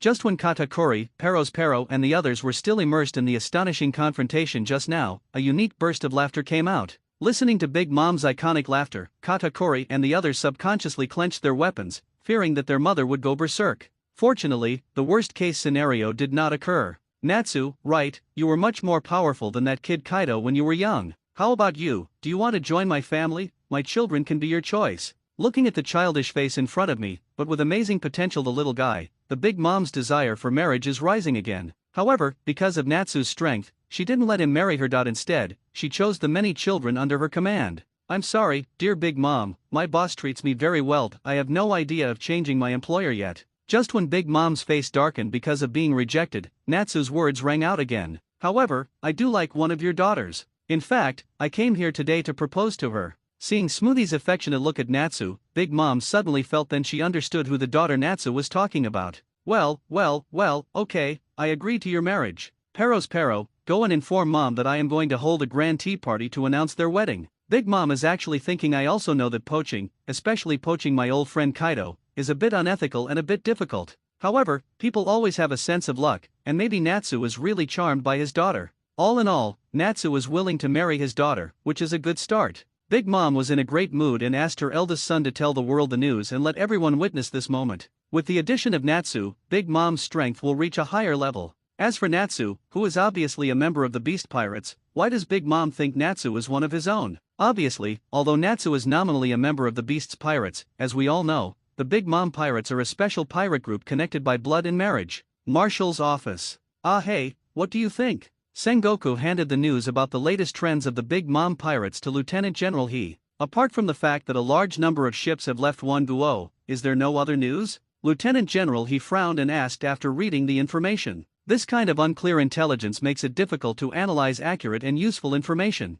That's all we have for the time being. The informants in Wonguoli cannot be contacted for the time being, so we have to wait. Warring States also knew that based on this little information, Lieutenant General He, who is the General Staff of the Navy, could draw some conclusions. Forcing others to do what is difficult. However, he was also helpless. After all, the informant could not be contacted, which was really worrying. In fact, it was entirely because the undercover agent in Cake Island fainted when Big Mom had a domineering collision with Natsu, so the news did not spread quickly. Otherwise, the Warring States period must begin to consider the impact of the alliance of the two imperial regiments on the situation. Although it is just a marriage between the subordinates of both parties, the identities of both parties are a big sign in the future, and the current Desert Star is a great identity. By the way, Urza, what do you think about the Shishibukai? Seeing Sengoku frowning, Lieutenant General He said, Urza, this little girl is a person with her own subjective judgment. I believe she will do a good job. Listening to Lieutenant General He's question, Warring States put aside the affairs of all nations for now. After all, there is no thinking about intelligence is like a headless fly, and there is no point in rushing.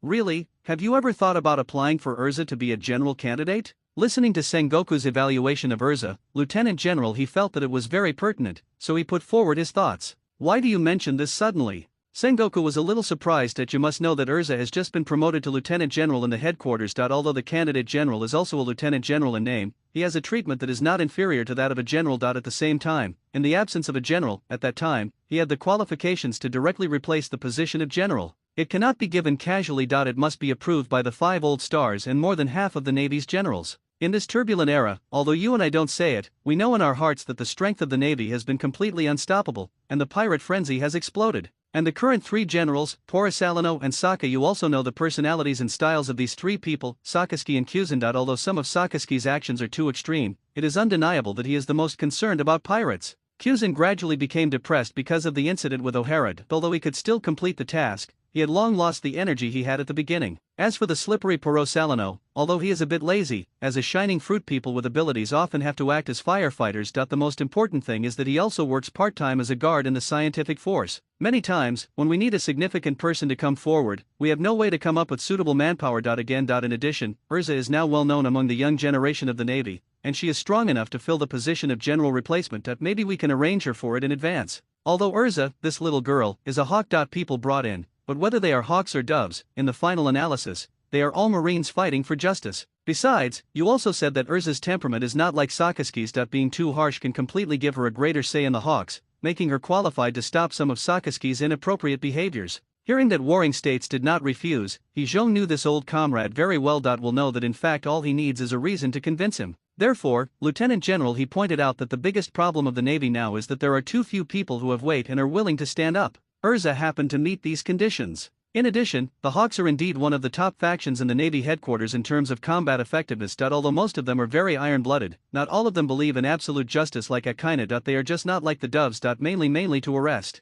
If this continues, Akainu's succession as the next Navy Marshal is basically a certainty. It is true that for the Navy, Akainu is a better choice than Aokiji and Kizaru. However, the incompatibility of ideas made warring states more inclined to Qing Pheasant brought out by his old friend. Therefore, Lieutenant General he couldn't explain it clearly. Before Urza appeared, she was more optimistic about Aokiji. As mentioned before, the situation on the sea is uncertain, coupled with the lack of naval strength, it is best to maintain stability. And the green pheasant that ate the frozen fruit has a heart as strong as ice and can do this. However, Akainu is different. He pursues absolute justice and will never allow the majesty of the Navy to be challenged in the slightest. It is very possible that most of the Navy will be radically stationed in the New World in order to suppress pirates. Once Akainu becomes Marshal, Aokiji, who has different ideas from him, is likely to disobey orders, which is not conducive to the overall actions of the Navy headquarters. Kizaru is obviously the oldest among the three, not to mention the strongest among the three, at least he is in an invincible position against anyone. However, he is lazy and thinks about fishing all day long. Otherwise, he can be regarded as the best candidate for Marshal among the three.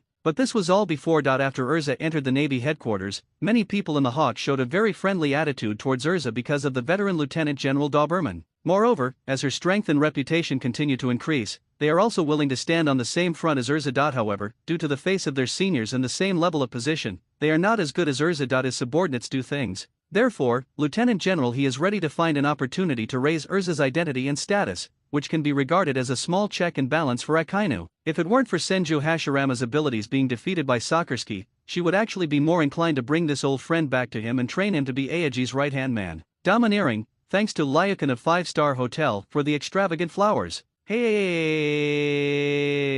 the Navy headquarters is really impressive. On a standard warship with a seagull logo, Doflamingo, wearing a flamingo coat and sunglasses, stood on the bow. Looking at the majestic Navy door, he let out a joke mixed with his trademark laughter. Really, do you want to try my courage? Suddenly a cold voice reached Doflamingo's ears. The familiar tone and cold voice suddenly made Doflamingo break into a cold sweat. Haha, isn't this our heroic Lieutenant General Urza? It's been a long time since we last met. Now we are in the same camp and are friendly forces. Dolfrond, who originally wanted to use laughter to cover up his nervousness, Brother Ming, when he saw Urza with her hand on the hilt of the sword, he quickly interrupted his laughter and went directly to the friendly greeting session, and specially emphasized the word friendly forces. He was afraid that this crazy red-haired woman would stab him desperately. In the Navy headquarters, no one can stand up for him, and even the Navy behind him might follow suit. Doflamingo, who had already seen through everything, immediately chose to keep a low profile. That he has not yet taken back his country, so he cannot die here. Don't let me catch the handle, or else. Before he could finish his words, a flying slash entangled with ice blue air flow directly froze the sea surface in front of the Navy headquarters gate into ice.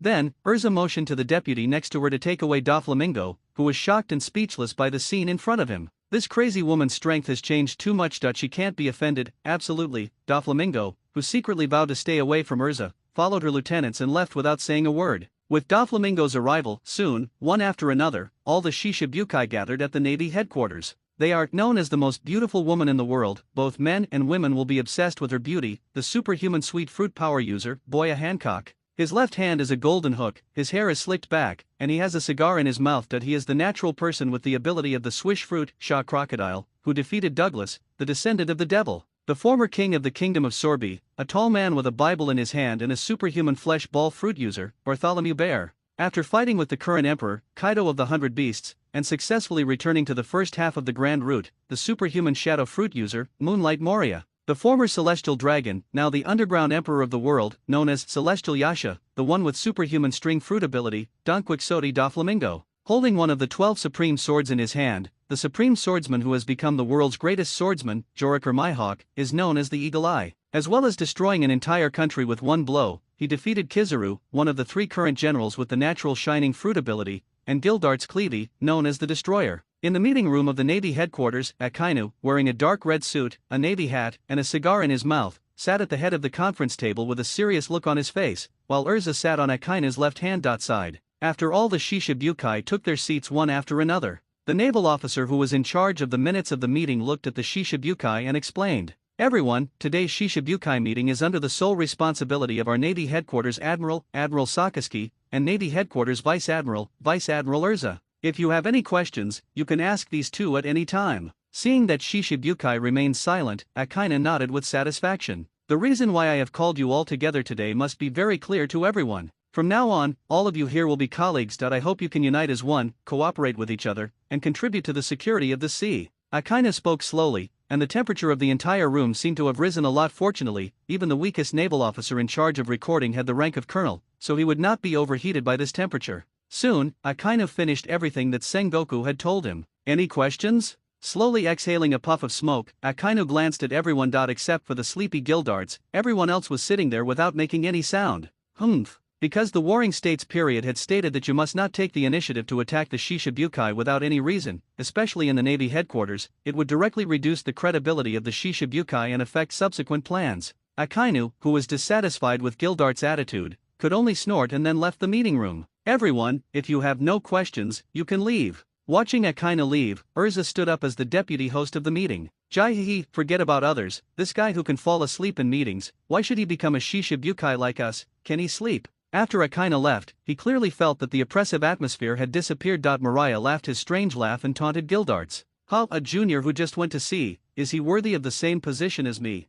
Crocodile, who lit a cigar, also stared at Kildas with a gloomy face. It was obvious that this bounty was higher than his own. He also looked down upon the newcomers. They didn't believe the news in the newspapers that Gildarts was powerful enough to defeat the general. If he really could fight against the general, why would he join the Shishibukai? Wouldn't it be uncomfortable to be an emperor of the sea? As for the others, there was no interjection. Hancock was simply not interested. Big Bear didn't dare to be too public because he was an undercover agent of the Revolutionary Army, and Doflamingo was afraid that Urza would find an opportunity to attack him, so he could only keep a low profile and say nothing. As for Hawkeye my hawk, he was more interested in Lieutenant General Urza in front of him than Gildarts, a pure physical skills master. He felt a very strong sword intent from Urza. It was obvious that she was a swordsman who had reached the realm of a great swordsman like him. He was a little nervous, thinking about how to invite Urza to fight. Oh? Gildarts, who was a little bored at first, looked up after hearing that someone was provoking him without opening his eyes. Boom! The terrifying overlord-colored domineering energy, like a substantial air current, instantly covered the entire conference room.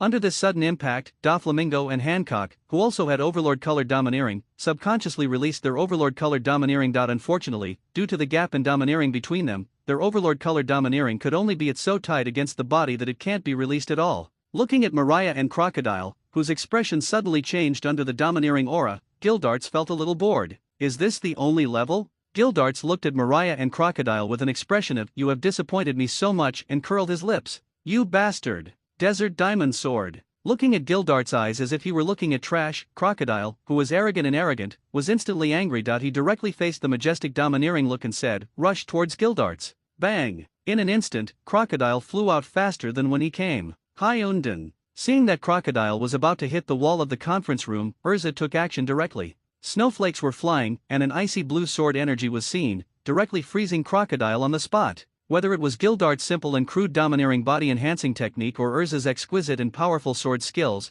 the other Shishibukai present fell into silence. Obviously, they all realized that even if they were both from the Kabukai, their strengths were different. Only my hawk, when he saw Urza take action, the fighting intent in his eyes became even more intense. However, he did not choose to take action directly. After all, it was the first meeting and the others had just had a fight. He came out to challenge the Navy who was hosting the meeting. Those who knew him were happy to see him, but those who didn't know thought he was going to challenge him. The majesty of the Navy. Anyway, it's enough to know that there is such an opponent worthy of taking action. The days are long, and one day they will meet on the sea. Big Bat over there, let me see, why do you sit in the Shishibukai position? The exact same question was thrown to Mariah again by Gildarts. This time, seeing Crocodile still in the ice, Moria lowered his head in fear. At that moment, he seemed to see in Gildarts the image of Kaido beating him violently. He had long lost his courage as a strong man, and now he just wanted to live well, so how could he dare to talk back to Gildarts? Seeing Mariah's head lowered like an ostrich, Kildastan sat back in his chair out of boredom. Now that the conflict is resolved, you can leave. Looking at Gildarts, who did not continue to attack, Urza stood up at the right time.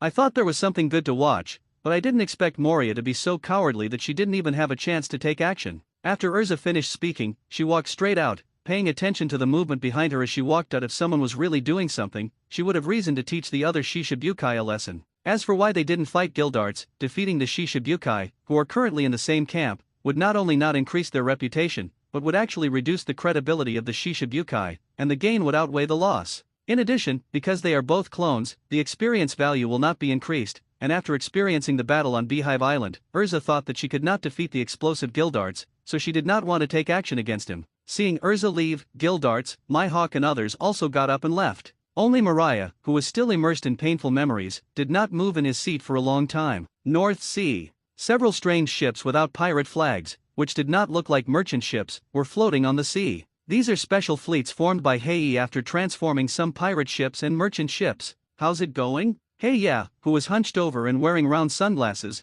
looked at the scar-faced man and asked, Master Hei, according to the spies' reports, we should be here soon, no more than an hour at most. The scar-faced man returned respectfully from the side. That's good. This time, the Lord personally gave the order, and he must do it beautifully for me. Hei took off his sunglasses and looked at the seagulls flying freely under the blue sky. There was a flash of determination and desire. In the blink of an eye, more than 40 years have passed. Just as Hei was remembering the past, a man wearing a one-eyed mask ran over. It was Lao Ba who took Kimimaro to find Mr. Hei. Master Hei, Brother Scar, the Germa 66 Arms Transport Fleet is here. The person responsible for escorting the shipment this time is the eldest son of the Vinsmoke family, Vinsmoke Iji. The old man in a loose robe Ba lowered his head, a trace of hatred flashed in his eyes. He didn't understand that he had worked hard for Mr. Hei for so many years, and there was no merit but hard work. Just because he brought the wrong person, he had to gouge out his eye? Because of the hollow feeling in his eyes and the anger in his heart, black hair similar to animal hair appeared faintly on Lao Ba's body hidden under his robe,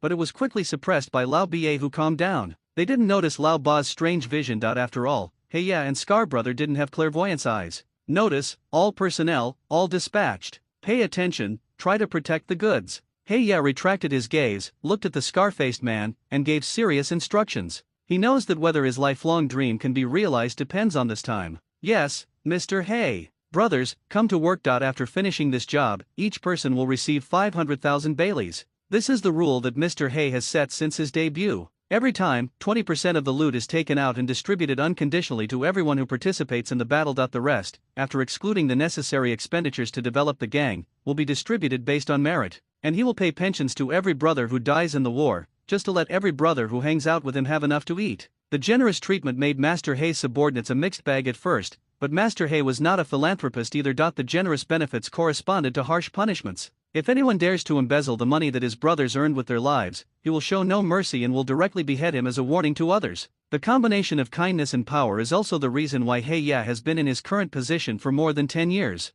This time, the same is true. Although he planned to hand over all the goods to the big shots above and not keep a penny for himself, the rules were the rules. The brothers trust him with their lives, and he will never let the brothers bleed in vain. North Sea, on a pirate ship. Yin Boneslayer, wait a minute, I know a piece of information worth billions of Baileys. He looked expressionless, holding a bone blade, just like chopping melons and vegetables, when all the people on the boat were killed. The only remaining pirate, wearing a whitewashed and completely ill-fitting scarf, cried out in horror. Yin Shegu, a man who has frightened countless pirates and underground forces in Bihai recently. According to legend, silver refers to his long silver-white hair. Kill is because there are two blood-red dots between his eyebrows, symbolizing the gaze of death, which is accompanied by killing every time it appears. Bone is because the weapon of this god of death is the skeleton extracted from itself every time. Just hearing how to obtain this weapon makes people shudder. It is precisely because of his remarkable and unique fighting methods that his name quickly became famous in Bihai, a place that advocates fighting and has high strength.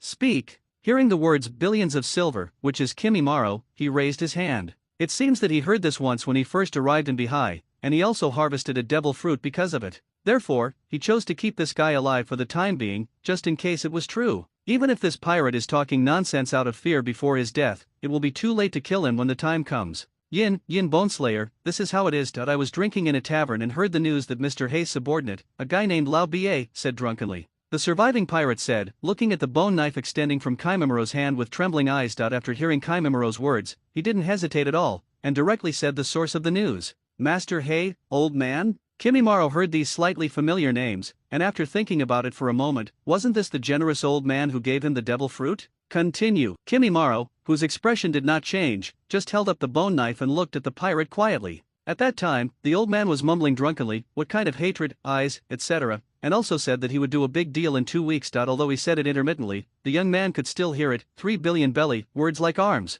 Perhaps he spoke too hastily or was frightened by the bone knife in front of him. The pirate swallowed hard and continued. In the entire Bahai, the only one who can produce 3 billion belly arms in one breath is the kingdom of Germa 66, known as the Evil Army. No force in the North Sea can take such a large arms deal alone, and the leader of Germa 66 will never let such a large amount of arms fall into the kingdoms of the North Sea. Only the great pirate forces of the Grand Line or other underground forces can possibly eat it. It's even possible that it's a deal between the officials of the Germa 66 kingdom and the world government. Finally, in order to prevent Kimimaro from not believing his guess, the Scarf Pirates cited many reasons, and even the world government moved them. Come out. What about the time and place? After hearing the eloquent pirate in front of him, Kimimaro had already believed most of it, and he looked at this agile-minded guy in a different light. The only place where cross-sea transactions can be completed in the North Sea is the largest trading market in the North Sea, known as the Sin City, Las Vegas. And the Grand Cross-Sea business only happens once a month, which is 2 days later. Therefore, as long as we arrive near Dallas Vega Island in advance, we will definitely be able to intercept this batch of goods. But it's just that the armament strength of Germa 66 is indeed the #1 in the North Sea. At the end, the voice of the Scarf Pirate became smaller and smaller, and even he felt that these 3 billion belly were not something they were qualified to get involved with. Helpless, he had no choice but to take off the scarf, closed his eyes, hugged it tightly to his chest with both hands, and waited for death to come. A long time. Your name. Ah. Before death came, Kimimiro's cold voice came over. For a moment, the pirate holding the scarf was a little confused. Then, when he came to his senses, he showed the joy of surviving the disaster and said loudly, Lorraine Avery, Captain, this is my name. After escaping from death, he was ready to try to join the Silver Bone Killer, who was very powerful and famous. Well, do you know how to get to Las Vegas? Kimimaro glanced at Lorraine, who was climbing up the pole, but did not refute. He just asked about the route to the underground trading market I just mentioned. To be honest, Kimimaro has always been a loner since he was born. Although he was relaxed and comfortable, he did have some inconveniences as he didn't know much about the world of pirates. Therefore, it is necessary to have a flexible local agent, which can save a lot of things. In addition, this guy has a very flexible mind and can deduce a lot of useful information from just a few words. With him, he will have a dog-headed strategist in the future. I know, sir. Lorraine assured, clenching her fists vigorously. Then, as if he thought of something, he quickly looked at the scarf in his hand. Fortunately, except for some bloodstains, there was no damage. After hesitating for a long time, Lorraine suddenly realized that he didn't know the name of the adult in front of him yet. He only knew that he was called Silver Killer. Kimimaro. As if seeing Lorraine's doubts, Kimimaro said calmly, Master Kimimaro, can you give me 2 minutes? I want to clean this scarf. Don't worry, it will definitely not delay the time to go to Las Vegas. Kimimaro heard this and looked a little confused. To the scarf in Lorraine's hand. From the beginning to the present, this Lorraine has been protecting her scarf behind her back intentionally or unintentionally. Even when she is waiting to die, she must hold it tightly in her hand. Master Kimimaro, this is my mother's relic. Sushi had just experienced life and death of great joy and sorrow, and thinking of his deceased mother, Lorraine's voice gradually became choked. Hurry up. Although Kimimaro didn't understand how Lorraine felt, he was still willing to give his men some tolerance. Thank you very much. Lorraine bowed deeply to Kimimaro and ran into the cabin. In fact, Lorraine's flexible mind is also related to his origin. Unlike those mindless thieves who only know how to burn, kill and loot, he was born in a declining noble family. He studied hard under the guidance of his mother since he was a child, in order to restore the family to glory. Be gentle, this is my arm, you want to hurt me to death. The scar-faced man, also known as Brother Scar, who had just finished a fierce battle, took a breath of pain and then cursed out the accompanying ship's doctor. He also knew that the ship's doctor didn't mean it, but he was holding a breath in his heart and could only vent it out in this way. I thought that a mere teenage brat would be easy to catch in a fight. Unexpectedly, every member of the Vinsmoke family is a monster. An 11-year-old boy has an invulnerable body, extraordinary strength, and the ability to control fire. If Mr. Hay hadn't taken action in time, he might have directly cremated himself instead of healing the arm. Similarly, because he underestimated the strength of his opponent this time, Hay's men suffered heavy casualties. There were nearly 1,000 people when they came, but now, only a few hundred are left, and all of them are injured. With one arm hanging naturally, as if he had no bones, Haya lit a cigar with his right hand and sat expressionlessly on the edge of the boat, looking at the wounded brothers who suffered heavy casualties. Master Hay, let me bandage you. After all the wounded were bandaged, an old ship doctor walked up to Master Hay. As the first ship doctor to follow Haya, he knew that Haya was very good to his men. As long as they did not violate the rules and bottom lines, he said, he would take care of his brothers as family members. Seeing that Haya was fine on the surface, but must be very sad in his heart, the ship's doctor had no choice but to do his job silently. How are the casualties this time? Haya took a deep drag on his cigar, felt the breath flowing through his lungs, and exhaled a puff of smoke, and asked, Alas, this time, there are a total of 996 brothers, and only 473 are left, and they are all injured. The old ship doctor sighed helplessly. He did not expect that an operation that should be a sure thing would actually cost so much. The lives of many brothers. After hearing what the old ship's doctor said, Master Hay took out the sunglasses he had taken off before, put them on tremblingly, and then put out the cigar in his mouth. Remember to pay out the pension. Yes, don't worry, I will follow up the whole process, the old ship's doctor assured while putting a plaster on Hay's disabled left hand. Master Hay, what should we do next? After finishing bandaging, the scar-faced man walked up to Master Hay and asked, "Leave immediately, Las Vegas, get rid of the goods quickly. As long as you hand over the goods to the adults, it will be safe, in a corner of the ship." Seeing the miserable situation of Master Hay and Brother Scar, a trace of joy flashed in Lao Ba's remaining eye. "Just wait, I will send you, old guy, to hell soon. Behi, Germa's 66 kingdom. What, all the arms worth 3 billion have been robbed?" Looking at the gray-faced and unbelievably twisted arm in front of him, Vinsmoke Iggy. We will stop updating novels on this site, move to our new site, https://readm.com// full of rage. Vinsmoke Gagey kicked him out mercilessly. "Useless trash, why don't you die with me?" After venting his anger, Gagey forced himself to calm down. He knows that in Behi, there are not many courageous and capable forces, and they definitely cannot be those kingdoms with conspicuous territory, so they can only be people from underground forces. No matter who it is, such a large amount of arms can only be sold in Las Vegas. After figuring out the key, Gagey ordered Vinsmoke Raju beside him. "Get ready, go to Las Vegas Island. I want to see who dares to touch the things of our Germa 66 kingdom. Grand Line, Fishman Island. An underwater world 100,000 meters away from the sea level. Is this Fishman Island? What an incredible place." Looking at the underwater miracle in front of him, surrounded by a huge, double-layered circular bubble shield, Kisame Kisaki couldn't help but exclaimed, "Brother Kisame, this is your first time coming to our Fishman Island that you can let Talina and Briano take you around," Jinbei said proudly, looking at Kisame's surprised expression. "Yes, Lord Kisame, when you get to the island, I will take you to take a good look at our Fishman Island. Even though the depth of Fishman Island is 100,000 meters under the sea, under the blessing of the sacred tree Eve, there is also sunshine and clouds." Brinner agreed, the purple-haired mermaid who was rescued by Kisame Kisaki from the slave auction in the Chambord Islands. That's right, Brother Kisame, when the time comes I will take you to see the Mermaid Bay and the Mermaid Cafe. My good sisters are all there. There is also Sister Charlie. She is very good at divination. I will ask her to give it to you when the time comes. Divination. Seeing that Briano rushed ahead of her to answer the question, Talina also quickly put her arms around Kisame Aneri and said coquettishly,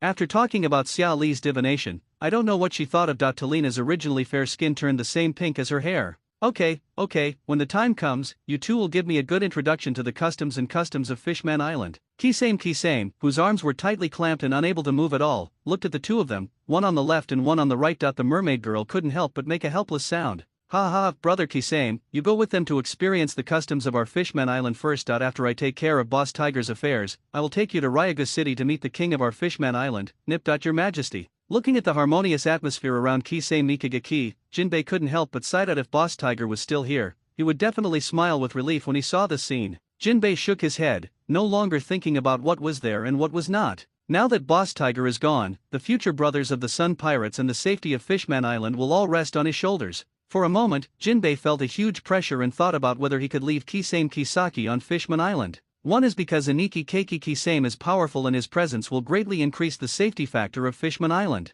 The second reason is that compatriots from the Fishman tribe can easily gain the favor of the Fishman Island by nature. Even if they are foreign fishmen, they are still fishmen. This was also the reason why Jinbei proposed to take Kisame Kisaki to meet Neptune. As for dried persimmon Kisame, it is definitely natural. Originally, his goal was to use his identity as a fishman to break into Fishman Island and control this transportation artery. "Brother Kisame, let's separate here first. I will come to find you later." After leaving a message, Jinbei left the port with Tiger's Turban and a group of members of the Sun Pirates, went to the Fishman Street where a large number of orphans lived. "Brother Jinbei, you are back." Seeing Jinbei and others returning to Human Street, all the fishmen greeted Jinbei and others excitedly. However, after a while, there was no enthusiastic response like before. I saw Jin Ping's gloomy face, looking very sad. "Brother Aaron, what's going on? Where's Boss Tiger?" Looking at the depressed Sun Pirates, the great white shark man wearing a flat hat with a trident on his head and a wolfskin scarf around his neck, Hody Jones asked Aaron, whom he admired most.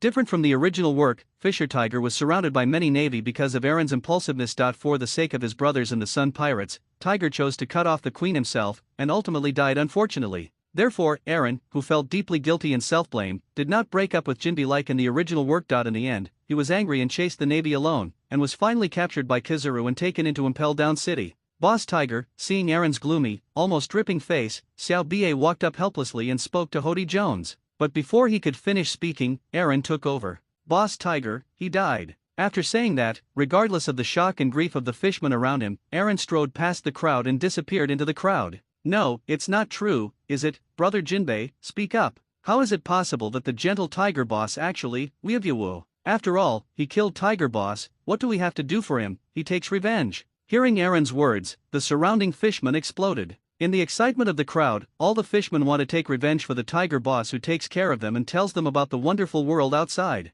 That's enough, Jinbei shouted. Then, his deep voice entered the ears of every fishman. Boss Tiger, he died to protect us. Our enemy is stronger than imagined. If you want to take revenge, it is useless to rely on your blood. Becoming stronger, only by becoming stronger, can we take revenge. Really protect everything, protect Fishman Island, and protect everyone. Jinbei, whose eyes were full of determination, looked around and said loudly, "Now, let's send Boss Tiger home." Jinbei raised the wooden box containing Tiger's turban in his hand and shouted to everyone with tears streaming from the corners of his eyes, "Boss Tiger, human being." Hody Jones's eyes were filled with anger and hatred, and an uncontrollable evil thought grew in his heart. Fishman Island, Water Road. As the name suggests, it is a channel filled with seawater. It's probably like an exciting pipe drilling project in Waterworld. It's a special mode of transportation that only exists on Fishman Island. In fact, most of the entire Fishman Island is under the sea. If you cannot swim, or you are a person with abilities who have eaten a devil fruit, you will need to take a ride on a large fish with a medium-sized seat and air bubbles on its back to travel on Fishman Island.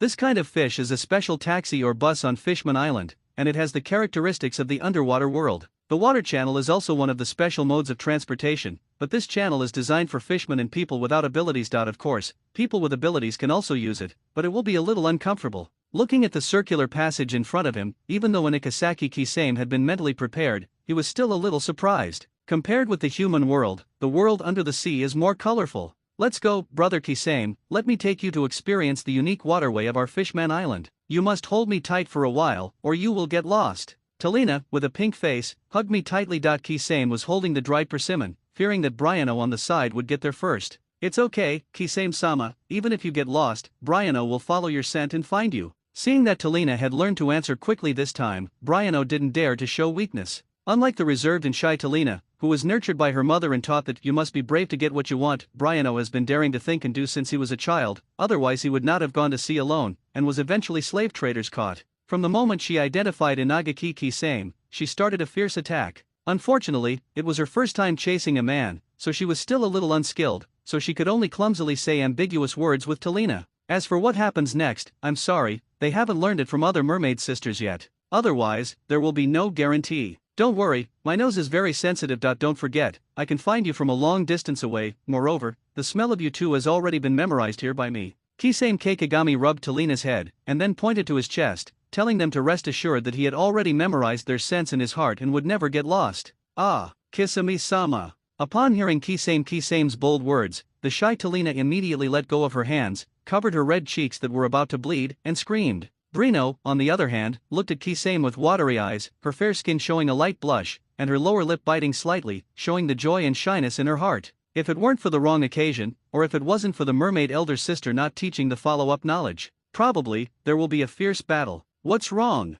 Seeing the sudden change in expressions of the two of them, Inagaki Kisame scratched his head in confusion. Did he say something strange? It was all right, but why did the atmosphere suddenly become anxious? It's a pity that Sanji is not around, otherwise he would have to ask Kisame Kisaki how he can do it one-on-one, so calmly and effortlessly. No, it's nothing, Brother Kisame, I will always remember you in my heart. The first person to react was not Briano, but Talina, who was still shy. In fact, at the beginning, when she first met Kisame Kisaki, it was just because Kisame was a fishman and wandered alone, so she was kind-hearted and decided to accompany Kisame. Among them, the most common one is that a certain fish was captured by human slave traders and sold to human nobles. Not only from now on, the living space is only the size of a fish tank, and everyone can peek into it. They may even be tortured, unable to survive or die. When she heard the wild laughter of the slave traders who captured her, and her final destination. Feeling desperate, the first figure that came to her mind was the blue figure who was powerful but clumsy in cooking and always grinning at her.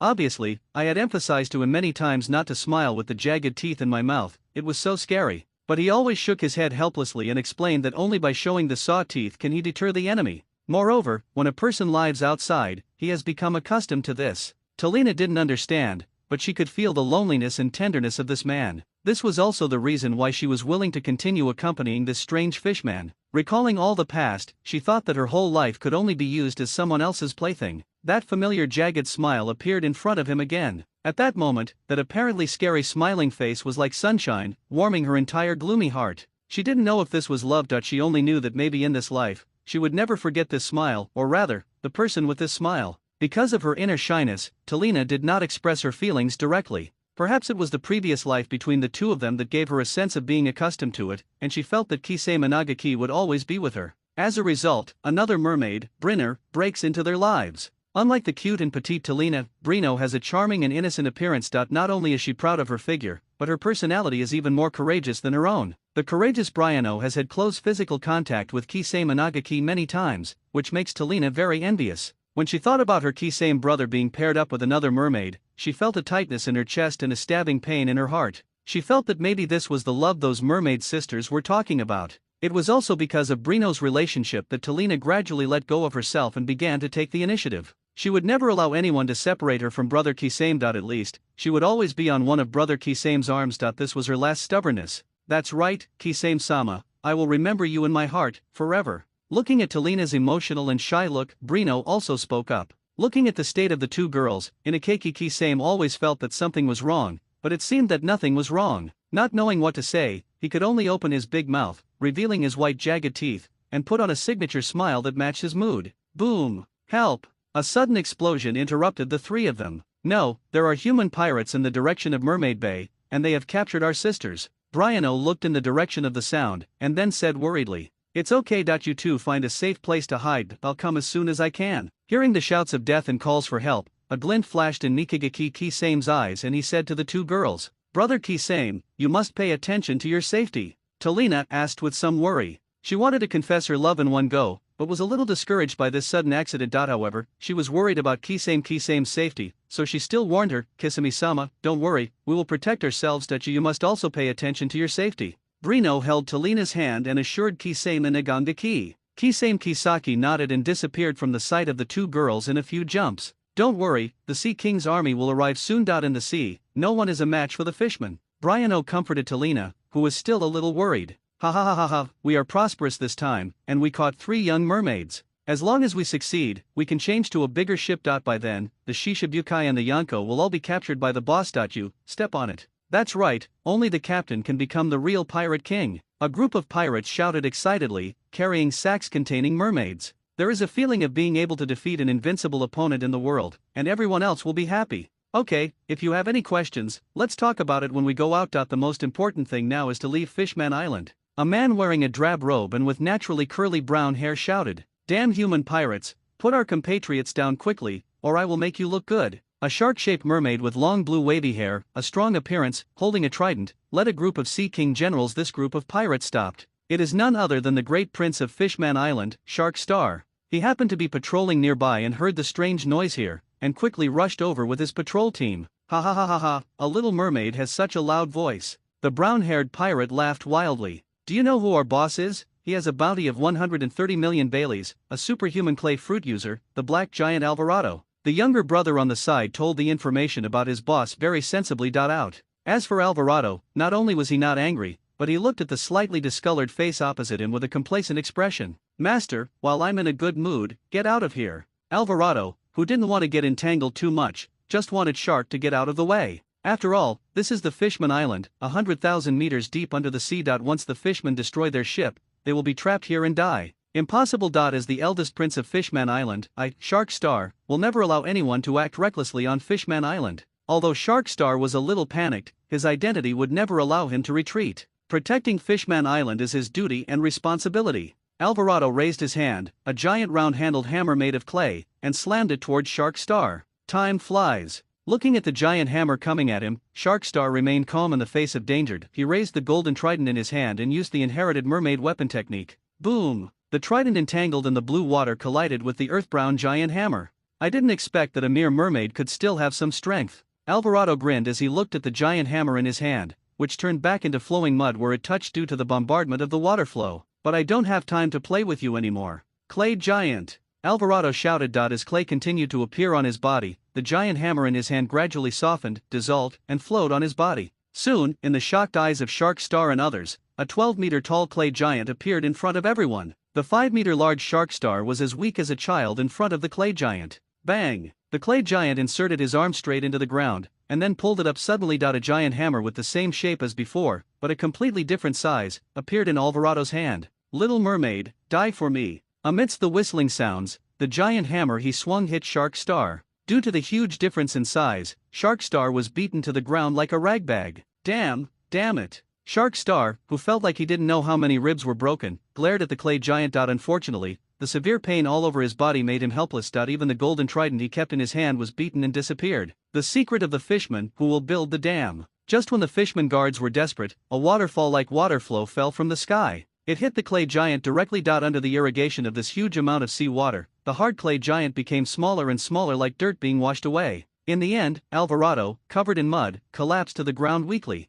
Obviously, a pirate with a bounty of just over 100 million couldn't withstand the attack of the violent waves composed of seawater containing the sea tower's stone factor, the nemesis of espers. Shark Star looked at the clay giant that he had just defeated with one blow, but could not withstand even one blow in the hands of another unknown fishman. He couldn't help but widen his eyes, and his heart was filled with shock. You must know that the power of the current in front of him, even if his father, the king of Fishman Island, Neptune, known as the Great Knight of the Sea, personally performed the mermaid jiu-jitsu super ocean current, is only as powerful as this. Neptune is currently the strongest mermaid on Mermaid Island. Even Fisher Tiger and now Jinbei are still weaker than Neptune. Now, this fishman who suddenly appeared has such great strength, which makes Shark Star a little worried. Over the years, he also knew some rumors about Fishman Street, but because of the royal family's strategy of whitewashing the piece, he didn't have much to do. I just hope that this strange fishman is a kind-hearted person who cares about Fishman Island just like Jinbei. Mr. Pirate, don't you know that clay will melt when it meets water? Looking at Alvarado, who had no strength to fight anymore,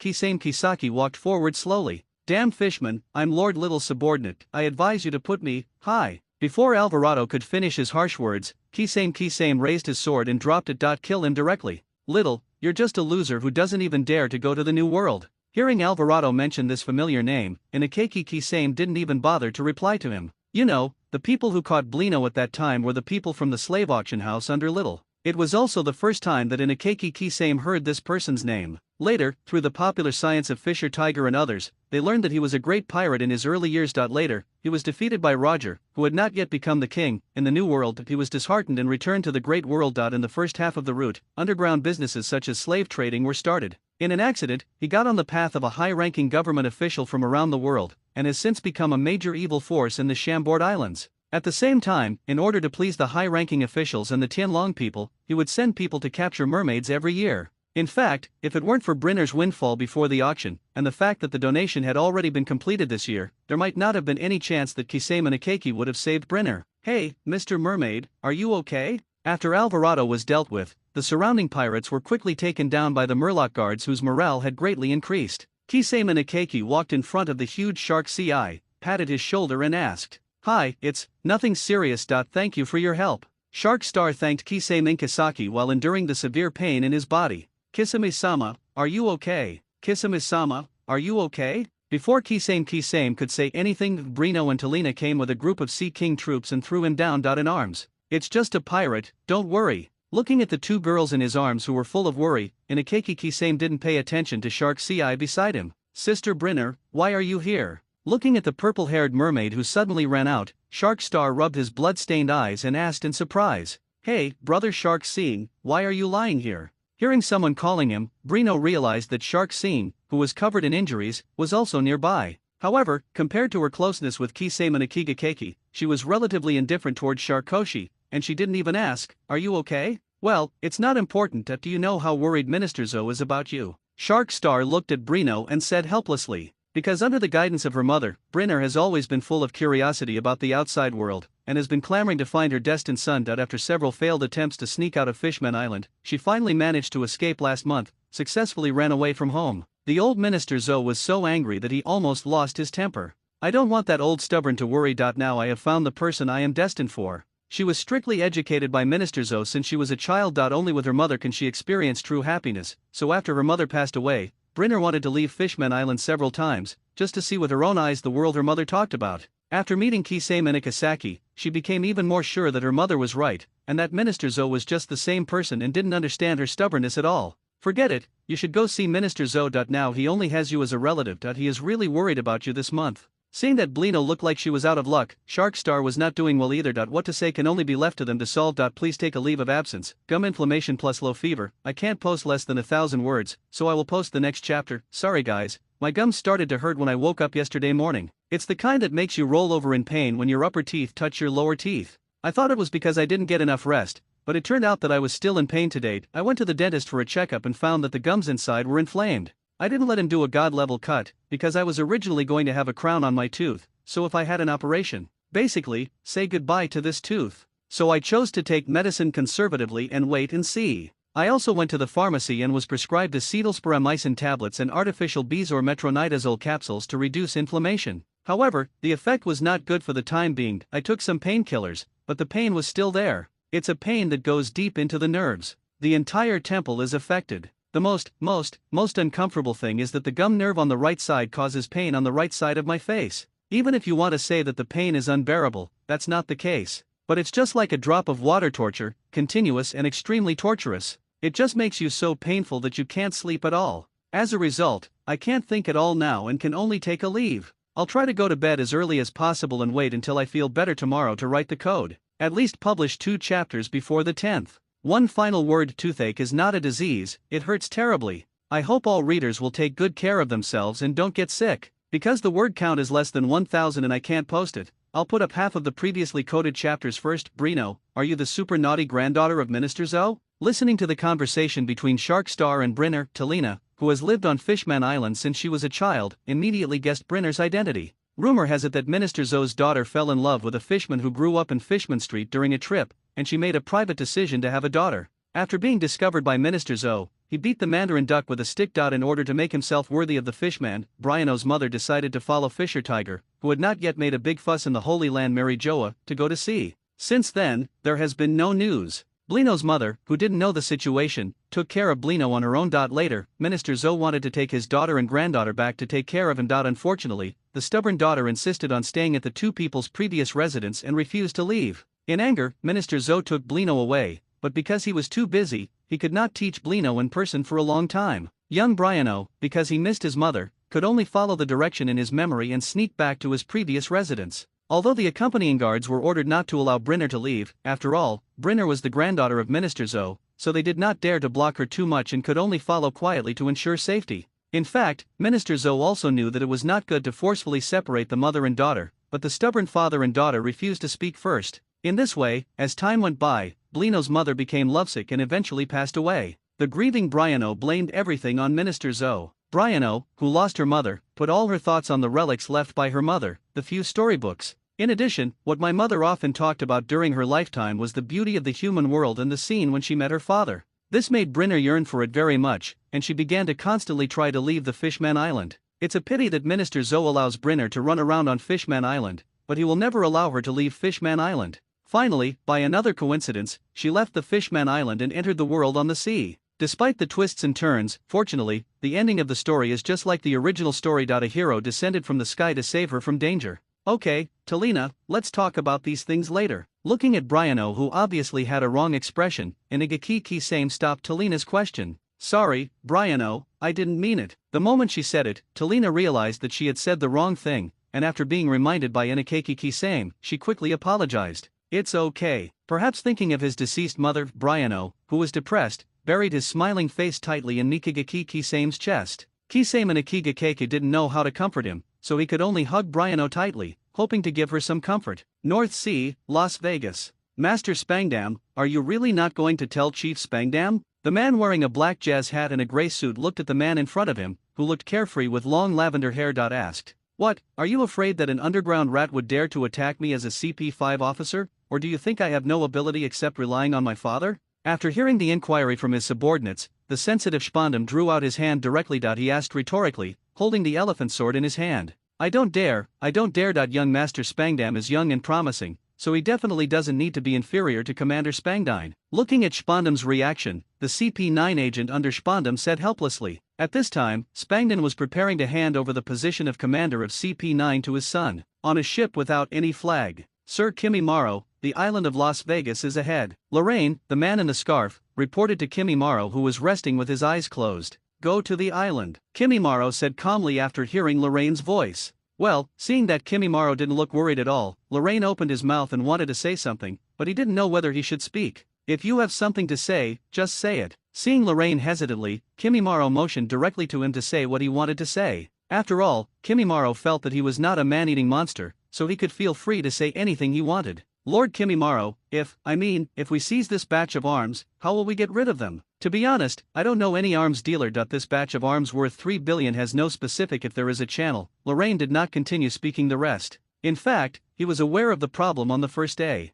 However, based on his unhesitating trust in Kimimaro, he did not ask any more questions. I originally thought that Kimimaro would have some help near the sea near Las Vegas Island, or near the port. As a result, they were about to go ashore and there was no one around. You must know that this batch of arms is not only amazing, but its huge number cannot be transported by 1 or 2 people. Even if it were to directly drive a ship transporting arms, 2 people would not be enough. So, before getting off the boat, Lorraine finally asked the questions in her heart. Different from the usual situation of asking questions and answering questions quickly, Kimimaro frowned and remained silent this time. Looking at Kimimaro's thoughtful expression, Lorraine did not dare to interrupt. For a moment, the entire scene was filled with the sound of the sea breeze. Grab it first and then talk about it. After a while, Kimimaro, who had no good countermeasures, decided to grab the goods first and then talk about it. At worst, contact the Heiya with whom we have a close relationship, and there will always be a way out. Yes, Lord Kimimaro. Looking at Kimimaro with a serious expression, Lorraine couldn't say anything for a moment and could only respond loudly. Off Las Vegas. A fleet of ships under Lord Hay sailed towards the port of Las Vegas Island. Master Hay, we are about to arrive at the port. Do you need to contact the gentleman in advance? The scarred man looked at the Las Vegas Island just around the corner and asked Master Hay, who was thinking deeply. As Hay's most capable right-hand man, he also knows a thing or two about Hay's relationship with senior government officials in the world. After all, every year, the scarred man hands over the real money. Scarman, who understood the importance of this matter to Master Hay, was naturally very cautious. Let's see how to deliver the goods. Hay said after exhaling a puff of smoke. Yes, Master Hay. After hearing Master Hay's instructions, Scarface quickly handed the phone bug in his hand to Master Hay. Obviously, for senior officials of the world government, Scarface is not qualified to make phone calls in person. Bala. After a while, the phone was picked up. Where are you? After answering the call, before Master Hay could say anything, the voice of the CP9 agent wearing a black jazz hat sounded over there. We'll be here soon, just outside the port. There's a lot of cargo this time. Where is the docking point? Hearing this familiar voice that docks with once a year, Master Hay said crisply. After Hay's inquiry ended, the CP9 agent did not answer immediately, but remained silent for a while. Apparently he went to ask Spandam, the leader. Master Hay didn't care either. After all, this was not something a CP9 agent could decide. After a while, the voice of CP9 agent sounded again on the phone. You don't have to go to the island, just wait at the port. We'll be there soon. Bah! As soon as he finished speaking, the phone was hung up before Master Hay could reply. These bastards, do you really think that if you become the world's government's dog, you are no longer a beast? Looking at the phone that was hung up immediately, the scarred man also cursed angrily. Although they were asking for help, after so many years of filial piety, the other party still didn't treat them as human beings, which made the scarred man very angry. It doesn't matter, as long as the goal can be achieved. Heya took a deep breath on his cigar and said calmly. At his age, he has already turned away from face-related matters. As long as the transaction can be completed, it doesn't matter what the other party's attitude is. However, he did not reprimand the scarred man. After all, his behavior was indeed disturbing. Tell brothers, stop at the port and don't need to go to the island. After a long time, seeing that the scarred man's mood had stabilized, Master Hay ordered. Yes, Lord Black, Las Vegas. Master Spandam, the old guy has arrived with the goods. According to your instructions, he has parked them at the port. The CP9 agent wearing a black jazz hat came near Spandam, who was throwing darts, and lowered his head. Rode so fast, it seems that this old guy has some skills. Unfortunately, he has no ability to control people. Even his subordinates who have been following him for many years wish he died. With that, Spangdam flicked his wrist and the dart flew directly reached 9 rings. Looking at the dart that was just shy of the 10th ring, Spandam frowned. Seeing Spandam's expression, the CP5 agent on the side quickly spoke.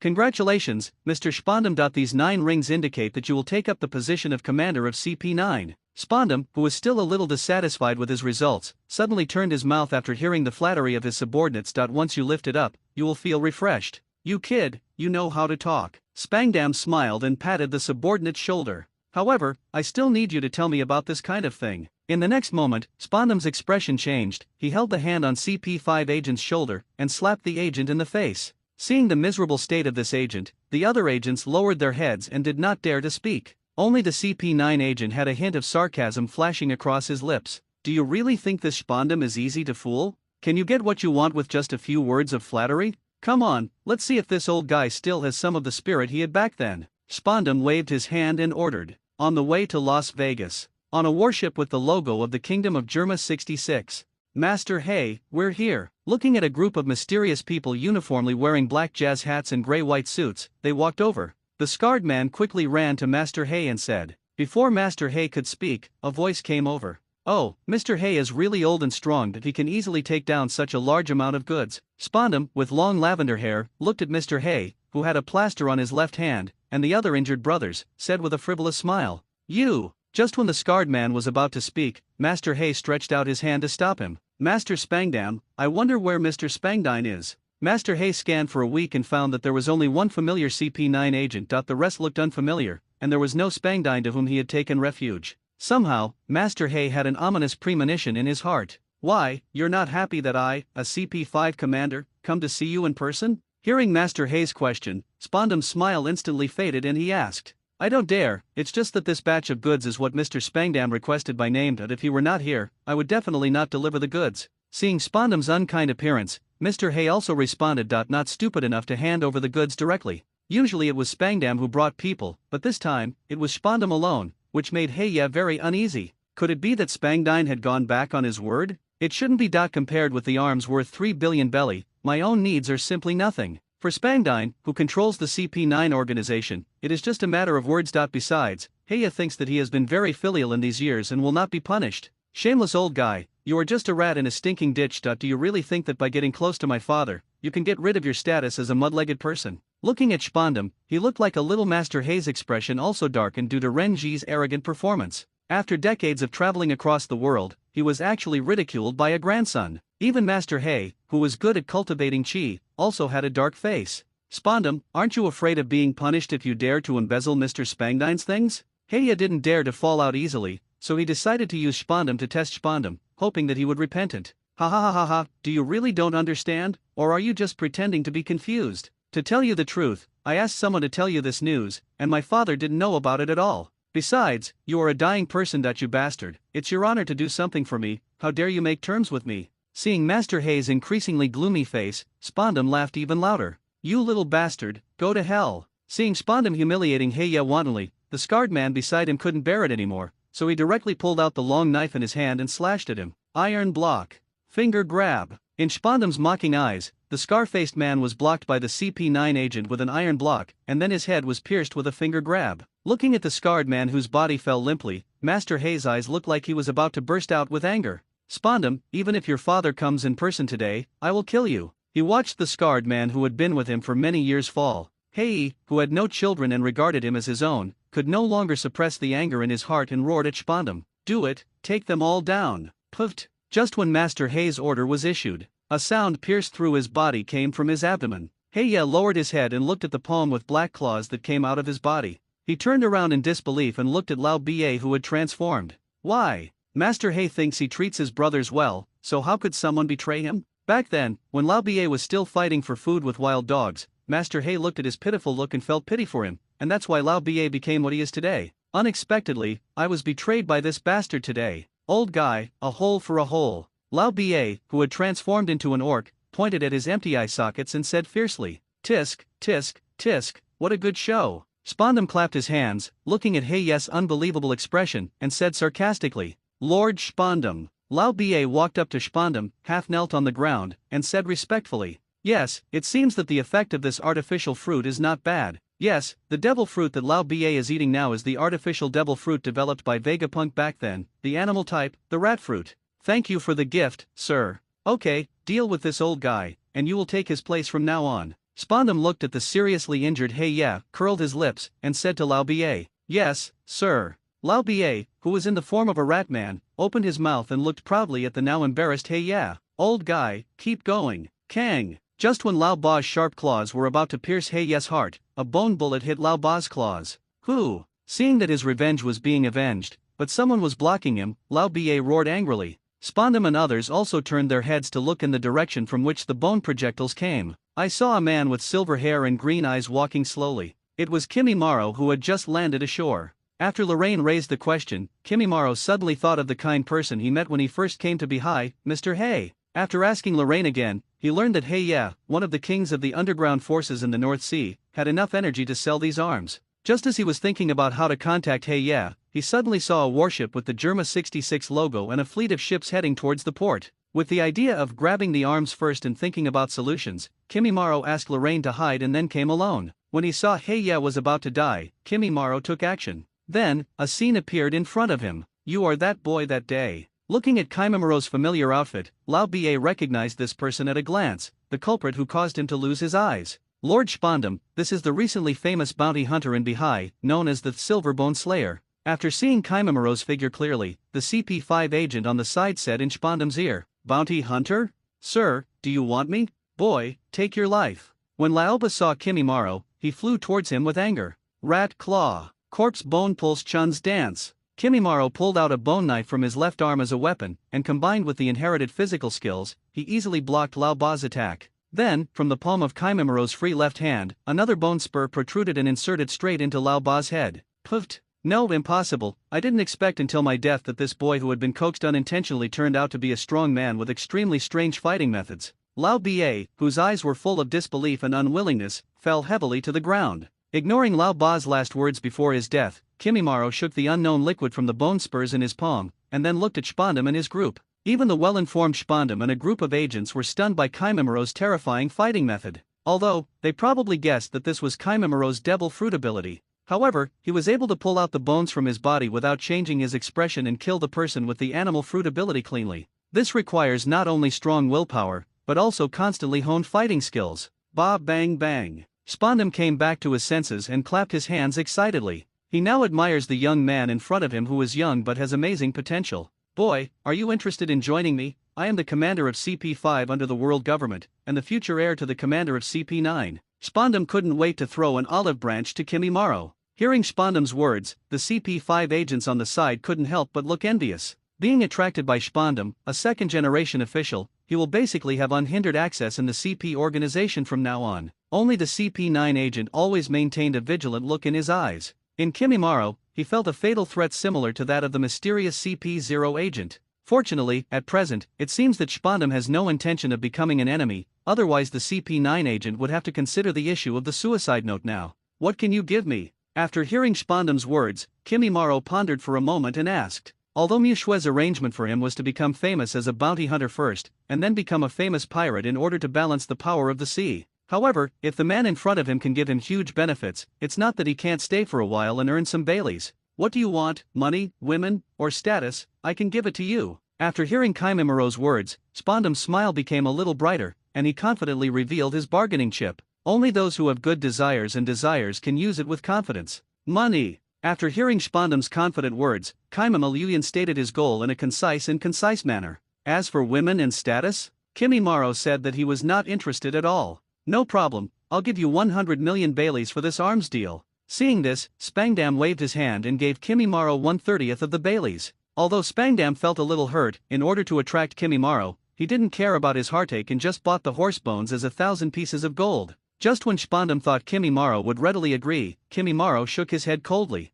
All, not only Spandam, but also all the CP agents and He Ye, who was covering the stab wound, were stunned for a moment. Ahem, this kid is still so arrogant. Even when facing the world's top government officials, he can keep his face straight. "I can't compare with you." He Ye spat out a mouthful of blood, controlled the bleeding wound, and couldn't help but sigh. Although the bleeding stopped, He Ye's life breath was shaky like a candle in the wind. "Boy, don't hit your nose." When Kimimaro touched his upper lip to his lower lip, he wanted to take away all the arms worth 3 billion belly that he had finally obtained. Even though Spandam thought highly of Kimimaro, he couldn't help but frown. After all, obedient subordinates are the best weapons. No matter how strong a disobedient person is, What is the difference between that and a gun that can explode at any time? I'll give you one last chance, 200 million belly. Spondum was still a little reluctant to part with this powerful man with special fruit abilities. Finally, he gritted his teeth and offered what he thought was a sky-high price, 200 million belly. Everyone. Kimimaro, whose expression showed no fluctuation, still repeated what he just said. Suddenly, the entire scene fell into an atmosphere of silence.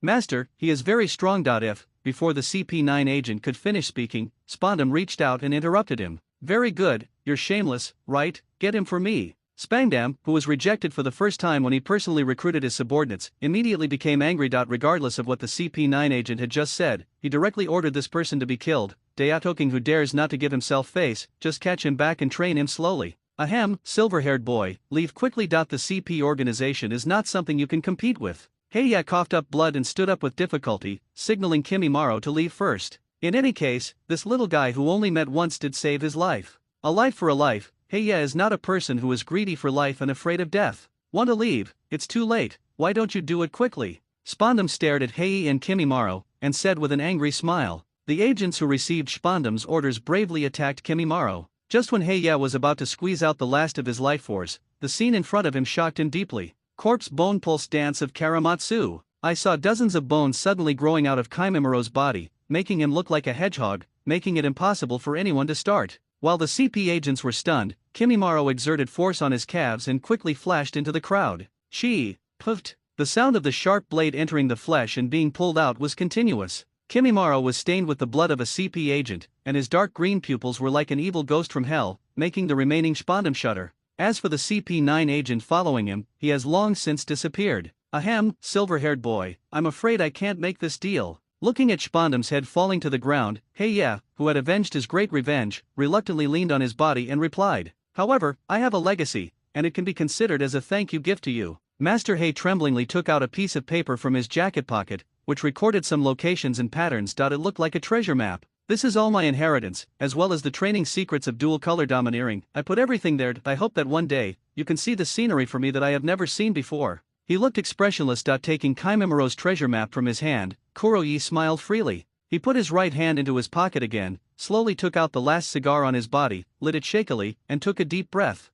Then, with the cigar frozen in his hand, Heiya took his last breath. His life was not great. It could even be said that he did all kinds of evil things. Born as an orphan, he has always been hungry and full since he was sensible. Whenever he was hungry, he fantasized about the life after becoming a noble lord. However, the reality is that he has been stealing everywhere since he was a child in order to have enough to eat. Sometimes, he would also resent his parents, whom he had never met, for why they abandoned him so cruelly. Therefore, he envied people who were born in a noble family who were carefree and did not worry about food. Fortunately, God is fair. Although his family situation is worrying, he has special abilities that ordinary people don't have, which makes him succeed in every theft. In an accident, he relied on his agility to be spotted by the captain of a pirate group. From then on, his pirate journey began. However, there are unforeseen circumstances. With the help of Garp, Hei, who accidentally lost his companion, chose to return to Bihai, where he was born. In pursuit of his childhood dream of becoming a noble, he found Spangdan, a high-ranking official in the world government who had not yet served as CP9 commander.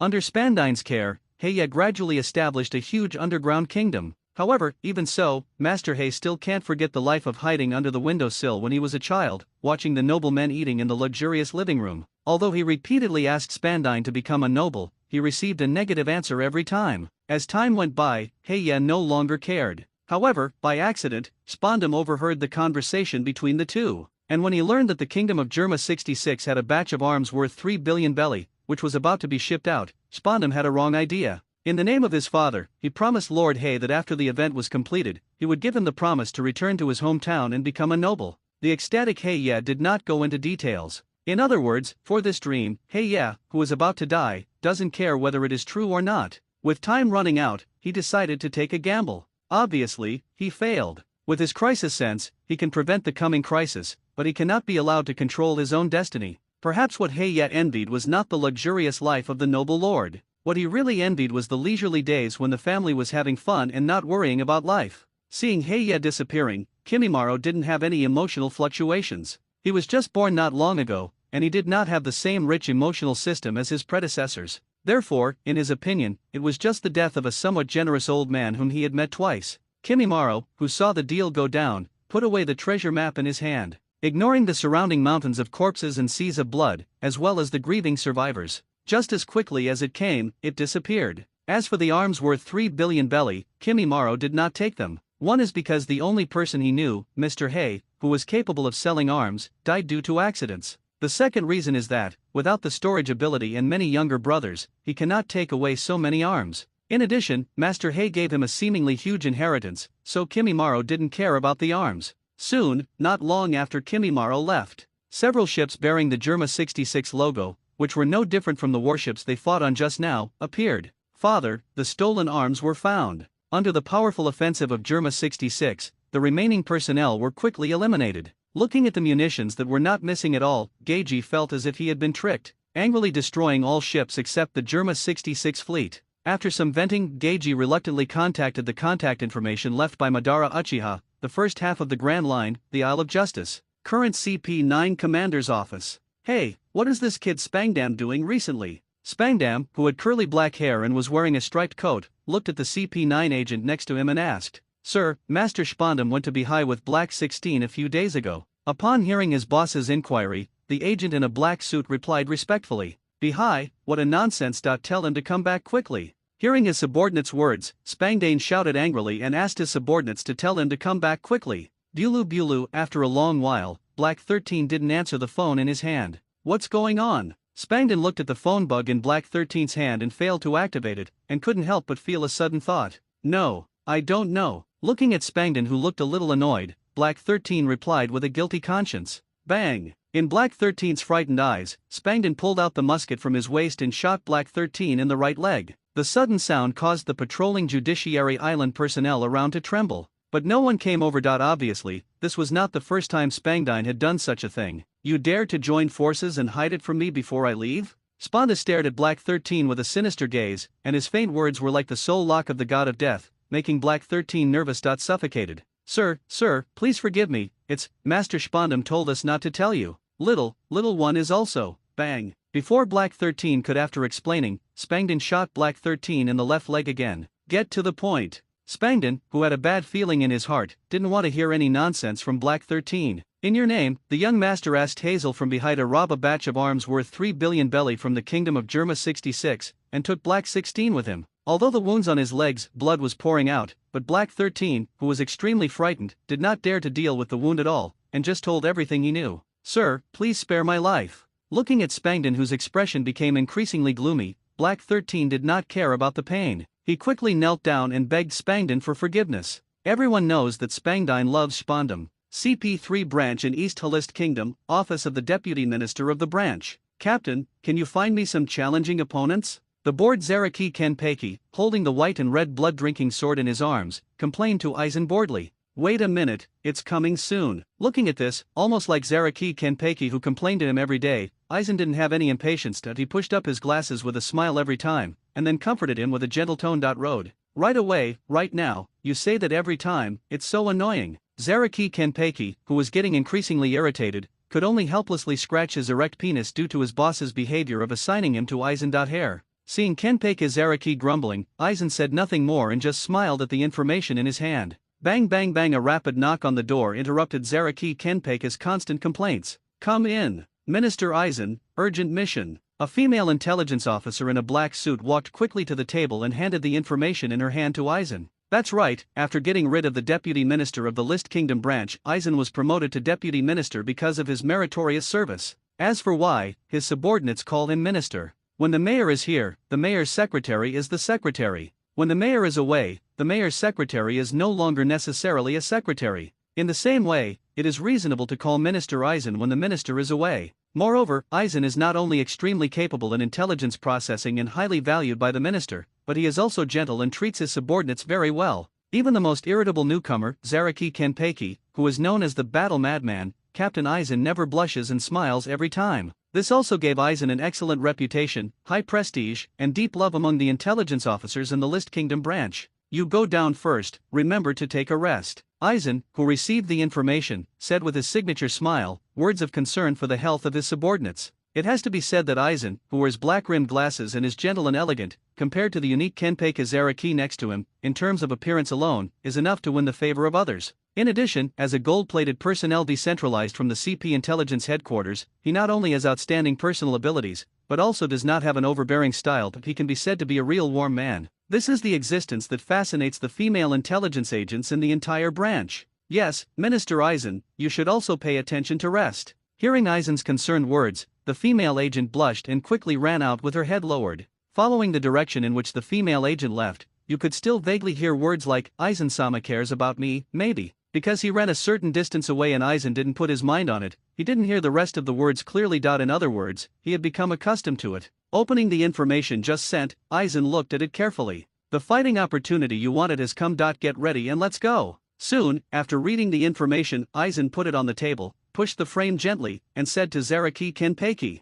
no problem, this sword in my hand is already thirsty. Hearing the words that he had thought about day and night, and dreamed of, came out of Eisen's mouth, Kenpeki Zaraki's depressed expression just now changed. Gotta be fierce. The exposed eyes flashed with a bloodthirsty red light. We will stop updating novels on this site, move to our new site, https://readon.com// South China Sea, a kingdom in ancient times. One of the kingdoms that was overthrown by the Revolutionary Army was not mentioned in the original work. Teacher, we have saved another country. Sabo, a golden retriever with a gaping tooth, proudly said to Artoria as he looked at the country he had saved with his own hands. Arturia looked at Sabo, who was immersed in excitement, and said nothing, just rubbing his head gently. Teacher, what's wrong? Looking at Artoria, who was obviously worried, Sabo raised his head and asked with concern. Nothing, where is Mr. Long? Without explaining anything, Artoria just asked about the dragon's traces. I'm here, what's wrong, Artoria? The dragon not far away heard Artoria looking for him, turned into a gust of wind, and appeared in front of Sabo and Artoria.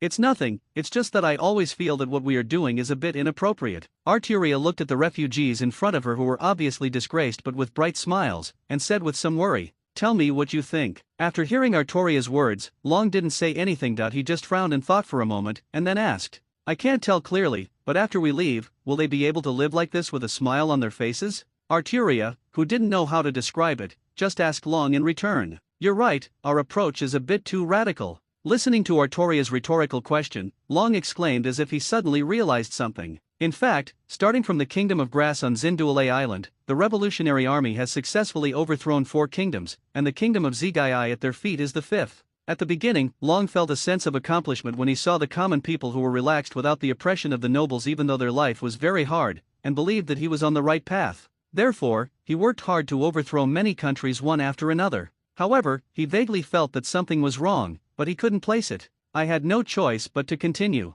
Today, Artoria's words suddenly made him realize. He forgot the most critical point, that is, the overthrown kingdom lost the oppression of the nobles and also lost the guarantee of force. Now, those countries that have just been overthrown are too poor and no pirates will go there, but what about the future? Life without the protection of force will always be frightening. As for the Revolutionary Army, because it was just established not long ago, there are not many internal personnel. It is impossible to reasonably allocate personnel to various overthrown kingdoms to protect and educate the civilians. In addition, all revolutionary troops are wanted by the world government and are living in hiding. After all, Artoria, who is a godkiller, is still in the Revolutionary Army. Once she is exposed, she will be hunted down even more fiercely. In a basement. Damn Spondum, do you really think that with a good father, you can do whatever you want? What a fool. Hey, she took a hard bite of the dry bread in his hand and changed his clothes. 6th, resentment and injustice. I thought that the CP agent, who was directly under the intelligence department of the government in his dignified world, and had a good reputation, would one day be reduced to hiding in a dark basement, chewing hard dry bread, and hiding everywhere in fear. According to Spangden's character, they must have issued a hunting order for me internally in the name of a traitor. However, as long as I escape the initial search, they will definitely think that I have left behind out by then. Bring with all the savings I have accumulated over the years, it is a good result to go back to the mountains and forests directly. As an agent who grew up in the CP special training camp and experienced the disappearance and death of too many partners, Black 16 had long been prepared to die in the line of duty. Preparation. He said this, but when death really came, he was still afraid. He wants to live, as a free man, living under the sun. In order to save assets, he has helped Spangdine and his son do a lot of private work over the years, including the business with Mr. Hay, for which he was responsible for liaison. Because of this, he quietly transferred part of his property. Although not all of it, it was enough to live on for the rest of his life. Bang! A sudden sound of breaking the door interrupted He Liu's thoughts about his future life. Who? He Liu subconsciously pulled out the pistol from his arms and fired directly at the figure at the door before he could see it clearly. It was obvious that He Liu, who had no martial ethics, did not intend to see clearly the identity of the visitor. After all, people who show up uninvited are probably not good people. It's boring to use a gun, why don't you try to chop me twice? After a burst of gunfire, an arrogant voice came over. It can be heard that rather than shooting, he hopes that Black 16 can use a knife to carry out the most primitive fight. Although Black 16 didn't expect to be able to kill the attacker with firearms, he was still unscathed by the sudden attack while using his voice to distract himself, and even provoked him with full force. He was still the first. See you next time. Helpless, the solemn-looking He Lu took out the saber from his waist and stared at the door where the smoke dissipated. He wanted to see which of his colleagues dared to take action against his senior. After all, nobles and pirates would not visit such a dilapidated and dirty basement. Black 16, a former CP9 intelligence agent, clashed with the CP5 commander, killed him and fled. Am I right? Kenpei Kizaraki, who was carrying a bloody sword on his shoulder, and his face were full of tears. Aizen walked in with a gentle smile. Because Spangdan is a pursuit order issued to all CP departments except CP0. Therefore, the reason used is that Black 16, a dignified agent of CP9, attacked and killed the boss of CP5 out of hatred. This is a very untenable reason. However, because Spangdan has the strength, status, and connections, this obviously unreasonable thing happened in such a reasonable way. Of course, I think the real situation is that the famous pirate hunter Silver Bones in Bihai took advantage of the chaos to kill Commander CP5 when there was a conflict between the CP organization and Hazel, one of the leaders of the underground forces in Bihai. Spandam killed him, and you deserted. After that, the army from the Germa 66 kingdom came and destroyed all traces of the battle on the battlefield. That you thought you could escape, so you hid in this island, which seems to be the most dangerous but is actually the safest, is prepared to escape the most severe period of the organization's investigation, right? Aizen pushed the frame of the mirror and looked at the nervous Black 16 with a smile. Seeing Aizen's smiling face, Black 16 felt the hairs on his body stand on end. You know, after Spandam died, in order to eliminate the traces later, he deliberately stayed in the dark for a while. It was not until the fleet of Germa 66 eliminated all traces that he dared to leave with peace of mind.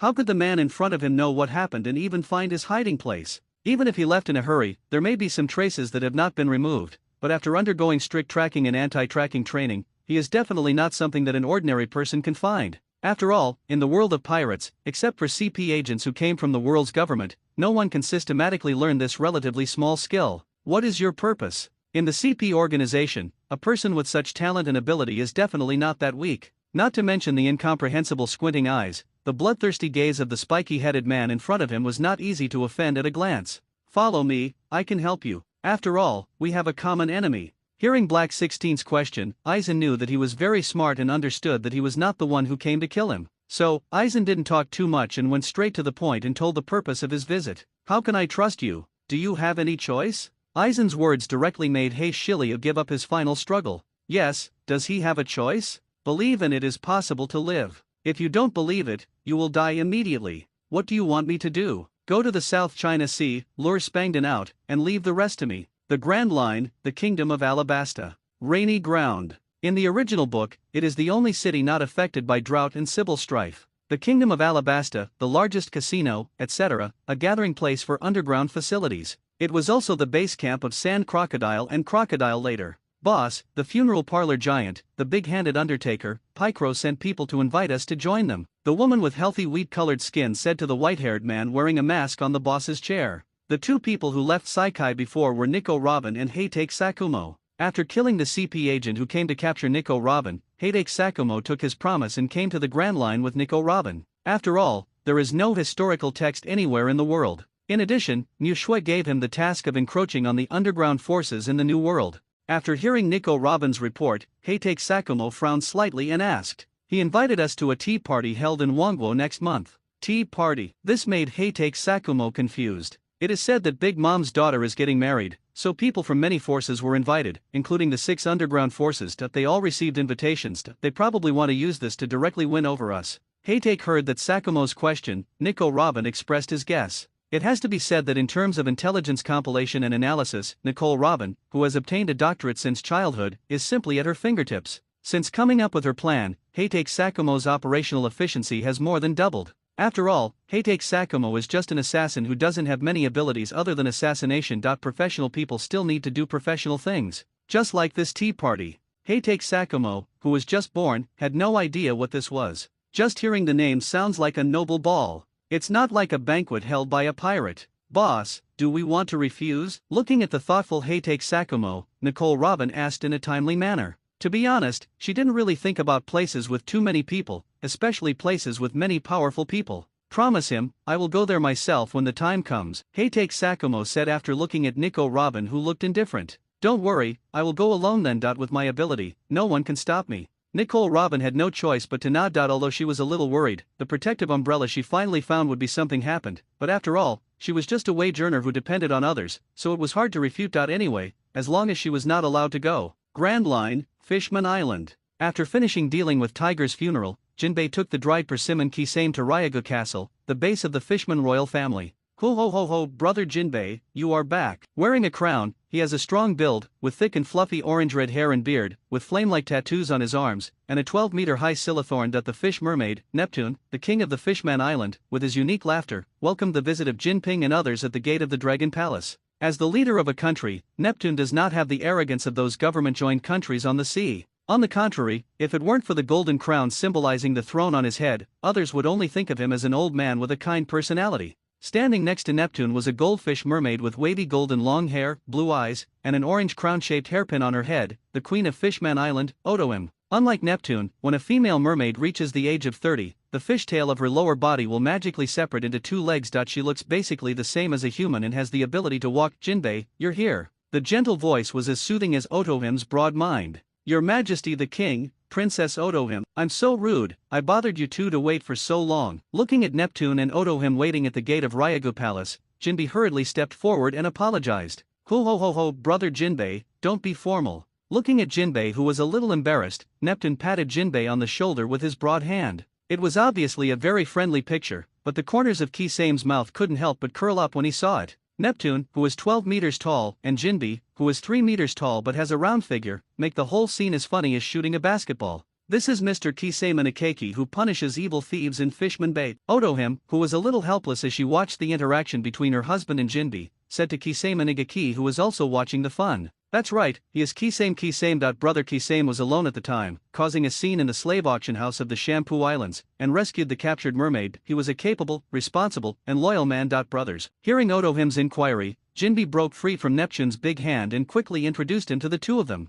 This is also an important reason why he came here with dried persimmon Kisame. Hello, Mr. Neptune, and Mrs. Otohim. Hearing Jinbei mentioning himself, Kisame Kisaki stepped forward and said hello with a wide jagged mouth. Thank you for saving our compatriots on Fishman Island, and thank you, brother Kisame, for taking care of Shark Star. Looking at Kisame, who was only 2 meters tall, Neptune lowered his head slightly and said sincere thanks to him. After all, in the battle at the Fishman Bay, if Kisame Kisaki hadn't taken action in time, even if Shark Star survived, he would have been captured together and auctioned off as a slave. This is something Neptune and Otohim will never accept. No, it's just a coincidence. Kisame Kisaki scratched his head and said nothing more. Okay, if you have anything to say, let's talk about it after we go in. Otohim, who looked a little embarrassed at the scene, said, Ho ho ho ho, you're right, let the chef bring all the prepared food. I want to have a good meal today. The elderly Neptune saw his good brother Jinbei, whom he had not seen for a long time, and the savior of his son. He was in a good mood for a while. Before Jinbei joined the Sun Pirates, he worked in the army under Neptune. The powerful Jinbei was quickly appreciated by Neptune. It's a pity that Jinbei wanted to follow Tiger at that time, which made Neptune feel regretful. Fortunately, even if he joins the Sun Pirates, Jinbei will occasionally find time to come back and catch up with Neptune. Every time, Neptune would treat him with good wine and good food, just like a good friend who had forgotten the year. Soon, a group of people walked into the banquet hall of Dragon Palace City. Because there was a banquet, the entire hall was covered with bubbles. Fortunately, except for Neptune, the other 3 people all have legs. He, the only one without legs, also has floating bubbles as a means of movement. Brother Jinbei, how long will it take you to come back this time? After the guards brought the dishes and wine, Neptune raised his glass to Jinbei and asked. This is also Neptune's biggest concern. As the king of Fishman Island, Neptune's most important thing is the security of the island. This is not the scariest thing. In fact, most slave traders were not very powerful. After all, the main theme of this world is the pirates who go out to sea to find the secret treasure on the sea.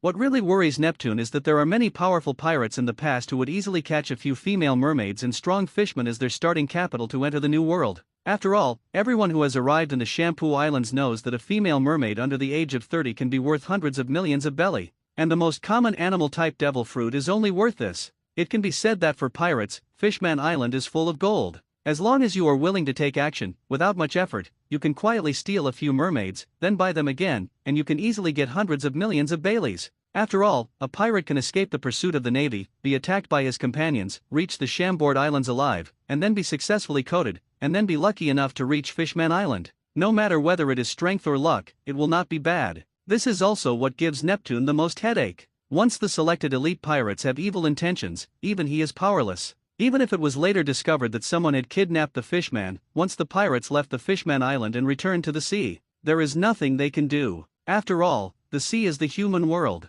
The strength of a fishman who leaves the seawater is greatly reduced. Therefore, Neptune especially hopes that Jinbei can stay longer, which can reduce some of his pressure. Boss Tiger died. After hearing Neptune's words, Jinbei poured the liquor in his hand into his throat and said with a choked voice, "What, Brother Tiger?" I thought that Jinbei was just like in the past, bringing his homesick brothers back to see him, while Tiger was left alone at sea. After all, Tiger, who is wanted by the world's government, is not suitable to appear on Fishman Island, one of the world's franchise countries. So Neptune didn't think much about it. As a result, now there is bad news. You know, apart from Jinbei, Tiger is the only fishman who is as powerful as Neptune. Although Tiger's identity is sensitive, if something happens to Fishman Island, at least he will have someone to help him outside. According to Mr. Tiger's will, Mr. Jinbei took over the position of captain of the Sun Pirates. Looking at the gloomy atmosphere, Inakeki Kisame took a sip of Ryaga Castle's unique wine and spoke at the right time. "Yes, Boss Tiger gave me the position of captain before he died, but I don't know what to do now," Jinbei said in confusion. Since then, he has inherited the position of captain in a daze. Because of the intervention of Mikagaki Kisame, Jinbei did not part ways with Eren and sacrificed himself to protect Fishman Island and Eren and others. That he also did not make a deal with the world's government and join the Shishibukai. I am in the most confusing moment of my life. Brother Tiger, who has lost his faith in life, and has a group of fishman brothers who have nothing to do in Fishman Street, Jinbei feels a lot of pressure on himself. This was one of the reasons why he came to Neptune, to drink away his sorrows. By the way, listen to the advice of the elder Neptune. Then what are your plans? Will you continue to go to sea? Neptune didn't know what to do when he heard Jinbei's difficulties. To be fair, he really wanted Jinbei to stay on Fishman Island, but Jinbei was not only responsible for his own destiny, but also for those brothers who were willing to believe in him and follow him. I plan to stay in Fishman Street for a while, and wait until the brothers' emotions stabilize, and then discuss specific actions. Without Fisher Tiger, the Sun Pirates are no longer the original Sun Pirates. The current Sun Pirates are like walking zombies that have lost their souls, just taking one step at a time. Okay, you are welcome to come to Dragon Palace City as a guest at any time. When Neptune saw this, he didn't have much to say. He could only raise his glass to show that he would always support him. I wonder what Kisame's plans are. Jinbei finished speaking. He knew that Jinbei was now in a depressed mood and was in a period of loss. Neptune turned his attention to Kisame, who was drinking and eating alone. According to Shark Star, Kisame Kisaki's water control skills are not inferior to his own, and may even surpass his own. Therefore, Neptune also had some thoughts on recruiting dried persimmon Kisame. Although there are some fishmen with slightly extreme personalities in Fishman Street, Neptune believes that both fishmen and mermaids are one family. This is also the reason why he originally recruited Jinbei, Cody Jones, and others to join the Kingdom Guard. I don't have any plans at the moment. I just want to travel and see the scenery. Kisame Kisaki, who was quietly eating wine, said casually when he saw that the topic was leading him. Although Kisame Kisaki entered Fishman Island with a strong purpose. However, others don't know, so they can't come up and tell Neptune straight to the point, "I'm here to kidnap your daughter." In that case, why don't Kisame brothers stay in our Ryaga Castle for a while, just to enjoy the beautiful scenery of our Ryaga Castle? Hearing that Kisame looked like he was doing nothing, Neptune's eyes flashed. Liang, invited. Okay, then I'll bother Mr. Neptune and Mrs. Otoim. Hearing Neptune's invitation to live in the Ryagu Palace, Gansaki Kisame smiled, knowing that he had achieved his goal by retreating in order to advance. Half of it, the rest is to establish a good relationship with the little lowly, Shirahoshi, and establish his prestige on Fishman Island. Ho, I need Brother Kisame to help take care of Shark Star and the others. That day, Brother Kisame's water control technique made that boy Shark Star come back and murmur for several days. He kept saying that he wanted to thank you personally. Hearing Kisame agree happily, Neptune also smiled with a red face. That's right, with the strength of the Kisame brothers, if they give some advice and a few His Highnesses, it will definitely benefit a lot. Seeing this, Jinbei on the side also helped. If nothing else, just think of that waterfall-like water flow as something that ordinary people cannot do. At least, at his current level, he needs to work hard to do it in front of him. And Kisame Kisaki not only used it easily, he even had the energy to bring back Boss Tiger's turban. You can see the leopard in the tube. Hiccup, Brother Kisame, what do you think of the relationship between Fishman Island and humans? Just as everyone was drinking happily, a female voice with a loud tongue came. I saw that Princess Otoim, who was dignified and elegant just now, with excellent temperament, was now like a drunkard. Her fair and pretty face was dyed red, holding a cup with spilled wine, and shouted to Kisame from a distance. Perhaps because she was drunk, Otoim also started calling Neptune, Brother Kisame. I'm sorry, Brother Kisame, I was a little happy after drinking today. I forgot that Otoim is a bit drunk. She starts talking nonsense when she drinks. You drink first, and I will take her back first. Hearing his wife's drunkenness. Crazy, he started to talk about the peaceful coexistence of humans and fishmen again. Only then did the drunken Neptune realize that Otoim was still at the banquet. Nazokai, I'm not drunk, I just want to ask Kisame what he thinks. Princess Otoim tried hard to push away Neptune, who was holding her up, but Otoim, who was only 2 meters tall, was not Neptune at all. Putan's opponent. He could only mind his own business, shouting in Neptune's arms, and was taken back to the palace. Brother Kisame, I don't know how drunk your two are, but you must keep an eye on them. Jinbei looked at this scene and was already used to it. He was still sitting beside Kisame. She hugged him and joked. Hearing Jinbei's words, Mikigaki Kisame's hand holding the wine glass trembled, and he almost spit a mouthful of wine on Jinbei. What does this have to do with him? Brother Kisame, you're kidding, come on and keep drinking. Before Kisame could say anything, Neptune, who had settled his wife, rushed back again and clinked glasses with Kisame and the others. Kisame Kisaki didn't know how to explain it. Looking at Jinbei, who was obviously drunk, he didn't want to care anymore and continued drinking. Grand Line, Isle of Justice. CP9 Commander's Office. Bara Bala, hello. The curly hair on the back that should have been meticulously combed became a little messy and split because of the mysterious disappearance of his son, and he was not in the mood to take care of it. Spangdon, who was in a state of agitation and had not had a good rest for several days, said feebly when he heard the phone bug ringing. Lord Spandine, this is Black 7. According to the news from the CP7 branch of the Kingdom of Sindel in the South China Sea, traces of Black 16 were found in the capital of the Kingdom of Sindel. Soon, the phone bug came out, good news that shocked Spangdon. Sindel, very good, transfer all the CP9 men to me. Remember, you have to survive. Pry out all the information for me. Spangdine's eyes widened, because he didn't get enough rest. His eyes were covered with red bloodshot eyes, and he clenched his right hand tightly. His knuckles turned white due to excessive force, and he roared angrily. Wait, after you catch him, let me ask him in person. Finally, as if he remembered something, Spangdon unclenched his fist, gently stroked the photos on the table, and ordered He. Yes, Ba. Putting down the phone, Spangdon put the photo in his hand. Son, don't worry, Dad will avenge you with his own hands, no matter who it is. Spangdine stroked the photo of Spandam with him when he was 7 years old. At that time, Spandam was not as willful as he is now. He often stayed by his side, praying that he would spend more time with him because of his busy schedule. In fact, after Spandam's accident, Spandam realized that there was only one photo of himself and his son. Even at a time when his career was on the rise, he couldn't remember why he took this photo. He regretted that he did not spend more time with his son, but just gave him what he thought was the best arrangement. Perhaps, this is also the reason why my son went to Bihai privately.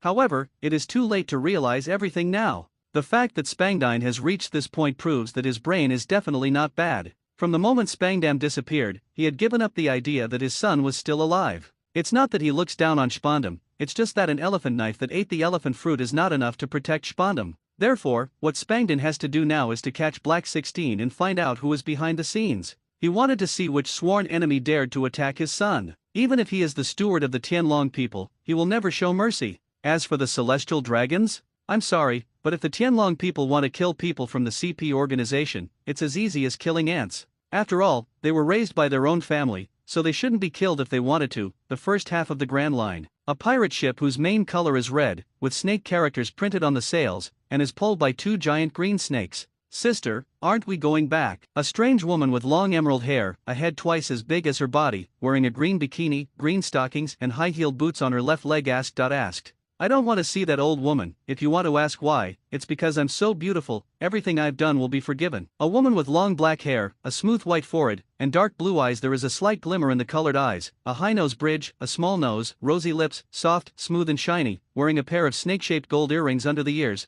wearing a slit cheongsam, tall, rich and generous beauty. He gently placed his slender green fingertips against his plump red lips, raised his head and lowered his waist at an extremely exaggerated angle, and shouted sweetly. Ah, Lord Snake G, you are so beautiful. Sir Snake G, look at me, it's just a little bit close. Sir Snake G, look at me, Lady Snake G, look at me, Oslo. Such a strange and peculiar action, not only did no one question it, but the all-female pirate group burst into enthusiastic cheers. It was like a pickup scene for frontline young meat, attracting countless people to revel in cheers. Sister, it's starting again. Oh, where are we going now? South China Sea, the capital of the Kingdom of Sindel. It's not enough. If you try harder, you won't eat. What a bunch of trash. Among the broken limbs and broken arms, He Liaxiu, who was hiding behind a broken wall and shivering, looked at the battle in front of him in horror. He looked like a bloodthirsty beast. Madman, this is definitely not a normal person. Black 16 was very lucky that he did not have the courage to refuse Aizen's proposal at that time, otherwise he would definitely be tortured to death by this madman. After a while, the sound of fighting gradually disappeared. Captain, are there any prey we can take action with? These people are too weak, I feel a bit unhappy. Kenpei Kazaraki, who was stained with blood, was carrying a blood-drinking sword with a strange blood-colored light on his shoulders. He was a little helpless. He complained happily. Hearing Zaraki Kenpeika's complaint, Black 16 on the side didn't know what to say for a moment. Weak? Come on, those are elites trained by the same CP9 as him. This makes him, a former CP9 agent, extremely embarrassed. Don't worry, these are just appetizers. Ignoring Zaraki Kenpeika's bloody aura, Aizen smiled calmly, pushed up his glasses, and reassured with a smile. Oh, with the words of the captain, I feel relieved. I hope the guys behind me can let me have all the fun. Zaraki Kenpeika grinned, and one of his exposed eyes was shining with the same red light as the sword. Two lunatics, hearing the conversation between Kenpeika Zaraki and Aizen, Black 16's face twitched slightly and he cursed crazily in his heart. He also knew that he was now seeking the skin of a tiger. It's a pity that the arrow is on the string, and he has to cooperate, otherwise, he will die immediately. Let's go, the bait is ready, all that's left is to wait for the fish to take the bait. Aizen ignored the change in He Liu's expression. After all, why would fishermen care about the appeal of earthworms? South China Sea, a kingdom in ancient times. Mr. Long, are there any problems with Zubiyi's recent aftermath? Artoria asked, looking at Long who was busy at his desk. It's Artoria, work has been going very well recently. If nothing else happens, we will be able to leave here in a while. Hearing the familiar name, Long suddenly raised his head. Sure enough, it was Artoria, but it was just a normal situation. Artoria will not come to her unless something happens. What's the matter? If there's something urgent, you can go and get busy first. Our revolutionary army is not a bunch of blood-sucking nobles, and we won't ask you to work 24 hours a day. Looking at Arturia, who rarely took the initiative to look for him, Long he joked with a smile. Just like what he said, the Revolutionary Army's original purpose is to liberate the suffering civilians, so naturally they will not ruthlessly squeeze members of the Revolutionary Army. If you have something to do, you can definitely get busy. Just talk to him. No, I'm fine, I just have a bad feeling in my heart. Seeing that Long had misunderstood her, Arturia waved her hand and explained. I don't know when, but the dull hair on her head seemed to have a soul, giving her some inexplicable feelings. For example, in the battle to liberate the kingdom of Zigu, if it hadn't been for the feeling of happiness brought by Dai Mao, she might have been successfully attacked by the enemy. It can be seen that this stupid move is definitely not without purpose. Starting some time ago, the dull hair on her head began to sound like an alarm bell, sending a signal that danger was coming. This made Artoria very nervous, but nothing happened for several days. In addition, except for the first few days, Dai Mao stood quietly as usual. Arturia didn't take it seriously either. Until just now, another sense of warning emerged in his heart. Arturia didn't know what was going on, so she could only ask Long to see if something happened to the Revolutionary Army. Bad premonition. Hearing Artoria's words, Long Yaya frowned and murmured. If someone else came to him and said these words, Long would probably take them as a joke and pass by.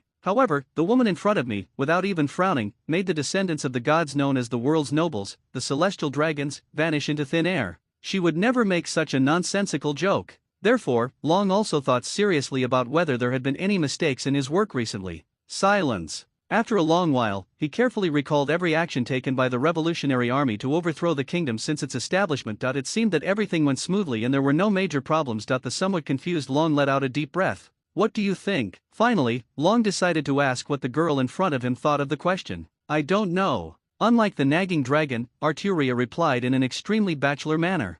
Such a decisive answer immediately confused Long Zheng. Co-authorship is really just a baseless hunch. Not knowing what to say, Long opened his mouth, but he didn't know where to start. He finally closed his mouth and pondered. Squeak hee-ha, what are you talking about? The purple wavy Ivankov suddenly broke in, with his special laughter, winking at the two, and came in with a jump. Isn't this Xiao Laya? Why is your skin so pale? Are you too tired recently? Do you want to try my latest beauty injection, which will ensure you stay glowing forever? Okay, stop making trouble. But you come. It's just right. We are in urgent need of a batch of medicines recently. I'll leave it to you to purchase. His thoughts were interrupted by the sudden appearance of Ivankov, and Long simply stopped thinking. After all, this is just a hunch, you can't just stop what you were doing and run away because of it. Simply, Long decided to put this matter aside and finish the most important work first. Seeing this, Artoria didn't say anything. She was actually not sure about the accuracy of this premonition. Apart from that unexpected sneak attack, there were no other things that came true. Just like the crazy warning some time ago, nothing happened in the end.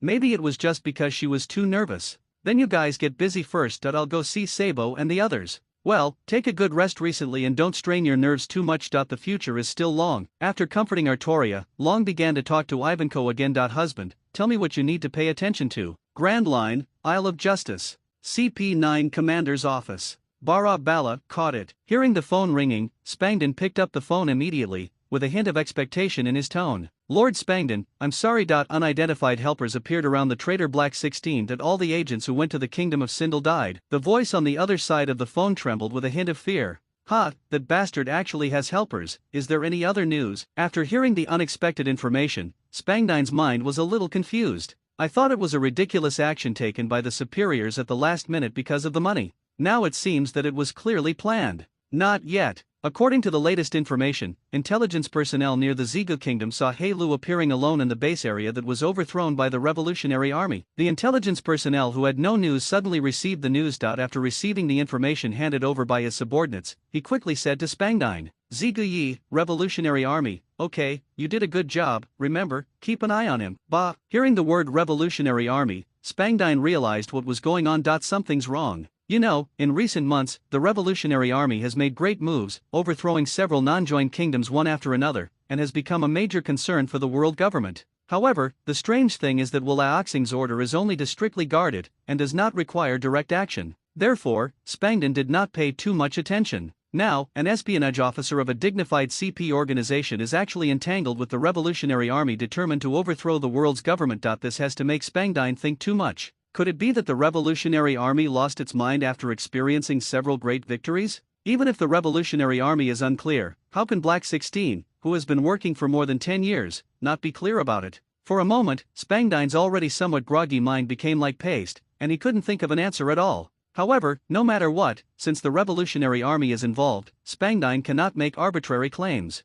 Bara Spangdon took out a small phone bug and dialed a series of special numbers. I am the commander of CP9, Spangdon. I discovered that the traitor of CP9, Black 16, had contact with the Revolutionary Army in the ancient kingdom of South Haze, the first half of the Grand Line, the waters of the Shampoo Islands. Everyone, drive faster for me, don't let my favorite fishman slave escape. On a large white warship, a strange man wearing a round glass hood and a starfish hairstyle said. He bent his waist and shouted angrily. The guards in black suits around him were so frightened that they trembled. It's not like they have warships, so even if they want to drive fast, they can't do it. However, they did not dare to refute the fact that the strange-looking man in front of them had a distinguished status. Sir Don Quixote Mascarade, I have informed the Navy on the Chambord Islands that they will definitely bring back your fishmen slaves. The butler with a mustache on the side said bravely. He reassured. It's best like this. After hearing the butler's words, Saint Muscard snorted coldly. Because in the past few years, Fisher Tiger made a big fuss in the Holy Land Mary Joa and liberated the Draco slaves, resulting in many Dracos losing a large number of slaves. Among them, Saint Muscarade lost almost all of his fishman slaves. Because what he likes most is the process of collecting fishman slaves, and the fun of taking a look at his collection when he occasionally thinks about it. As a result, he was not in the palace, leaving too many fishman slaves. For this reason, he likes to travel and often takes people to buy and catch fishermen himself. Some time ago, he heard that a large number of Murlocs appeared in the Shampoo Islands, including the Red Murloc who had freed a large number of slaves. This made Muscard Saint very excited. He was very interested in this strong fishman with many rumors, and planned to capture him and keep him as the best collection. Unfortunately, before he arrived at the Chambord Islands, news of the fishman's death came. Having failed to achieve his goal, Saint Muscarade chose to wander around the Shampoo Islands to see if any wild fishman would take the bait. No, he saw a sneaky fishman with a backpack and black and white stripes all over his body. Unfortunately, this fishman has special invisibility and can only reveal his body when he is affected by cannonballs on the ship. This makes the capture of Muscarade Saint very difficult. Lord Muscard, according to the Navy arresters, this Murloc has returned to Fishman Island. You see, just as Muscard was imagining, he was taking the fish with a special when the talented fishman was showing off after visiting the Holy Land. The voice of the butler beside him came over. What are you looking at? Why don't you let me chase you? Saint Muscarade was a little angry when his fantasy was interrupted by the butler. After hearing his words to persuade him to give up, he turned around and slapped the butler down. Land, shouted angrily. Yes, yes, Lord Muscarud. Facing the slap mark on his face, the housekeeper did not dare to move his hands, for fear of angering the Tianlong in front of him and risking his own life, so he could only say yes again and again. Fishman Island, Fishman Street. In a dark, dilapidated cabin. Boss, Geo is back, Kaka. A red cigar Dharma shark man wearing the helmet of an ancient oriental warrior ran in jumping. Muhihi Bodhidharma, be quiet, you are too noisy. Akaro's Muxi complained a little, looking at Bodhidharma who was making noises every time. Okay, since GOU is back, let him give all the medicine to him.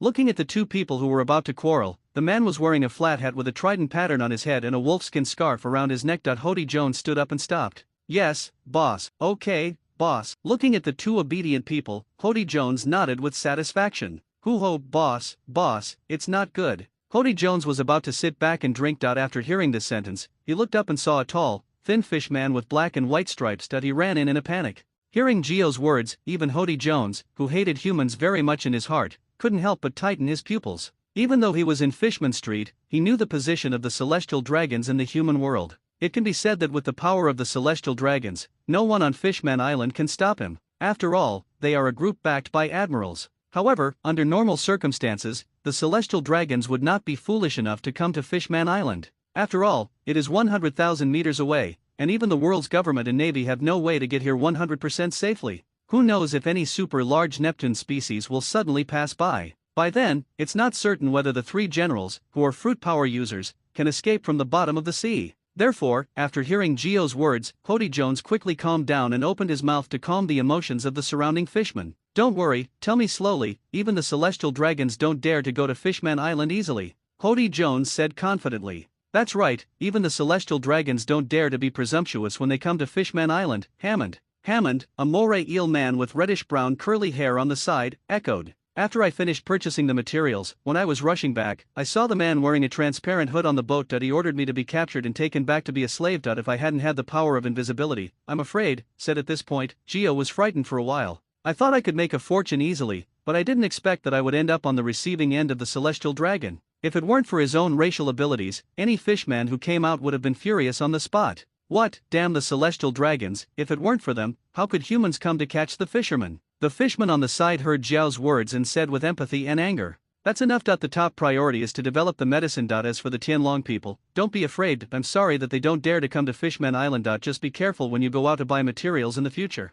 Stopping his subordinates makes no sense, quarrel, and soon Hody Jones made a decision. In his eyes, the celestial dragons who cherished their lives would never come to Fishman Island arrogantly. After all, traveling under the sea is not that easy. Therefore, the only thing to note about this matter is to be more careful when traveling in the future. It's a pity that Hody Jones, who has never actually met the Draco, can never imagine what a proud and arrogant race the Draco are. Fishman Island, Dragon Palace City. The secret of the Fishman, 5 sharks.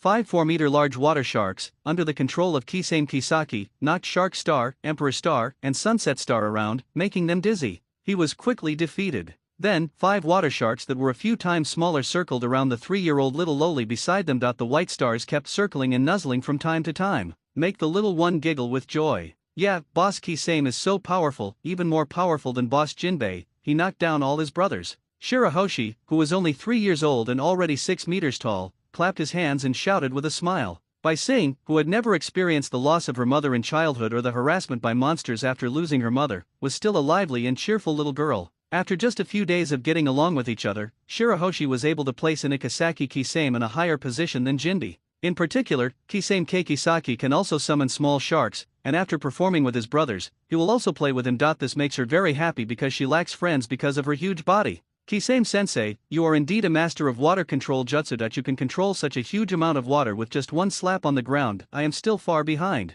Shark Star, who was rubbing the bruises, looked at the two brothers, who were knocked to the ground with bruises and swollen faces, couldn't help but sigh. That's right, Boss Kisame is the most powerful. Brother Shark Ci is an idiot and can't even summon a baby shark to accompany me. Shirahoshi, who was confused after hearing Shark Ci's words, only understood that Kisame was very powerful. While following the praise, he also did not forget to take a dig at his elder brother.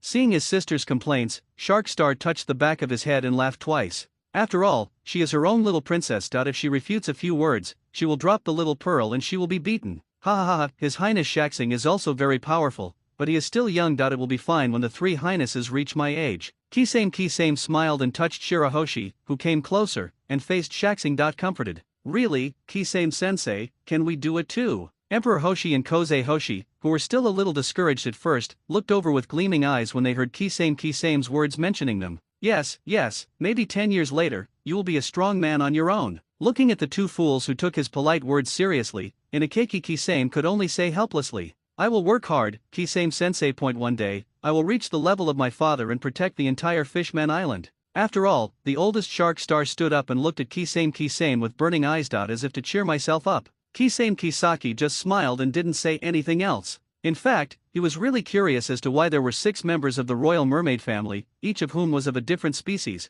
and the height gap was so huge. However, Kisame Kisaki looked at Neptune's naive look and didn't dare to ask any more questions. I can only take the time to go back to Talina and Briano to do some research. Kisame-sama, it's not good if you go to the port quickly, Princess Otohime. Just when Kisame was still wandering around the world, a panting Ryaga guard rushed in. What happened? What happened to the Queen Mother? Hearing that something happened to his mother, Shark Star hurriedly grabbed the guard, put his vicious face on the guard's head, and roared, Calm down, Shark Star, and let Mr. Guard finish what he's saying. Seeing Shark Star's sudden rage, Kisame Kisaki could only step forward and pull Shark Star away, signaling to the guard to take a breath and finish speaking. I'm sorry, Kisame-sensei, I lost my composure. Shark Star came to his senses amidst Kisame's loud shout and put the guard down. Thank you, Kisame-sama. It's like this. A shipwrecked ship came to the port in the morning. This was normal. But when someone found out that the shipwrecked person was a celestial dragon, the excited Murlocs decided to kill him. Fortunately, Princess Otohime came forward in time, so the unconscious Tenryuto survived, and now everyone is gathered at the port. Fishman Island Port. Damn the celestial dragons, if it weren't for them, my father would never have been captured by the pirates. That's right, if it weren't for Lord Fisher Tiger, I would still be a slave in the hands of the celestial dragons, and the celestial dragons should all deserve to die. Princess Otohime, please get out of the way, we are going to kill this Tianlong. The entire port was not as crowded as usual. Countless Murlocs and mermaids came upon hearing the news and surrounded the place. In the anger of the crowd, they wanted to execute the culprits who caused their harm, the celestial dragons. No profit leads to no extinction. If the Tianlong people had not raised the price of mermaids, there would not have been so many people risking their lives to come to the Fishman Island deep under the sea to catch slaves. Everyone, please calm down and listen to me. Seeing the crowd gradually losing control of their emotions, Princess Otohime shouted with all her strength, trying to calm down everyone's emotions. Unfortunately, Otohime's voice alone could not cover up the shouts and curses from the entire Fishman Island port. Looking at the shaky defense line of the palace guards blocking the fish people, the frail Otohime couldn't help but sweat broke out on her forehead, and she didn't know what to do.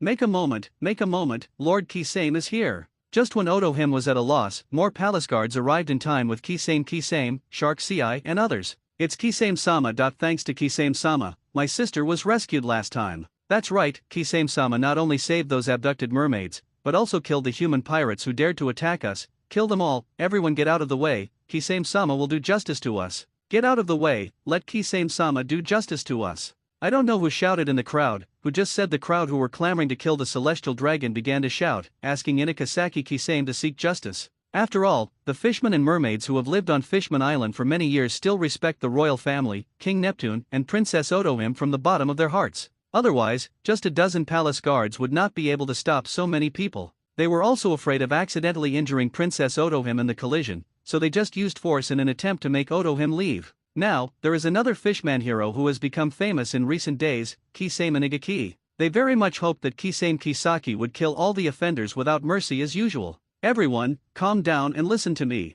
Looking at the increasingly emotional crowd, Inokeki Kisame could only muster up his strength and shouted. It can only be said that he is indeed a ruthless person who can spit out waterfalls. This voice shocked everyone present. Even the unconscious celestial dragon, Saint Muscarud, could not help but tremble with his fingers and frown, as if he was having a nightmare. The whole scene calmed down when he heard Mikigakeke Kisame yell angrily. Looking at the quiet fish and mermaids, Kisame Kisaki jumped to Otohime's side. He first looked at Otohime and found that she was not injured, then turned to look at the source of the farce, a celestial dragon with a bruised nose and swollen face, and blood all over his body. We will stop updating novels on this site, move to our new site, https://reading.com//. It can be seen that the injury was very serious. It was most likely that he was attacked by a sea beast after entering the sea, causing the ship to be scrapped and finally floated into the Fishman Island. Needless to say, Saint Muscarud was lucky that he did not encounter a large sea king type, otherwise he would not even have the chance to be injured and he would be reincarnated directly. In addition, just because Neptune and Jinbi left the palace, and Kisame Mikagaki took care of the children, Princess Otohime had the opportunity to come out and preach her ideas everywhere. Otherwise, if another person stood here, he would not be able to save the life of this Tianlong. Seeing Kisame Kisaki getting closer and closer to herself and the celestial dragon, Otohime couldn't help but become a little nervous. If Kisame Kisaki was really determined to kill this celestial dragon to vent his anger, Princess Otohime's small body and a dozen crooked palace guards would not be able to resist him. However, Otohime did not dare to stop him rashly. Once there is a dispute with Kisame Ingakeki, there will be a gap between them. The strong man Neptune finally left behind may leave Fishman Island. Therefore, Otohime is torn between whether to stop Inagaki Kisame from saving the Tenryado, or to win over Inagaki Kisame and let him kill the Tenryado. Immediately, Princess Otohime made up her mind to stop Inakasaki Kisame. Once the heavenly dragons die on Fishman Island, not to mention that fish and humans can live in peace, even leaving Fishman Island and going to the ground will become a luxury. At worst, I would solemnly apologize to Inakasaki Kisame and beg for his forgiveness. Just when Otohime was making up her mind, a gentle voice sounded. Mrs. Otohime, it's good that you are not injured, otherwise Shirahashi-sama and the others will be sad.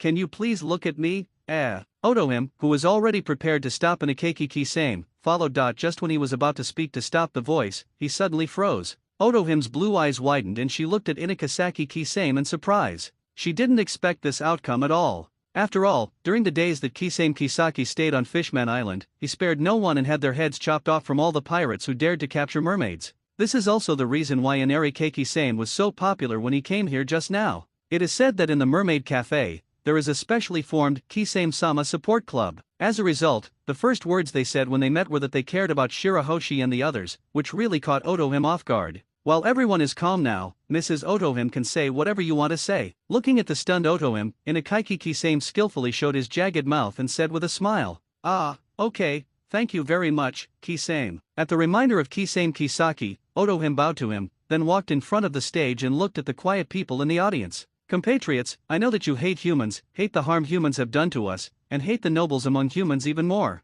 However, we must believe that no one, or rather any type of person, can replace them all. Human. Do you know, the pirate flag with the white beard hanging in our Ryagu city now is the protection given to us by a human. Under the impassioned mood, all the fishmen and mermaids lowered their heads in guilt. Yes. No one person can represent a certain group. Let's not talk about the distance, let's talk about Fishman Island, the most hated Fishman Street. It is true that there appeared there, the savior of slaves, the great explorer Fisher Tiger. Jinbi, the sea hero who protected Fishman Island several times, has also appeared. But, so what? Does this prove that the entire Fishman Street is a hero? There are some murlocs who do nothing but smash and loot. A small Fishman Street is already a mixed bag of fish and dragons, let alone a human world that is 10,000 times larger than Fishman Island. Looking at the silent and slightly ashamed crowd, Otohime knew that her words had worked. In fact, as a member of the royal family, she knew exactly what kind of bunch of people the Tianlong people were. However, she was also helpless. If you want to realize your ideals and allow the people of Fishman Island to live truly and freely on the sea, then the world government is a threshold that can never be bypassed.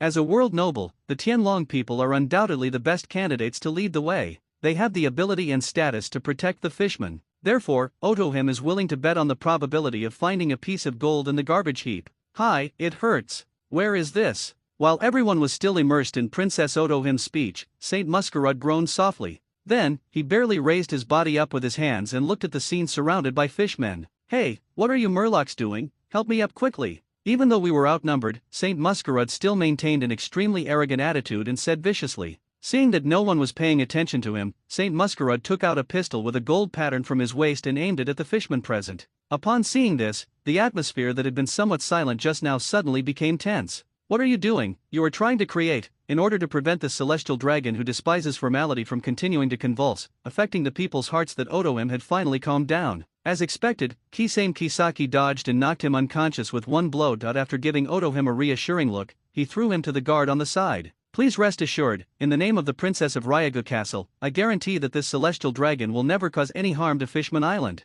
After seeing Muscard Saint fainting, Otohime breathed a sigh of relief, and then shouted as assurance. It's all gone. Don't worry, I'm here. Kisame Inakazaki also stepped forward to help Otohime and assured him. Everyone looked at the Princess of Fishman Island and Kisame, who had become famous recently, and said nothing. South China Sea, a kingdom in ancient times. Near the sea near the island where the kingdom is located. A warship emblazoned with a cross made of 5 circles. Lord Spangdine, in front of you is the seat of the Yuanzuga Kingdom. According to the informant's information, the traitor He Liuliu is still on this island. What's the situation with the Navy? Spangdine looked at the building in front of him. Xiodeo, who had just experienced the war, said in a deep voice. According to your instructions, orders have been issued to all 3 surrounding naval bases. A total of 5 warships have been dispatched. We can definitely complete the comprehensive bombardment of this island. After hearing the report from his subordinates, Spangdine was satisfied. Nodded. Ever since that day, when he reported the speculation that Black 16's betrayal was related to the Revolutionary Army to CP0,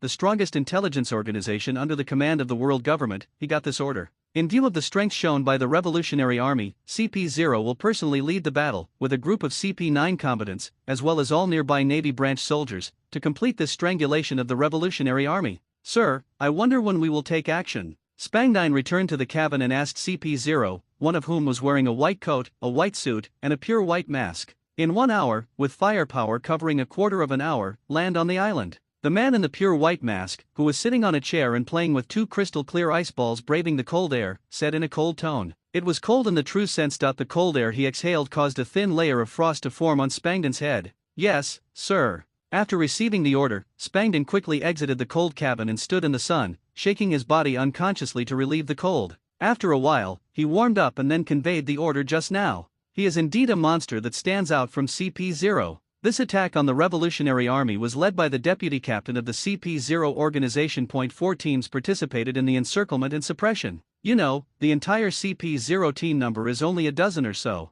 These are still some people who are out all year round and must protect the holy land of Marie Joya. Basically, all the combatants who could spare time gathered here. It can be seen that Wulaoxing was really angry this time. At the beginning, Wulaoxing was planning to use the emergence of the Revolutionary Army to force various kingdoms to actively join the world government. After all, the current strength of the Revolutionary Army is not enough to fight against the world government. Naturally, it does not have the ability to challenge those countries that have joined the world government. Take action. However, since they learned that CP9 intelligence officers had contact with the Revolutionary Army, this idea changed. They can allow an organization with ambition and strength to exist, but they will never allow anyone to put their hands into the intelligence organization that belongs to the world government. Although they have no definite evidence to prove that He Liu's betrayal is related to the Revolutionary Army, once suspicion takes root, all explanations will be in vain. Kid, remember, there are only 3 kinds of power in this world: one is in the sky, one is on the earth, and the other is in the sea. Finding one of them will be our foundation. The unconscious man Saint Muscarud seemed to have returned to his childhood, and he couldn't help but recall what his father said.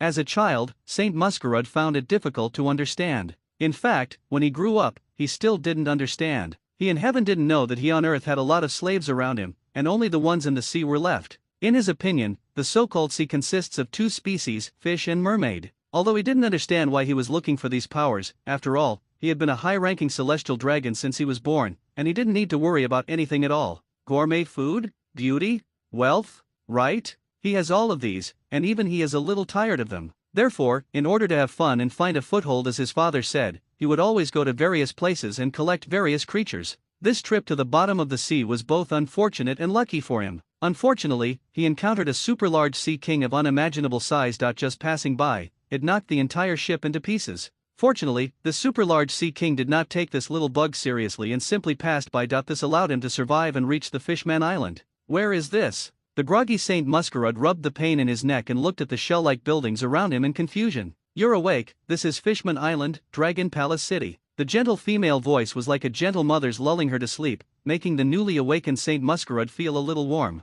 Who are you? Maybe it was because of the dream just now, or the extreme affinity of the woman in front of him, which made Muscarud Saint, who should be domineering, communicate like a normal person. My name is Odoim, and I am the Princess of Ryagu Castle. Welcome to Fishman Island, South China Sea, the Kingdom of Zigu, the temporary headquarters of the Revolutionary Army. Chief, something happened. According to the intelligence, the surrounding naval branches have dispatched a large number of Navy and warships, heading towards us. Terry Kildeo, the intelligence minister wearing a bear-shaped helmet, pushed the door open directly, said to Monkey D. Long. Something really happened. After hearing Terry's report, Long's first reaction was that Artoria's premonition had actually come true. It seemed that the Navy's actions had been premeditated. If it had been known earlier, now he won't be so passive. What, leader, stop being stunned and think of a countermeasure quickly. Looking at the remorseful and murmuring dragon, Terry also interrupted anxiously. You are so anxious, how can you still have time to lose your mind? How long will it take for the Navy to arrive? Almost half an hour. Terry, inform all departments to drop all unnecessary supplies as quickly as possible and evacuate quickly. Lightning, inform all captains to be ready for battle at any time. Yes, leader. After receiving the order, Terry and Lightning immediately left the office and passed orders to various departments non-stop. To be honest, this is the first time that the Revolutionary Army has been encircled and suppressed on a large scale since its birth. In the past, it was a petty chase, and Long always let his captain take charge of the situation. Moreover, Artoria did not give any warning, but this time it was different. Artoria had given a warning a few days ago, and the Navy suddenly gathered many warships. This feeling of impending storm made Long feel a beat in his heart. Just in case, he decided to evacuate first. Only by staying alive can he liberate more people. Mr. Long, what happened? After a while, with the chaotic sounds outside, Arturia opened the door and walked in. The Navy is sending out large-scale troops and is suspected of encircling us. Just in case, I'm going to let people withdraw first. But time is very urgent. If nothing else happens, I'm afraid there will be a fierce battle. After all, half an hour's time is too urgent. Once the Navy goes crazy, the refugees in the entire Zigu kingdom will basically be unable to escape. After all, in the territory occupied by the Revolutionary Army, this refugee is no longer a civilian of the world government. Taking 10,000 steps back, even if it is, the world's government will definitely kill it. After all, O'Hara is a lesson learned from the past, and the tragic situation of the destroyed Island of Wisdom is still in Long's mind. I will fight until the end, and I swear in the name of the sword. Arturia, who understood the current situation, solemnly said to the dragon. Looking at the shining girl in front of him, Long couldn't help but sigh. He really made a right decision back then. I will fight side by side with you, and let the voice of the Revolutionary Army ring throughout the world. As if infected by the girl's courage, Long was filled with heroic spirit. Chief, except for Ivankov who is out, all the combat teams have been assembled. Looking at Monkey D. Long and Artoria coming out, Lightning shouted loudly. Comrades, today, we will face the most difficult battle since the establishment of the Revolutionary Army. Maybe someone will die because of it. That person may be you, or it may be me. Are you afraid? Looking at a picture Jiang may have a young or old face, Long said solemnly while standing on the stage.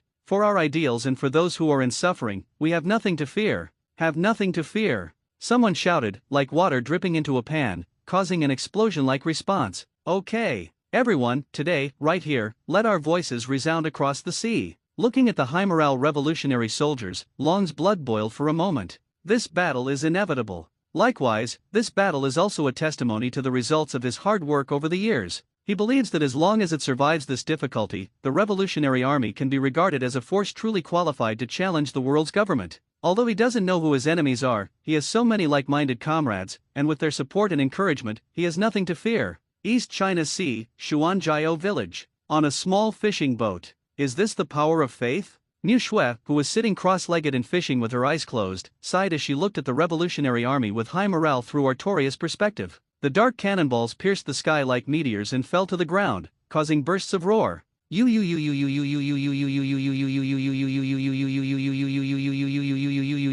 the Revolutionary Army also wanted to rescue these poor people, they were unable to do so due to limited ships. In addition, the terrain of this island is relatively flat and there are not so many natural bunkers. Many people fell asleep in the world the first moment the world government ordered the bombardment. Don't be afraid, everything will be fine. She picked up the crying girl with her left hand, and Artoria waved her sword with her right hand to knock the incoming shells back into the sky to prevent accidental injury to the little girl in her arms. Teacher, give her to me. Sabo, who was following Artoria, shouted, looking at her firmly. Sabo, who knows his own strength, understands that he cannot participate in this battle at all, so he can only help his teacher, so that she can face the next fierce battle with all her strength. Sab, take her back to the ship and be safe. Without much hesitation, Arturia decisively handed the little girl to Sabo. She knew there were more people out there who needed her. Teacher, you must protect yourself. Sabo yelled with tears in his eyes as he watched Arturia run away. He didn't know how many people would be sacrificed in this battle, but no matter what, he didn't want that person to be his teacher, that angelic woman.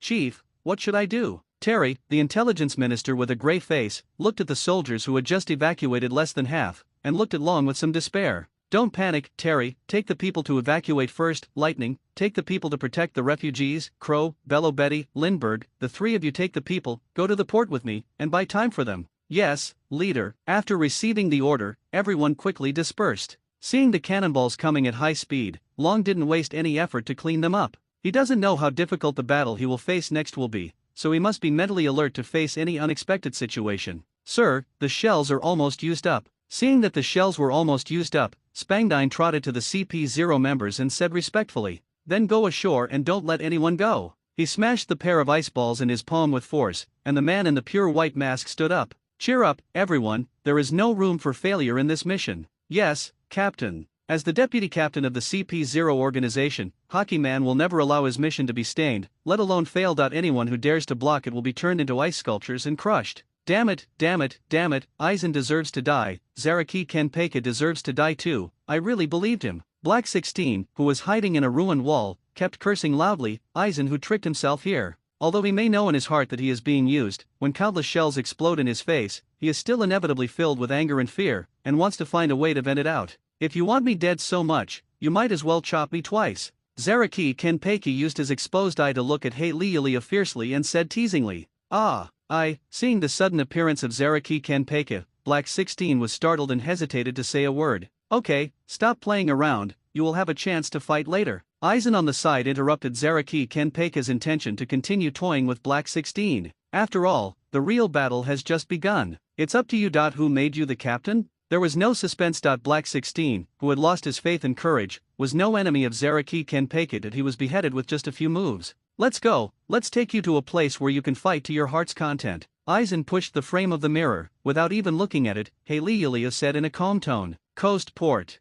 CP0? Long, who had been waiting for a long time, murmured as he looked at the mysterious men wearing white suits and masks. "Is that the one who claims to be the strongest spy organization under the world's government?" A gorgeous woman with short purple hair, wearing a red long-sleeved vest, an open top, red boots, a cigarette hanging from her mouth, holding a big flag, Stubble Road. This person is exactly the one in the original work who has a bounty of 457 million Baileys, the commander of the Eastern Army of the Revolutionary Army, and the person with superhuman inspiration fruit ability, Bello Betty. A woman with outstanding strength. Unfortunately, this is the time when the Revolutionary Army was just established. She is only in her 20s and does not have such a high bounty. She is only the captain of the 2nd Combat Team of the Revolutionary Army. After all, the current Revolutionary Army business does not touch the whole world, let alone the Grand Route. It's not a big problem, Lindbergh will take action. Lindbergh, the former commander of the Confederate Army, was born into the Fur tribe, with a bounty of 316 million Baileys on his head. He had outstanding strength and was a war maniac who carried a large number of weapons with him. Similarly, due to his age, in his 20s, he was only the captain of the 3rd Combat Team, and he did not have many people under his command. He is the weaker one among the 3 battle captains currently in the Zuga Kingdom. As for the other one, the captain of the 1st Combat Team, he is the oldest among them, the former captain of the Northern Army, with a bounty of 400 million belly for a crow. A very gloomy-looking guy with a bird's beak all year round. Unlike Bello Betty and Lindbergh, Crow, who is nearly 40 years old, has reached a level of strength that is almost the same as that of the original. In addition, the fruit he eats is an animal-based fruit, the crow fruit. With its rare flying ability, skilled 2-color domineering, and the physical blessing of animal species, it can be said that besides dragons, it is the first combat power of the Revolutionary Army. Even Ivankov was unable to carry out an effective attack after the crow flew into the air. He even possesses a crow that uses its feathers as sharp swords to shoot out. With its abundant physical strength, Ivankov can be beaten with his head full of rats.